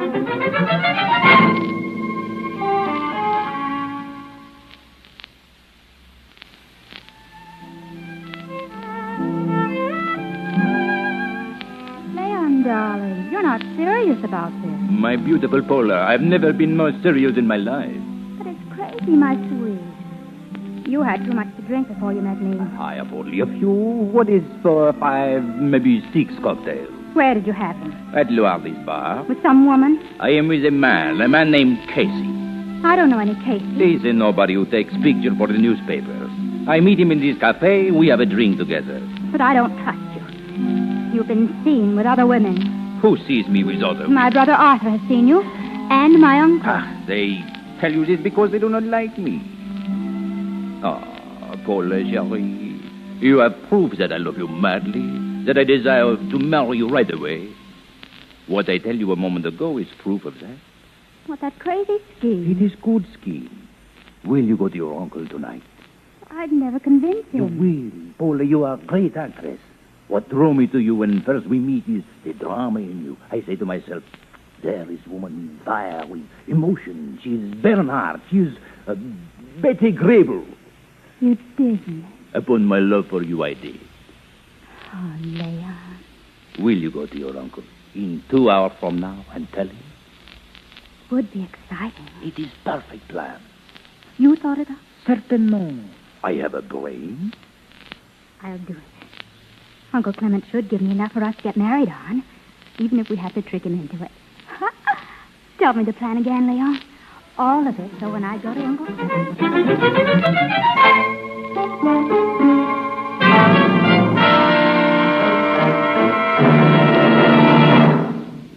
My dear, this is astounding. Devastating. I couldn't help it, Uncle Clement. I couldn't help it. Paula, I've tried to take care of you since your parents died. I've tried to shield you. I warned you. I had to do it. And now you've got to protect me, Uncle. You've got to save me. I will, child. Take me to this place. I'll do what I have to do.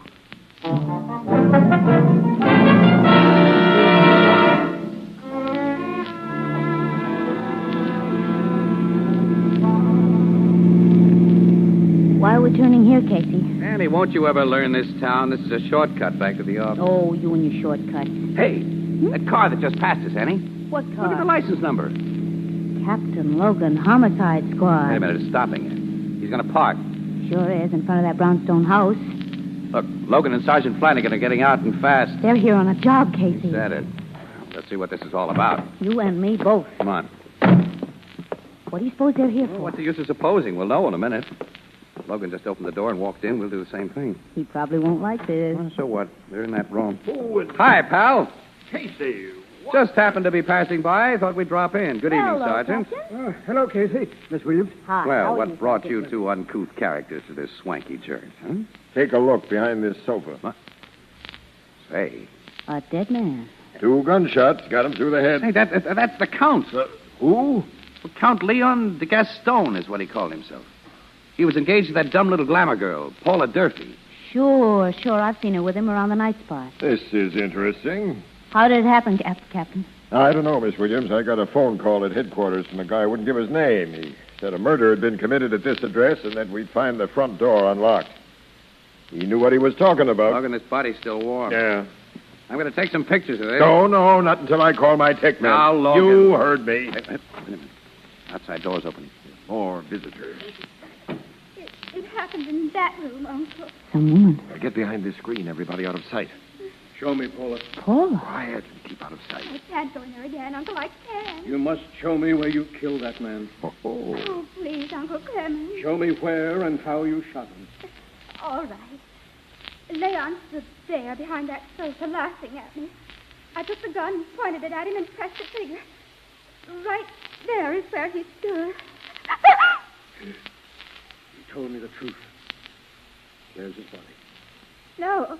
Oh, no! We've heard enough. You're under arrest, miss. I didn't do it. I didn't kill him. That's not what you said a minute ago. But I was lying. Leon can't be dead. He just can't be. Oh, my child. I think introductions are in order, mister. I'm Captain Logan, Homicide Bureau. I'm Clement Durfee. This is my niece, Paula. Oh, Leon can't be dead. He can't be. It's no use trying to change your story, Miss Durfee. But what I said was all a lie. I didn't shoot him. I didn't. I couldn't. I loved him. The things you heard me say, the story I told my uncle, was Leon's idea. What did she tell you, Mr. Durfee? I'd rather not say. Look, a murder has been committed. You got to. I'll tell you what I told my uncle, but it wasn't true. I said that I was jealous of Leon, that I came here tonight and shot him, but it was all a lie. You were jealous of Count de Gaston, weren't you, Miss Durfee? He told me you were, when I was with him this afternoon. You were with this guy today, Casey? Mm-hmm, for about an hour at Luardi's bar, and he was getting quite a load on, too. Maybe he told you about the plan he had. He didn't say anything about a plan. Go on, Miss Durfee. All I told my uncle was part of Leon's plan. He said that if Uncle Clement was convinced I'd committed a murder, he'd pay $100,000 to protect me. Really? How was he to pay the $100,000? He was to give it to Batson, Leon's valet. Leon said he'd arranged everything with Batson. And why was he to give it to this Batson? Well, because Batson would say he'd been a witness to the murder and that he'd gotten rid of the body. And when Uncle came here, he was to see nothing but some stains on the floor that would look like blood. Leon said he'd put them here before he went away and hid himself. And I was to get the money from Uncle and pretend to pay Batson for his help and his silence. And then I was to join Leon at his hiding place, and we were going to be married.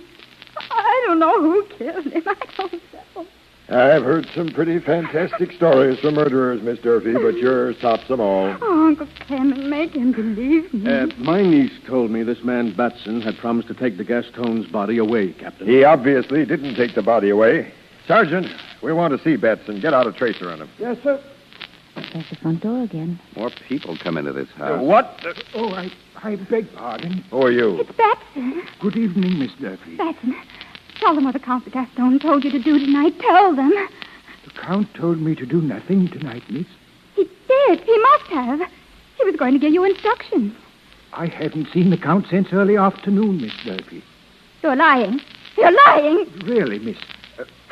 I say, what's going on here? Step back of this sofa, Batson. Take a look. The Count. Good heavens, he's dead. Yeah. But who? This very imaginative young woman did the job. I didn't. You'll have a hard time convincing anyone of that, Miss Durfee. Sergeant, phone the squad now and stay in charge here. The rest of us are going to headquarters. Yes, sir, Captain. Logan. Yes, Casey? That gal's story is so completely cockeyed, it might be true. Oh, Casey. Are you nuts? Maybe. but I'm getting what feels like a hunch.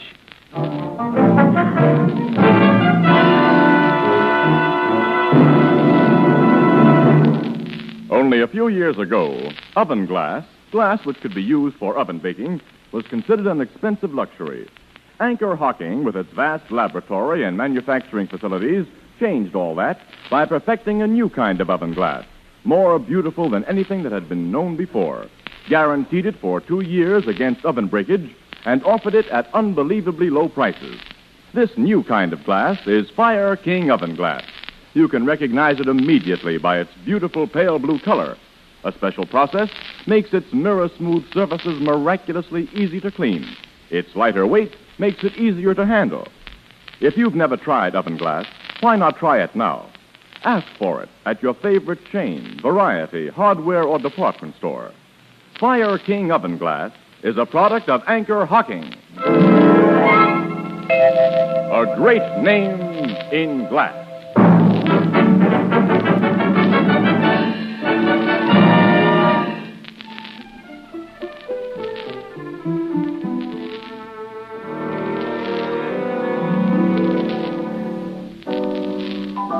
Casey, how in the world...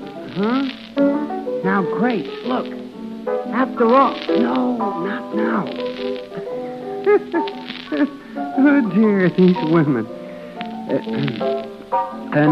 Casey, as I was saying, how in the world can you think that Durfee gal didn't commit the murder? That's what I'd like to know, too, Ethelbert. Look, I'd tell both of you. I've got a hunch, that's It's all. the kind of hunch I'd hate to bet on. Well, who's asking you to bet on it? I've noticed that when Casey gets a hunch that a gal's being unjustly treated, Ethelbert, she's usually a very good-looking gal.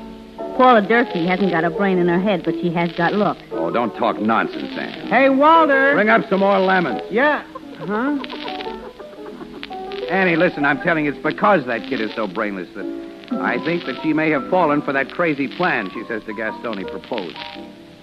And then somebody who knew about the plan bumped the guy off, knowing that she'd take the rap for it. Casey, you haven't got the slightest basis for that Oh, idea. yes, I have. Yes, I have. That phone call that brought Logan to Gaston's place. They ain't been able to trace that call? No. Well, a neighbor might have made it, or somebody passing on the street who heard the shots and didn't want to become involved. Oh, that's possible. Now, but I doubt Casey, it. DeGaston told you himself that she was madly jealous of him. So tonight she just got too jealous and went bang, bang. Gaston told me something else this afternoon. As a matter of fact, I'd forgotten it up to now. He'd just come from Mrs. Zabel's place. Mrs. Zabel? Yeah. Did you make that name up? No. Henrietta Zabel, that's her name. Who's she? The hard-boiled dame I know. I wonder. You wonder what? Mrs. Zabel always has a few of those fortune-hunting guys around her, guys like the Gaston. I've heard she bankrolls them while they're on the make for gals with dough. Well, so what? Well, so I'm going back to headquarters and check a little matter with Logan that I neglected to check before.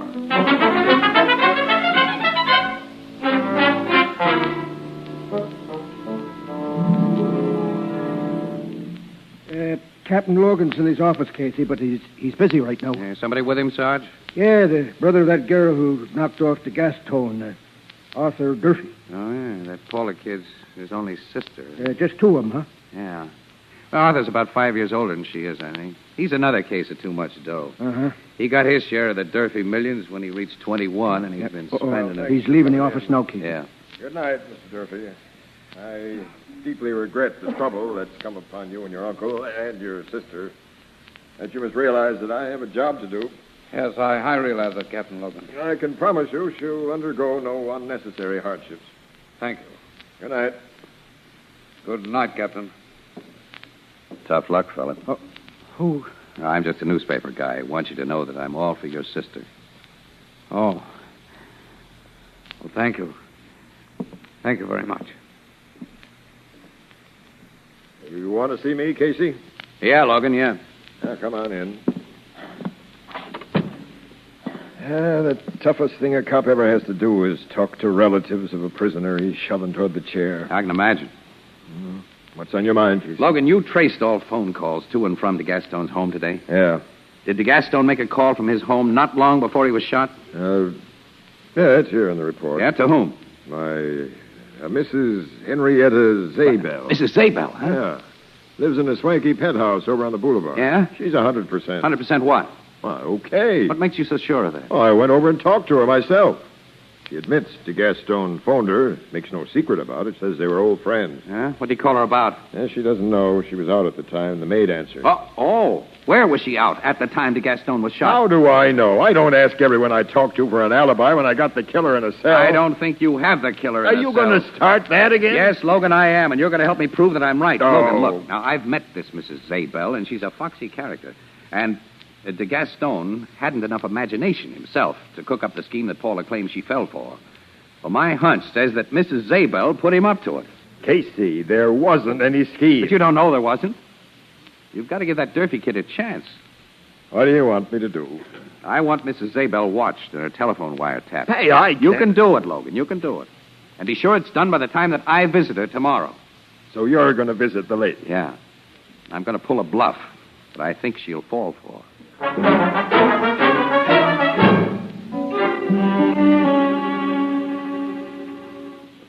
Mrs. Zabel will see you in the library, sir. Thank you. Mr. Casey, madam. Come in. Thank you, Mrs. Zabel. Well, I seldom forget a face, Mr. Casey. We've met before, haven't we? Well, yes, I've taken pictures of you several times for the Cafe Society pages. Oh, yes, of course. May I close this door? If you wish. Thank you. Is it customary for press photographers to require such privacy? Well, I'm not here as a press photographer. Oh, then what? I really want to talk to you about Leon de Gaston. Well? I spent over an hour with him yesterday at Luardi's Cafe. He'd been drinking and was talkative. Really? Yeah. He told me about the idea you'd given him. Interesting. I think the cops would find it so if I told them. They might connect it with a phone call de Gaston made to you shortly before he was shot, while you were not at home. They might wonder who phoned headquarters to report the murder of de Gaston, and they might wonder who really killed de Gaston. What do you think? I wonder why you haven't told this to the cops. Because you're a rich woman and I'm a poor guy. Blackmail. Well, let's say you do me a favor and I do one for you. Can you suggest any motive I might have had for committing a murder? I think the cops might be able to dig one up. A motive, perhaps, that would mean a profit for you or prevent a loss. Okay, Mrs. Zabel. Until tomorrow.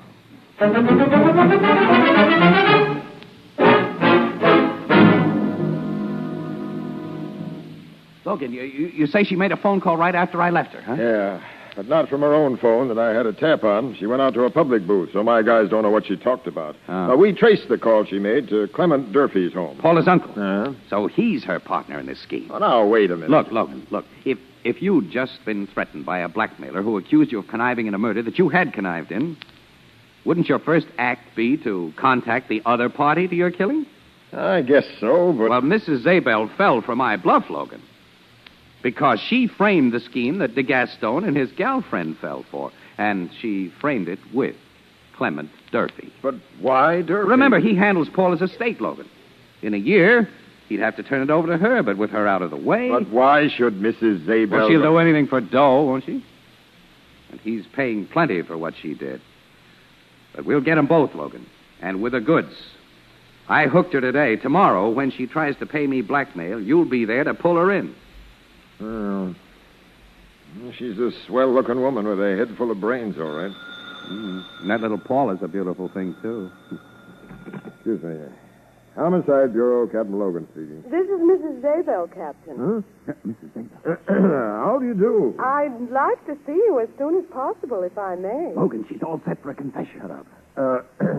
What do you want to see me about, Mrs. Zabel? Well, I'd like to report the threat to the blackmailer, a press photographer named Casey. Very interesting, Mrs. Zabel. I'm anxious to hear about him. Will you come to my home as soon as possible, alone? Yeah, I'll be there in half an hour. Then I'll expect you. Goodbye. You heard that, Casey? Yeah, I heard it. You put something over on her. Wise guy.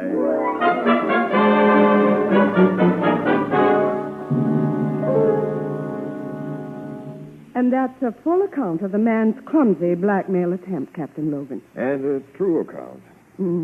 How do you know it's true? No, I know this Casey, Mrs. Zabel. I can figure he'd pull things like you said. Now, I want to tell you something else. Go on. That man Casey was right.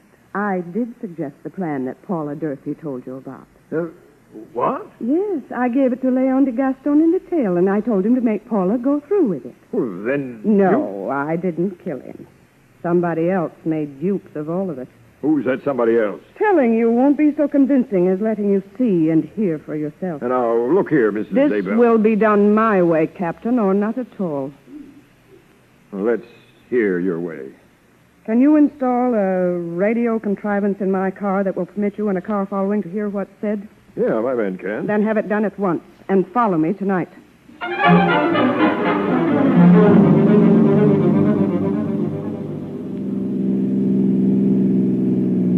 Where's she going in that car of hers, Logan? I told you she wouldn't tell me a thing, Casey, except to follow her, and we're doing that. Well, she might give us a word occasionally through that radio gadget you had installed in her car. Now, she's going to play this the way she wants it. Hey, you know, she is a swell-looking woman, Casey. Yeah. Not so young as Miss Durfee, of course. Oh, no, not nearly as young. But swell-looking. Swell-looking. All right, all right, all right. You both agreed that they're both beautiful gentlemen. Hey, she's slowing down, Logan. She's going to stop. I'll slow down, too. Hey, a man's getting into her car. Couldn't see his face. Neither could I. She's starting up again. Thanks for picking me up, Henrietta. That guy's voice. That radio gadget works pretty good. Quiet. I didn't want you to come to my house. Yes, in the car here. I'm sure no one can hear us. Who's the man, Casey? Can't get his voice. Neither can I. So, Henrietta, you think we are under suspicion of murder? Yes, and I have no intention of facing a murder charge I don't merit. You suggested that little plan to the Gaston. Whose plan was it? Well, since we're quite alone, it was mine. But you didn't tell me you really planned to murder Leon. I thought you were only helping me recover my money. Oh, you know my real motive? Yes. You wanted a murder conviction and death for your sister. His sister? It's Arthur Durfee still. You see, I've spent my share of the estate, but with Paula out of the way, I'd get her share, too. I couldn't allow a little fool like Paula to get that money when I needed it, could I? You think you'll get away with it? Oh, you'll never tell anyone. What? You think I'd have said what I have if you were going to live? Step on it, Logan. And fast. I'm stepping. Look at that car behind us. What? Oh, you cut the ignition. And threw the key out of the window. What a gal. I'll say it's all over for him now. Sure is. That car's stopping. Come out of that car, Mr. Arthur Durfee, with your hands in the air. What's the meaning of this? We're finishing your perfect plan, fella. For keeps. And Mrs. Zabel... Why, Mr. Casey... I'm going to ask a favor of you. May I kiss you? Hey. Excuse me, Annie. Thanks, Mrs. Zabel. Thank you, Mr. Casey. Well, I like that. I was just apologizing, Annie, and congratulating Henrietta. We'll discuss your methods later, Mr. Casey.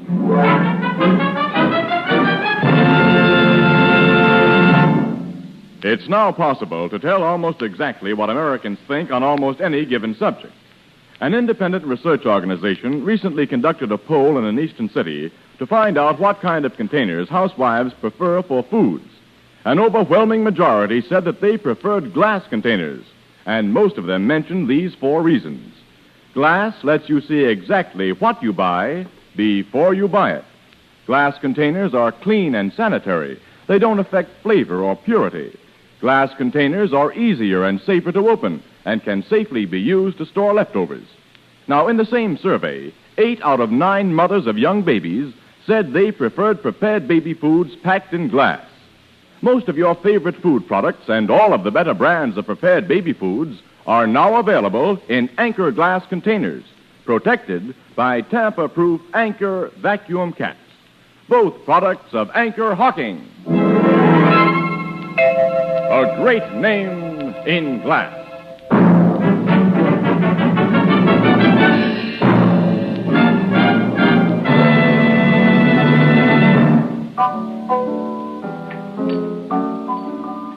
So, Arthur Durfee's in the clink, Casey, and his sister's free, huh? Yep, Ethelbert, yep. And Logan's treating me respectfully for a change. I don't know why you had this case all wrong.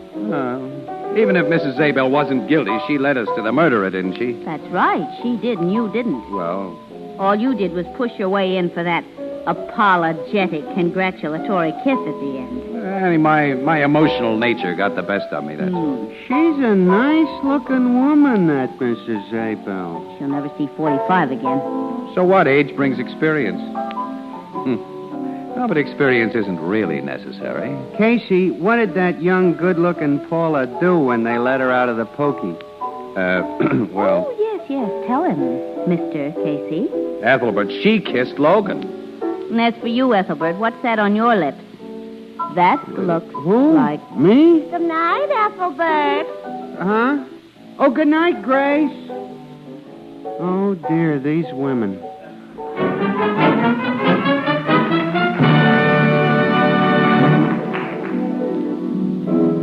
Crime Photographer, starring Stotts Cotsworth as Casey, is brought to you each Thursday by the Anchor Hocking Glass Corporation, makers of Fire King oven glass. Anchor glass containers, Anchor caps and closures. All products of the Anchor Hocking Glass Corporation, a great name in glass.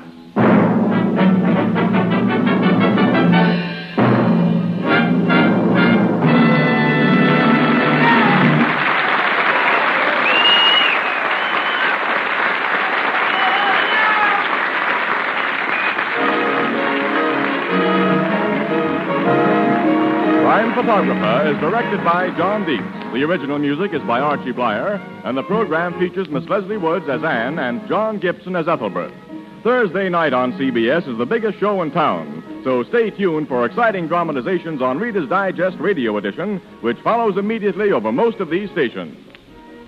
This is Tony Marvin saying goodnight for the Anchor Hocking Glass Corporation, the world's largest makers of household glass.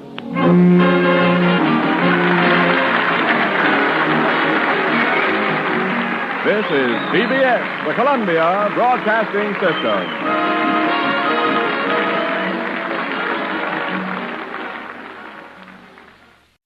The Anchor Hocking Glass Corporation brings you Crime Photographer.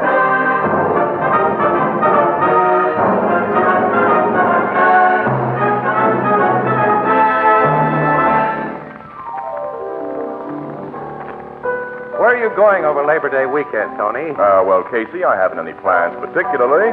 But everyone goes to see somebody over a Labor Day weekend. Everybody. Oh, I know, Ethelbert. I'm waiting for them. You mean everybody will come to see you? Excellent deduction, Casey. Yeah, but why should the whole world be to pass to your door? Why? I work for Anchor Hocking, the most famous name in glass.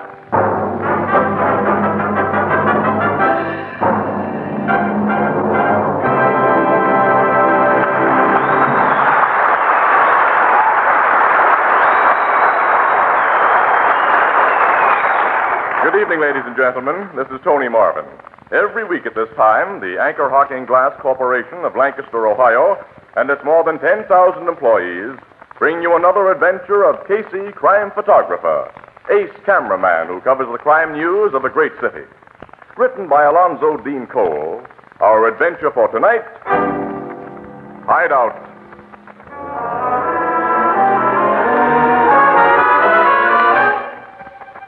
Night. A street of old houses. Unpainted, unkempt, dirty-looking houses. A man and woman hurry along the street, watchful, furtive. In a shadowed doorway of one of the houses, they halt, and the man knocks quickly and softly.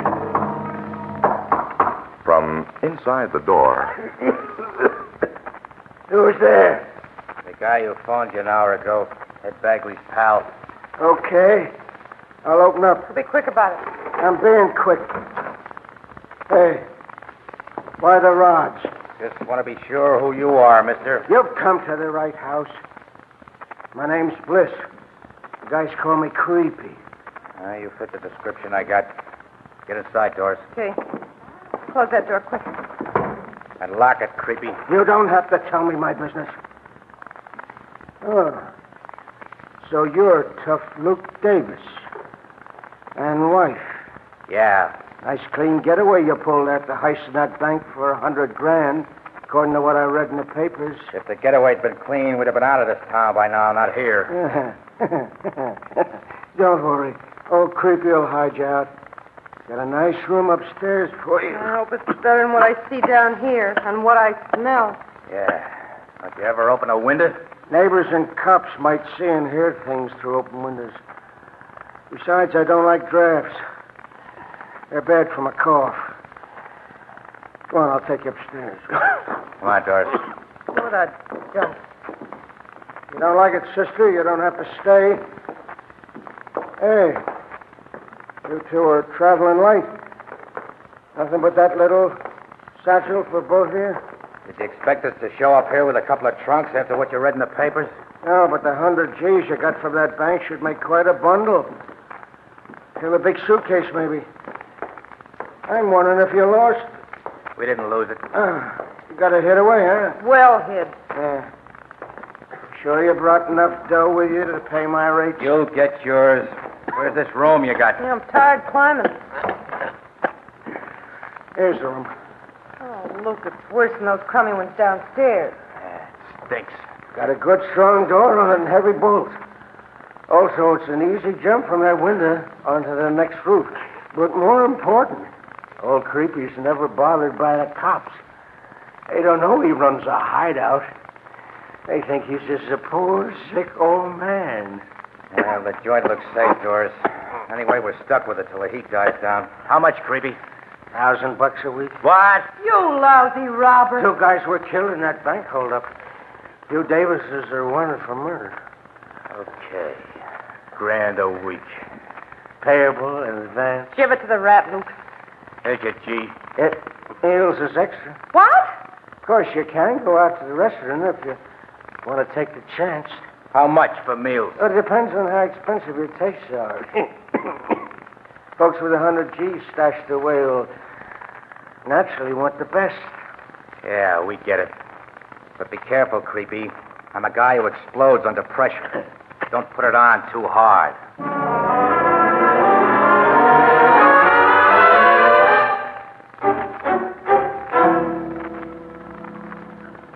2 weeks in this crummy joint, Luke. Cost us nearly $4,000. Yeah. $25 a piece for the lousy horse meat he calls steaks, $2 a bottle for beer that cost him 2 for a quarter, and $1 for a 5-cent newspaper. I'm fed up. So am I. Most of all, I'm fed up with this dirty, stinking room. Oh, what's the use? We're stuck, and we got to make the best. I'm not so sure of that. Huh? I've been thinking, babe. So what? Hand me that nail file, will you? Wish I could get a decent manicure. Nuts with the manicures. What's on your mind? Hand me the nail file, I said. Okay. Here. Now, what do you I'm say? thinking about us leaving here. For where? Another hideout. We don't know any others in this town. We don't stand a chance of getting out of town yet. I just remembered what another con told me when I was in stir. There's a guy who runs a big hideout racket here, Doris, and he treats red hots right. Why didn't we go to him in the first place? I tell you, I just remembered his name. I'm going to get hold of him on the phone downstairs and make arrangements. He'll send a right car to pick us up. He'll do everything. Then this rat Creepy sees himself losing the dough we've been dishing out, and he tips off the cops. He'll figure who this other hideout guy is, Luke. Creepy won't have any chance to figure it. You mean... My nails ain't bad, but I wish I could get a real manicure. He's sure been asking for. I'd say he has. He's coming upstairs and bringing that hooch you ordered. Yeah. He's going to make us a present of it. No noisy shoot. Of course not. Open up, Davis. I brought your whiskey. Okay, Creepy. Come in, Mr. Bliss. Oh, thanks. Good stuff I got you. One of the best blends on the market. You owe me $100 for the bottle. No, Creepy. That bottle's on the house. What do you mean? Hey, fire that gun. I'm bending this gat over your head. Oh, don't. Chiseling rat, you lousy chiseling rat. Let him have it plenty, Luke. He's had it plenty. You sure he's finished? We don't want him talking. He'll never talk to anyone again. Go through his clothes and find the dough we paid out to him while I go downstairs to his phone and make a deal for a real hideout. You better open a window down there and let in some fresh air. Yeah. I'll be glad to get out of this smelly place.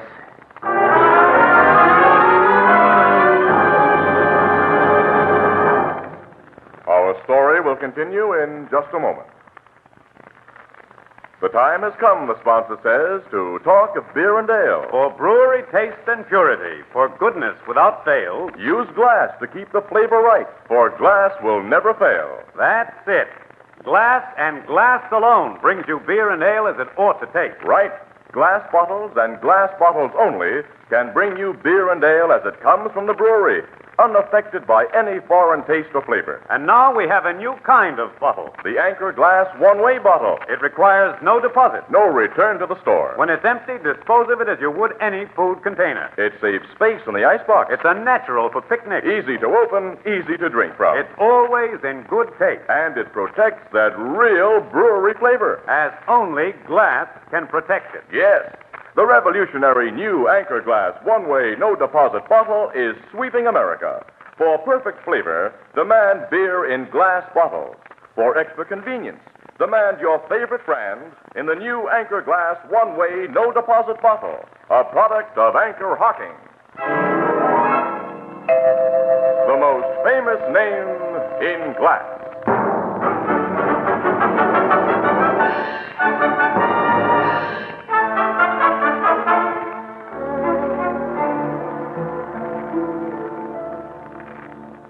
The body of this character, Creepy Bliss, was found this morning because a cop was very observant, Miss Williams.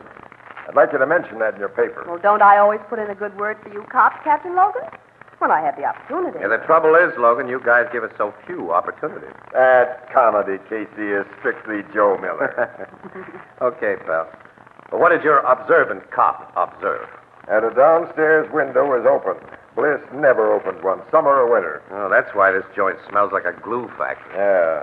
Well, the cop was familiar with Bliss's habits. He investigated the open window and found Bliss with his head bashed in. Otherwise, the murder might have gone undiscovered for weeks. When was his head bashed in? About 10 o'clock last night. Any idea who did the bashing? We're sure Luke Davis did it. Davis? You mean the bandit who held up the bank 2 weeks ago? He and his Mal Doris had obviously been hiding out here. They found their fingerprints all over the room where Bliss was beaten to death. Well, then Bliss ran a hideout, huh? That's the picture, Casey. And he ran it pretty smart. We cops never had him under suspicion. He ran it so smart that apparently the gang in control of the hideout racket here wasn't wise to him. He wasn't a member of the gang. I don't think so. I've heard just one guy bosses the hideouts in this town. That's my dope in the situation. Well, you've never been able to learn much about the hideout boss, have you, Logan? No, he's the toughest of all racketeers to find out about, Miss Williams, because he's the one crook other crooks don't squeal on. Yeah, for the very good reason, Annie, that every crook figures that he himself will need a hideout eventually. And he wants to be on good terms with the guys who can provide it. Yeah. Now, Luke Davis and his girlfriend probably made a connection with the big hideout operator before they left here last night. Luke left some fingerprints on the telephone. Well, there's no way of tracing the call he made. Miss Williams, only amateur detectives in crime fiction can trace local calls when a phone isn't tapped. The phone companies can't do it, and neither can we poor professional cops. So Luke Davis and his wife have made another getaway. Yeah. And we probably won't catch up with them until they figure it's safe to come out of hiding and try to blow town. Well, if they could be found right away, it'd be front-page stuff. And big. I'm so sorry I can't oblige you two with something immediate. You've found nothing that might be a possible lead to where the Davises went from here. Not a thing. Oh, you know you can tell us about holdouts, Captain. We keep them strictly off the record. I'm not holding out anything on you, Miss Williams. You've heard all I've learned about this thing. Of course, you've been in touch with Barney Rubin, huh? Oh, sure. I got nothing from him. Well, now, who's Barney Rubin? Well, Annie, altogether off the record. He runs a joint on the west side called Barney's Bar. It's a crook hangout, and when Barney hears interesting things, he passes them along to Logan and a few other guys that he trusts. Ah, a stool pigeon. Well, more a undercover guy, I'd say. Barney never's been a crook himself. That we know of. I don't know. I've always figured him on the level, pal. Well, he's been very helpful at times. Well, if he's not a crook himself, how come crooks trust Well, him? Barney's brother, you see, Annie, was a big-time racketeer. And he and his mob used Barney's bar as a hangout. The brother was cut in two by machine gun slugs in one of those sweet gang double crossings 5 or 6 years ago, and well, Barney turned very sour on old Gunman. Outwardly, though, he remained on good terms with the cookies that he'd met through his brother's connections, but on the QT, He's done him a lot of harm. Now, this is strictly off the record, Miss Williams, and you forget you heard it. Sure, Captain Logan. Well, let's get back to the paper, Casey. We've got everything here there is to get. Yeah. See you later, Logan. Okay. So long, Captain. So long, Miss Williams. Well, Annie, I'll drop you off the office. Leave these pictures I took with Tate in my department. Oh, where are you going? Well, nailing Davis and his moll will make a big yarn, Annie, if it breaks soon. So, before some other newspaper mug gets the idea, I'm going to see Barney and make a deal for an exclusive tip if he hears some interesting information.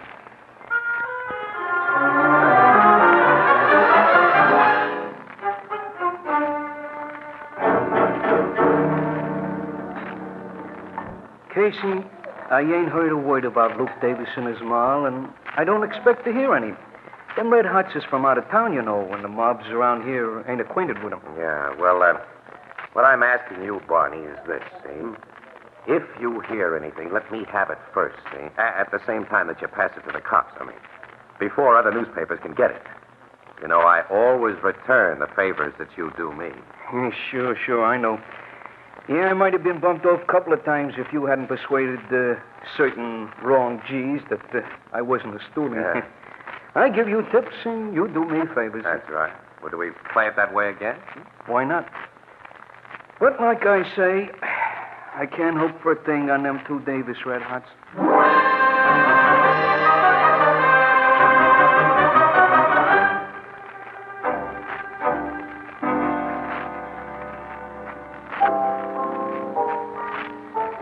Well, your interview with Barney doesn't sound too promising, Casey. Oh, he'll tip me if he hears anything, Annie. Guy in his spot needs guys like me to front for him sometimes again. Well, I'd hate to be in his spot.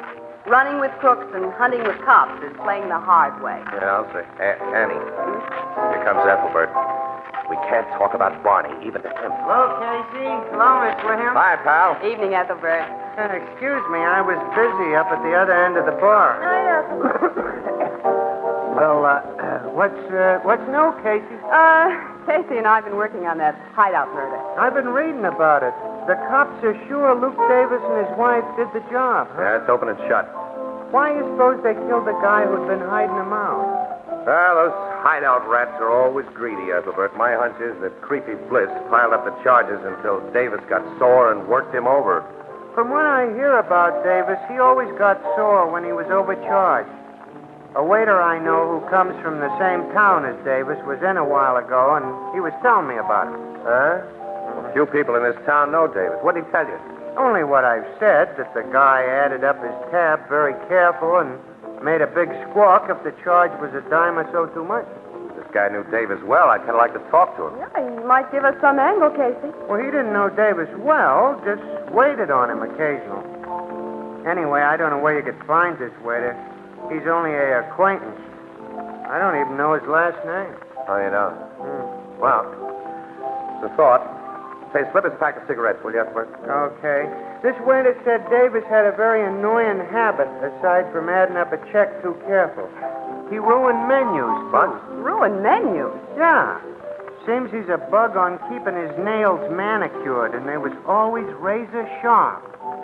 He'd run one of them nails over the menu to mark each item he wanted, and he'd cut the paper almost clear through so the menu couldn't be used again for other customers. Oh, interesting, but unhelpful. Yeah. How about those cigarettes, huh? Oh, gee, I almost forgot. Here, Casey. Thanks, pal. Thanks.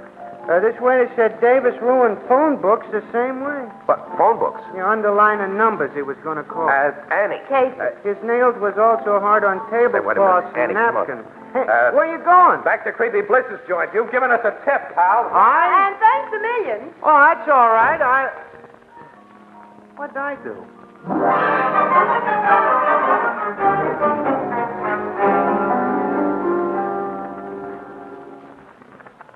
Say, maybe Ethelbert's given you and Miss Williams something, Casey. There's a notation on Davis's police record about his sharply manicured nails. And you're sure he made a call from here last night to arrange for a new hideout, huh? Yeah, we found fresh prints of his on the phone. Oh, where's the phone book, Captain Logan? On the table beside the phone. His prints are on the book, Well, let's go through that book. All right, now. Ethelbert's waiter friend said that Davis's nails cut almost through the paper where he underlined things, Captain. so his mark should be easy to spot. I'll find it if it's here. I'm taking the book page by page. All right, well, now, ripple through it first. We may save time that way. We'll see. Allen, Amherst, Austin. All right, the A's. Now the B's. Abbott, Aiken, Baker, Sanderger. Logan, wait a minute. There it is, Logan. Ah, deep nail mark under a name and number. Look at that name and number, Casey. Holy. It's Barney's bar. But Barney. But both of you told me that this Barney was in with the cops. Looks like we were wrong, Miss Williams. Yeah, plenty. Sergeant, take this book and go over it page by page. If you find any other marks like this, let me know. Yes, sir. I don't think you'll find any more, Logan. Neither do I. Playing ball with you cops, as it seemed, gave Barney a nice cover-up, didn't it? And we fell for it because now and then he did give us the real lowdown on wanted crooks. Logan, thinking back, those crooks never had any dough when Barney turned them in. Well, he took all they had for hiding them, and then put them on the spot, Annie. Sometimes collecting a cash reward for doing it in addition to the goodwill of saps like Logan and yours truly. We went out of our way to protect the rats, to keep better rats from getting wise to them. How are you going to handle them, pal? I know how I'd like to handle them. Well, I'd love to see you do it just that way, but... Sure. If nail mark's no evidence, and if I bring Barney in for questioning, I tip my hand. squirm out from under. And not only that, the Davises might be warned and get away. Say, Logan, Barney might be persuaded to lead us to the Davises, and at the same time cook himself. Oh, Barney's smart and careful. He lets little guys do his contact work. Yeah, maybe not with red hots who've gotten away with $100,000. I think Barney takes a deep personal interest in that kind of moolah. You figure the Davises are carrying that dough with them? No, I doubt it. Experienced crooks like the Davises don't trust other crooks. They know they're at the mercy of a hideout proprietor. I think they managed to bury the dough somewhere. That may turn the trick. That'll get you. No, neither do I. Hideout landlords are greedy guys, Annie. $100,000 is a lot of dough, and there's no honor among thieves. Talk straight. All right, how's this? I'm going to call on Barney. I've done him favors in exchange for tips he's given me. All right, tonight, I'll hand him a tip and hope he does me the favor of falling for it. Is that straight enough? Casey. Got the double talk. So long, pals.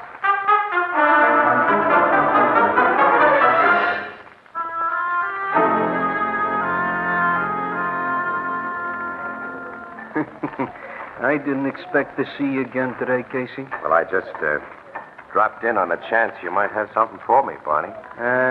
Not a thing, fella. I told you there wasn't much hope I'd get the lowdown on them Davises. Yeah. Well, I thought maybe, you know. I got a little new dope on them after I left you this afternoon. Yeah? Yeah, this is strictly confidential, Barney. I could only spill it to a guy who's aces with the cops, you know. Well, you know how I stand with them. Yeah, sure. What's your dope? Not that it'll mean anything to me. Well, Captain Logan tipped me that he has definite proof that the Davises are hiding out with all of that $100,000 on them. On them? Yeah. They didn't have time to stash it away before they went to Creepy Bliss's joints. $100,000 is a lot of dough. Must fill a big suitcase, huh? Yeah, it might. But a lot of folding money can be carried in a guy's clothes, Barney, and a lot more under a woman's dress. That's so. Look, keep this way under the hat, Barney. If the cookie they're hiding out with knew that dough was right under his nose, well, you can figure it easy. Yeah. Them Davises would be in a real bad spot if the hideout operator knew. That's right. Fortunately, of course, nobody knows except you and me and a few cops. Yep, that's the way it is. Well, I'll be running along, Barney. Maybe you'll have something for me tomorrow. I'll drop in. Yeah, you might be lucky, Casey. I might have something about them Davises. Yeah. Well, good night, fella. Good night.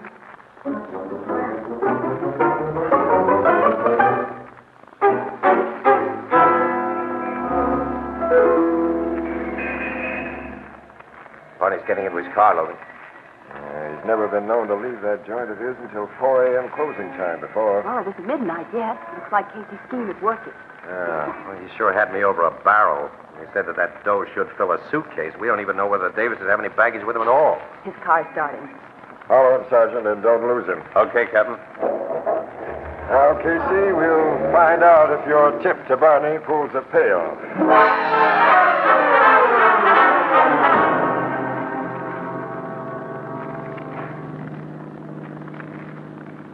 Barney's car is pulling into that public garage, Casey. Yeah, I see it, Annie. We followed the guy for half an hour, and all he's been heading for is the garage where he puts his jalopy to bed. Barney lives only a few blocks from here, Casey. Maybe he got wise. We were tailing him, Logan. He didn't get wise. Our driver knows his business. What'll I do now, Captain? I'll drive out past the garage and park where we can keep an eye on it. Okay, sir. If Barney comes out, Martin here will follow him home and keep a watch on him. Even though Casey's big scheme is flopped, I don't want Barney out of sight for a minute. Well, look, he's out of sight right now, pal. What? Yeah, the big doors of that garage are wide open. When we passed it just now, I saw Barney go through a door in the back. Yeah, that's what I saw. Stop the car, Sergeant. Yes, sir. You'll find out where that door in the back leads to. Can't lead outside, Logan. The garage is built against a ledge of solid rock. Yeah, and it has 2 stories, Casey. There may be rooms in that second story, a hideout. You see any attendants in the garage? Only one guy. If this is a hideout, he'll be working for Barney. And all of you stay here. I'll go in and stop him from giving any signals. I'll go with you. You stay here. What? More than one guy goes in, the lookout might get wise and pull a fast one That's before right. you stop. That's right. Okay, you're right, pal. We'll stay behind and watch.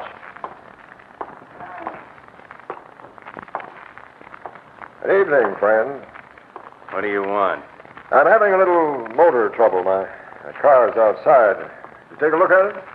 This is just a storage garage, mister. We don't do mechanical. I want to find out what kind of work is done here. That's what I call a very sweet, fast job of quieting the guy, Logan. You flatter me, Casey.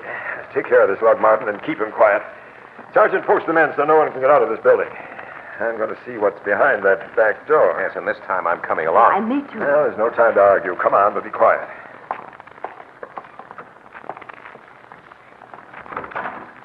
Oh, the door's not locked. Barney was depending on that lookout. The stairs going up. With a door at the top. Now, let's go. What do you mean? What do you want? That's the only reason I came up here, and that's what I'm trying to tell you, but you don't pay no attention. Hey, that's Barney's I voice. didn't Listen. want to take any chances, so I dropped in to see if you and your missus was comfortable, Davis. Davis? Comfortable? I've been in cells that were bigger than this lousy room. Coffin's is much smaller than this room. Nobody's going to put Luke and me in coffins, Barney, not for a long while. Yeah, it'd be too bad if somebody did, Mrs. Davis. You two ain't got so much to live for. Not much. $100,000. But it's going to be too bad. Hey, why that gat? Got a silencer on it, Luke. At the door, Casey. Together. Drop that gun, Barney. No. If you wanted that. And got him, Captain. don't reach for your gun, Davis. I got sense, Copper. I'll only reach for this. Dave! Annie! He's got Miss Williams. In front of me, Copper, and I also got my gun. Now we'll shoot it out on terms I like. Oh, yeah? Look, You dopes always watch the guy with a gat and forget about the guy who hasn't any, Davis. This'll teach you to remember. Oh, Casey. That's what I call a very sweet, fast job of quieting a guy, Casey. You flatter me, Logan.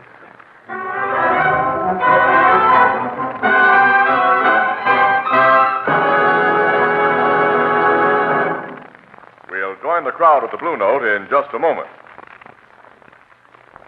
On these hot afternoons and evenings, one of the most agreeable sounds is the tinkling of ice cubes in a big frosty pitcher and the promise of refreshing ice-cold lemonade, iced tea, or delicious fruit juices. How good it tastes and how wonderful it looks when poured from the new Sunburst Crystal Pitcher. Now, the Sunburst Crystal Pitcher is a radiantly beautiful 2-quart pitcher in the magnificent new kind of crystal the whole country is talking about and admiring. Why, it picks up light like a diamond and scatters it in 1,000 flashing rays. And here's the surprise. You can own one of these magnificent, sparkling Sunburst Crystal Pitchers for only 50 cents. Yes, only 50 cents, or slightly more in distant cities. So look for it tomorrow in the windows and on the counters of the retail stores of America. Sunburst Crystal is a product of Anchor Hocking, the most famous name in glass.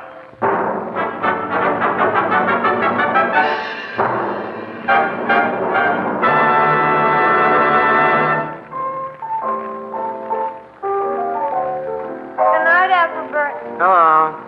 Oh, good night, Grace. Oh, say, you forgot your umbrella. Oh, well. Hello, Ethelbert. Oh, hello, Casey, Miss Williams. Nice day, ain't it? Nice. What do you mean, nice? It's pouring. Oh, Ethelbert, does Grace always affect you that way? Who? Oh.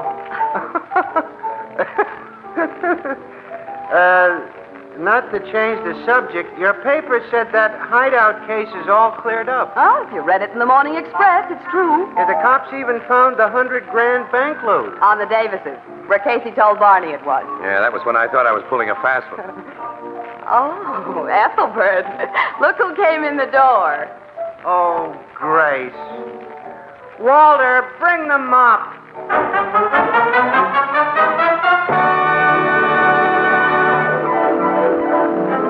Crime Photographer, starring Stotts Cotsworth as Casey, is brought to you each Thursday by the Anchor Hocking Glass Corporation, makers of Fire King Oven Glass, Anchor Glass Containers, Anchor Caps and Closures.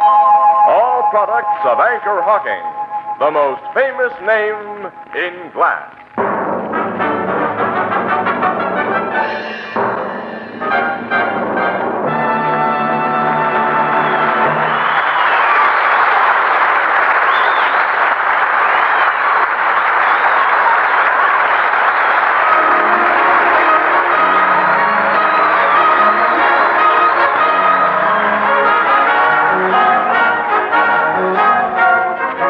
Photographer is directed by John Deese.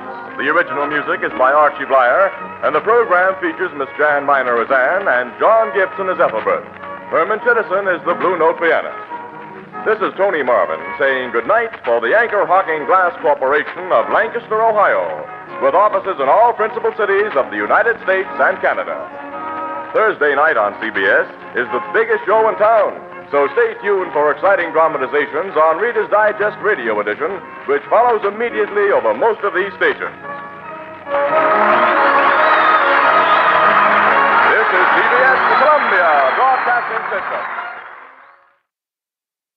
The Anchor Hocking Glass Corporation brings you Crime Photographer.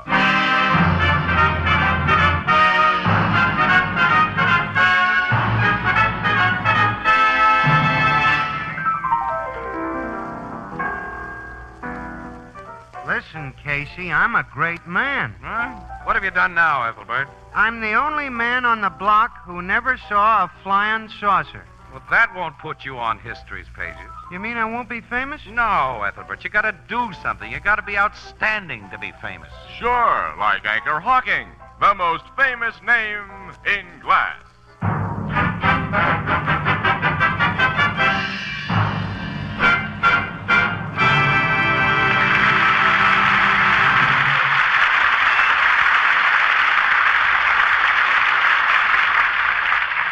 Good evening, ladies and gentlemen. This is Tony Marvin.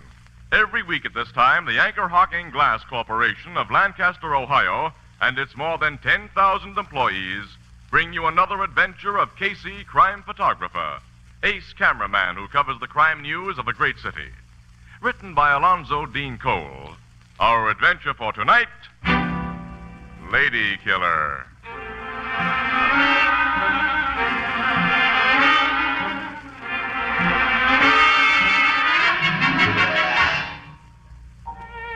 Mid-afternoon, the cocktail lounge of a luxurious resort hotel in Colorado. A man enters, surveys the place with casual approval, and saunters toward the bar. He's about 35, well-dressed and rather good-looking, but there's nothing distinctive about him. As he waits for one of the bartenders to serve him, he hums an old tune.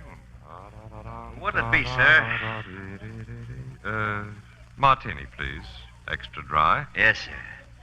Say, haven't I served you before, sir? Well, no, I just checked into the hotel an hour ago. This is my first visit to the bar. I don't mean here. Someplace else. Maybe L.A. I worked there last year. I've never been to Los Angeles.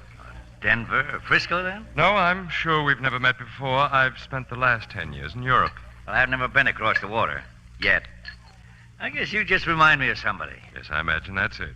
Yeah. See how this martini strikes you. Uh-huh. Oh, it's exactly right. That's how I try to make everything. Call me when you want another. My name's Frank. Frank. Oh, yeah?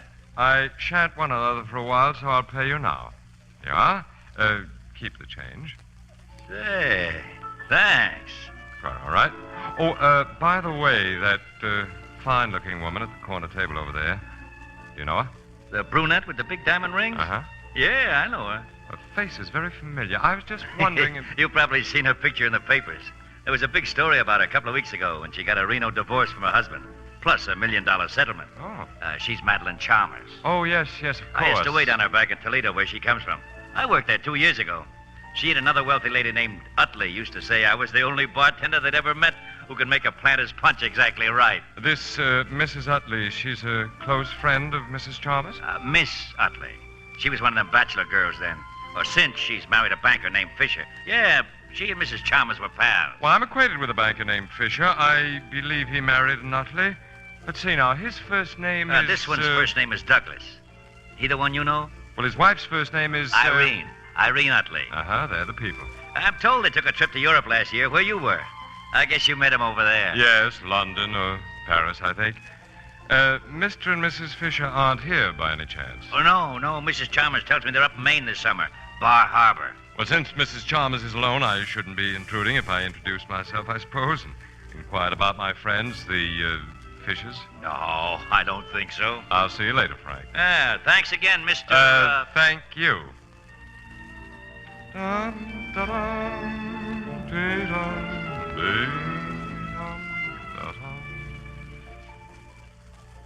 do you do, Mrs. Chalmers? I beg your pardon? I can see you've forgotten me. Irene Utley introduced us several years ago in Toledo, I think it was, before she married Doug Fisher. Oh, you're a friend of Irene's and Doug's? Well, I spent a day with them only a week ago in Bar Harbor. How are they? Irene hasn't written to me in ages. They were fine, enjoying themselves. May I sit down and order us... I seem to remember you had a preference for Planter's Punch. Do sit down. Thank you very much. I'm terribly embarrassed.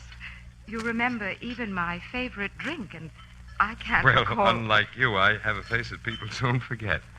My name is Grammerton, Cecil Grammerton. Cecil Grammerton. You plan to stay here for some time, Mrs. Chalmers? At least several weeks. Well, I'm going to remain about the same period, and if you'll permit our acquaintance to ripen, I'll try hard not to be forgotten again.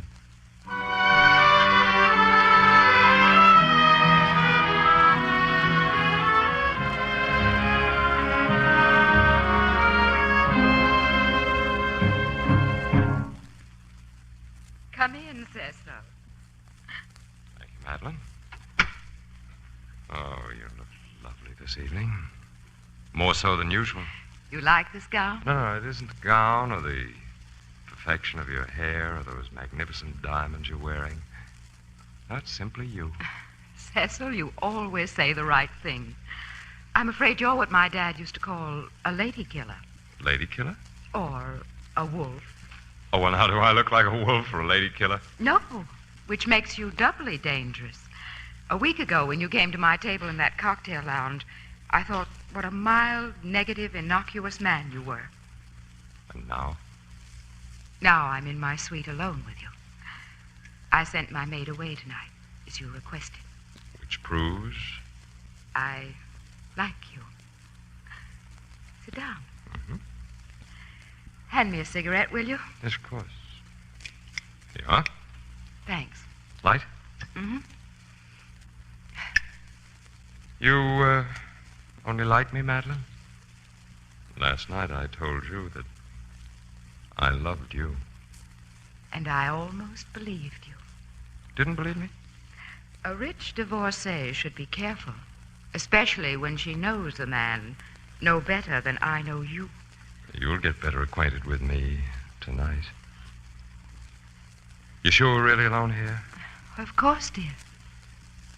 Now, what do you want to know about me, hmm? I'll hold you close as I tell you. Do you suspect I'm a fortune hunter who wants to marry you for your money? That's a possibility. But I'm comfortable in your arms. It's an impossibility. I wouldn't marry you for any amount of money. You wouldn't marry me? Or anyone like you. Cecil, let go of my throat. Take your hands away. I'll tell you what I am, Madeline. Cecil! I'm really a lady killer. Really a lady killer.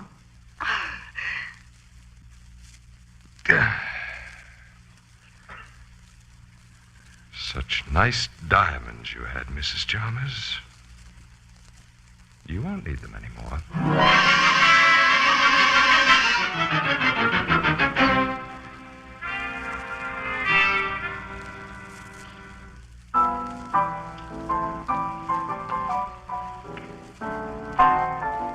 Hey, Walter. Yes, Ethelbert? Don't forget to stack some more paper napkins under the bar. I won't. Speaking of paper, reminds me, Casey, did you see the newspapers this morning? Certainly not. I only work on a paper. I don't read them. There's a deep suspicion, Ethelbert, that no press photographer knows how to read. Yeah, I've heard that, Miss Williams. It's also suspected, Annie, that few reporters know how to write. Oh, yeah? Huh. Yeah, well, anyway, your Morning Express had an article saying that fella who's believed to have strangled Mrs. Madeline Chalmers in Colorado last month, is thought to be hiding in this town. Is that true? No, it's baloney. Confidentially, Ethelbert. Papers all over the country got such a swell front page spread out of that Colorado hotel murder, they're trying to keep it alive. Oh, wait a minute, Annie. Don't be skeptical. The police have pretty definitely tied him up with the murder of 7 other wealthy widows. Well, it's not known for sure that Cecil Gramerton has killed and robbed other women. That's just some more newspaper buildup, huh? Not in my book or in the cops.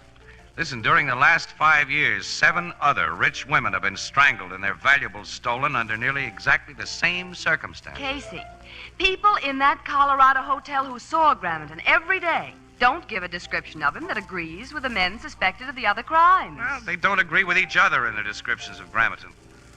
He seems to be one of those negative-looking guys nobody ever remembers. The bartender out there remembered him, according to what I read. All he remembers about him is that he was always humming sentimental songs. That isn't very much to go on. Whenever there's a sensational crime, a witness usually turns up who tries to get into the spotlight by telling a lot more than he really knows. Say, come on, we got to get out of here, Annie. Oh, yeah, we're due at the Fenimore Plaza in 10 minutes. That's right. What are you going to do at that swanky hotel? Oh, one of those lousy assignments. The Express has an exclusive tip that the Clara Simmons has broken her engagement to the Charlie Fawcett. And we're getting a confirmation or denial from her before we pass the news to our palpitating public. Clara Simmons is the oil heiress? Yeah. Worth about $20 million. What I've heard, though, she's kind of a wet smack. She doesn't smoke, she doesn't drink, she doesn't approve of modern bathing suits. She's a very nice girl, Casey. She's just a little bit old-fashioned. I've met her. I haven't met an old-fashioned girl for years. They're old-fashioned now. Yeah, Oh, well. Come on, Annie. See you later this evening, pal. So long, Ethelbert. So long, Walter. So long, Casey. Walter, where are those napkins?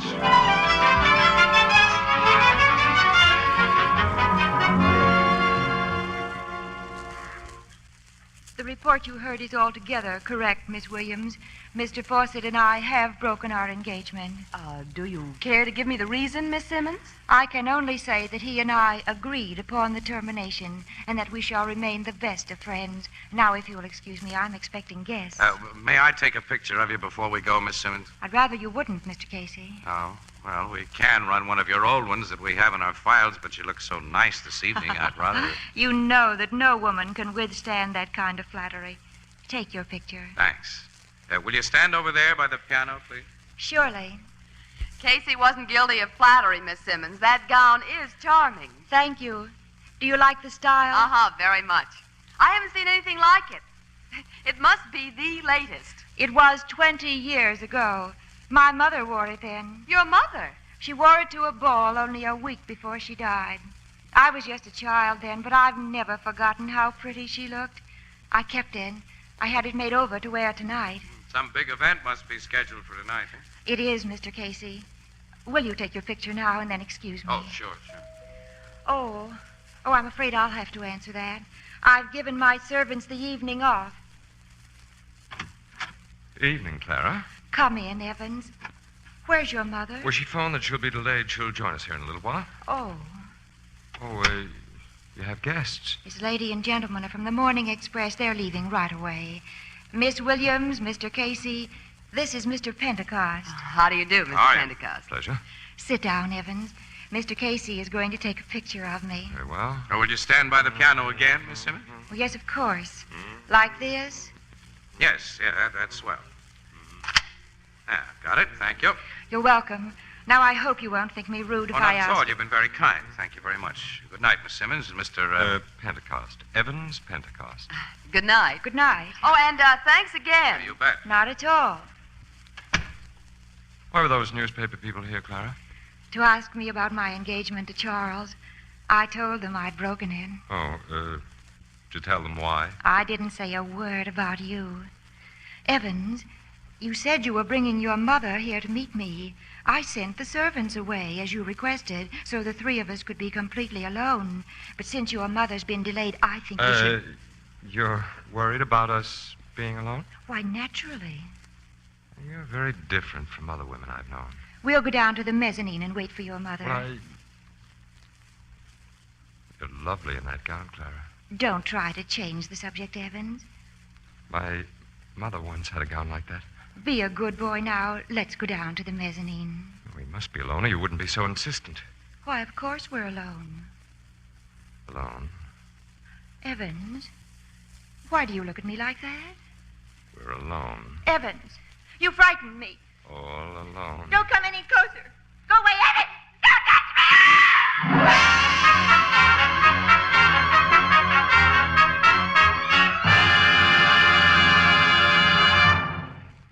At the end of a long, hot summer day, listen for the tinkle of ice cubes on Frosty Crystal. Cool summer drinks are doubly inviting when served in the amazing new Sunburst Crystal. Now, this truly fine crystal has the radiance of a diamond. Its brilliance is like rare old hand-cut crystal. And now, thanks to a revolutionary new anchor-hocking manufacturing discovery, you can enjoy this magnificent crystal at unbelievably low prices. Imagine a sunburst crystal glass for fruit juice priced at only 5 cents. Imagine 10-ounce table tumblers, 2 for 15. Big, oversized glasses for ice drinks, only 10 cents each. And a beautiful matching 2-quart pitcher for only 50 cents. That's what you'll find tomorrow and Saturday in the windows and on the counters of the retail stores of America. Prices slightly higher in distant cities. Don't put it off. Enjoy Sunburst Crystal this weekend. Sunburst Crystal is a product of Anchor Hocking, the most famous name in glass.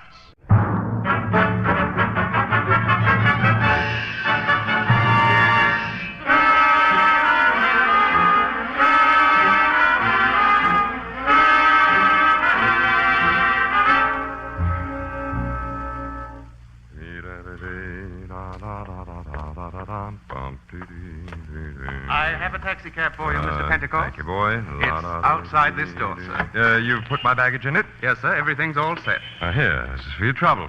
Thanks very much. I hope you'll be our guest at the Fenimore Plaza again, and very soon, sir. I don't think I shall be. Union Terminal driver. Goodbye, Mr. Pentecost. Goodbye. Bellboy! Huh? Bellboy! Yes, sir? The guy who just got into that cab. Where was he going from here? It's against Fenimore Plaza rules to give out information concerning our guests, sir. Nuts with rules. That guy's a murderer. Of what? I was bartender in the Colorado Hotel where he killed Mrs. Chalmers. That guy's Cecil Grammerton. Grammerton? The lady killer. Get the cops after him quick. Then find out what dame he strangled here.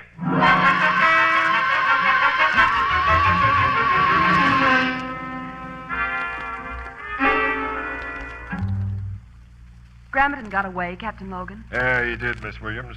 My men located the cab that took him from this hotel, but he'd gotten out of it with his baggage only a few blocks from here. He didn't go to Union Terminal where he told the driver to take him. Oh. Where he is now is anybody's guess, Casey. You said he didn't hurt Miss Simmons, Logan. That's right. She was hysterical when they found her, but otherwise she was okay. Well, she was hysterical because he tried to kill her. Oh, he didn't even lay a hand on her, Miss Williams. What? The thing's screwy the way she tells it. She says she suddenly got terribly afraid of the guy. He started to reach for her, and there was an insane look on his puss. Then all of a sudden he drops his hands, mumbles an apology, and walks out. Oh. Of course, you searched the rooms that Grammerton occupied. Sure. Well, did you find anything that might lead to... No, nothing that looks very hot, just an old photograph. A photograph? Yeah, of a woman. I'd say it was taken 20, 25 years ago. It was in a nice leather frame. It obviously slipped out of one of the guy's suitcases. Can we see it? Yes, but there's to be no mention of it in your paper. I'm not tipping Gramatan that we have the thing. That's off the record, Logan. Don't Yeah, of course. Okay. Here it is. Oh? Oh, she's a sweet-looking old lady. Too sweet. She's a prim and prissy type. Uh-huh. Hey, look, the name of the photographer who took this picture is here at the bottom, Logan. Perkins. Name of the town. Yeah, Perkins of Fairview. Fairview. That's only about 100 miles from here, isn't it? I'm taking a trip up there tomorrow. Oh, huh? I'll go with you. Okay, but you may be wasting your time. It's my job to go. Well, I got a hunch it won't be wasted time, Logan. And I've got another hunch. A hunch that no newspaper guy should get. Yeah, what's that? That you should kill the entire story of what happened tonight. Kill the story? Yes, Annie, every bit of it. Oh, it's big news, Casey. Front page. It doesn't matter. Put that bartender under wraps, Logan. Tell the hotel people and Miss Simmons to clam up about what they know and give all the papers a hush-hush order. Since this is the first time I ever got that kind of advice from a news hound, I'll take it. Oh, you should be thrown to the squirrels for this, Casey. Oh, no, Annie. The big story will be Gramaton's arrest, and we'll play for an exclusive on that. Logan, how soon can we leave for Fairview?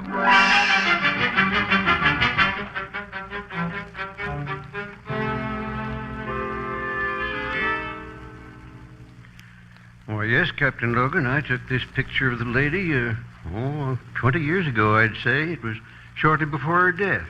Oh, she's dead, Mr. Perkins. Yes, she died of pneumonia. Well, who was she? Mrs. Asa Bristow. A very fine woman. I was her neighbor for many years, and we attended the same church. Did she have any children? Why, she had an only son, Elmer, an extremely well-behaved boy. They were inseparable, and her death was a great blow to him. He was only about 15 at the time. Now, you know what happened to this Elmer? No. Relatives took him out west to live, and I've heard nothing of him since. Could you describe him, Mr. Perkins? Well, I knew the boy so well I should be able to. You know, that's strange. I can't just seem to remember what he looked like. You can't? Well, there was nothing about him. All that I can really recall is that he had a great attraction for girls and older women, although he seemed to care nothing for anybody but his mother. And he had a habit that was frequently irritating, a habit of humming sentimental old songs. I'm sorry I can't be of greater help to you. You've helped plenty, Mr. Perkins, and thanks a million. Let's go, Logan. Yeah. I'll probably get in touch with you later, Mr. Perkins. Well, I'll be at your service, Captain. Goodbye. Goodbye, gentlemen. Goodbye. He couldn't have given us a better description, pal. Yeah, but what does it get us? Apparently, the lady killer's real name is Elmer Bristow, and he had a doting mother. Now, wait a minute, Logan. I think he developed what the psychological docs call a mother complex. So what? So it finally made him go haywire and start killing gals like Madeline Chalmers. Listen, Logan, all of the 8 women strangled by this guy were direct opposites of his mother. They were unconventional babes who did all the things that Mama had taught her only son to despise. Casey, he did those murders for dough. Those thefts will send him to the chair instead of an asylum when he's caught, Logan. But his real motive, I believe, was hatred of a type. Well, he proved that last night when he didn't hurt Clara Simmons. Because I think she was the same type as his mother. In that old-fashioned dress she had on, he may have seen her all of a sudden as his mother. Yeah, you may be right. And from what you just suggested, maybe we can figure a way to make him walk right into our hands. Of course we can. And by using your dear old power of the press and Clara Simmons.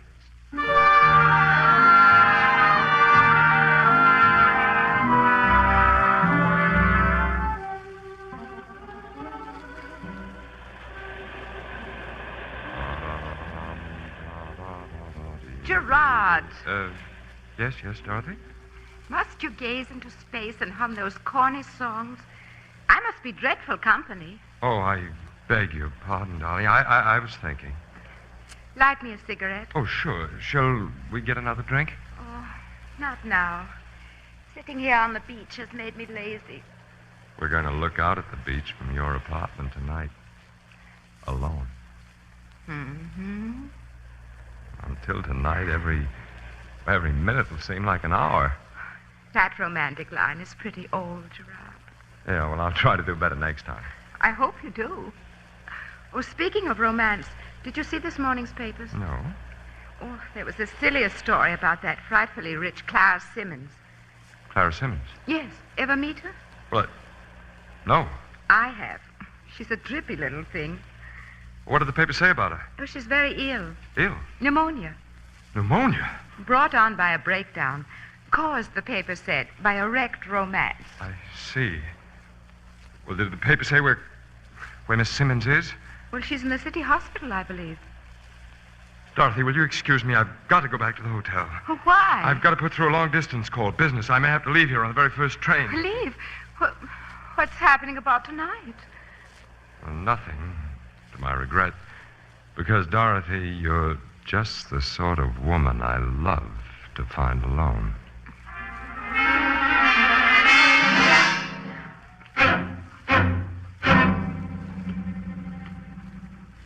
There he is, Captain Logan. The man getting out of that cab. Fine, Miss Simmons. Well, Casey, our cockeyed scheme worked, eh? I was pretty sure it would. We knew he'd fallen for it after that long-distance call came through to the hospital. When they told him I was really ill, Miss Williams, he came to me. Well, don't think of what he's doing now, Miss Simmons. Think of what he has done. Yes, I must. Here he comes, Captain. This is it.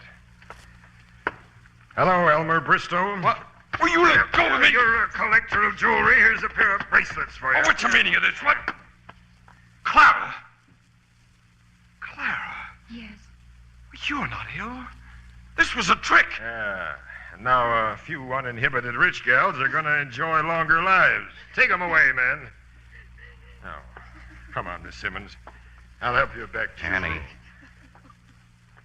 Huh. Miss Simmons is crying. So what has that insignificant-looking guy got? Made the women fall for him. Casey, if he wasn't on his way to jail, I think I'd try to find out. Yeah. Huh? We gals crave romance. And if we don't get it from overwhelming personalities like yours, well, there are a lot of Elmers. Annie, I think there's going to be some nice moonlight tonight. Yeah? Uh-huh. So? Well, poor little Miss Simmons needs comforting. Maybe I should invite her to go out with... Ow! Ow! Oh, I'm so sorry, Casey. I didn't mean to kick you in the shin.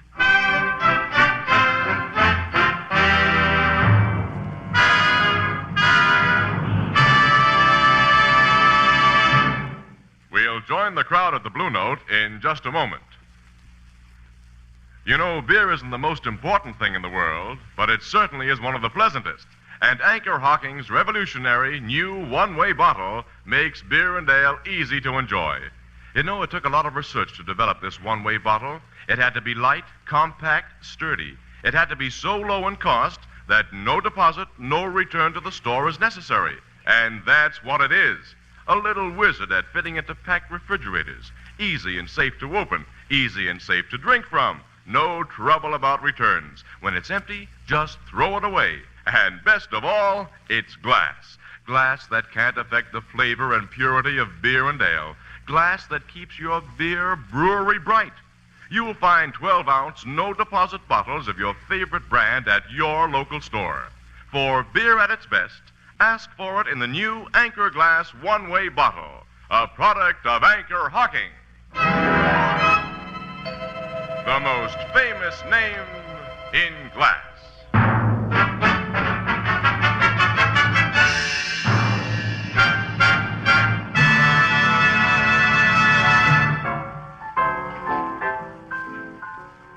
This guy, Elmer, admitted all his murders, huh? Yep, he's a psychopathic case, Ethelbert, and when his kind start talking, they keep it up.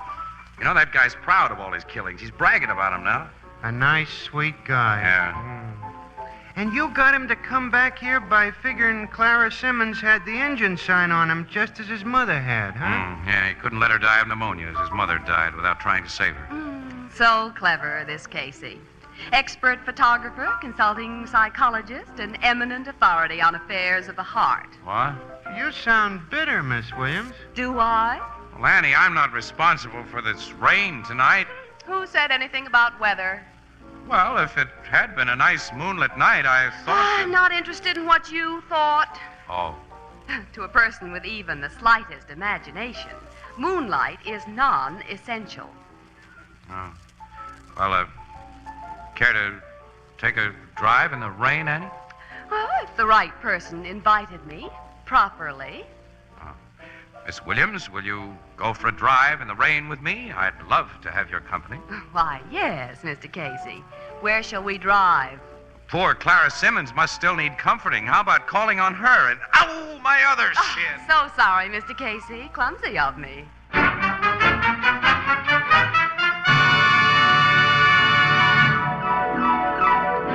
Crime Photographer, starring Stotts Cotsworth as Casey, is brought to you each Thursday by the Anchor Hocking Glass Corporation, makers of Fire King Oven Glass, Anchor Glass Containers, Anchor Caps and Closures. All products of Anchor Hocking, the most famous name in glass.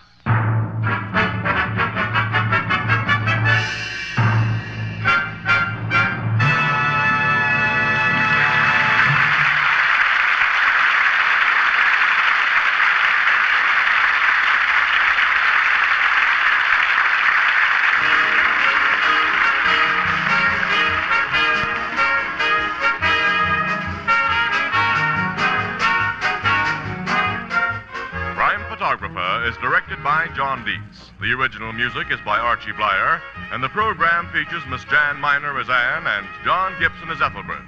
Herman Chittison is the Blue Note pianist.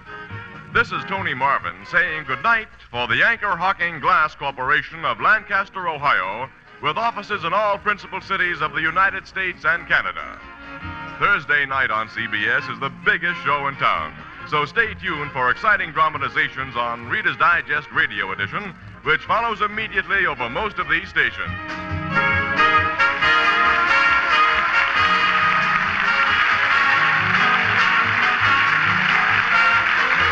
This is CBS, the Columbia Broadcasting System.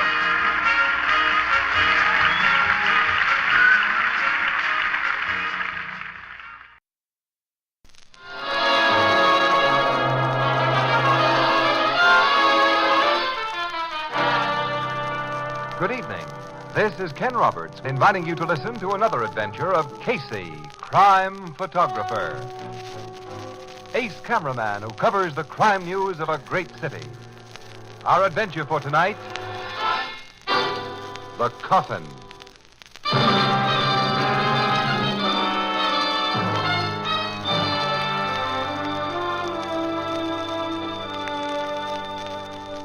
Early afternoon. The quiet, restful reception room of a casket company. The street door opens and two hard-eyed men enter. From a glass-enclosed inner office, another man emerges and... Good afternoon, gentlemen. Hi. You the boss here? Well, I'm the sales manager. Cook is my name. Cook? Yeah, that's a hot name for a coffin salesman, Andy. Ain't it, Foot? Yes, so I'm often told. We want to see some samples of your product. I want to buy a coffin. You are a mortician, of course? A what? He means undertaker, boss. No, Cookie. I'm no undertaker. Oh, well, I'm sorry, but we sell only to the trade. You mean a guy's got to be an undertaker in order to buy one of your plush line boxes? That's our rule. Rules are made to be busted, mister. I want a coffin. I got the dough to pay for it. So show me one of your fanciest models. I want the guy I'm buying it for to have the best. After he's dead. Yeah, when a guy kicks off, boss, you'll owe him the best. You said it, Foots. You want a casket for somebody who isn't yet dead? He isn't even sick yet. I don't understand. You don't have to. Just show us your boss. Yes, but... First, wait, I'll give you the name and address of the guy you're to send it to. He's Nick Maddock. Yeah, Nick Maddock? And he lives in the Manor Hall Apartments. Nick Maddock is the notorious gang leader. Notorious? This jerk believes what he reads in the newspapers, boss. Yeah, seems that way, Mike. Look, don't fall for that cheap publicity stuff, Cookie. Yeah, he has no professional standing. They're like the boss here, for instance. Our boss is the real goods. He's Andy Grallo. You're Andrew Grallo? Uh-huh. Guess you didn't recognize me from my pictures in the papers. Now, well, Now, you, Cookie, let's see your coffins. We're in kind of a hurry. You see, this punk Nick Madoff just might be a morgue case. Tonight.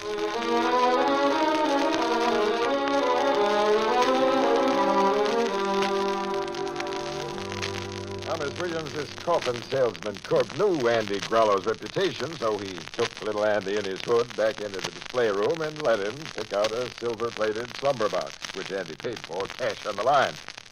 And as soon as the mobsters were gone, Cook phoned the nearest precinct station and was sent here to headquarters, where I heard his story in person. And it's a front-page story, Captain Logan. Yeah, which this lug is probably given to all the papers in. I haven't given it to any paper, Casey, including yours. Including ours. What I've just told you to is off the record for the time being. Oh, Captain. Oh, now look here, Off pal, you the can't- record, I said. I'm not going to have any press break on this until I'm sure what it's all about. Well, it's easy enough to figure what it's all about.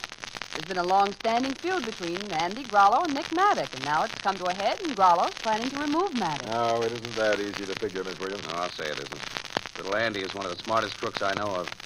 When he pulls such a grandstand play as the one at that coffin shop, he's planning anything but the obvious. Well, Logan, what did you do when you heard the story, huh? I had to do the obvious for my own protection. So you ordered your cops to make a roundup of Andy and his mob. Sure. And so far, we've pulled in every known member of the gang except Andy and the gorilla who went with him to that casket sales room. You got Maddock protected, of course. As much as I can protect his type. I've got cops spotted around his apartment house. He won't let him inside the apartment itself. He knows about Andy Grollo ordering a coffin for him. Yeah, I told him myself. I had to, again, for my own protection. And did Nick Maddock do a burn-up? Which gave me another worry. He's undoubtedly sent guys out to gun for Andy, and if we don't find that little rat first... Yeah, a war is now definitely on between the Maddock gang and the Grollo gang. Which means you won't be able to keep this coffin story off the record very long, Captain Logan. I'm afraid you're right, Miss Williams. Not until shooting actually starts. I'm not going to further Andy Grollo's plans, whatever they are, by allowing publicity for a yard he must have wanted to hit the papers. I could only dope out the little rat's scheme. Is Nick Maddock staying inside his apartment? Yes, he's too yellow to want to leave it while Andy's still in the loose. He's safely locked in with half a dozen of his muscle men and that gal friend of his, Inez Talley. Well, she'll be his best protector. That Inez is really tough. But attractive, though, Annie. A pulchritudinous bundle of feminine charm. Huh. Well, if you ask me... excuse me. Homicide Bureau, Captain Logan speaking. Yes, Maddock. Maddock, Casey. No, we haven't found Grollo yet. Now, we picked up everybody but him and Foots Larkin. That's right. Larkin was with him at that casket place. But don't worry, we'll get him soon. Yeah, I can tell you're not worried. Well, sit tight. Goodbye. Maddock's worried, huh? Plenty. And he's glad to have us cops around him when his hide's in danger. He says if we... Come in. We've got Andy Grollo and the last of his gorillas, Captain.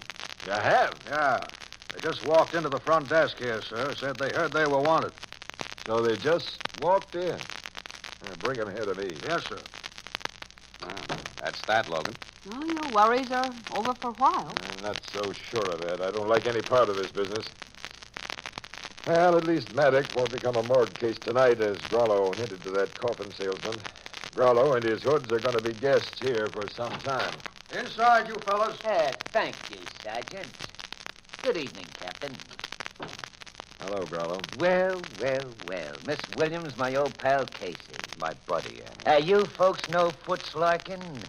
He's a business associate of mine. Cut the comedy, Grollo. What was the big idea of that coffin gag you pulled this afternoon? What? You heard about that little joke of mine, Captain? It was a joke, huh? Well, what else could you think it was? I had no idea that news got around so fast. Did you, Foots? No, Andy. Gee, I hope our pal Nick Maddock ain't heard about it. So the joke will be ruined if he... Your act isn't funny, and I'm not laughing. Sergeant will take these jokers into the boiler room where they can do their stuff under spotlights. Maybe we can improve their brand of humor. All right, come on. Now, look here, Captain. You Get come going. I'll see you later, Miss Williams. Casey? Yeah. Well, Annie, let's be on our way. Oh, we may as well go back to the office. We're calling on Nick Maddock. Maddock? Yep, right now. I have a hunch that little Andy's joke has been too well planned to miss. Well, what's the point of the joke? Come on. At Nick Maddox's apartment, we may find the points.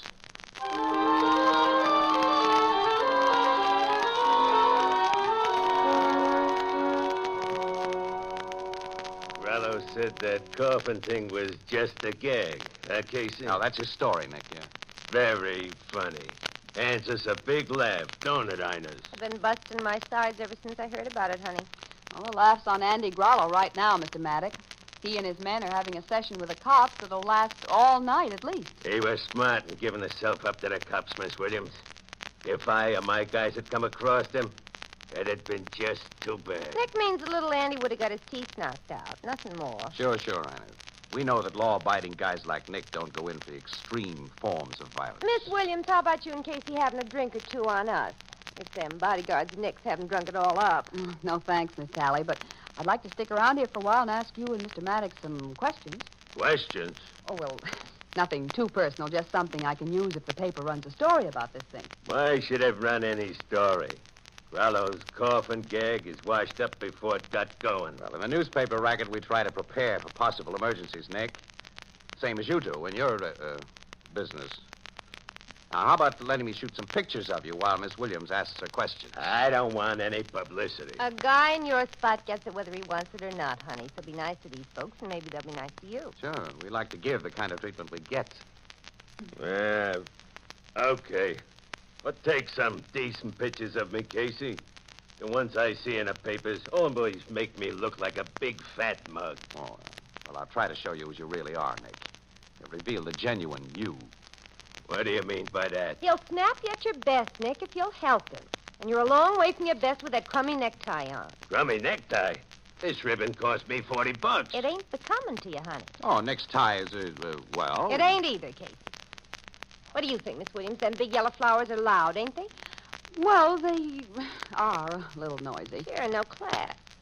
Go back to your bedroom, Nick, and change to the one with the hand-painted bluebirds on it. That's a refined tie. Come on, I'll go with you and see that you do it right. Okay. You and Casey come along, Miss Williams. You can ask some of them questions while Nick is changing. All right. This is all jerky. Putting on another tie. The one with the bluebirds, honey, and fix it in front of the mirror, not just by the sense of feel. I'm standing right here at the door to watch that you do it correct. Ah, you dames, give me a pay. Guys have got to be managed one way or another, Miss Williams.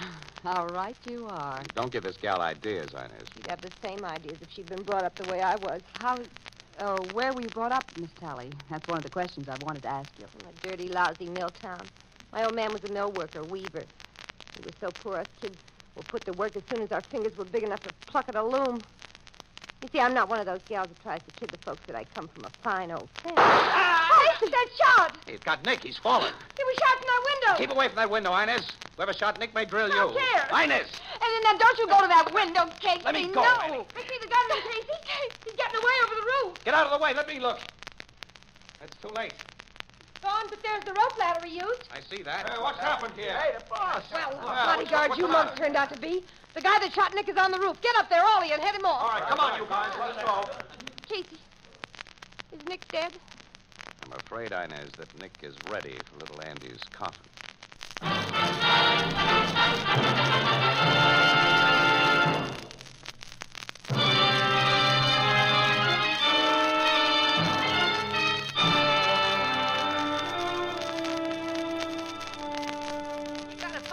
Killed my Nick captain. Why ain't he been found? Now, please, take it easy, Miss Tally.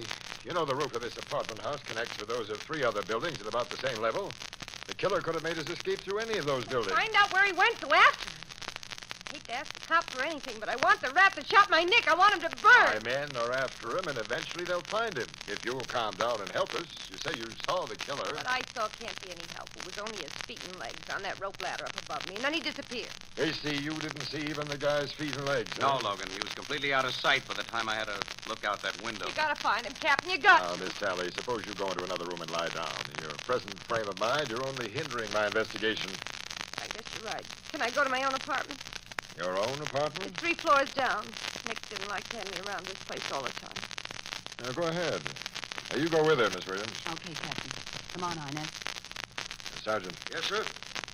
Send a man downstairs with those gals and have him stand watch outside Miss Tally's apartment. I don't want her to leave it. Okay, Captain. You don't suspect Inez of this murder, Logan. Now, from what you told me, she couldn't be a suspect. I'm afraid she might get a crazy notion to go after the killer on her own, so I'll keep her under wraps tonight in case. Oh? Casey, I want you to show me exactly where you, Inez, and Miss Williams stood when that shot was fired. Well, we were just outside this bedroom door, Logan. Ann was here. I was back a little farther, about here. And Inez was directly in the doorway, leaning against that side of it. But you couldn't see the window where the shot was fired? No, Oh, nuts. What? I just stepped on something.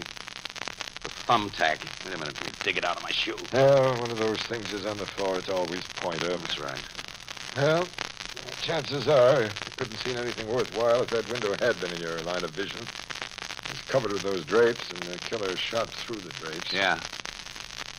You know, not many guys would have the guts or the ability to shag themselves up and down that flimsy rope ladder 8 stories above the street. No, our killer was a crack shot, too, Logan.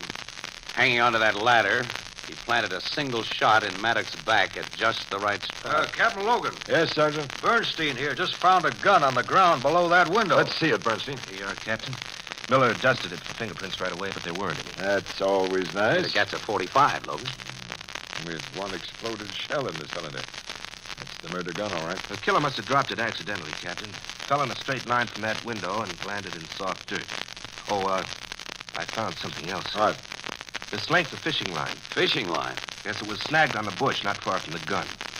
There may be no connection, but I think there is. Go on. Now, this line's in 2 pieces, joined together in a sheet bend knot. What kind of knot? A sheet bend, sir. I was in the Navy and know that kind of stuff. Also, it occurs to me this killer has been a sailor, too. On account of how he could use a rope ladder so good. And the sheet bend is a sailor's knot.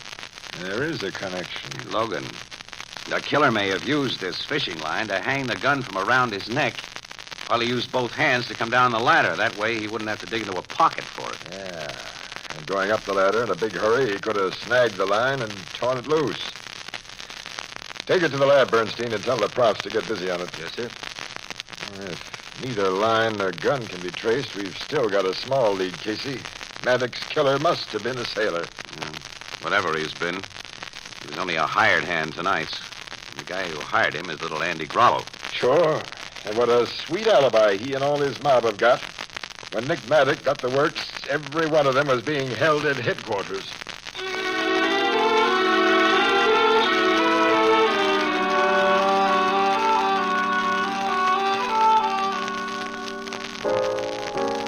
Captain Logan still ain't got nowheres on Nick Maddox's murder, huh, Casey? Nope, nowhere at all, Ethelbert. Gee, and it happened almost 2 weeks ago.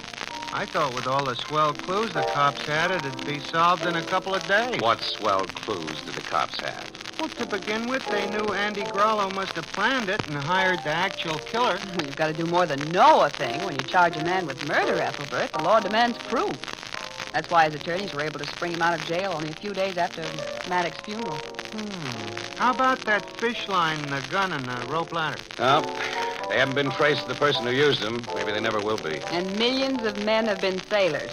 And finding the sailor who used that rope ladder and who tied the knot in that fishing line, well, looking for a needle in that old haystack is easy by comparison. I never thought too much of that sailor idea, Miss Williams.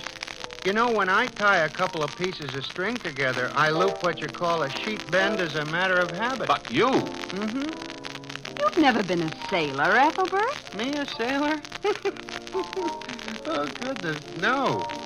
Well, then... But my old lady used to do fancy work on a loom when I was a kid. She taught me how to weave, too. And what sailors call a sheet bend is exactly the same as a weaver's knot. Wait a minute, a weaver's knot? Uh-huh. Well, why didn't you tell me that before? Did you ask me? Annie, come on, let's get over to the office. Huh? I want a good look at the pictures I took in Maddox's bedroom right after he was shot.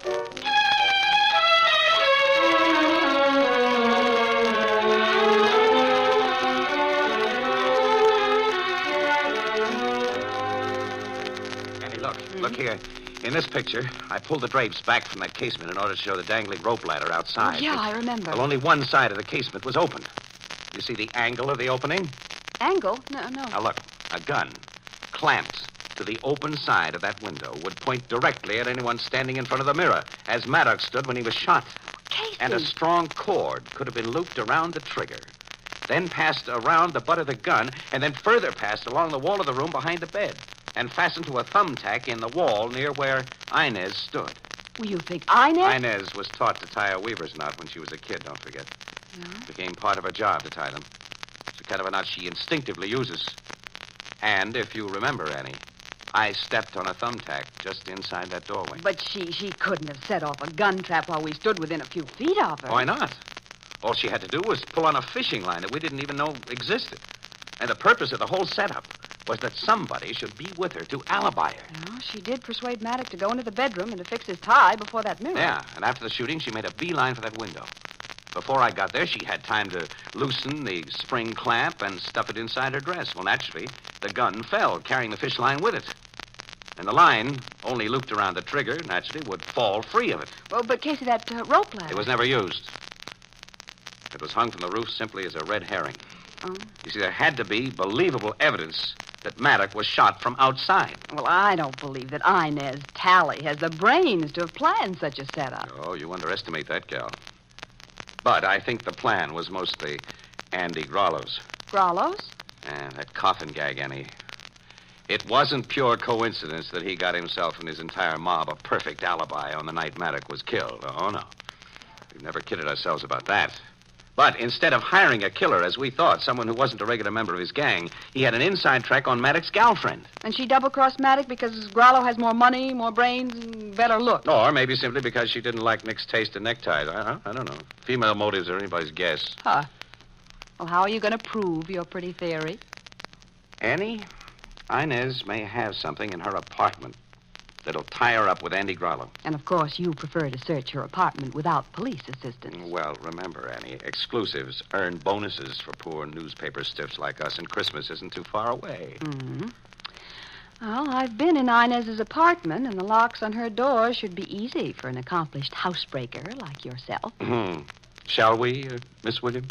Tonight, Mr. Casey?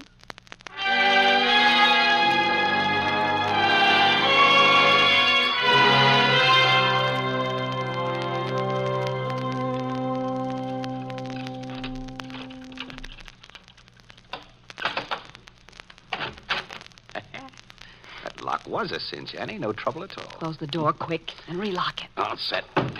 Okay. Now, where we begin? In her bedroom. Look for a clamp that might have held that gun, and for anything that may connect Inez with Andy Grollo. Okay, her bedroom's in here. All right, we'll work it over together. You remember where the light switch is? I think so. Yeah, I've got it. Good evening, Miss Williams. Andy Grollo. And my old pal, Casey. Well, the surprise is on me as well as you. Oh, well, that's nice to know. I let myself in that front door right after Inez left. You see, I'd been casing her movements from the hall instead of down on the street. Due to, well, I wanted to search her place, too. Yeah, I see you'd made a start before we interrupted. You find what you were looking for, Andy? No, I didn't have time. Now, you two can help me. We're always willing to help a man who has a gun pointed at us. Oh, yes. I thought you'd be. What's here that you want, Andy? Same thing you wanted. Special kind of clamp. You know, this Inez Talley's a smart girl. Before she'd do a certain little favor for me, she made me write a letter I wouldn't like the cops to see. Yeah, I figured her as that kind of a businesswoman. Yeah, but brainy girls are dangerous, like snoopy newspaper people. A guy like me's better off without 'em. So after you two help me find the things I want from Inez, the three of us will stick around until she comes home. I'll get rid of her at the same time I lose you for keeps. Right here in her apartment. You'll be blamed for killing her, she for killing you. Stop that, Rod! Inez! You lousy double-crosser. No, don't shoot. Smart girl, Jandy. A fast thinker. Well, try to think your way out of this, you poor sap. I saw you watching my apartment from across the hall. You wouldn't have found what you wanted. I got them things put away in a safer place than this. What? But I've caught you and these newspaper stiffs robbing my apartment. I got a right to shoot all of you, and that's just what I'm going to do. No, Don't reach for that gun! Casey! They shot each other, Casey. Shot each other. They certainly have, and good. Oh. These double-crossing playmates both need coffins now.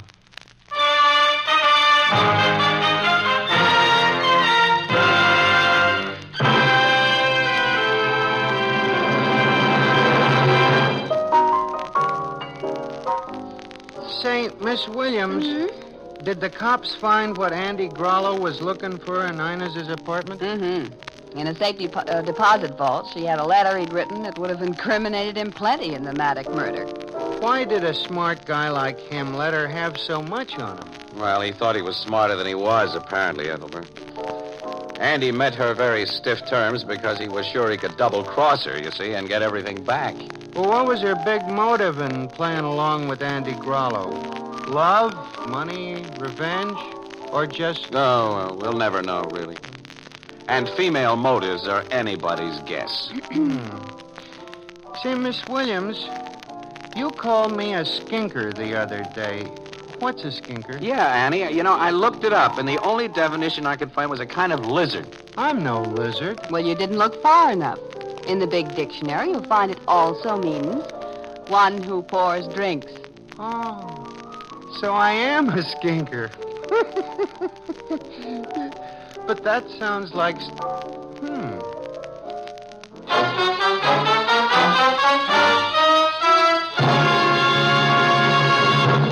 Tonight's adventure was written by Alonzo Dean Cole. Stott Cotsworth played the part of Casey, Jan Miner was Anne, and John Gibson was Ethelbert. Next week, another adventure of Casey, crime photographer.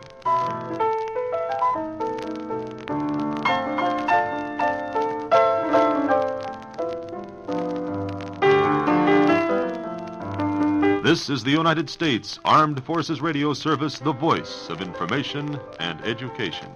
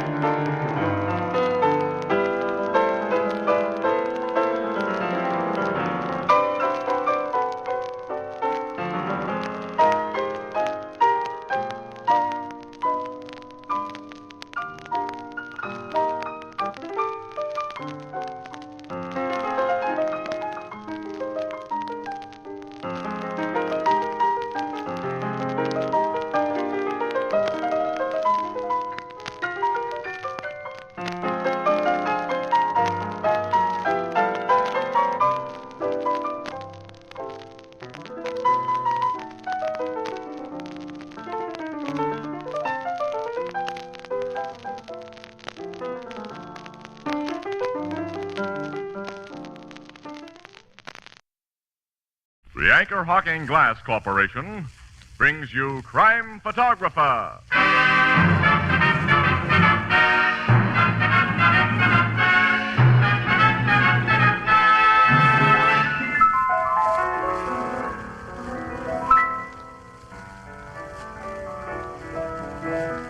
Say, Ethelbert, did you hear about the latest crime wave?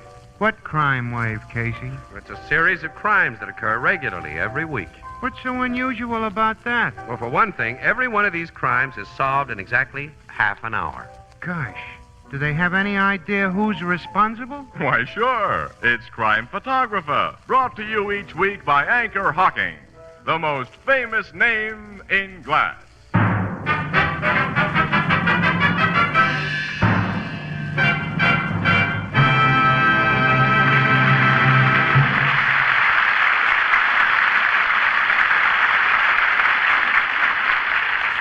Good evening, ladies and gentlemen. This is Tony Marvin.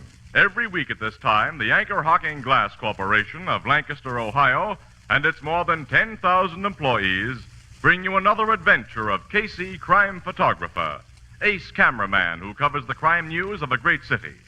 Written by Alonzo Dean Cole, our adventure for tonight, Acquitted.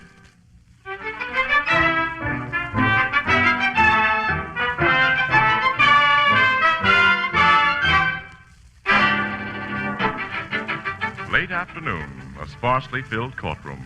Opposing attorneys, witnesses, spectators, and the accused stiffen to attention as the jurors file into their box. Then the foreman is summoned to state the verdict. We, the jury, find the defendant not guilty. Told you it'd be that way, Annie. Well, you didn't have to tell me, Casey. I knew. Quiet, please. Quiet! Now, Judge Lucas will deliver a few remarks. He always does. Well, I hope they're very few, because I want to get to a telephone.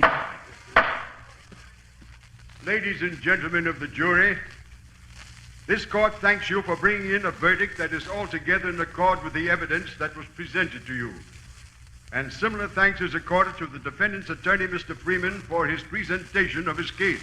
Thank you, Your Honor. Nuts. Freeman's a louse. You can say that again. But for the police officer who has figured so prominently in this case, the court has nothing but censure. Now it comes, Annie. Detective Ryan, evidence has shown that you deliberately and with malicious intent committed an unprovoked assault upon the defendant for the purpose of obtaining the confession that he here repudiated. That isn't so, Your Honor.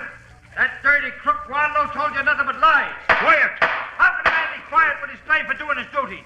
That guy tried to escape and I put him under arrest. He fought me and I had to subdue him. Bailiff, preserve order in this court. Mike Rand was sure to blow his top under that one, Annie. Okay, I'll be quiet. And I beg the court's pardon. Detective Ryan, it is in the power of the court to impose a penalty upon you for your disgraceful outburst. But in view of your apology, I refrain. I shall, however, recommend to your superiors that you be called to answer for your conduct in all phases of this case. Prisoner at the bar, Leonard Waldo, you stand acquitted and are hereby discharged from custody. Thanks, Judge. Ladies and gentlemen of the jury, you are discharged. Court adjourned. Well, now I get to a phone and give the city desk the story. Yeah, I'll stay here, Annie, get some pictures. Okay, I'll meet you in the car. Okay, honey. Mr. Allison. Yes? Thanks. Just wanted you to turn around so I could get a shot of it. I got it all right, thank you. What did you want a picture of me? You were the complaining witness in this case. Your property was stolen. And since this man's been acquitted, I never expect to see that property again. You failed to identify him as a thief. I couldn't be positive he was the man I surprised in front of my safe that night. And one must be positive. But you originally identified him as the guy... I said then he strongly resembled the burglar, as I said it again today. I never said more than that. I see. Excuse me, I want to say a word to the Assistant District Attorney, Mr. Freeman. Yes, sure. Hey, Freeman. Hello, Casey. Would you and your lucky client look happy for the camera? Okay. Watch the birdie, Lenny. Yeah, sure. Thanks, I got you. But, what did you mean by lucky client? This lad was innocent as a newborn babe. Yeah, you just heard the jury and the judge agree on that, Casey. Sure, Lenny, I heard. I still say you're quite a lawyer, Freeman. Say, look ahead. Newspaper guys are naturally cynical, Lenny, in case he's right about you having a good lawyer. Yeah, you're a good one, all right. Huh? Oh, Officer Ryan. Yeah. Hello, Mike. Hello, Casey. I hope there's no hard feelings, Mike. You know there's nothing personal. What I did to you on the witness stand, that was all part of the game. Sure. You lawyers can make an honest witness look like a fool and a liar. Take it easy, Mike. I am taking it easy, Casey. I'm not going to blow my top again. I'm just telling this slick mouthpiece I think he's a crooked louse. Look here, Shut Ryan. up, Freeman. As for you, Waldo, you know I didn't beat you up to get a confession out of you. You started to play rough and I took care of you. I should let you have it right now, but, well, I won't. That's all. So long, Casey. So long, Mike. You gonna let him get away with that, Freeman? No. Hey, Ryan. Say, you two guys aren't Keep gonna... out of this, Casey. Hey, Flatfoot. What? We're gonna tell you a few things, copper. Oh, yeah? Freeman, you're supposed to have some brains. Big Mike Ryan is dynamite when he gets started. Ryan, my client and I were going to let you off easy. But since you've decided to be nasty, we'll see that you face not only departmental charges for manhandling a prisoner, we'll slap a civil suit on you for damages resulting from assault and battery. You're not gonna do that, Freeman. That's what you think, you big ape. No dirty thief like you calls me that. Mike! Let go of me, Casey! I'll kill a rabbit. I'll kill him Hey, both. Allison, help me hold this chop. He's a slug. We've got him. Hold it, Mike, hold it, will you? These birds were only trying to make you lose your head. Don't play into their hands. Okay, take your hands off me. I promise not to sock them. What's going on here? Huh? Oh, hello, Sergeant. Nothing's going on, nothing at all. Casey's made a slight understatement, Sergeant. Officer Ryan just tried to attack my client and me. It was a deliberately provoked attack, Sergeant. I was leaving the room holding my temper, Sergeant, when these two came... Okay, Mike, I'll make no report on it to add to your other troubles. Other troubles? Yeah. Commissioner sent me here for you. You're to report at his office right away. Oh, well, that means... Judge Lucas just talked to him over the phone. You can guess what it means. I'm sorry, Ryan. Yeah. Yeah, okay, Sarge. Let's go. So long, ex-copper. You're going to miss that badge of yours. Listen, Waldo and Freeman. I'm going to get you two for this. Just remember that. Gentlemen, you're witnesses to that man's threats. Yeah, Freeman. And Mike Ryan's not the only one who'd like to take a poke at you two.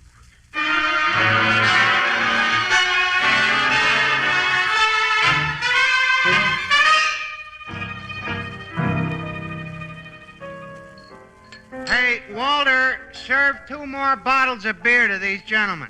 And bring up some more lemons. This is the lemon season again. Now to get back to what you and Casey was relating to me, Miss Williams. What did the commissioner do to Big Mike Ryan? Suspended him. Yeah? Yeah, and it's lousy. Mike's a swell cop, and he's got his swell record, too. You don't think he beat up that Lenny Waldo in order to get a confession, huh, Casey? Definitely not. In my book, the whole thing happened just like Mike said it did. I forgot the beginning of this case. It happened over 6 months ago, didn't it? Mm-hmm. Shortly after Christmas, Ethelbert. This Robert Alliston, who's a wholesale diamond merchant, went to his office after hours with a friend and walked in on a safecracker. Well, the burglar blackjacked him and made a getaway with around $100,000 worth of precious stones. Alliston's friend got socked before he had a good look at the guy, but Alliston himself described him to the cops, and the description fit Lenny Waldo, who, of course, has a long record for safecracking. Mike Ryan was one of the dicks assigned to look for Waldo. He found him. Waldo tried to make a break, and there was quite a fight. Waldo came off second best. When Waldo yelled uncle, he spotted a confession along with it. Which he later affirmed in writing. Yeah, but before the trial, Dan Freeman, his lawyer, smuggled a camera into the jail and got some pictures of Waldo's bruises, showed the pictures in court. And then Waldo repudiated his confession, saying that he'd been beaten into it by Officer Ryan. Well, Alliston, who was the only person who could definitely place Waldo at the scene of the burglary, wouldn't make a positive identification. He's one of those ultra-careful people. Anyway, the whole case against Waldo blew up when Freeman got Mike Ryan's goat during cross-examination. Ryan looked like the criminal instead of Waldo. And as there was no direct evidence, none of the stolen gems had been found in the man's possession. Now the insurance companies are holding the bag. And if they try to renege, it won't hurt Alliston much. He inherited a couple of million about a month after the robbery. He did? Yeah. A rich uncle of his died. Gee, I've always wished for a rich uncle in bad health. So have we all. Well, now the only one with any trouble on his hands is poor Mike Ryan, Casey, Freeman and Waldo threatened to press charges against Ryan and to institute civil action for damages. Oh, that was just bluff, Eddie. Well, they were pretty sore at him from what you've told me. And he was pretty sore at them. I'm not sure that... All right, excuse me, there's a bar phone. Annie, look, I'll bet you Cafe, that Mike will Ethelbert be speaking. back on duty in a week. And that Yeah. Waldo and Freeman It's for you, will Casey, go... your city desk. Huh? Oh, see, give it to me. Hmm. Hello, Burke. Yes, I'm here again. Yeah. What? Gleiber's Cafe? Yeah, sure, I know where the place is. What? Wait a minute. Say that again, Burke. Okay, we'll get right over there. Hey, what is it, Casey? Dan Freeman and Lenny Waldo have just been shot to death, Annie. Shot? And Mike Ryan's accused of the murders.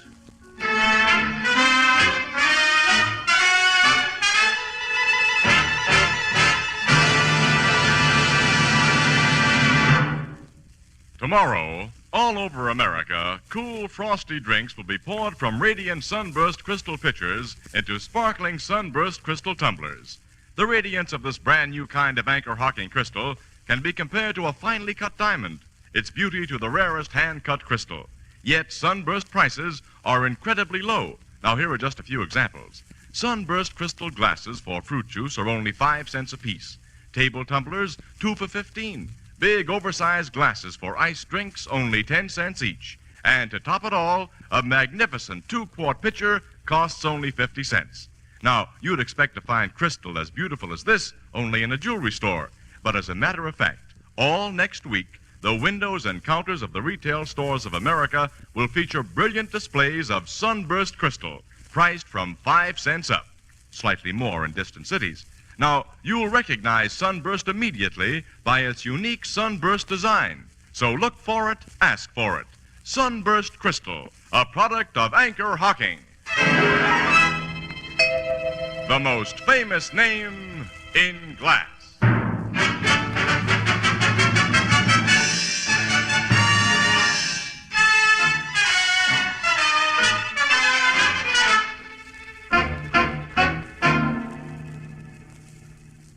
Casey, it isn't pleasant for me to tag another cop for murder, but now this job spells Mike Ryan all the way. What have we got on him, Logan? Yeah, tell us what happened, Captain. Well, Gleiber's Cafe here was a regular hangout for Freeman, Miss Williams. After he won a case, he usually brought his client here for a celebration. Yeah, I know that. So did Ryan know it, Casey. It was a cinch he'd find Freeman and Waldo together here tonight at Freeman's regular table, which is in line with that window there. You mean the two men were shot from that window? Yeah. Opens in a dark alley.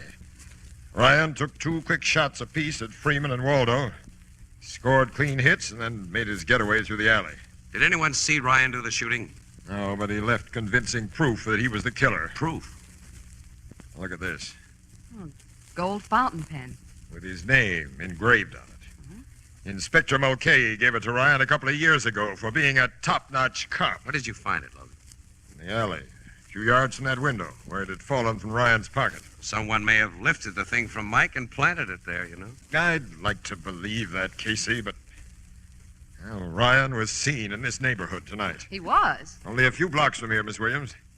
The guy lives on the other side of town, and he was under suspension, so no duty could have brought him here. Well, it's hard to picture Mike sneaking through a dark alley like a rat and shooting 2 guys in cold blood. He was awful sore, Casey, and he has a rotten temper. Well, it's an open, quick temper. It gets red hot in a few seconds and cools off almost as fast. Look, you or I or nobody knows how fast a temper cools off.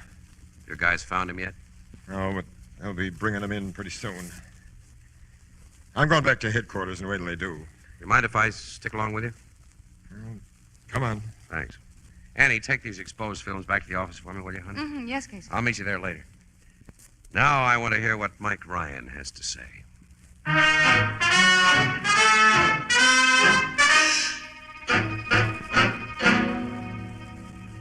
I swear I didn't do it, Captain. I didn't know a thing about it till I went home and found Sergeant Flanagan waiting there for me. What were you doing near Gleiber's Cafe just before the shooting, Ryan? I explained that to the sergeant, sir. I want to hear it. Well, okay. I got a phone call at my home tonight from a guy who wouldn't give his name.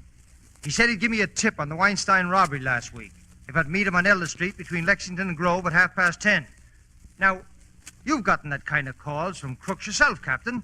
And so have you, Casey. You know that's so, Logan? Keep out of this, Casey. Okay, sorry. So you were in the neighborhood, Ryan, only because you received this mysterious summons to be there, huh? Yes, and that's God's truth. Of course, your man showed up. Well, no, he didn't. I waited a while and then started back home. By way of the alley behind Gleiber's Cafe. I didn't go near Gleiber's. I walked in the other direction. You walked home, huh? Yes, a good part of the way because I wanted to think. Think up the story you've just told me. Well, what do you got to say about this fountain pen we found? Well, I lost it somewhere today. I don't know where. Captain, I've been framed for this job. You've heard that excuse from plenty of crooks yourself, haven't you? Yes, and sometimes it was true. One time in 1,000. Oh, yes, I know that. Captain, the boys gave me the dermal nitrate test right after they brought me in. It proved I haven't fired a gun for days. You know all the tricks, Ryan. You could beat the nitrate test. Well, yes, that's so. Well, where do we go from here, sir? I'm not going to confess to something I didn't do. And you know I won't let my men beat a confession out of you as you beat one out of Waldo. What's that? You heard me. I think Waldo told the truth in court. I think your story about his attempted escape was phony. And you're a cockeyed fool. I think you're a liar, Ryan, and a cold-blooded murderer. No man talks to me like that. Let me go, boys. I'll kill him. I'll kill him. You want to kill again, don't you? Kill, just as you did tonight. When something starts that temper of yours boiling, all you can think of is murder, isn't it?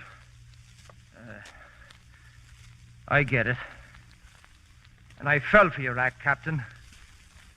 I know I've got a temper, but I'm not a murderer. Take him away, boys.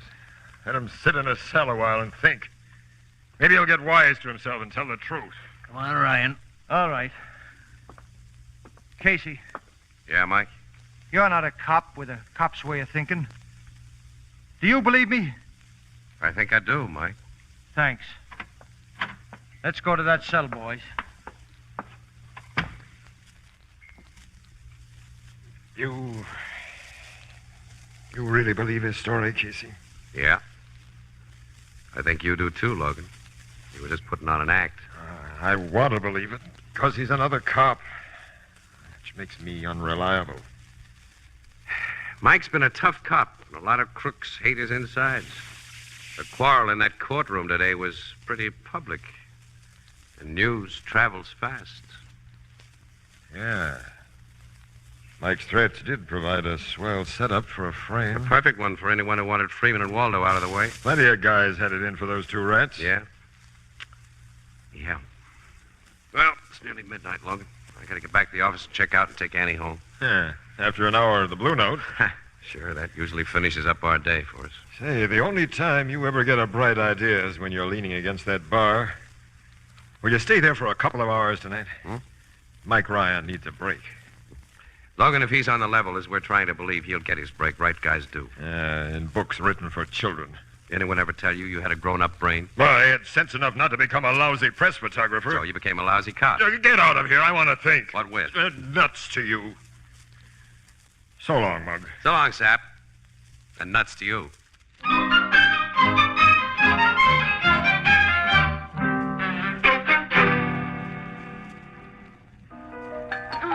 If we could only figure out who stole Ryan's fountain pen, Casey. Yeah, sure. That's the key to the whole thing, Annie. If the guy's been framed.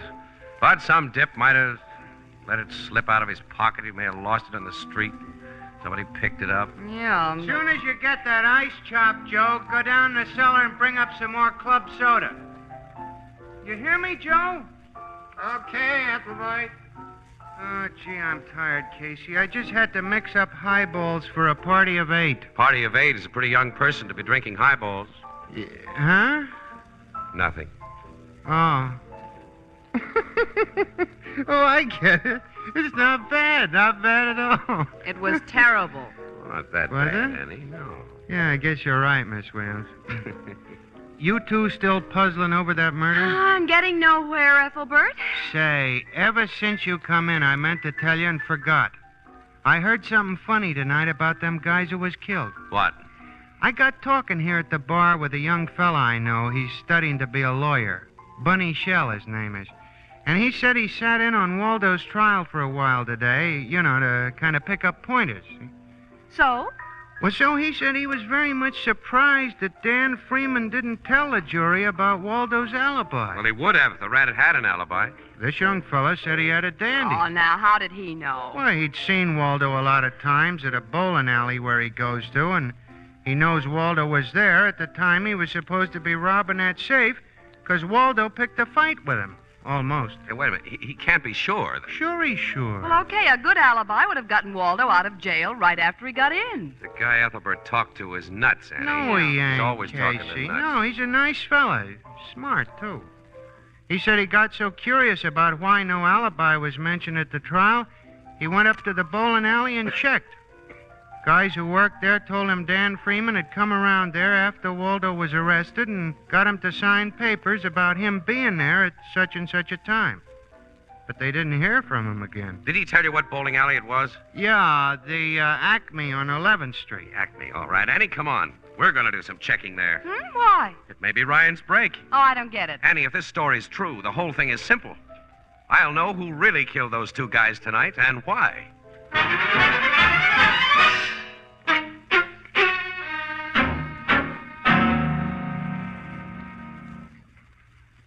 Sit down, Mr. Casey. Thanks, Mr. Alliston. To what am I indebted for this visit at this hour in the morning? Are we alone here? My servants are all in bed, if that's what you mean. Why do you ask? I think you'd prefer to hear what I have to say alone. I have no idea of your meaning. The meaning is money. Money? Mm-hmm. Yours. A lot of it. Talk straight, Mr. Casey. Okay. I know that you killed Freeman and Waldo tonight and framed Mike Ryan for the job. You're mad. Am I? And you killed them, Alliston, because they were cutting themselves in on most of the dough you inherited from your uncle. Really? Uh-huh. You're beginning to interest me. Go on. Around last Christmas time, you didn't have your uncle's millions. You needed dough. And you figured that a good way to get it was to steal from your own business. So you staged a fake robbery. This is ridiculous. The police were thoroughly satisfied the robbery was no fake. Sure, you and Dan Freeman staged it so well. And your description of the thief was sure to result in Waldo's arrest. Do I interest you? Go on. Well, to make it look good to the insurance companies, someone had to take a rap for a while. So Waldo was brought into the scheme. He made a confession that he'd robbed your safe after protecting himself with an alibi he never had to use. Your identification of him was just positive enough to hold him, but so unpositive that a jury would acquit him. But these characters double-crossed you. Now they could send you to jail for conniving in the theft of your own insured property. And they're putting the screws on tight now, right? You seem to be doing the talking. All right, I'll go on. When it seemed certain that they'd take most of your new insurance in blackmail, your new inheritance, you watched for a chance to double-cross them. Mike Ryan's threats in court gave you that chance. And when you helped me keep him from socking Freeman and Waldo, you slipped his fountain pen out of his pocket. Later, you made the phone call that brought him to the neighborhood of Gleiber's Cafe. You did a smart job, Alliston. Almost smart enough. And how would you attempt to prove this wild theory? You've heard about the dermal nitrate test, haven't you? Dermal nitrate test? Yeah, that establishes whether a man has fired a gun recently. Oh, of course. Freeman and Waldo were shot less than 4 hours ago. The tests applied to the man who shot them would be conclusive. Shall I call the cops and ask them to test you? You said you came here for money. You're a blackmailer. Another one, just like Freeman and Waldo, only wiser. Purely out of curiosity, how much do you want? $100,000. You're most conservative. Which will it be? The money or the cops? Neither. Oh. Why that gun? You're no smarter than Freeman and Waldo, Casey. And I'm going to kill you, too. And then what happens to you? This is my house. I surprise a prowler in my home and shoot him, as anyone has a right to do. And the shot I'll fire at you, Casey, will account for the result of any dermal nitrate test. So... Nice shooting, Logan. You knocked the gun right out of his hand. Oh, gee, you waited so long, Captain. I was afraid that Casey... This guy would only have shot Casey if I hadn't got him first, Miss Williams. My pal, Annie. You were outside this window all the time, Captain? Uh-huh. There, Alliston. I put the bracelets on you nice and easy. There isn't a bruise on you or a bump. I'm going to take a picture of him, Logan. Yeah, that does it. Now no shyster lawyer will convince a jury that Alliston's confession before witnesses was gotten by way of anything but simple kindness.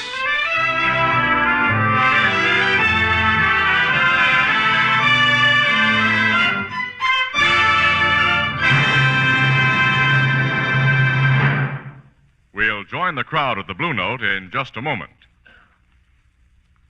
That 4th of July picnic or fishing trip tomorrow will be a lot more fun if it's topped off with a good cold bottle of beer. And be sure it's beer bottled in the convenient new Anchor Glass one-way, no-deposit bottle. Light as a feather, compact as a watch, amazingly sturdy, these new bottles can be carried easily and safely anywhere. Yet, like ordinary bottles, they hold 12 full ounces. And best of all, Anchor Glass one-way bottles require no deposit, no return to the store. They're made to be thrown away once they've served their purpose. Of course, they're easy to open and safe to drink from. And most important of all, they bring you beer and ale protected by glass. Clean, sanitary glass. Glass that will never impart any foreign flavor. Glass that keeps beer and ale brewery bright. For enjoyable picnics, indoors or out, buy your favorite beer or ale in the new, more convenient Anchor Glass one-way bottle. Product of Anchor Hocking. The most famous name in glass.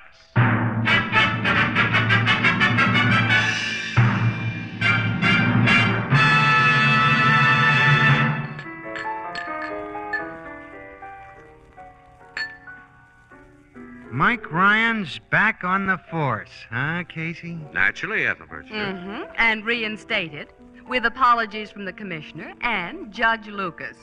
There's a couple of things I still don't understand. Why did me telling you about Waldo's alibi give you the big idea that... Ethelbert, when a crook gets into a jam, the first thing he pulls is an alibi. If he has one, that is. Well, Waldo had one, yet neither he nor his lawyer ever even mentioned it.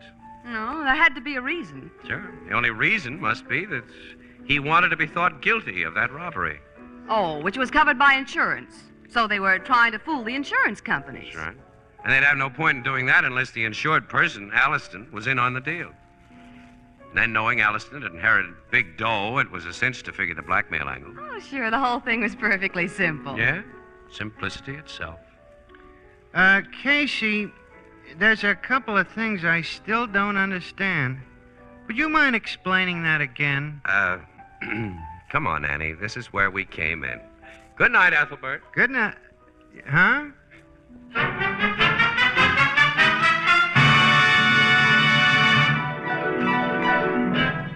Crime Photographer, starring Stotts Cotsworth as Casey, is brought to you each Thursday by the Anchor Hocking Glass Corporation, makers of Fire King Oven Glass, Anchor Glass Containers, Anchor Caps and Closures.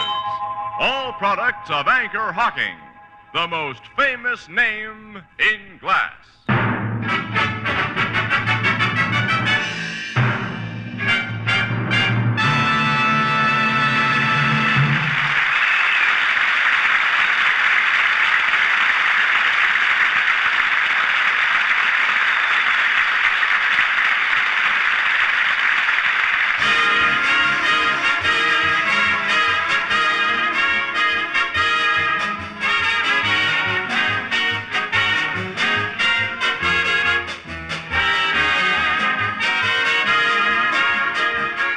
Photographer is directed by John Dietz.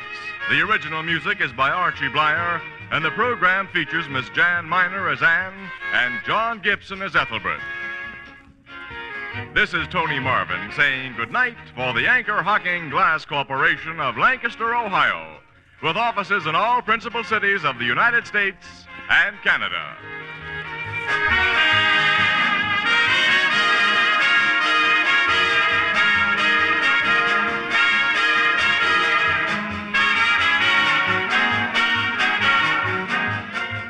Thursday night on CBS is the biggest show in town. So stay tuned for exciting dramatizations on Reader's Digest Radio Edition, which follows immediately over most of these stations.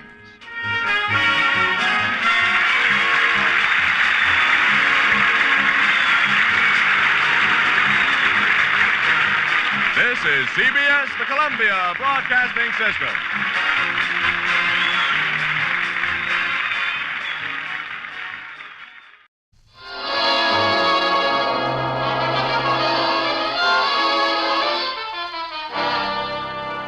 Good evening. This is Ken Roberts inviting you to listen to another adventure of Casey, crime photographer.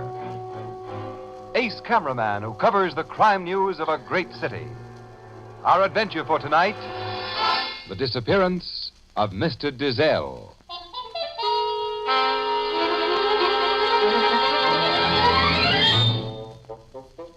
Night, a quiet street of old conservative brownstone mansions.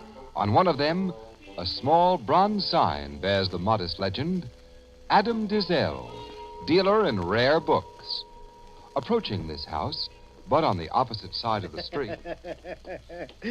Doggone, Luella, I enjoyed that movie.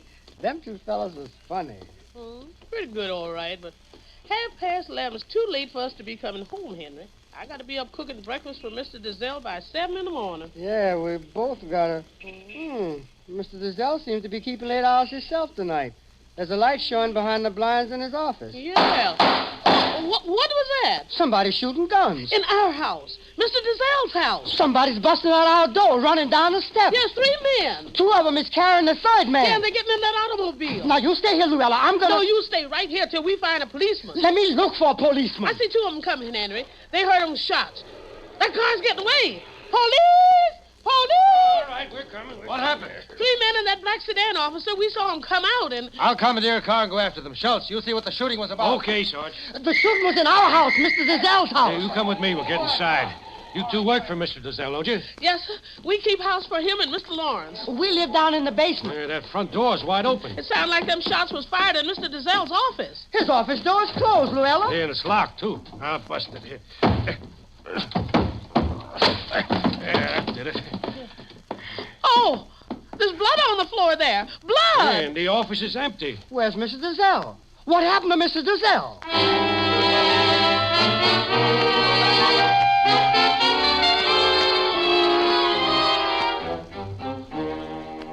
All right, now, if you good people just let me get one more picture, I'll be all finished. Are all these pictures of Llewellyn and me going to be in the papers, Mr. Casey? Well, the best ones will be. Now, hold it just like that. That's all. Thank you. You two can go now. You've told me all you can, I guess. We told you all we know, Captain Logan. Come on, Henry. Good night. Good night.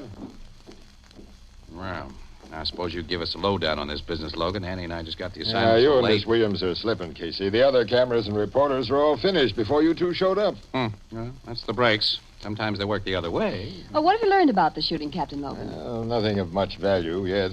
A black sedan pulled away from here right after the shots were heard. One of the three men in that sedan was dragged or carried to it by the others. He was probably Adam Dizzel. Anyway, Dizzel is gone. Bloodstains in this office, plus some bullet holes, indicate he was the victim, probably kidnapped. Hey, a slug went through this very expensive-looking book. Yeah, we found the slug, and two more, all fired from a .38 revolver. Hey, Logan, maybe the two guerrillas came here intending a robbery. Dizzel discovered him. They plugged him without killing him and then took him away so he couldn't describe or identify him. Casey, our experts tell me there's a folio Shakespeare worth plenty on that shelf in plain sight. It could have been lifted in a split second, but it wasn't. Well, such extremely rare volumes as folio Shakespeare's must be almost impossible for thieves to dispose of, Captain Logan. Ownership of every such book in existence is known. Miss Williams, book collecting in some instances is nothing less than a disease. Rabid collectors will buy items they know are stolen just for the sheer kick of personal possession. Casey, you remember that little crook who called himself Professor Ishka? Ishka? Yeah, an interesting little guy, too. He and I were almost buddies, Annie, before unsympathetic cops like Logan sent him back to the big house about 10 years ago. For his third offense. Professor Ishka was a rare book thief, Miss Williams, but he got bragging streaks occasionally. Theft may have been the motive in this case, Logan. And I'm hoping to get a lead on the real motive when Neil Lawrence is located. Neil Lawrence? Yeah, he's Dizzel's nephew. He lives here and acts as a sort of assistant to his uncle. So he should know a lot about his business and personal associations. The servant you met told me that Lawrence left the house early this evening to go to the theater. Dizzel was all alone here then from about 8 p.m. on. Yeah. I see the lock on this office door is broken. The cop who got here right after the shooting found it locked, and he broke it. Wonder why the kidnappers bothered to lock it from the outside when they were in such a hurry. I've wondered about that. They must have taken the key away with them. We haven't been able to find it. It's the only door. The walls are solid bookshelves from floor to ceiling, except for those two windows facing the street. And those windows are locked from inside. Dizzel's visitors got in through that door. Well, he must have admitted him then. And because he knew him, since they came long after business hours. Yeah, I think he knew him. Captain Logan's in your uncle's shop, Mr. Lawrence. He'll tell you all about it. Lawrence is here. Thank you, officer. I'll go in. Now, come right in, Mr. Lawrence. I've been waiting for you. I'm Captain Logan, Homicide Bureau. One of your men outside just told me. I'm sorry you came home to such bad news. He gave me no details, Captain. What happened? First, I must ask you some routine questions. I'm told you went to the theater tonight. Yes, the Globe. Later, we had a few drinks and steak at the Bristol Club. I just came from there. By we, you mean a young lady was with you? No. Well, what was your friend's name, please? This is all part of a necessary general checkup. I was with Bruce Madden. Not Bruce Madden, Jr.? Yes. I know you'll check up on anything I tell you, so... I've met Bruce Madden, Jr. professionally when he tried to extort money from his wealthy father. So you're a friend of his. Now, look here, Captain. I've never been connected with any of the trouble Bruce has been in. We've simply been friends since we were kids. And you and he were together tonight when your wealthy uncle was probably both shot and kidnapped by two men. Sit down, Mr. Lawrence. I'm going to ask you some questions that aren't just routine.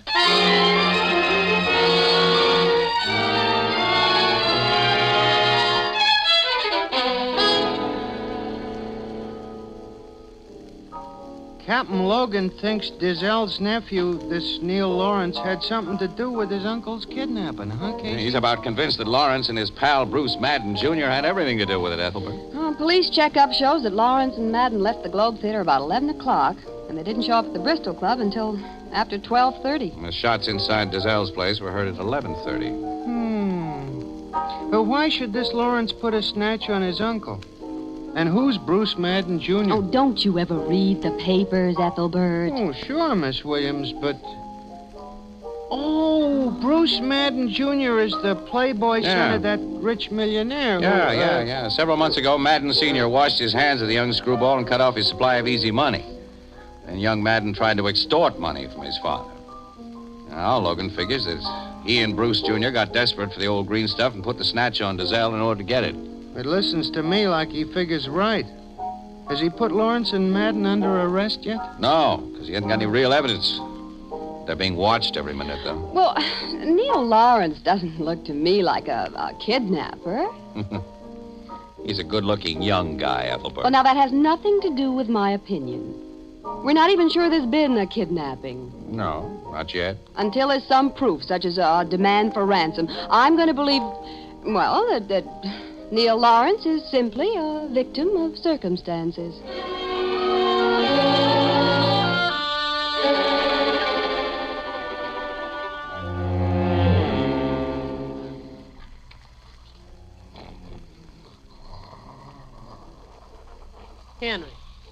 Henry. It's 6:30, Henry. Haul yourself out that bed. Okay, Louis. Well, we got to get breakfast for Mr. Lawrence now, so hop into your clothes while I go upstairs and fetch in the milk. Why don't that milkman leave them bottles in front of our basement like he used to? 'Cause told him not to. Dogs come sniffing down there.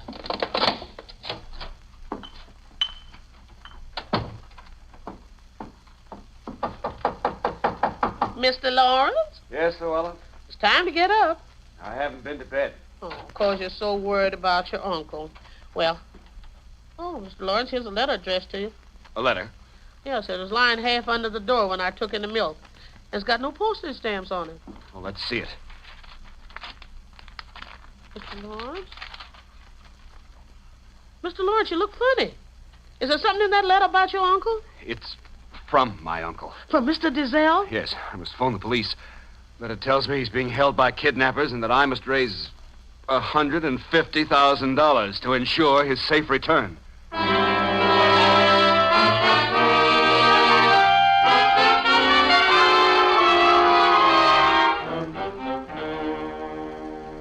Yeah, you and Miss Williams can look at the ransom letter, Casey, but not a line about it in your paper until I say okay. It's off the record, Logan. Mm-hmm.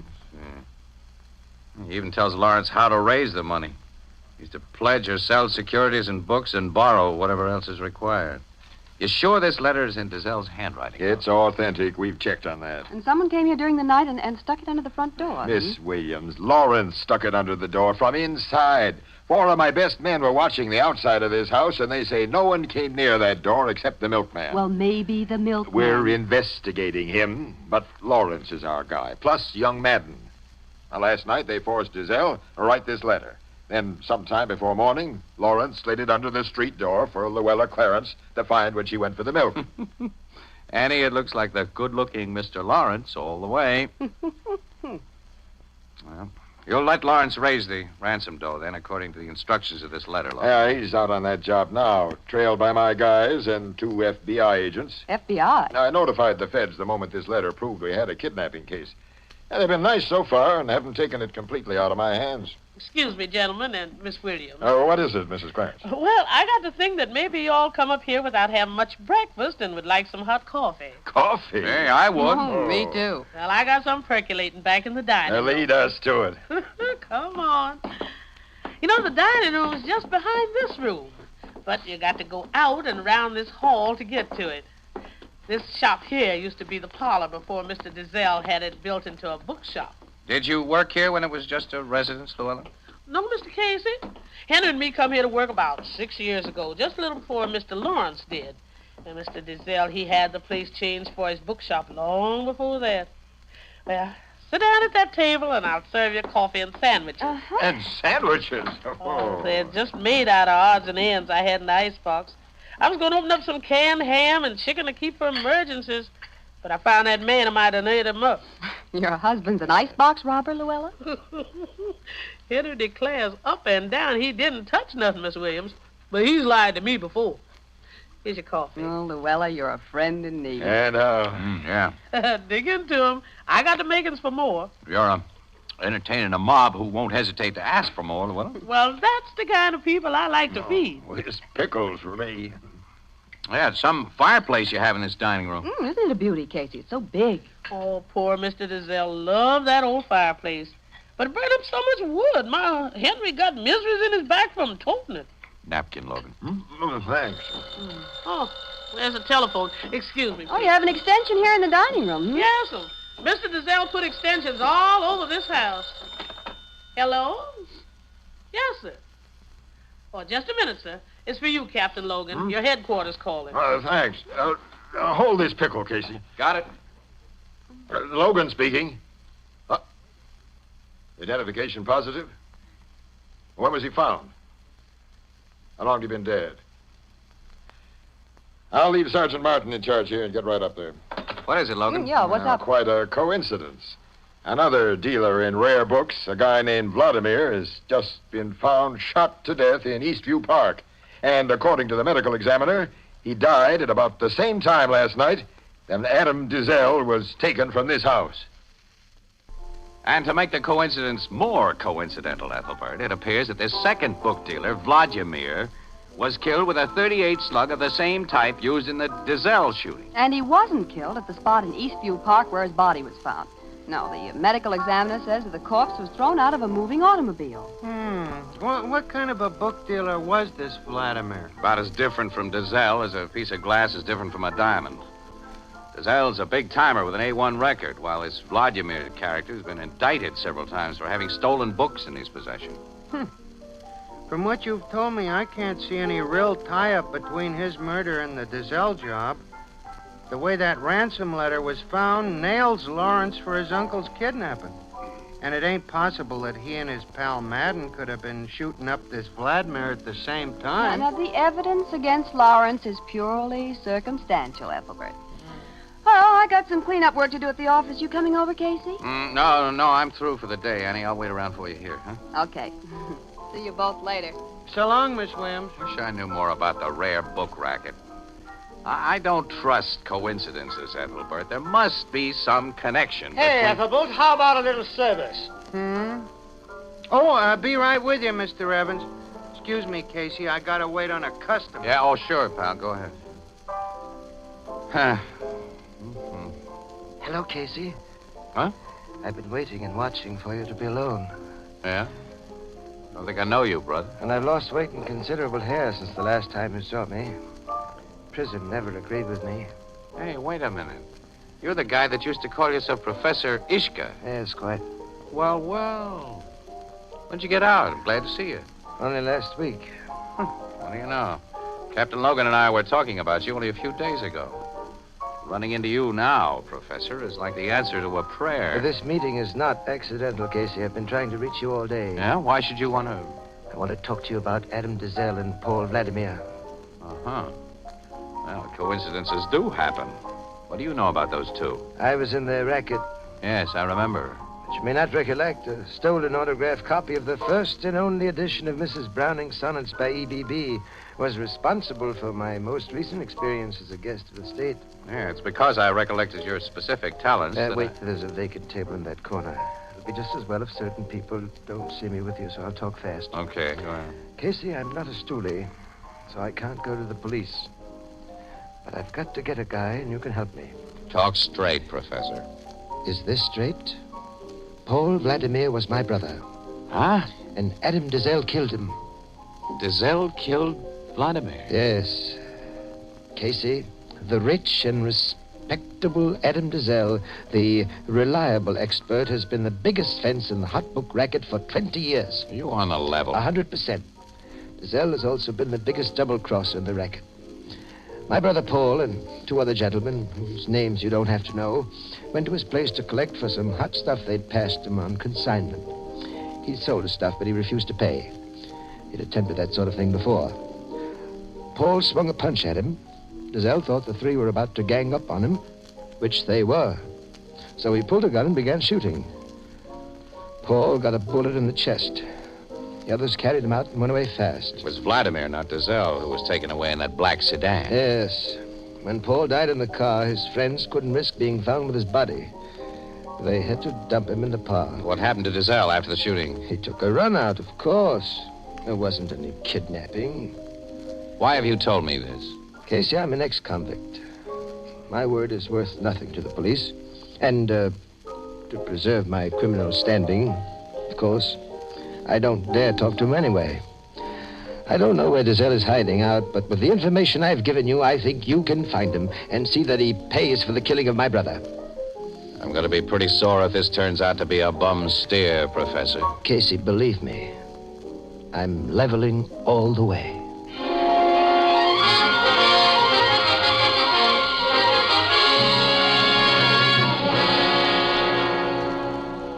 I can't tell you who told me this, Logan, but I'm convinced the story's a straight one. And if it is, Dizzel's deliberately playing up his supposed kidnapping in order to collect $150,000, so he'll be well heeled when he starts for South America or wherever he plans his permanent hideout. Sure, and his nephew's probably in on the deal. Yeah, but if Dizzel was dealing in stolen books, we should have found some in his house, and we didn't. And he must have another joint somewhere. Maybe that's where he's keeping undercover right now. Yeah. Well, we'll just sit tight till he sends instructions as to how to pay over. Oh, nuts, that phone of mine never stops. Homicide Bureau, Captain Logan. Yes, Sergeant. Yeah? Where'd you find it? No, don't open it. I want to see it exactly as you found it. I'll be right up there. Come on, Casey. We're heading for Dizzel's house. What? One of my guys on duty there just found a sealed envelope addressed to Neil Lawrence lying on the sidewalk in front of Dizzel's place. This may be the instructions as to how to pay that ransom.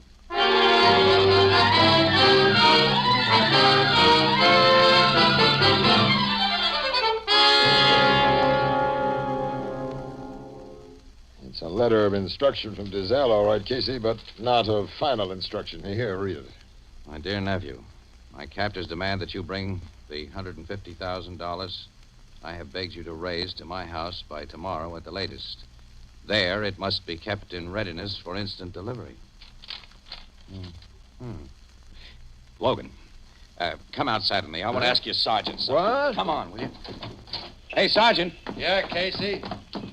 Where did you find this letter addressed to Lawrence exactly? On the sidewalk, right here. Underneath a window of Dizzel's office, huh? Yeah, it was tied to a little rock. Oh, Dizzel himself probably drove by here in a cab and tossed out the weighted envelope. You kept the rock it was tied to, Sergeant? On a case like this, we keep everything. Here it is. Hey, that's not a rock. That's a piece of fire brick. What's the difference? Say, look, where's the nearest place you can get a tear gas bomb? Tear gas? The 6th Precinct Station, a couple of blocks from here. Yeah, well, have your sergeant get one, pal, will you? Quick. Oh, look I'll here. explain it in a minute. Now, don't waste time, please. Okay, Sergeant, get a tear gas bomb. I'm on my way, Captain. You better get two. Now, Casey, what's the big idea? Logan, I think I know where Mr. Adam Dizzel is hiding.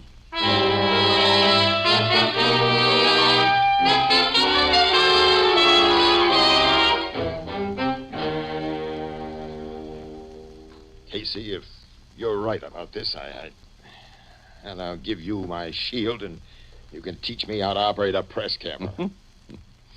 Takes a clever guy to operate a press camera. And it takes a screwball to get your kind of nutty ideas. We'll know how nutty my idea is in just 15 seconds if your sergeant does his stuff on time. He will. This shop of Dizzel's is a modern place, Casey. You're figuring as though it was some old European castle. Here's the first tear gas bomb. It fell behind that wall, all right. Straight down the chimney. There goes number 2. I'd have your gun ready, Logan. Our guy faces a murder rap, and he's got a .38. Hey, that section of bookshelves, Casey, it's swinging out like a door. Yes, and our kidnapped book dealer is coming from behind him. Drop that gun, Dizzel, and stick up your hands. All right, but let me get air. Oh, that gas. Let me get air. Let's all get fresh air, Logan. Tear gas has filled this room. Logan, I haven't cried so much since the Dodgers... Well, you know.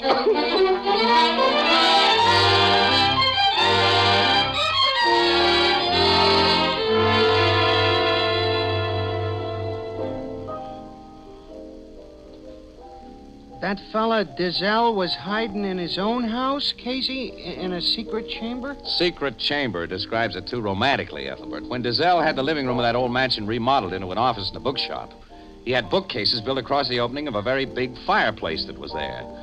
And that section of bookcase was hinged like a door. And the fireplace behind it gave him a handy and altogether hidden little room in which to store stolen books. And when he suddenly needed a hiding place for himself, well, he had it. He got plenty of air through the chimney, and at night he sneaked into the kitchen and got supplies of food and water. And he planted the ransom note under the door himself. And his housekeeper told us that she thought her husband was robbing the icebox. When did you start to get wise to the setup, Casey? Not until long after I should have been. I'd noticed a big fireplace in the dining room and wondered why there wasn't one in the original parlor. And the door of the bookshop was found locked after the shooting, and I'd wondered why guys leaving in such a hurry had bothered to lock it. And Dizzel had locked it, Ethelbert, to make sure no one could get in before he'd opened and closed his secret chamber. And he's confessed that his nephew had no part in the affair at all. Everything finally added up when Logan said that Lawrence had put the dough in Dizzel's office safe. That was a logical place to put it, and it suddenly hit me that was what Dizzel figured and wanted, so he could come out and get it. Then when I saw the piece of fire brick that had been tied to the second ransom letter, I knew my total was right. Yeah, but how did he figure he'd get away with that money when there was cops all around the place? Well, he meant to climb up the flue of the big chimney and make his getaway over the roofs of adjoining houses. Well, Annie, how about taking you home now? Well, not tonight, Casey. I have I have a date with Mr. Lawrence. Huh? I knew he couldn't be a kidnapper. Hey. Casey looks like he ain't so sure about that, Miss Williams. Not so sure.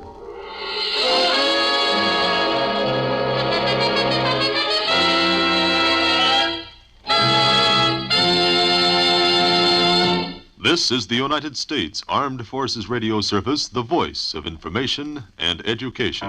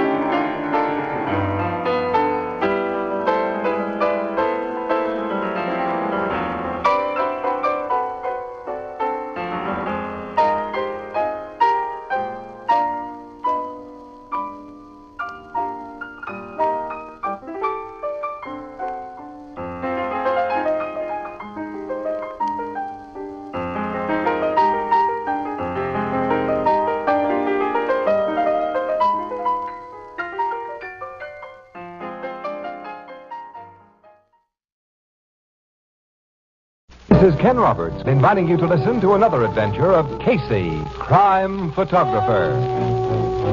Ace cameraman who covers the crime news of a great city. Our adventure for tonight, Bad Little Babe.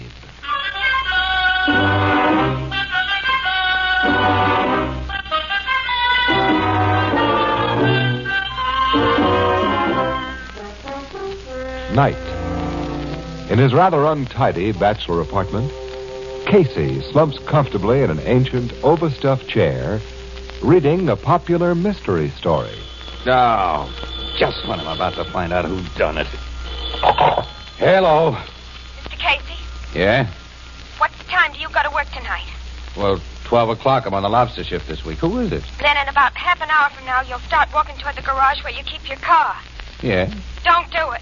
Don't? If you do, you'll be killed. Huh? Killed, I said. Men are watching your apartment house now, waiting for you to come out.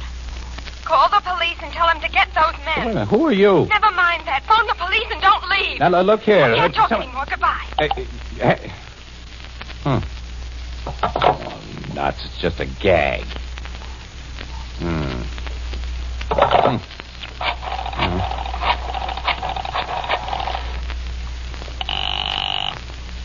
Homicide Bureau, Captain Logan. This is Casey, pal.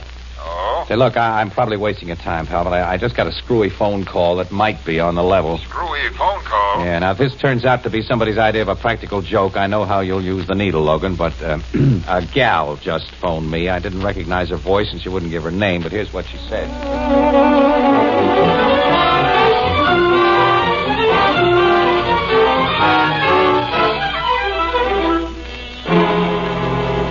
Whoever the gal was who phoned you, Casey, I don't think she was a practical joker. No? Now, before I sneaked up here to your apartment by the back way, Sergeant Brett and I spotted a car parked up your block with two guys in it who registered as Red Hots, all right. Why should they be laying for me? You're always sticking your neck out, aren't you? If you'd stick to press photography. Nuts, Logan. I'm no different from any other newspaper guy on a crime beat, and I haven't been sticking my neck out lately. That remains to be seen. And we'll see when we land those mugs with the goods. Well, how are you going to do that little thing? Now, by the time you leave this joint, the street will be completely covered by cops. Now, you walk out of this building alone and start towards your garage. Sergeant Brett will instruct his men not to act until they see you definitely threatened. Definitely threatened? When and if the birds in that car or anybody on the street flash guns, the cops will close in. Yeah, I suppose they're there just a little too late on that close-in. Then I'll be the late Mr. Casey, I suppose. Huh? I'm hoping that won't happen, pal. Oh, you're hoping? Sure I am. Oh, put on your hat and coat, Casey. We mustn't keep your would-be killers waiting.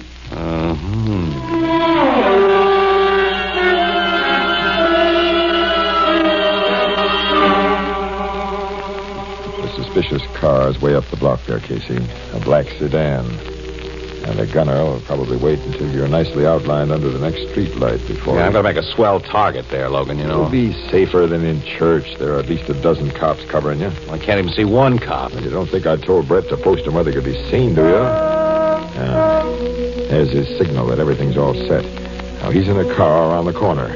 By the time you get under that street light, his driver will be passing that black sedan and ready for any funny business. Okay, I'll step out of this doorway now and get going. All right. Here I go.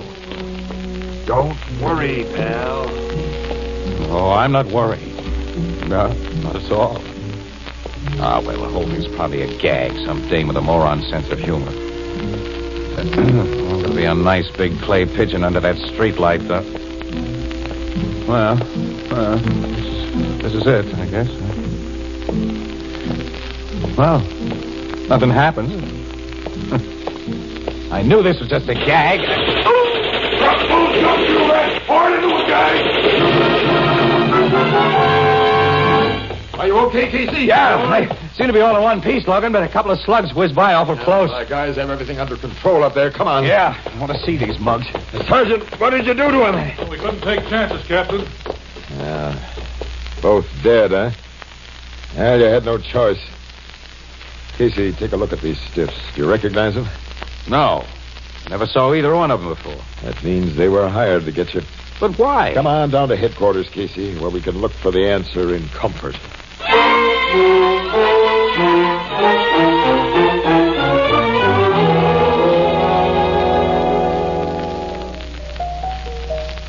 You and Captain Logan ain't figured out who was behind that attempt to mow you down last night, huh, Casey? No, I figured it out. Now, Annie, everything points to Joe Kirby, Casey, and you know I it. don't know anything of the kind. Kirby looks on me as nothing more than a nuisance. He wouldn't take the trouble to have me bumped off. Oh, bumping a guy off ain't much trouble for that Joe Kirby.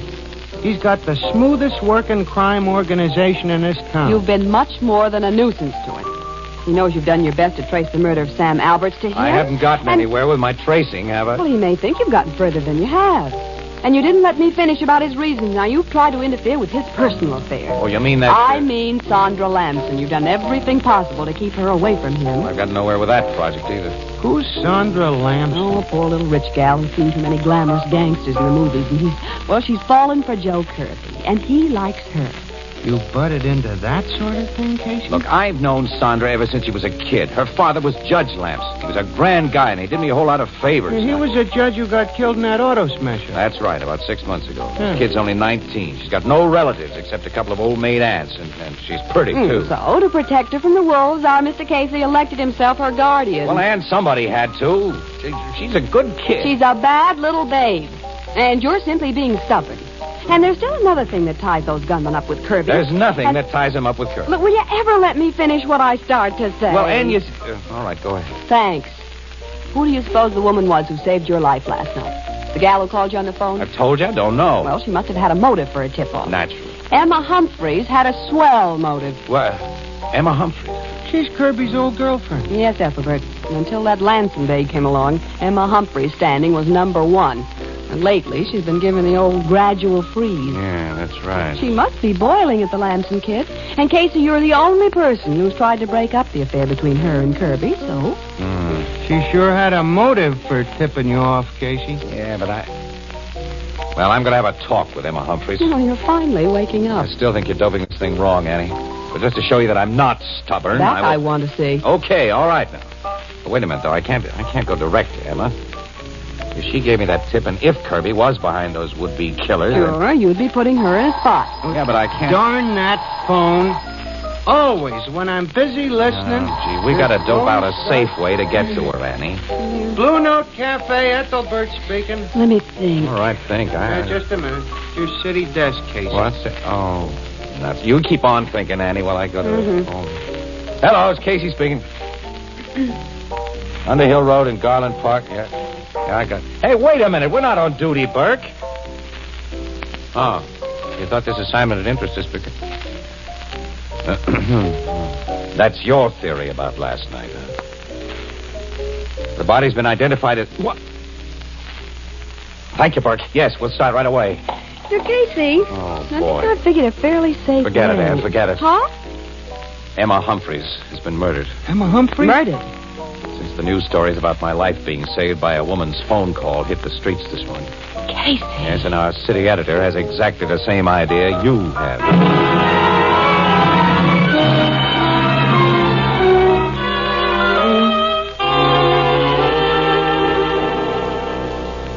Emma Humphreys was taken for an old-fashioned ride, Miss Williams. The doc says she was killed around noon today, shot twice with a .32 revolver. We have the bullets. And, of course, you know who Emma Humphreys was, Captain Logan. Oh, yes.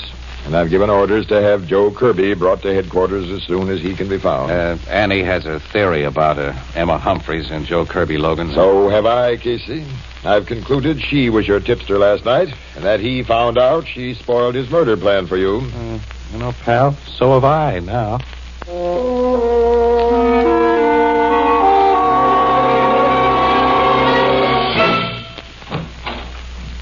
Kirby's here, Captain. Oh, bring him in, Sergeant. Casey, you keep your trap shut to this guy. I'm keeping my trap shut. You too, Miss Williams. We know. Good evening, Captain. Hello, Kirby. You've been told what's happened. To Miss Humphreys. Yes, the news came as a frightful shock. I can imagine. Yeah. Oh, Casey, Miss Williams, please forgive me for not noticing you before. My state of mind. Skip it, Kirby. If that's the way you want it. How can I help you, Captain? Emma Humphreys was killed around noon today. You have an alibi for that time, of course. Why should I? As it happens, I was having a conference with the president of the Warwick Square Bank between 11 o'clock and noon today. The Warwick Square Bank is way downtown. Emma Humphreys was bumped off way uptown. Yes. Where were you last night when we cops interrupted that shooting party prepared for Casey? Why, I was having supper with a lady in the Tiger Room of the Hotel Bombay. Dozens of people will remember I was there. Who was the lady with you? Miss Sandra Lamson. Nuts. This line of questioning is most ridiculous, Captain. Save that injured innocent stuff for the jury. Casey's been getting in your hair, and you wanted him out for keeps. You figured Emma Humphreys tipped him off to your plan, so you had her finished. Prove that. We'll prove a lot of things on you eventually. You know, you're not as smart as you think you are, Kirby. You made some big blunders when Sam Alberts was murdered. Casey! What do you mean? I told you to keep your mouth shut. Okay, Logan. Now, that's all, Kirby. Get out. Very well, Captain. Casey, you've shown such an interest in Miss Sandra Lamson. I must give you some news about her. And me. Well? We're going to be married. What? Married? Yes, I thought you'd like to know. Oh, you dirty louse. Casey. Before I let you ruin the life of Judge Lamson's kid, let me go, Logan. Let me go. This guy. Cut it out. Oh, all right. Now, get out now, Kirby. Past. Goodbye, Captain. Miss Williams. Come on. That egg. Casey, you're going to lose control of your temper once too often around here. I'm sorry, Logan, but when he said... Stop fussing about what happens to Sandra Lamson. Well, you don't know her as I do, That's Ann. what you think. I can get a better line in one of my own sex in 5 minutes than you can get in a lifetime. I'm betting you're right, Miss Williams, but forget about the Lamson kid. Casey, I know you've been doing some private snooping into the Sam Alberts killing. What did you mean by telling Kirby he'd made some big blunders? Oh, well, that was just a bluff, Logan. Well, anyhow, for the first time since I've known that fish-eyed crook, he looked a little scared. Yeah, he did, didn't he? Yeah. You made my bluff sound better by shutting me up. Now you think we really have some. Well, since we haven't, that gets us nowhere. No, it doesn't. Say, can I use your phone, Logan? I want to call Sandra Lamson. What for? Well, to see if she'll make a date with me. I want to see her alone. Maybe I can talk some sense into her.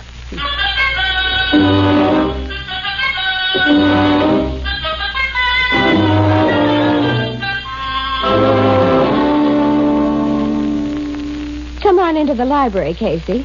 More cozy in here. Okay, Sandra. I used to talk to your father in here. This was Father's favorite room. Sit down. Oh, all right, thanks. Not way over there. Here on the sofa with me. Oh. All right. I imagine you've been in touch with Joe Kirby since I met him at police headquarters yesterday, huh? I had lunch with him today. You told me you and he are going to be married. That true? Why shouldn't it be? Kirby's a crook. He's a rat and a murderer. So you've told me before. He's been lucky and clever, but now he's slipping. Slipping? He displayed bad judgment in attempting to have me shot night before last. He displayed even worse judgment when he had Emma Humphreys killed for tipping me off. He had nothing to do with either of those. Sandra, get wise to yourself. How dare you talk to me like that? What's the matter with... Because I was a friend of your father's. Because I think you're a right kid. Now, you listen to me, Sandra. Listen to what? I'm not a child. Give me some proof that what you say is true. You told me Joe was responsible for the murder of Sam Alberts. Casey, if you can convince me that he was behind the murder of Alberts, I give you my word that I'll never see him again. No. You want to know what the cops and I have dug up about the Alberts killing? It's your duty to tell me. Yeah. You just made a little mistake, Sandra. Mistake? Well, your hammy gestures knocked this lampshade crooked. Lampshade? Cute little microphone you have underneath. Let's see where the wire from it leads to. Casey! I see, a tape recorder. Hidden behind the sofa you insisted that I sit upon. Yes. You were to play nice and find out what had been discovered about the Alberts killing. Kirby had this recording outfit set up and showed you how to work it. Okay, Sandra. I'll leave the thing turned on and give your boyfriend an earful. Kirby, I don't care what happens to Sandra anymore. She's become the same sort of rat that you are. But get this, Kirby. Some way I'm going to pay you off big. You'll regret that, Casey. Goodbye, Sandra. You've been the biggest mistake I've made about this case. I'll try not to make any more.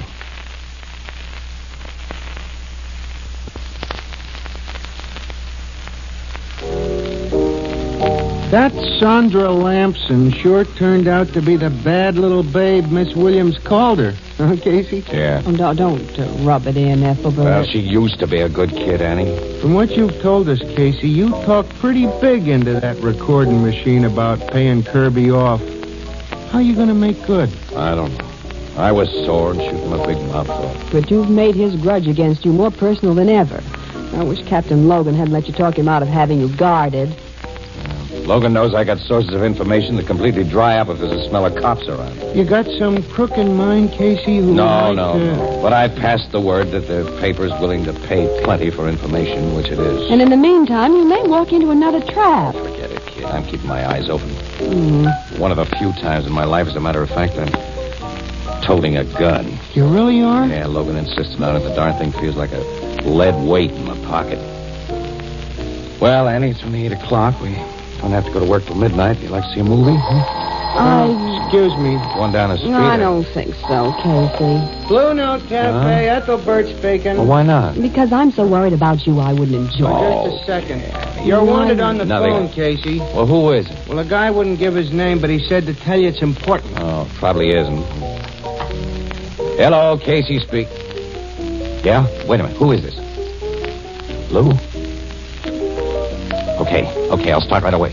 Where are you starting right away? Well, that was an old pal of mine, Annie. He wanted to see me. I promised to go over to his hotel. Well, I gotta hurry. So long, you two. So long. Casey lied to us, Ethelbert. Miss Williams.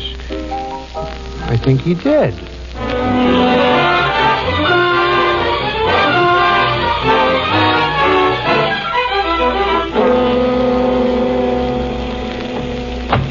Okay, Lou, hop in the car.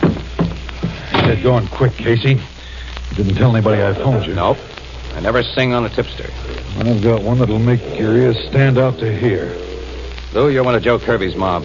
For all I know, you may be planning to pull me into a trap. Oh, I'd figure that way, too, if I was you.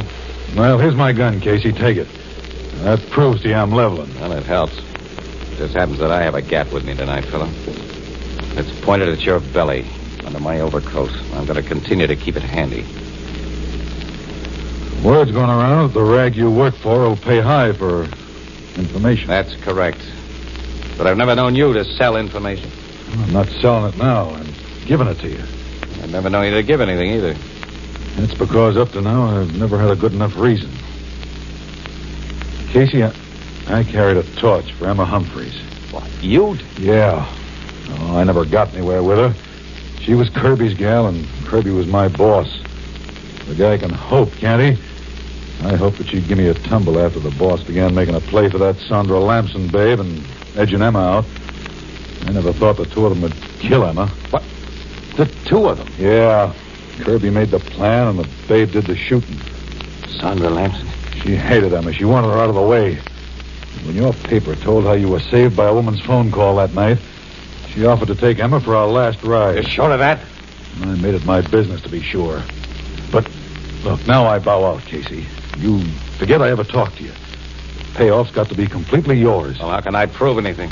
Well, the cops have the bullets that killed Emma, haven't they? Yes. You're going to find the gap those slugs were fired from. And where? In Sandra Lamson's bedroom in her home. She didn't throw that murder gun away. It's a gold-plated .32 that Kirby had specially made up for her. You'll find it wrapped in a silk nightgown in the second drawer of her bureau. How can you know that? I went to her house tonight looking for that gun. I knew this was the servants' night off and that she and Kirby were having dinner together downtown. Then they'll be at the theater for the next couple of hours. You'll have the joint all to yourself. There's a trellis you can climb to her bedroom window.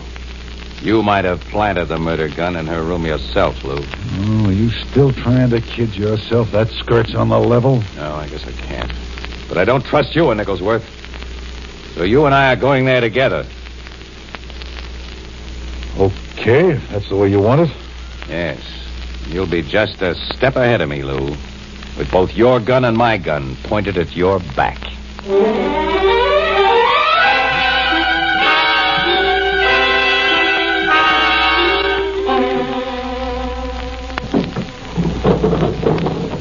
I got the window up, Casey. Keep your voice down, Lou. I tell you, there's nobody home here. All right, we'll see. Now climb inside. Remember, I'm right behind you with these guns. Close the drapes over that window. And circle your flashlight around it. Okay. You see, we're all alone here. This the bureau? Yeah. Second drawer. You open it. Sure. Well, here's the little gun wrapped in a nightie, just like I told you. Convinced? Yeah. You finally sold me on your story, Lou. Lou's a swell liar. What? This is a 44 you feel at your back, Casey. Drop those guns or I'll blow you in two. Okay, Kirby. I got him, boss. Hey, this was like taking candy from a baby. The boss was waiting for you in that clothes closet, Sap. The boss and... And me, Casey. So you're in on this trap, too, Sandra. I planned it. Give me my gun, Lou. I'm handling this. Here, Sandra. And go to it. Switch on the lights so we can take a last good look at this chump. Sure. And what a chump you are, Casey. I'll tell the police I thought you were a burglar and that I shot you. I don't think they'll believe that story. It'll be impossible to prove that she wasn't just a poor, frightened girl all alone defending her home. You should have consulted me before you sent those hired gunmen off to Casey, Joe. I might have had a simple and workable plan like this to give you then. I'll consult you about everything from now on, kid. You weren't allowed in on the first scheme to get rid of me, Sandra, were you? No. I'm afraid Mr. Kirby didn't altogether trust me until after he heard that tape recording in which you turned on me so unpleasantly. Well, he should have trusted you after you killed Emma Humphreys. What a chump this guy is, boss. Still believes some of the yarn I told him. But you... I took Emma for our last ride myself. I did the job just like you wanted, didn't I, Kirby? You've always followed my instructions to the letter, Lou. Casey, how close have you and the cops got to me on the Alberts bump off? You'll find out someday. Didn't expect a different answer from you. Well, I'm not too worried. Get this over with, Sandra. I will, Joe. Because you've spilled everything I hoped you would. What? Put up your hands, you and Lou. Put them up or I'll shoot. Boss, Sandra. Get their guns, Casey. The guns they were foolish enough to put back in their pockets. I got them. My own, too. But what is That's this? what I want to know. What is this double cross, Sandra? The ending of a game I've played ever since you killed my father, Mr. Kirby. He killed you. Crazy. No. You drove him to suicide. Suicide? My father deliberately drove his car into a tree because Kirby had been blackmailing him to force his consent to our marriage. He left a letter telling me what you'd done, Mr. Kirby. A letter I didn't let you know about until now, when I'm able to send you to the chair. If you think the admission Lou and I made here can convict us of anything, you're nuts. We'll deny everything. My lawyer can make liars out of both of you. He won't be able to contradict the evidence of your own voices. Our own... You taught me the value of recording machines, Mr. Kirby. One hidden under the bed has been recording every word that's been said here. Boss. You lousy little That'll rat. be all from you, Kirby. Sandra, you are one swell little babe. Call the cops.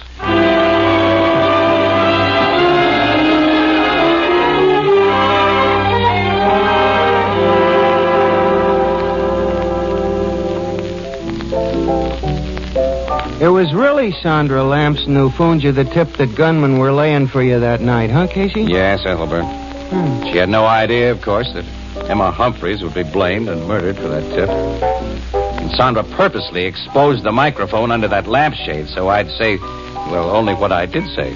Miss Williams, you sure made a big mistake about that Sandra Lamson. Yeah. Well, let's not rub it in, Ethelbert. I'm not going to.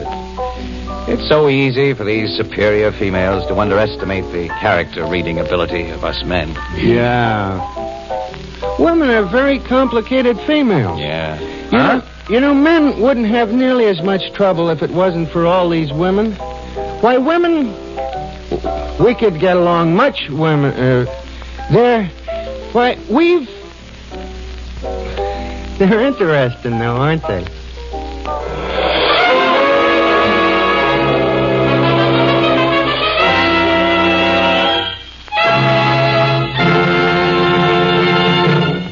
This adventure of crime photographer starring Stott Cotsworth as Casey came to you through the worldwide facilities of the United States Armed Forces Radio Service, the voice of information.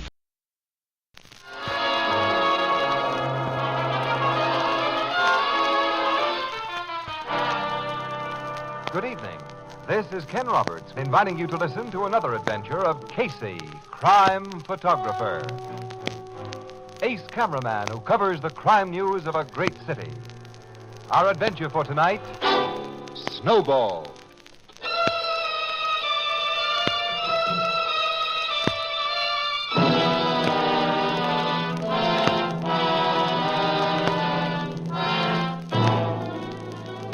Night, about 10:30. A sporty little blue sedan makes a two-wide turn out of a quiet residential street and weaves crazily toward a main thoroughfare. In a police prowl car that has been idling along. Look at that, Stutz. I see it, Ryan. We'll stop that little blue wagon quick. The guy driving it must be lit to the rafters. Even money, there's a dame behind that wheel. When a gal tanks up those fancy cocktails. We'll soon see. Pull up there. Pull up, you. Okay. What's the matter, officers? You win, Ryan. It's a guy. I wasn't speeding. I didn't pass any red lights. You'd have no chance to, brother. You're under arrest for drunken driving. What do you mean, drunken driving? It was sober as a judge. We can see how sober you are. And smell. Well, I admit I had a few scotch. Let's see your license and car registration. Well, look, I wasn't so wrong either, Ryan. There's a dame in this back seat. Covered up with a blanket. What do you mean, Dave?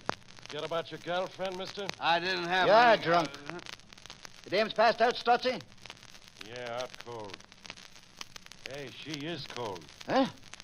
Ryan, this woman's dead. Dead? Look at the bruises on her neck. I think she's been strangled. I never saw that woman before. I never saw that woman before.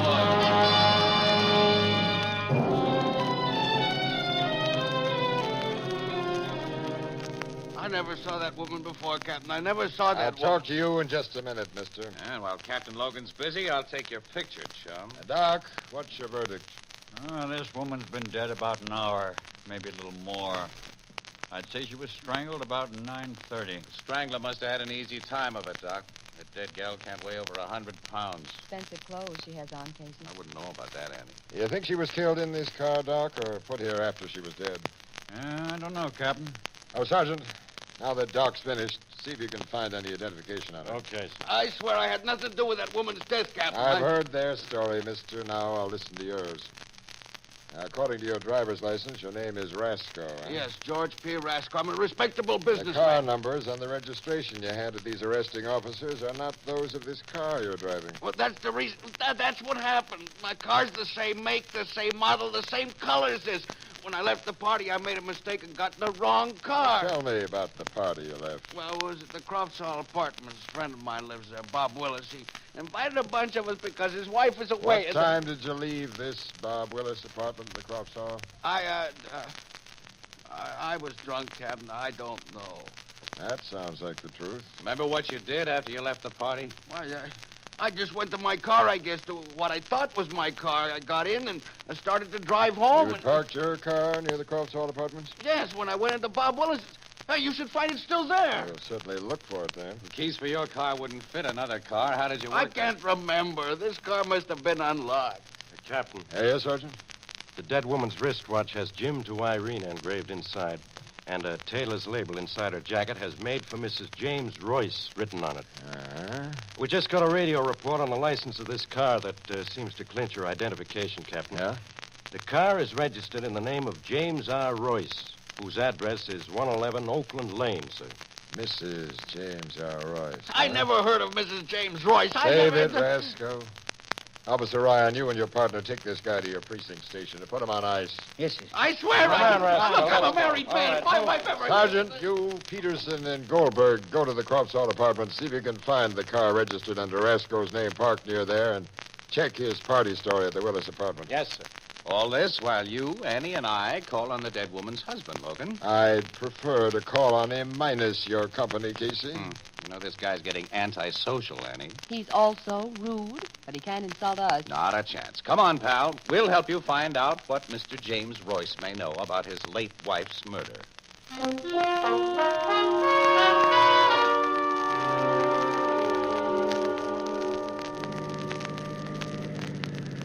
This is the place, 111 Oakland Lane. Neat little house. In a lovely neighborhood. Now we'll see if Mr. James Royce is at home. Doesn't look as though he is, Logan. No lights showing in the place. Well, it's after 11, Casey. He's probably in bed. All people aren't night owls like ourselves. I sometimes forget that, Annie. Yeah, we'll soon find out. Oh, that bell should wake him. I'll buzz him again. And longer. I hope he isn't home. I hate this kind of a job, breaking the news of a tragedy. Yeah, me too. You and Casey invited yourselves here, Miss Williams. No. Hey, take your finger off that bell button, Logan. Fast. What? Smell that. Smell. Smell? Here, your nose close to the door jamb. It's gas. Yeah, that's cooking gas. Casey. Break the glass panel of this door, Logan. Use your gun, hurry up. Oh. House must be full of it. Reach inside and turn the door latch. I've got it. Kick out those windows, Casey, and get air in here. I'll fix these. Okay. I'll find the light switch. No, Annie, no. The switch would make a spark and blow us up. Lucky the doorbell didn't set this stuff off. I'll use my flashlight to see. That gas will be coming from the kitchen stove. Sure, back this way. Here's the kitchen. Oh, that man. Yes, his head in the oven. Turn on those burners, Casey, or I see if he's alive. Yeah. Get that kitchen door open, Annie. Get this gas out of here. Quick. My lungs are taking all it. How is the guy, Logan? Finished. Completely. Maybe a pull motor. Not a chance, Miss Williams. Guy did a double job on himself. A double job? Look at this little bottle beside him. Poison. Yeah. A quick shore poison by the label. Well, you can risk throwing a switch now, Casey. Get us some real light in here. Yeah. That's better. Captain Logan, there's a highball glass inside the oven. quarter full. Apparently this guy mixed his poison with a little joy juice after he turned on the gas and drank it and slumped down with his face in the open oven. He was thoughtful of the neighbors. He turned off the pilot light before he There's turned a on wallet the gas. in his hip pocket. Let's see. There's his driver's license. I imagine he... Yep. Our dead guy seems to have been James R. Royce. The husband of that woman who was found. Murder and suicide. You know, suicides usually leave farewell notes. We'll look around before I phone the tech squad. Captain, here it is. That big photograph of the woman who was strangled? There's a note on the back of it. Huh? What is it? Printed in red. It was done with that lipstick here on the table where I found the photo. The note's short, but not sweet looking. I killed her tonight. I find her in my car. Now I'm taking the only way out. No signature. And the note's printed in such big letters, there's no room for a signature. Yeah, that's funny. Printed. With a lipstick. By a man. Couldn't he write? Couldn't he own a pencil? Well, it's my guess right now that wrong car Mr. Rasco is going to be in the clear, except for a drunken driving charge. Put him up, you people. Casey! What? We've got you covered on all sides. One phony move and we shoot. Who the heck are you? We're police. You're police. Captain Logan. Your face was turned away from this open door. I couldn't see. I'm Patrolman Spencer, 32nd Precinct. I'll be happy to renew our acquaintance, Spencer, after you tell all the cops with you not to start shooting. Well, there's nobody with me, sir. I surrounded you by myself. Seems your friend Spencer can stretch himself, pal. I guess neighbors heard the racket we made here and phoned the precinct house. Yes, sir. I got the radio report in my prowl car. What's happened here, sir? That guy by the stove. You can help us find out what's happened, Spencer. Yes, sir. Round up the neighbors for a little question bee about Mr. and Mrs. James Royce.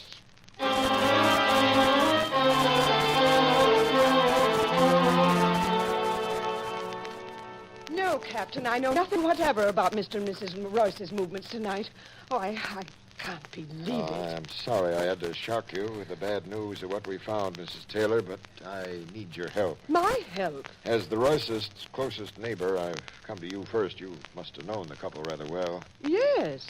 Would you please tell me what you know about them? Well, To begin with, did they quarrel? Almost constantly.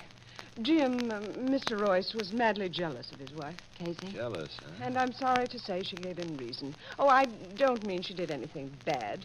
Irina was simply a pretty, vain little thing who craved masculine attention. But no married woman in this neighborhood has felt really secure since Irina Royce has lived here. You felt insecure, Mrs. Taylor? No, Mr. Casey. I'm a widow. Oh. Now, Mrs. Taylor, in your opinion, could Royce's jealousy have led him to kill his wife and then himself? I've heard him threaten to do what he did tonight. You have? Many times. So have others. Poor Jim had a violent temper, and he often shouted so everyone in this block could hear. Now, what was Royce's job? Where'd he work? He was sales manager of the Carlton Judd Manufacturing Company. Carlton Judd. It's a first-class firm, Logan. They make electrical equipment. Casey and I have met Mr. Judd and his wife. What? Have we any? Well, don't you remember? Last year when we covered the opening of that new slum settlement house on Ivy Street, the Judds had to put up most of the money for it. Wait, I place him now, sure. Big, homely, middle-aged woman and a big, handsome, gray-haired man. Yes, I think I know why you didn't forget him, man. He made quite a play for you. Don't be silly. He's simply a born ladies' man who's naturally nice to every girl he meets. I'll call on the Carlton Judd outfit first thing in the morning. Thanks very much, Mrs. Taylor. Not at all. I'll call on some of the other neighbors now. I think they'll tell you substantially what I have, Captain. Logan. Huh? Your cops can call on the other neighbors. We're going to visit Royce's boss, Carlton Judd. Casey. I've just remembered something you've apparently forgotten, Annie. His address. His address? Yes, Carlton Judd and his wife live in the Crofts Hall Apartments. The Crofts Hall? Where Rasco claims he got in the wrong car with the dead body of Mrs. Royce. Mm-hmm. Interested, Logan? Come on. After I get a report from my cops who are checking Rasco's story about that swanky joint, I may want to talk to Mr. Judd.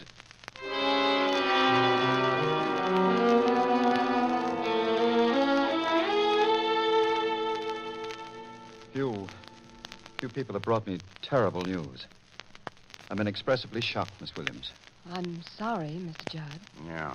James Royce was more than a valued employee, Mr. Casey. He'd become a personal friend, also his wife. Both of them frequently visited Mrs. Judd and myself in this apartment. Why, I'd expected James here this very night. You expected him tonight? Yes, Captain. He was to bring me a contract he expected to close after office hours. When I returned home an hour ago, I wondered why I didn't find it here. Mr. Judd, you said you returned home an hour ago. Well, how long were you out? Why, most of the evening, Mr. Casey. I attended a movie. With Mrs. Judd? No, I went alone. Mrs. Judd isn't home. Yesterday, she left on a motor trip to California. You have servants, of course, who could have let Royce in while you were at the movies. It so happens I'd given the servants a holiday during my wife's absence. Well, then how could Royce get I'd in? lent poor James a key to this apartment. Royce had a key to Yes. the place, huh? I simply can't believe he's dead and had his lovely wife. So was she as lovely as she looked, Mr. Judd? Yes. I considered Mrs. Royce to have been an altogether splendid woman. Well, you knew her. We didn't. Captain, if there's any way I can be of service, please command me. If not, I'd like to be alone. Good night, Miss Williams. But it's really morning, isn't it? Yes, nearly 1 o'clock. Say, what movie did you see tonight, Mr. Judd? Lost Boundaries of the Empire. I walked home from there and took my time. These apartments are a cinch to get in and out of without being seen. Why do you say that? Just thinking out loud, that's all. Are these apartments soundproof? Unfortunately, no. Mrs. Judd and I are often unpleasantly aware of our neighbors in the adjoining apartments. If they weren't now vacationing in Europe, you'd hear one of their radios blasting out dance music. Any further comments or questions concerning my home, Mr. Casey? No. Good night, Mr. Judd. Good night. I shall hold myself at your service, Captain. Thanks, Mr. Judd. And it has been a privilege to see you again, Miss Williams. You're very nice, Mr. Judd. Good night. Good night. Nice. Let's walk down the stairs. You didn't get much out of Mr. Judd, did you, pal? Did you go for that movie alibi of his? You consider that an alibi? Casey, I don't think Mr. Judd knows anything more about those deaths than we've just told him. Because you're a sap for his Prince Charming act. Sometimes you talk like a schoolboy, and a backward one. Well, if you ask me, I think Miss Williams is right. Oh, you've fallen for his personality, too, Logan. I don't fall for personalities. I think this case will be finally written off as murder and suicide by James Royce, and nothing more. Logan, I have a hunch that you're wrong.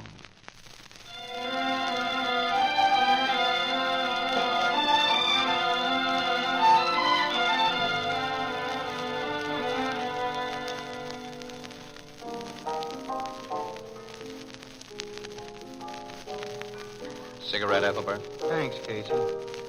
On the basis of what you've told me, you haven't any good arguments to suspect this Carlton Judd. Of course he hasn't, Ethelbert. He jumped to a sudden conclusion. I did not jump to any conclusion about Judd, Ann. This thing just isn't simple. Now, for instance, why was that note printed? And with lipstick? Well, maybe Mrs. Royce's vanity was the real cause of her husband's jealousy. And Royce used the lipstick as a symbol of that vanity. Go on and ring, you... All right. Blue Note Cafe, Ethelbert speaking, and it's almost closing time, so don't...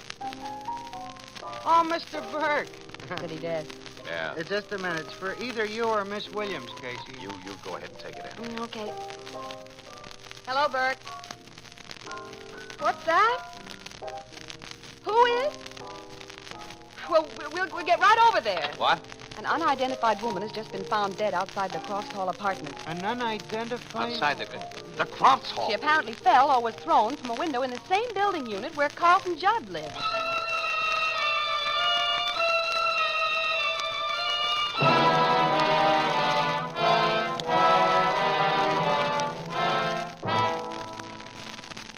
Has a dead woman been identified yet, Logan? Yes, Casey. She's a servant named Mattie Saunders who worked for a Mr. Robert Willis. Robert Willis? Well, that's the man who gave the party where Ralph... Coincidence, isn't it? What have you learned about this Mattie Saunders, Logan? Not much, except she was nosy and a tippler. Nosy? Have you talked to Willis yet? No, I got here only a short time before you did, Miss Williams, and Doc hasn't completed his examination of the body. Doc, how are you coming? Give me another minute, Captain. She fell in back of these bushes. Yeah, Casey. Where is the Willis apartment? Up on the top floor. You can see its windows up there, all of them wide open. Okay, Captain. Oh, what's the verdict, Doc? That woman's fall was no accident. No? She She died between 9:30 and 10 o'clock last evening. Between 9:30 and 10? Yes, Casey. Bone fractures, obviously caused by the fall, occurred a considerable time after the woman was dead. The body was dropped from one of those windows up there to simulate an accident. Definitely, Miss Williams. I'm going up and have a talk with Ron Carrasco's friend, Mr. Robert Willis. Wait a minute, Logan. Wait. I think you'll save a lot of time by paying a visit first to the Carlton Judd apartment. Oh, Casey, Mr. Judd's apartment's on the opposite side of this building. Yeah, this Saunders woman couldn't have been tossed out of one of its windows. They don't face this way. Well, the other apartment on the Judd floor faces this way. And Judd told us the tenants are in Europe. So? Logan, didn't you ever make a snowball and roll it down a hill? You know how it picks up more snow, it gets bigger and bigger until it finally gets out of control? Well, murder can be like that. One killing can lead to another. I think the explanation will be found in Carlton Judd's apartment. Logan, are you going up there with me, or shall I go alone?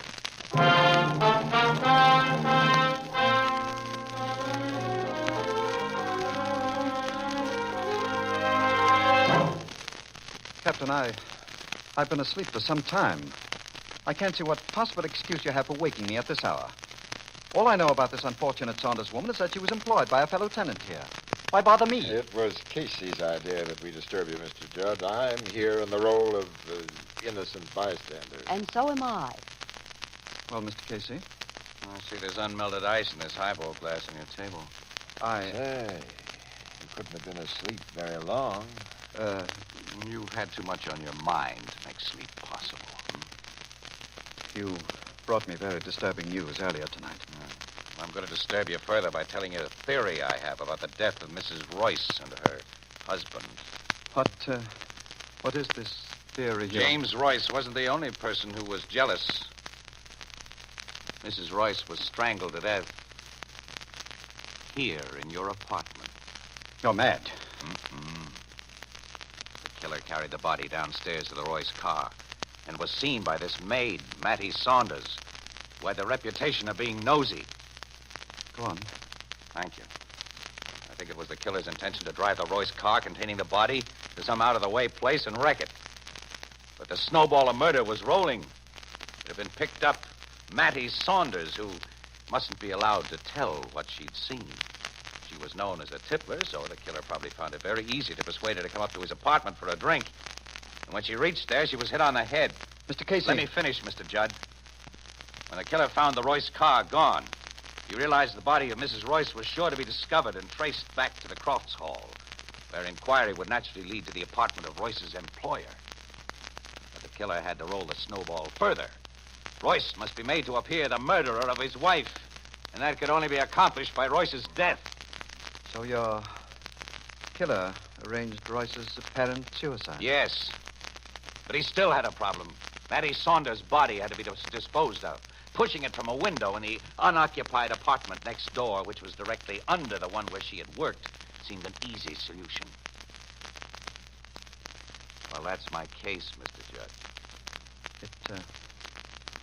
It's a good case. Such a good case that I shan't attempt to deny my guilt. Would you admit? Yes, Captain. I am the killer. Casey. Carlton Judd, I place you under arrest. Oh, wait a minute. Hold it, Logan. Hold it. Mr. Judd hasn't murdered anyone. Hasn't? What? Mr. Casey, I've just confessed. Mr. Judd, where's your wife? My wife? She's not here. She left for California yesterday. That's what she told you. I swear. When we were here a few hours ago, this big ashtray was clean and empty. Now it's full of cigarette butts. You don't leave lipstick stains on cigarettes, do you, Mr. Judd? Is Mrs. Judd still in this apartment? Or did she go back to her hiding place next door? I'm here. Alice. Judd. I can't let you take the blame for what I've done, Carl. Take me to jail, Captain. You killed... Yes. No, Alice. She's lying, Captain. It was I. Thanks, Carl. But it's no use. Alice. Try to forgive me, if you can.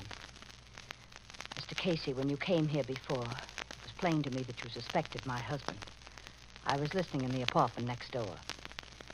It was your obvious suspicion of him that overcame the madness that has possessed me for a long time. The insane jealousy that tonight reached its climax. For his protection, I came to him after you had gone and told him about the horrible things I've done. When we heard you at the door again, I wanted to give myself up and get it over. But he wouldn't let me. He hoped to save me. Don't blame him for that. Don't blame him for anything. He's a fine man. I know. Now, there's a whole lot I don't know when I... Take it easy, Logan. You'll get the full story later.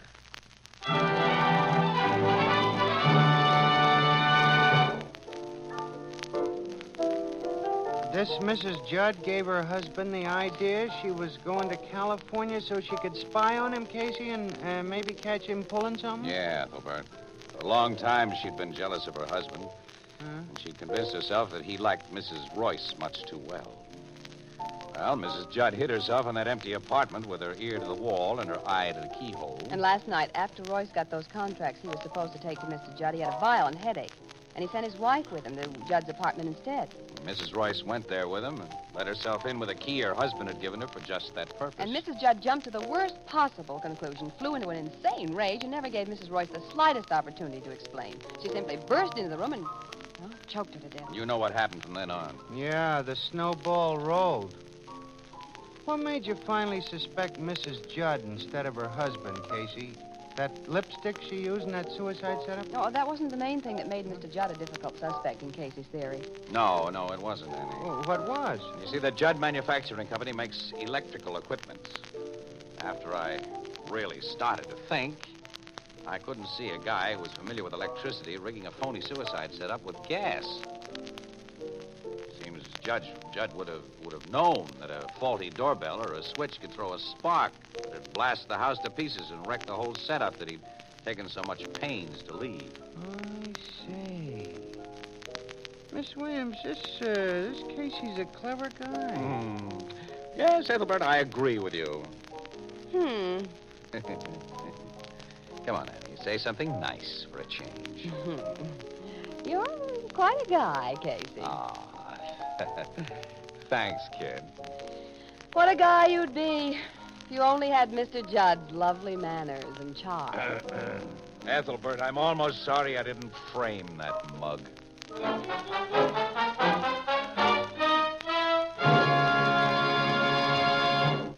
This is the United States Armed Forces Radio Service, the voice of information and education.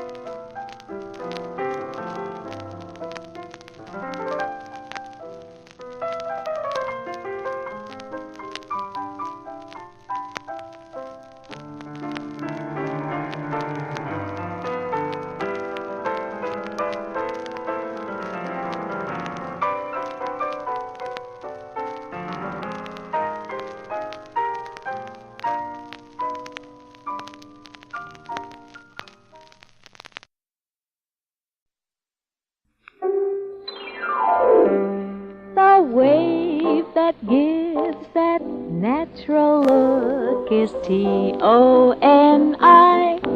Toni. Toni.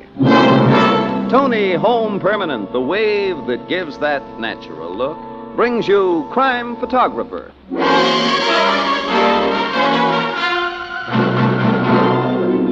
Good evening, everyone. This is Bill Cullen greeting you for Toni Home Permanent and inviting you to listen to another adventure of Casey, crime photographer, ace cameraman who covers the crime news of a great city. Written by Alonzo Dean Cole, our adventure for tonight, Cupid is a Killer.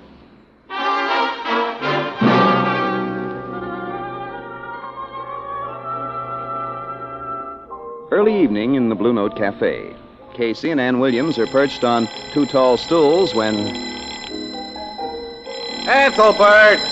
Your phone's ringing. Answer it. It might be important. I'm coming. Just bringing up some lemons. Well, hurry up. Come on. I'm coming. Hello? Blue Note Cafe, Ethelbert speaking. Yeah, he's here. What? It's for you, Casey, your city desk. Oh. Give me it. Hello, Burke. Yeah. Yeah, Miss Williams is here with me right now. Okay, Burke. Right, we'll be right over. Yeah, so long. Now what, Casey? An assignment for you? A murder, maybe? So right you are, Ethelbert. Come on, Annie. Yeah, but who, where... We'll give you the details when we get back. So long, pal.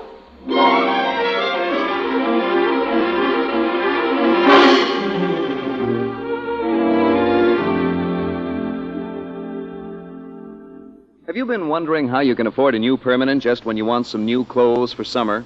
Well, Tony Home Permanent is your answer. A Tony costs only $1, and yet there's no lovelier, longer lasting wave at any price. For Tony gives you this twin guarantee. Your Tony wave is guaranteed to last just as long as the most expensive wave you've ever had. And your Tony is guaranteed to look more natural or your money back. So get a Tony Home Permanent for only $1. With plastic curlers, $2. And save money for new summer clothes by giving yourself the loveliest wave you've ever had with Tony Home Permanent. The wave that gives that natural look. T-O-N-I, Tony.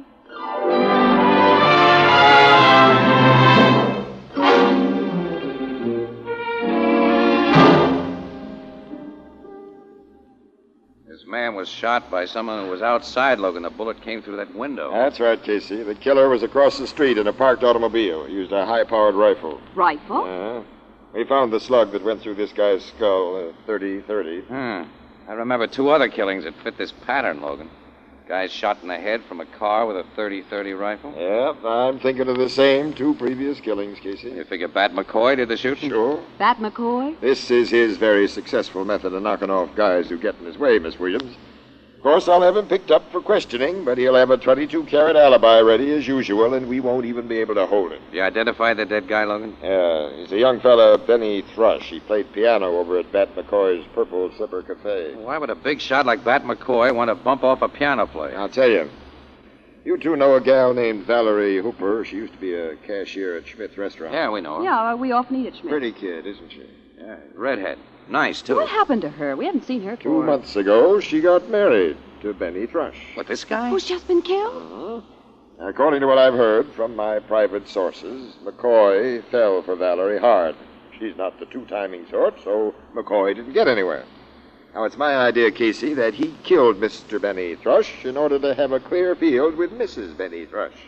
Bat McCoy would do a thing like that. And I'll give you a 10-to-1, Casey, that McCoy will throw a top-grade funeral for his ex-piano player and will officiate as chief mourner, all to make a hit with Mrs. Benny.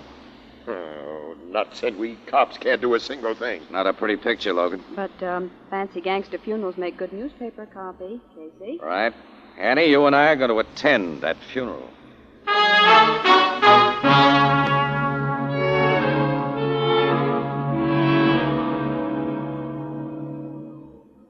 Quite a crowd outside the undertaker's. Yeah, funerals of murder victims always pull an overflow audience. Let's go. We'll see the murderer inside, Casey. He'll be comforting the widow. Yeah. Coy had a perfect alibi, just as Logan figured. Cops couldn't do a thing with him. Do you suppose that Valerie, Mrs. Thrush, knows that McCoy... No, I doubt it. Of course, the cops haven't tipped her hand by letting her know what they suspect, you know. Hey, look at that. Logan's planted some of his undercover guys here. Detectives? Yeah, that big fellow in the gray suit. He's one.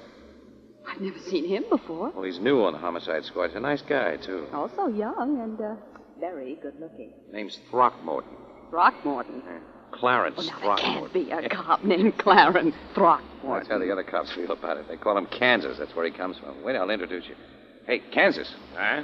Oh, hello, Casey. Glad to see you. And let me present Detective Throckmorton. Kansas, it's Miss Williams. She reports for the Express. Pleased to know you, Miss Williams. And to know you. Logan's detailed you here to watch Bat McCoy, I suppose. Yeah, the captain figures we just might hear or see something that'll help us to get that skunk. I doubt if you will. Yeah, so do I. You know, the widow of that murdered fellow is one of the prettiest little women I ever seen. She looks nice. Casey and I think she's very nice, Mr. Throckmorton. Hey, you talk like you know her. Yeah, we knew her before she got married. You did? Yeah. She inside now? No, reckon she'll show up here in a minute or two. Funeral procession's due to start pretty soon. Yeah, I want to take some pictures before it starts. Annie, let's get inside. Okay. See you later, Kansas. Yeah, sure. I'll be around. Casey, the chapel's crowded. It's crowded with rats. Most of the mourners are gorillas who work for McCoy. Hey, you with that camera. You talking to me? Yeah. Get out. We ain't having no pictures taken. I'm from the Morning Express. I don't care where you're from. What's I said you... going on there? Hello, Bat. Oh, Casey. Bat, will you tell this muscle man of yours that I'd like a couple of shots of the coffin and flowers? Yeah, it's okay, Pete. All right. Everybody clear away from the coffin. This fella's going to take a picture that'll be in the papers. Thanks, Bat. What do you say to the send-off I'm giving poor little Benny Thrush? Huh? That bronze coffin alone set me back $5,000. Yeah, looks like it cost that much. Get a load of that full-size piano all made out of expensive flowers. Yeah. It's my going-away present to poor little Benny. Who do you suppose made poor little Benny go way back? I wished I knew, Casey. Say, get that flower piano in your picture. Benny's widow'd like it. Yeah, I'll get it in. That does it. Say, isn't that Benny's widow coming in? Yeah, I gotta go to the poor kid. She needs me to lean on. Yeah. Come on, Annie. Let's you and me get to the widow, too. She was terribly broken up, Casey. How you feeling today, Valerie? I'm all right, Mr. McCoy. Hello, Valerie. Remember us? Oh, Miss Williams and Casey. Oh, I'm so glad to see you, too. Hey, what? Kid, we want to extend our sincerest sympathy. If we can do anything for you, you just let us know. Oh, thank you both. If Mrs. Thrush needs anything, she'll call on me. When did you people get to know each other? Quite a while ago, Bat. Valerie, the paper's running a spread on your husband's funeral. You mind if I shoot a picture of you? All right, Casey. Take your picture. Thank you. Just stand as you are. That's right. Hold it. Got it. Thank you. Hey, boss. Yeah? The undertaker just told me the preacher's here. You want to say a few words before the church guard begins? Of course I'm going to say some words about my pal, Benny. I ain't going to let this little lady's husband be stuck into the ground without I tell the world how much I thought of him. Come with me, Valerie. Boy, Annie, there are rats and rats, but Bat McCoy's the worst. The same thing you are, Casey. Isn't there some way to make that louse pay for what he's done and wants to do? Mind if I stand here with you? Huh? Oh, glad to have you, Kansas. That McCoy's about to deliver a eulogy, Mrs. Throckmorton. Yeah, I came inside here to listen. Ain't she the prettiest little woman? Who? Well, the widow, Mrs. Benny Thrush. Oh, yeah. Pipe down, everybody. Bat McCoy's gonna say a few words. This we gotta hear. Yeah, tell that guy at the organ we had enough out of him. Folks, with tears in my eyes, I stand before you to speak a last goodbye to my pal. Yes, sir. Prettiest little woman I ever seen. Benny Thrush was like a brother. To his widow and to all of you, I ain't ashamed to say, I love this guy who lays here now, so stiff and cold. She's a nice woman, too. Friends, my pal Benny was a sweet character. Folks who don't know me say I'm hard-boiled and tough. But you see a guy before you.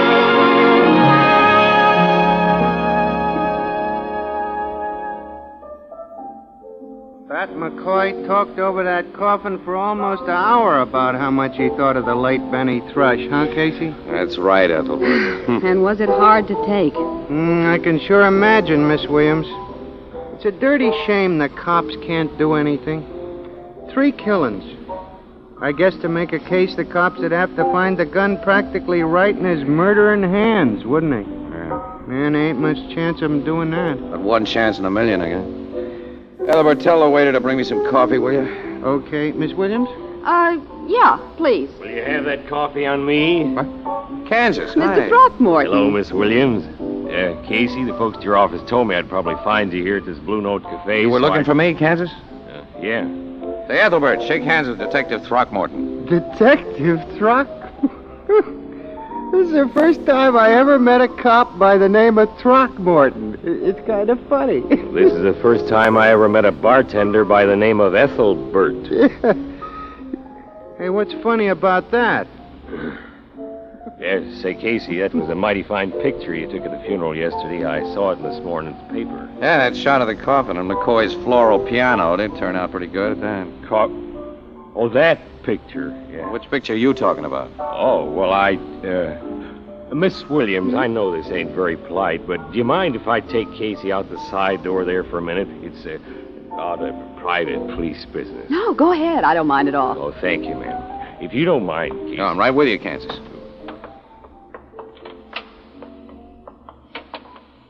Yeah. No one will hear us out here now. What's it all about? Why, Casey, I'm going to ask you a big favor. Yeah? That fine picture of Benny Thrush's widow is in the paper. Oh, that was the picture that you... Yeah, that was... Well, now, will you make me a print of it, Casey? Like, that goes into frame. Well, sure I will. Yeah, but why do you cops want it? Well, us cops don't want it. Only me. Oh, you? Yeah, this is the personal, Casey. Oh. Guess I'm a little slow. You like the widow's looks, huh? I ain't gonna lie to you. She's the prettiest little woman I ever did see. Yeah, wait a minute. Have you gotten acquainted with her yet? No, but I was just thinking, if it ain't asking you too much, will you introduce me someday all formal and proper like? Hey, look, Kansas. Hasn't anybody told you that Bat McCoy suspected of bumping off Valerie's husband so he could make a wedding march play for the widow? Well, all of us cops suspect that. And you want to try to cut in on that killer? Casey, when I get afeard of skunks, I'll resign from the police department. Well, that's the way you feel. I'll get you acquainted with Mrs. Thrush tomorrow. Casey, I won't ever be able to pay you for this big favor. You've already paid me, Kansas. Yes, you give me an idea. Well, look, our coffee's getting cold, Kansas. Guess we better get back inside. Yeah. Oh, say. That's Bill Cullen talking to Miss Williams. Hey, come on over. I'll introduce you. All right. Well, back again? Ah, hello, Bill. Bill, I want you to meet the new detective on the police force, Clarence Throckmorton. Clarence Throckmorton? Don't say it. Just call me Kansas, Bill. Fair enough, Kansas. You can call Bill Curly. Oh, now, Ann, what have I done to deserve that nickname? You see, Kansas, we always tease Bill about having an eye for curly-headed women. Oh, me too, Mr. Cullen. Nothing I admire like real naturally curly hair. Except maybe real natural curly blonde hair. You better watch out, Ethelbert. You can be fooled, you know. Today you just can't tell which is the girl with the natural curl and which is the girl with the Tony. Many a girl with a Tony has been asked if she had naturally curly hair. That's because gentle Tony waves actually look and feel like naturally curly hair. Those lovely deep waves comb into place so easily the soft ringlet ends curl around your finger. There's no harshness, no frizzy stage to live through when you have a Tony. Because even on the very first day, a Tony wave looks soft and lustrous and natural. You can give yourself a Tony tomorrow, and tomorrow night have hair so lovely, people will think you were born with a natural wave. Just remember, only Tony gives you this twin guarantee. Your Tony wave is guaranteed to last just as long as the most expensive wave you've ever had. And your Tony is guaranteed to look more natural or your money back. So it's no wonder more than 2 million women each month choose Tony Home Permanent. More than 2 million? Mm-hmm. That's a lot of women. Yes, each month another 2 million women have lovely, long-lasting Tony waves. How about you?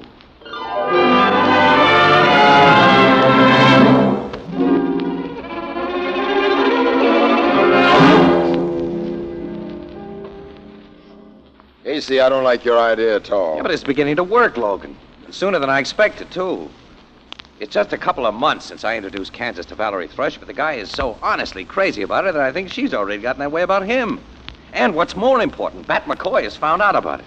Boy, is he burning. I know McCoy's sore. The men I have tailing him report that he followed Kansas home last night and took a very thoughtful gander at the windows of the house. Well, that's swell. He's getting ready to pull something. Yeah. If he follows his standard grudge murder pattern, he's getting ready to pull that 30-30 out of its hiding place. Which is exactly what we want. We want to find that rifle in McCoy's hands, Casey, and we want to find him attempting another murder with it, but we don't want him to commit that murder. Look, I've got that all figured out, Logan, and I got the answers. Yeah? Now, look. We're almost certain now that McCoy is planning to rub out Kansas, and it's 1,000 to 1 that he'll make the try in his usual way. His usual successful way. Yes, but this time, we pick the time and the place. Well, if we can do it. We can. The time will be tomorrow night, and the place, Mrs. Thrush's apartment. Mrs. Thrush's apartment. She lives on the first floor with nice big windows facing the street, Logan. Now, McCoy, watching from a parked car across the street, is going to see something in that apartment that'll make him use that 30-30. You're going to arrange for the killer to be there and see things. Uh-huh. And you'll be hiding close enough to nab him with the goods. Mind giving me the complete details? I'll be very glad to, pal, and even a dumb cop like yourself will see what a cinch this is going to be. Tell the dumb cop more. Okay, now listen. Kansas knows he's in danger from Bat, but he doesn't know that we've deliberately planned to set him up as a decoy. Excuse me, you've deliberately All planned. right, okay, I've deliberately planned. We'll come clean with Kansas tomorrow morning and give him the whole setup. You mean you'll come clean with him? All right, I'll come clean. Now, look, Valerie so far doesn't know a thing. She doesn't even suspect that McCoy gave her husband the works. But we need plenty of cooperation from her now, Logan. So I am going to her apartment this evening, give her the complete picture, and tell her what she has to do to help us. Before you continue, you're sure she will help us? Well, of course she will. Sure. She'll even thank me for the chance to do it.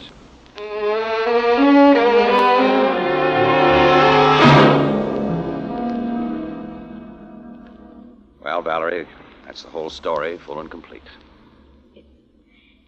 It's been a pretty horrible story, Mr. Casey. I simply can't believe that you and the police have suspected all along that Bat McCoy killed my husband because of me. Yeah, kid. Yeah. Now, I've told you how that you can help us to make him pay for what he did. You've told me a lot of things, but some of them you tried to cover up. Huh? Kansas. Mr. Clarence Throckmorton. You brought him here. He was nice to me. He made me like him, trust him.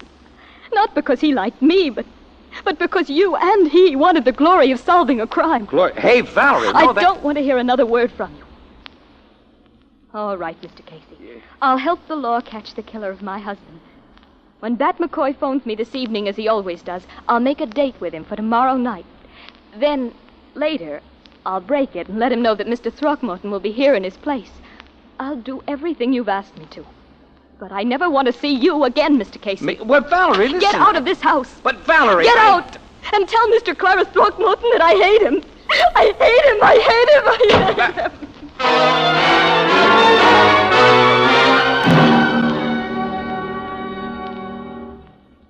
So, Mrs. Benny Thrush didn't thank you for the chance to help us, Casey. She practically threw me out of her apartment, Logan. Yeah, but she did promise to do what I asked her, though. Her help won't do any good unless you get full cooperation from Kansas, and he isn't going to feel too friendly when he hears how you've wrecked his romance. Well, let me worry about that. Okay.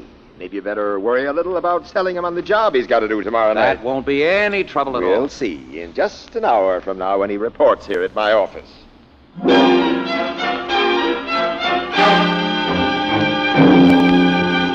No, Captain Logan, I won't have no part of this scheme of Casey's. Valerie might get hurt. Look, she'll be 100% safe, Kansas. That's what you say. You sure, Kansas, this scheme is foolproof. It don't sound that way to me. Logan, will you convince this chump? Me, Casey? Now, look here, it's time to stop kidding and needling each other.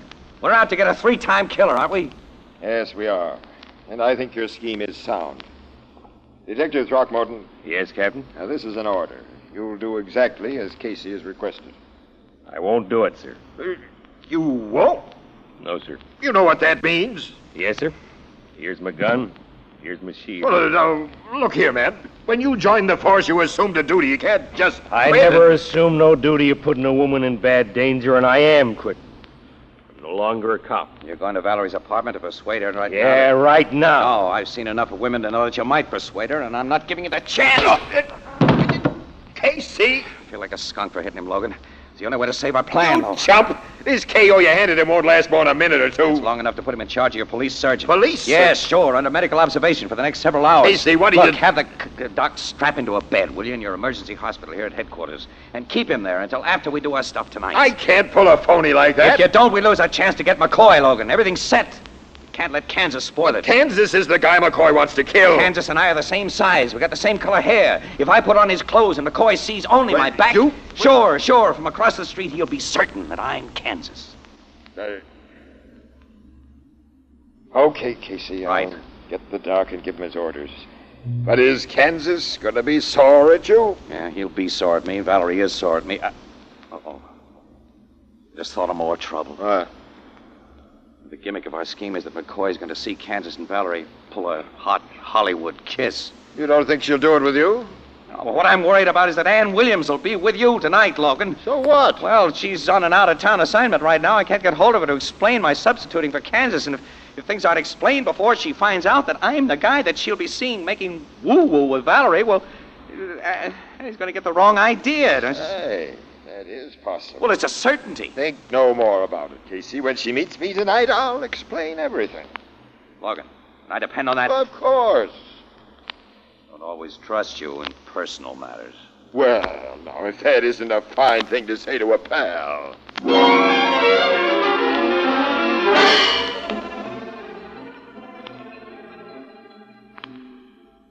Are you sure Bat McCoy is in that sedan, Captain Logan? Positive, Miss Williams. McCoy's in the back seat. Watching those windows across the street as we are. You and Bat are watching those windows. I'm keeping my eyes mostly on that sedan, watching for the end of a rifle barrel to make its appearance. Well, you'll have to move awfully fast if and when it does.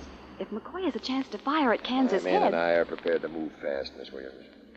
Well, of course, McCoy can't do anything until Kansas shows himself behind one of those windows again. What time have you got? Why, it's just 1 minute to 9. He'll show himself in 1 minute, then. This was Casey's scheme. He must know the time you and Kansas said. Sure, Casey knows. Well, then why isn't he here? As I've told you, he said he'd join us in time to get pictures. Well, where do you suppose he is? No idea. Only 30 seconds now. Watch that window on the right, Miss Williams. Yeah, I am.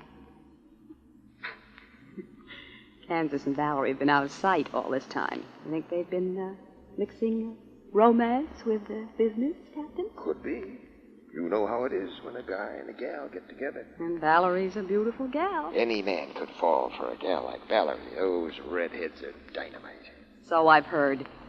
Captain, I see Valerie behind that window now. And Kansas with his back toward us. Watch that car, man. Right, Jack. Oh. What they're doing behind that window.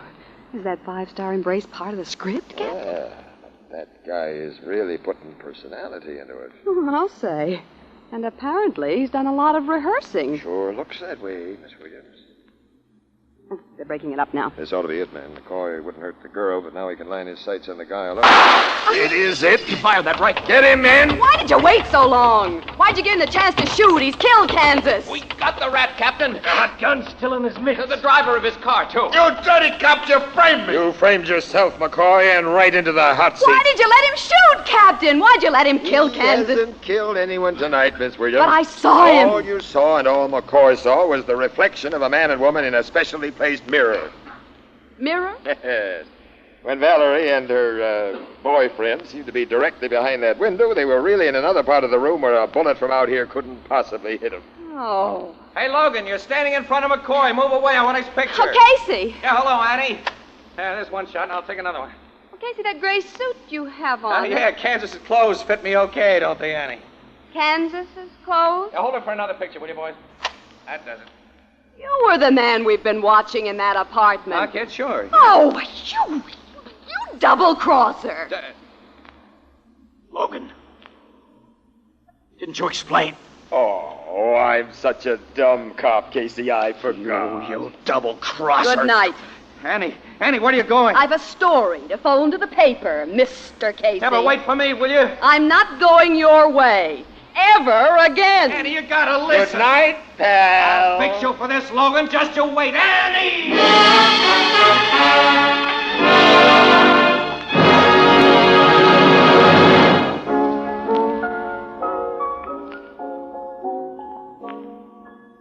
For soft water shampooing, use Tony Cream Shampoo.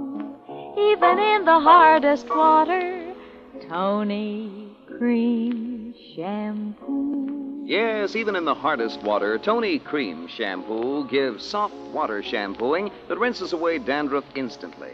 Leaves hair so soft, so smooth, so shining clean. Today, bring out the sparkling beauty of your hair with Tony Cream Shampoo. Get the handy tube or a jar. Tony Cream Shampoo. It's for you.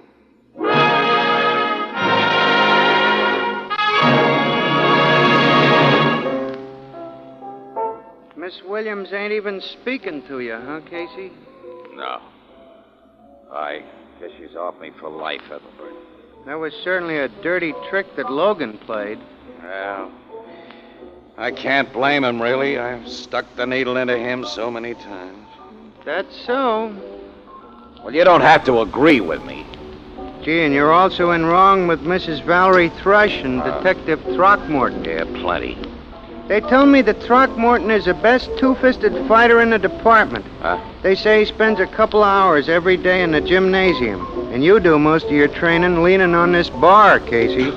Still in all, it ought to be a fight worth watching. Will you shut up? Why, Casey? Uh-oh. Well, here's Detective Throckmorton now. Kansas? Yeah, Miss Williams and Mrs. Valerie Thrush are with him. All together? And all looking very mean. Yeah, I see. Hello, Casey. Hello, Kansas.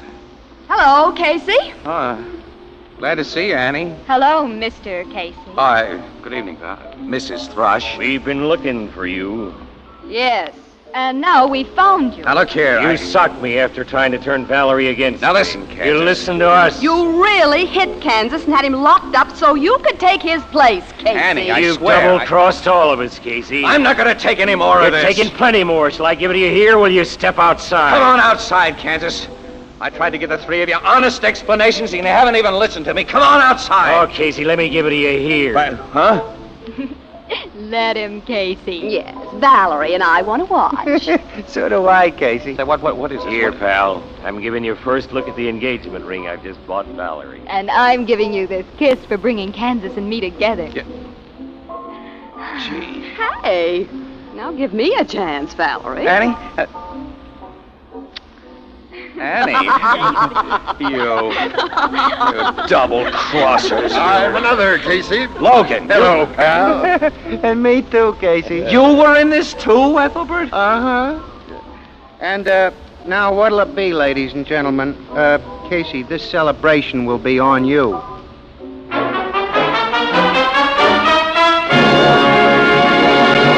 Crime Photographer, starring Stotts Cotsworth as Casey, is produced and directed by John Dietz. Written by Alonzo Dean Cole and is based on the fictional character of Flash Gun Casey, created by George Harmon Cox.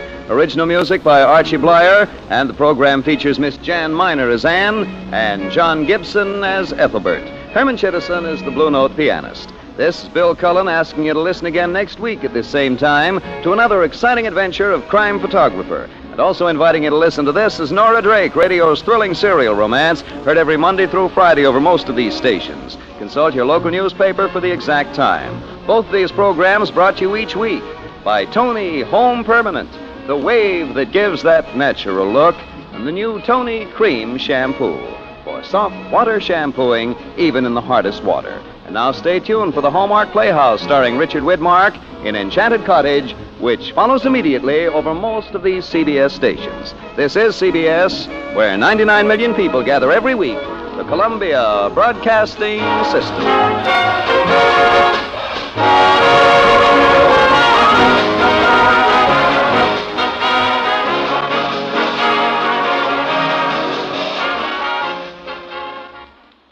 The Anchor Hocking Glass Corporation brings you Crime Photographer.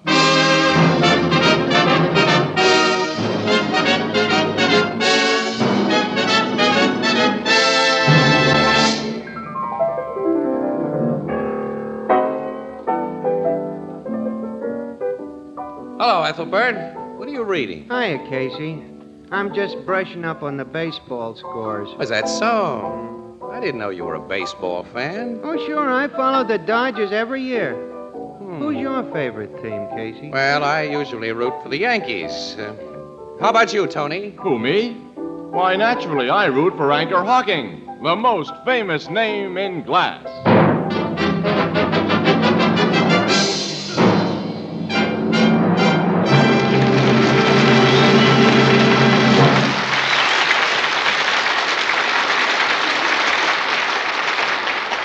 Good evening, ladies and gentlemen. This is Tony Marvin. Every week at this time, the Anchor Hocking Glass Corporation of Lancaster, Ohio, and its more than 10,000 employees bring you another adventure of Casey, crime photographer, ace cameraman who covers the crime news of a great city. Written by Alonzo Dean Cole, our adventure for tonight, The Laughing Killer.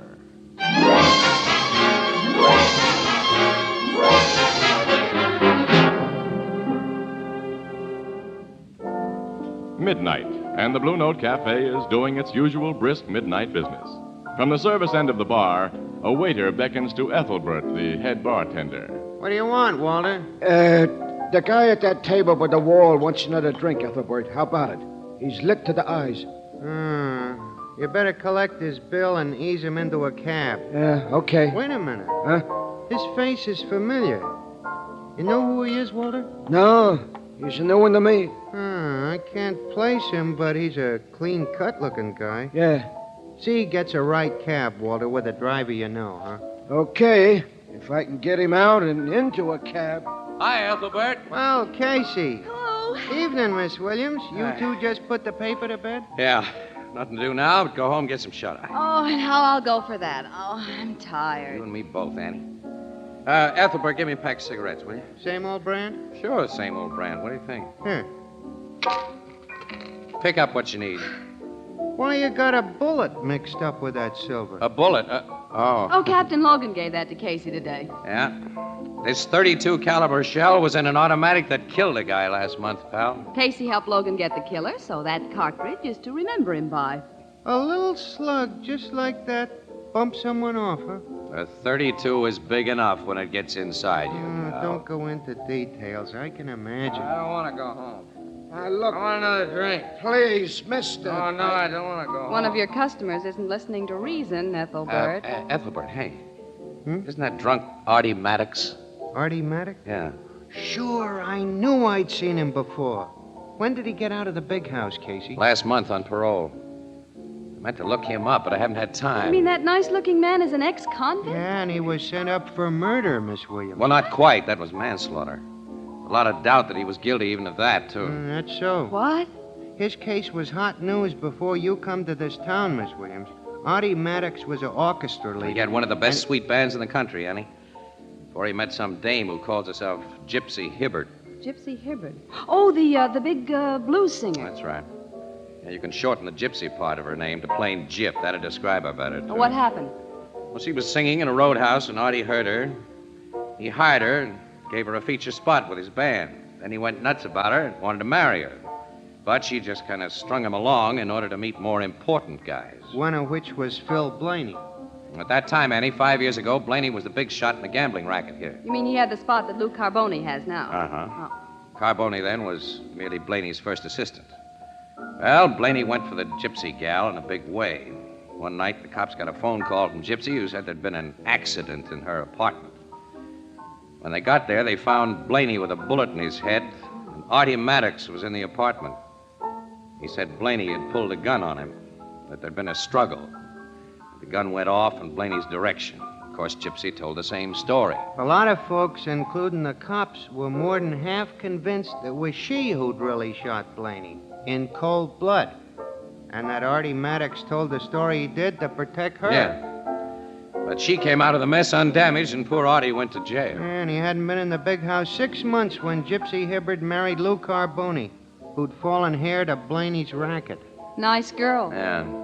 So nice that even a rat like Carboni couldn't stand for her long. They separated a little while afterwards. Gypsy got a divorce and heavy alimony. Well, Artie Maddox is out on parole now. That's all. I don't want to go home. Except that he won't stay out if the parole board hears he's getting plastered. If those waiters are going to get him out of here, it looks as though they'll have to carry him out. Hey, maybe I could straighten him out. Oh, now, Casey, don't start one of your Boy Scout acts. Walter will put him in a cab, Casey. Well, what happens after he's put out of the cab? I'm going over there. Alone, I don't want to go home. Look here, mister. I'll take care of him, Walter. What? You know this guy, Casey? Sure. Remember me, Artie? Sure. You're a cop, ain't you? No. I'm no cop. But you know, it wouldn't be good if a cop saw you right now. A guy on parole is supposed to behave himself. I'm not doing anything wrong. I'm just celebrating something. Something awful funny that's happened. You never guess the funny thing that's happened. Well, suppose I run you home, huh? You tell me about it on the way. I'm not going to tell you. I'm not going to tell anybody. But you can read about it in the papers tomorrow. Okay, but let me take you home anyway. You can read it in the papers. Hey, say, you work on a paper. I remember you now. You're Casey. That's right. Hey, Casey, good old Casey. I'll buy you a drink. No, mister. wait a minute. Hey, wait, We'll come have here. one later. You got a bottle at home, Artie? Sure, I got a bottle Well, at that's home. fine. Suppose you take me there and we'll have a talk about old times, huh?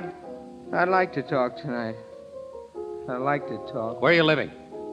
Buckingham Apartments. It's 6th Street, number 614. 614. 614. All right, that's fine. Well, let's go then. Come on. You're not just trying to get me out of here. Of course not. Come on, pal. Come on. Okay. You know, the funniest thing happened tonight, Casey. The funniest thing.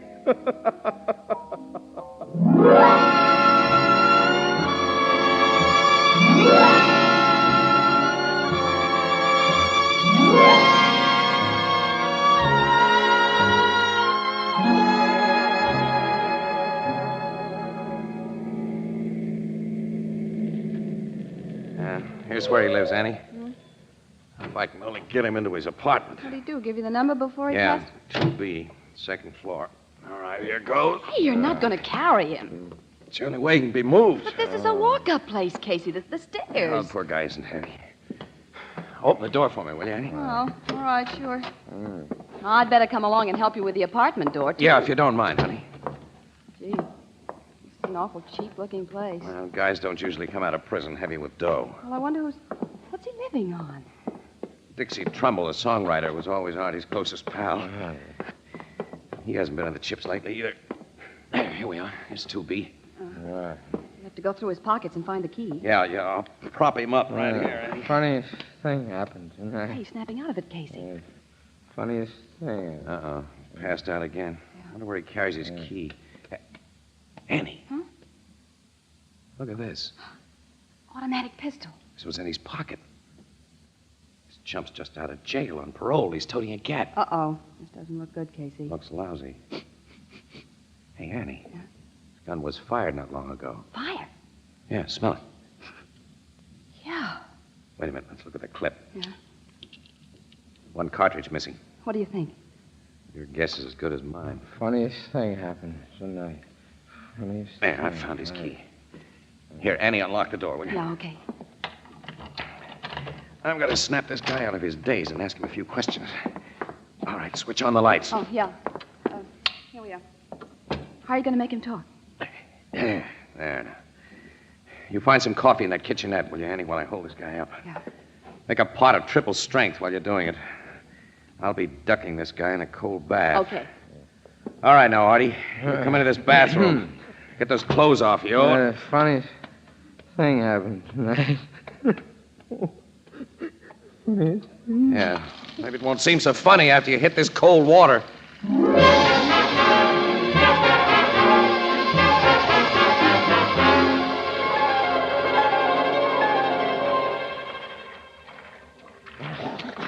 Yes. I love it out here. Hey, you are. Come on, Casey. Don't push my head under. Again, you're freezing. All right, Artie. Okay. I think you're on the sober side now. Come on, get out of the tub, put on your clothes. Come out. Yeah. Lady's making some hot coffee. A lady? Yeah, a friend of mine. Oh. I'll leave you alone now. Don't be long. 'Cause I want to have considerable talk with you. Talk? What about? Stay to your health. Get dressed and hurry. Is he okay, Casey? He knows what's going on around him now, anyway. Did he tell you anything? I haven't mentioned the gun. Hey, let's have another look at that thing. Foreign make. 29.5 caliber. It's got a pearl grip on it. It looks like a woman's gun. Yeah. Say, it's funny. Phil Blaney was killed with a fancy little gat like this. You mean the man Maddox went to jail for killing? Yes. The bullet they took out of his head was a 29.5. I remember because it's an unusual caliber for pistol ammunition. Oh? You see, in this country, we standardize pretty much on 22s, 25s, and 32s. Like the cartridge Logan handed me today, 38s and 45s. Yeah, Casey. What? Someone's trying the outside door. Yeah. Who's there? Open up. We're police. Police? Open up, Maddox, or we'll blast our way in. Hey, that's Sergeant Flanagan's voice. It's the last warning, Maddox. Hold Open up. everything, Flanagan. I'll let you in. Casey, what are you doing here? Mind if I ask you the same question? We've come to arrest Maddox for murder, that's all. Murder? Who? Gypsy Hibbert. Gypsy? Yeah. She was killed about 2 hours ago in her apartment. Now then, where's Maddox? Why do you think Maddox had anything to do with it? He was seen leaving the building she lives in. She was shot with the same kind of gat that killed Blaney 5 years ago. A 29.5 automatic. Hey, Casey, Let me do the talking, Annie. The only talk I want to hear right now is the answer to where's Maddox? He's here, Flanagan. Where? In the bathroom. There. Uh-huh. All right, bring him out, Sam. I'll cover you with my gun. Right, Sarge. Hey, Casey, he killed that woman with a gun. Maybe at not, jukebox. Ann. Maybe not. Don't mention that Not gun in the now. bathroom, Sarge. He's gone. What? Hey, that open window. He must have swung under the fire escape and got away. Casey, you're to blame for him getting away. I am. You stalled me here while he was going out that window. I wasn't stalling you. We'll see what Captain Logan thinks about it. You know, you've got me in a jam, pal. Well, I'll make Logan see you weren't to blame. Where is he? At the late Gypsy Hibbert's apartment, trying to find out just what happened there. Well, let's go. I want to find out what happened at the late Gypsy Hibbert's apartment, too.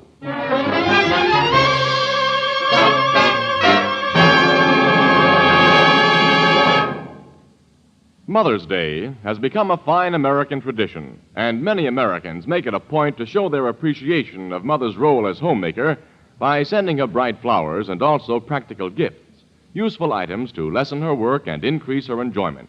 And that's why a complete set of Fire King oven glass is so appropriate. As an experienced homemaker, she'll tell you how much better food tastes when baked in Fire King oven glass, and how tempting is the appetizing, clean look as the piping hot food is brought to the table.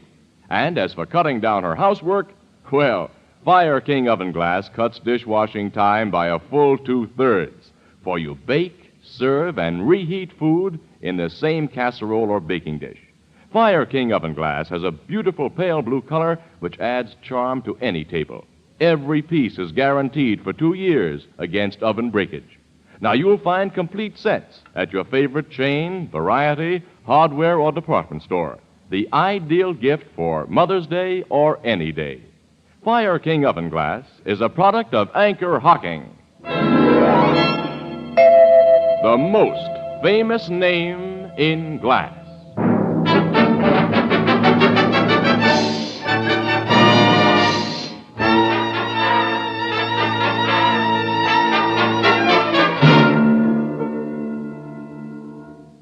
That's why we were in Artie Maddox's apartment, Logan. That's all we know about him. When you undressed him before you stuck him in a cold tub, Casey, he didn't run across a gun in his clothes. I wasn't looking for a gun. Casey. Now, suppose you give Ann and me the lowdown on this shooting, pal. Well, a guy called up headquarters.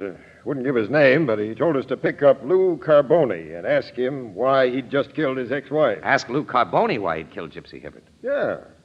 So 2 of my men went to Carboni's home. They found him playing poker with 3 guys who said he hadn't left the house all evening. At the same time he was being checked, I came here to Gypsy Hibbert's apartment. Got the super to let me in and found her lying on the living room floor with a 29.5 slug in her head. And somebody told you they'd seen Artie Maddox leaving the building. Yeah, the superintendent. And checking the time, he saw Maddox leave with the medical examiner's finding. The woman must have been shot just a few minutes before. Have you any idea who made that call to headquarters, Captain? Oh, I think Maddox made it. He killed Gypsy Hibbert because she married another guy, Lou Carboni, after Maddox took the rap for her in that Blaney shooting. Maddox hated Carboni, too, for getting the gal he wanted, so he tries to frame Carboni for the murder he's just committed himself. You know, Carboni wasn't on good terms with his ex-wife. He wasn't seen near this building tonight. Maddox was. A real murderer would take good care not to be seen, yeah. Logan. Yeah? Sergeant Flanagan, Captain. Come in, Sergeant. Carboni wants to know if he can go now, sir. Carboni's here? Yeah, I was questioning him in the kitchen before you arrived. I'll talk to him, Sergeant. Yes, sir. Captain wants you, Mr. Carboni. Captain, it's so late. I wonder... Carboni, you can go home now. But don't leave there without letting me know where I can reach you. Very well. Hello, Carboni. Oh. Hello, Casey. Sergeant Flanagan tells me you helped the murderer of my ex-wife make his escape tonight. I don't believe Flanagan told you that. That I didn't, Casey. All I said was... No, don't take me seriously. I was only kidding. Doesn't seem like a good time for kidding. You're in a spot, Carboni. What do you mean by that? Can't you figure it? Why, you... Never mind. Go on home, Carbone. I'll see you tomorrow. Okay. Perhaps you'd better tell Casey about my alibi, Captain. He has told me. It's a very good one. Good night. Oh. Well, Andy and I will be running along too, Logan. It's our bad luck this case had to break too late for a morning paper.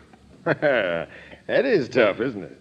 And I expect to have Art Maddox under arrest long before your next edition, so the afternoon sheets will get first crack at that news, too. Where do you expect to find Maddox? Well, there's a general alarm out. We'll pick him up. Say, you used to know him pretty well. Maybe you have an idea where he'd hide out. I didn't even know where he lived until after I ran into him at the Blue Note tonight. Come on, Annie. Casey. Let's go, kid. Good night, Logan. All right. Casey, you suppressed evidence. And you didn't tell Logan about that gun you found. You were swell, kid. You didn't tell him either. Here's the outside door. But we've got to tell him. Otherwise, we're accessories We won't to... bother with the elevator, Annie. Let's walk down. We're not leaving until you give that gun to Logan. Well, yes, we are. Come on. No. Give him the gun later, after I have a talk with Maddox. Talk with... You know where he'd find it? I think so. Which makes another little item I've suppressed. Why? Well, let's call it a hunch, Annie. I have a feeling that if the cops find Artie before I do, if they have that gun that seems to clinch his guilt, he hasn't got a chance. And he didn't shoot Gypsy Hibbert any more than he killed Phil Blaney. You think Carbone did it? All I'm thinking of now is locating Maddox. Well, where are you going to look for him? Well, he needs a friend tonight, dependable friend. His closest pal is that songwriter, Dixie Trumbull. All right, we're heading for Dixie's place.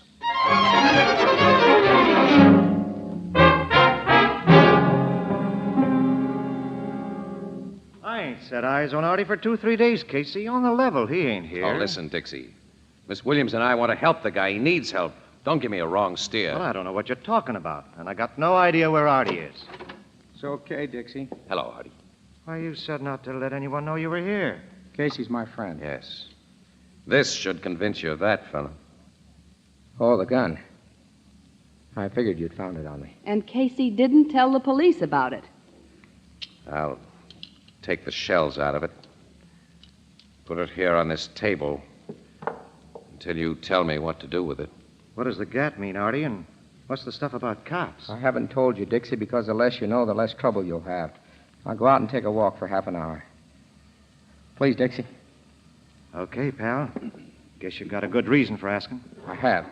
That's all I need to know. See you later. I can't have him mixed up in this case. He's too grand a guy.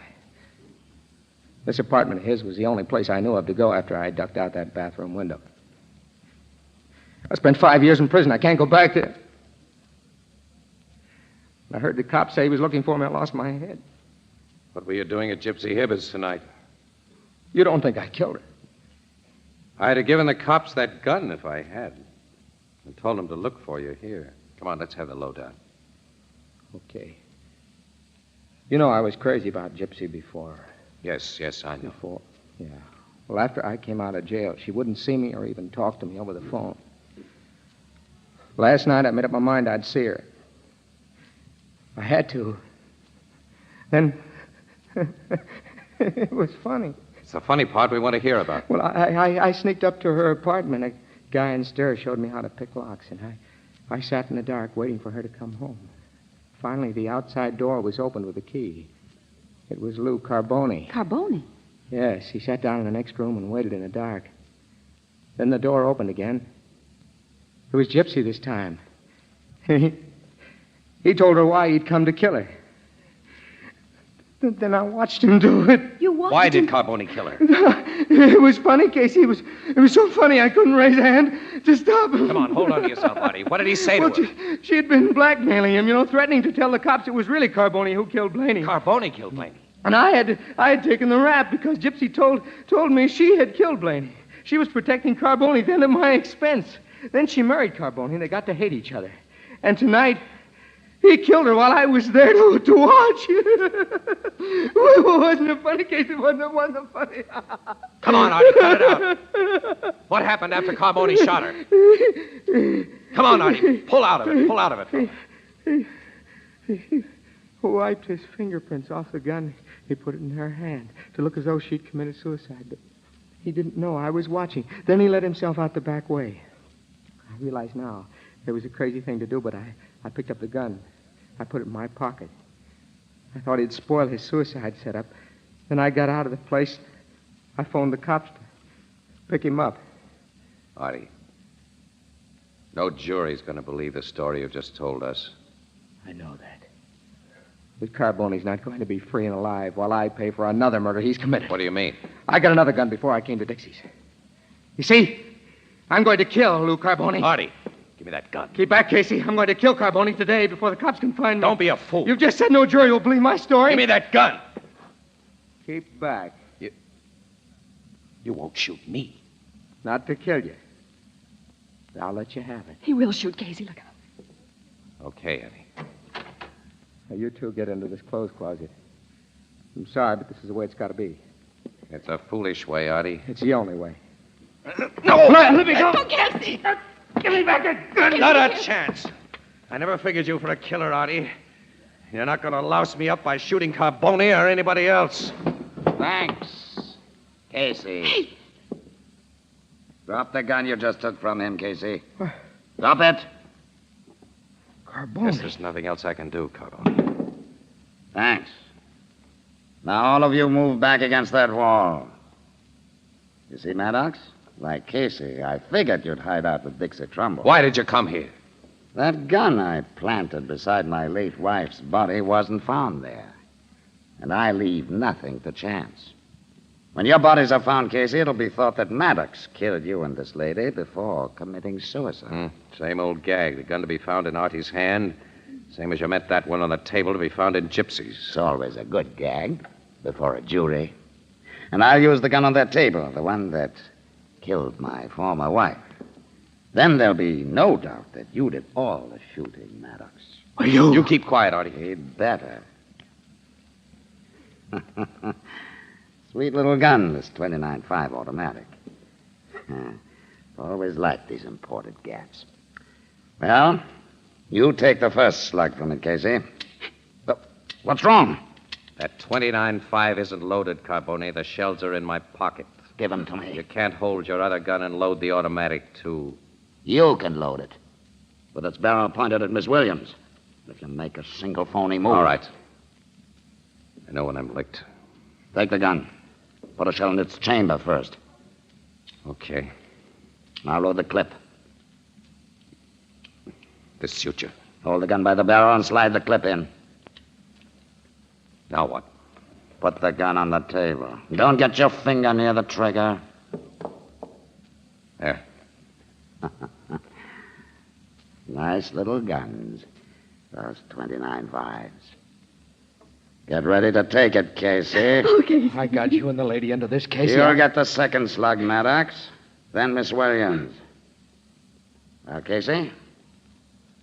So long. With that shell, Carbone, so long to you. Gee, the gun blew up. Yes, it exploded right in his face. Right in his face.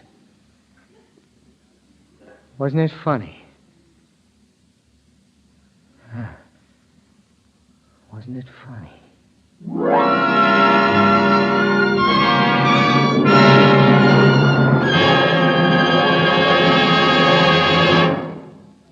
We'll join the crowd at the Blue Note in just a moment. Last week, we told you about a sensational announcement from Anchor Hawking, which was to be made on the air tonight. However, we're obliged to postpone this exciting announcement until next Thursday, so be sure to tune in Crime Photographer 1 week from tonight. Now, meanwhile, surveys show that a vast majority of women prefer to buy foods packed in crystal clear glass. They give dozens of different reasons, but practically all say they prefer glass because it lets them see exactly what they buy before they buy it. Of the hundreds of young mothers questioned about baby food containers, 8 out of 9 say they not only prefer, but insist on prepared baby foods packed in glass. And their most important reasons are that glass is cleaner and more sanitary, and that leftovers can be resealed and safely stored in the original container. Now, you too can enjoy these advantages in buying foods. Simply demand foods packed in glass, in Anchor glass containers, sealed by tamper-proof Anchor vacuum caps. Both products of Anchor Hawking. The most famous name in glass.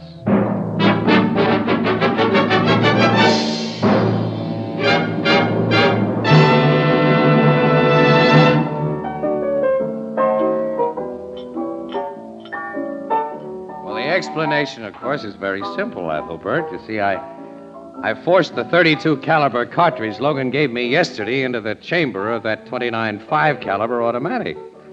It wouldn't pass through a barrel that was too small by 2.5 hundredths of an inch. You remember, Ethelbert, that inventor's machine gun that blew up because the shells were too large? Yeah. The explosion didn't kill Carboni, huh? No. He'll live to go to the chair. And as for Artie Maddox, well, the criminal record he never deserved is being wiped off the books. So he'll just live again. Funny, wasn't it? Yeah. Funny. Very funny.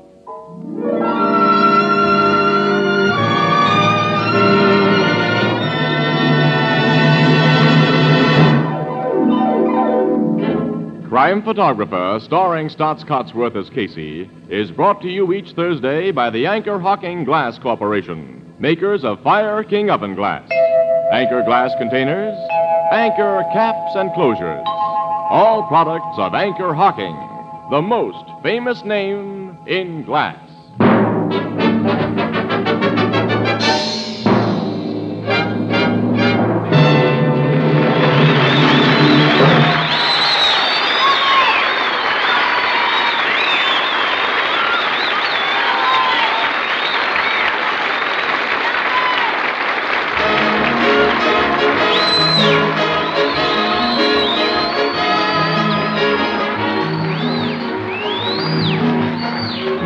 Crime Photographer is directed by John Dietz. The original music is by Archie Blyer, and the program features Miss Jan Miner as Anne and John Gibson as Ethelbert. The part of Maddox was played by Lawson Zerby, and Herman Chittison is the Blue Note pianist. If you're under 35 and are a high school graduate, you may be able to qualify for a nursing career. As the need for nurses is urgent, check with your local hospital on how to apply for training.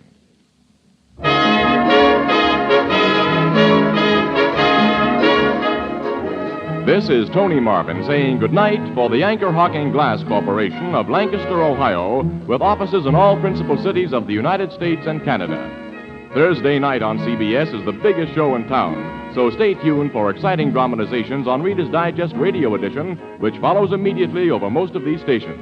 This is CBS, the Columbia Broadcasting System.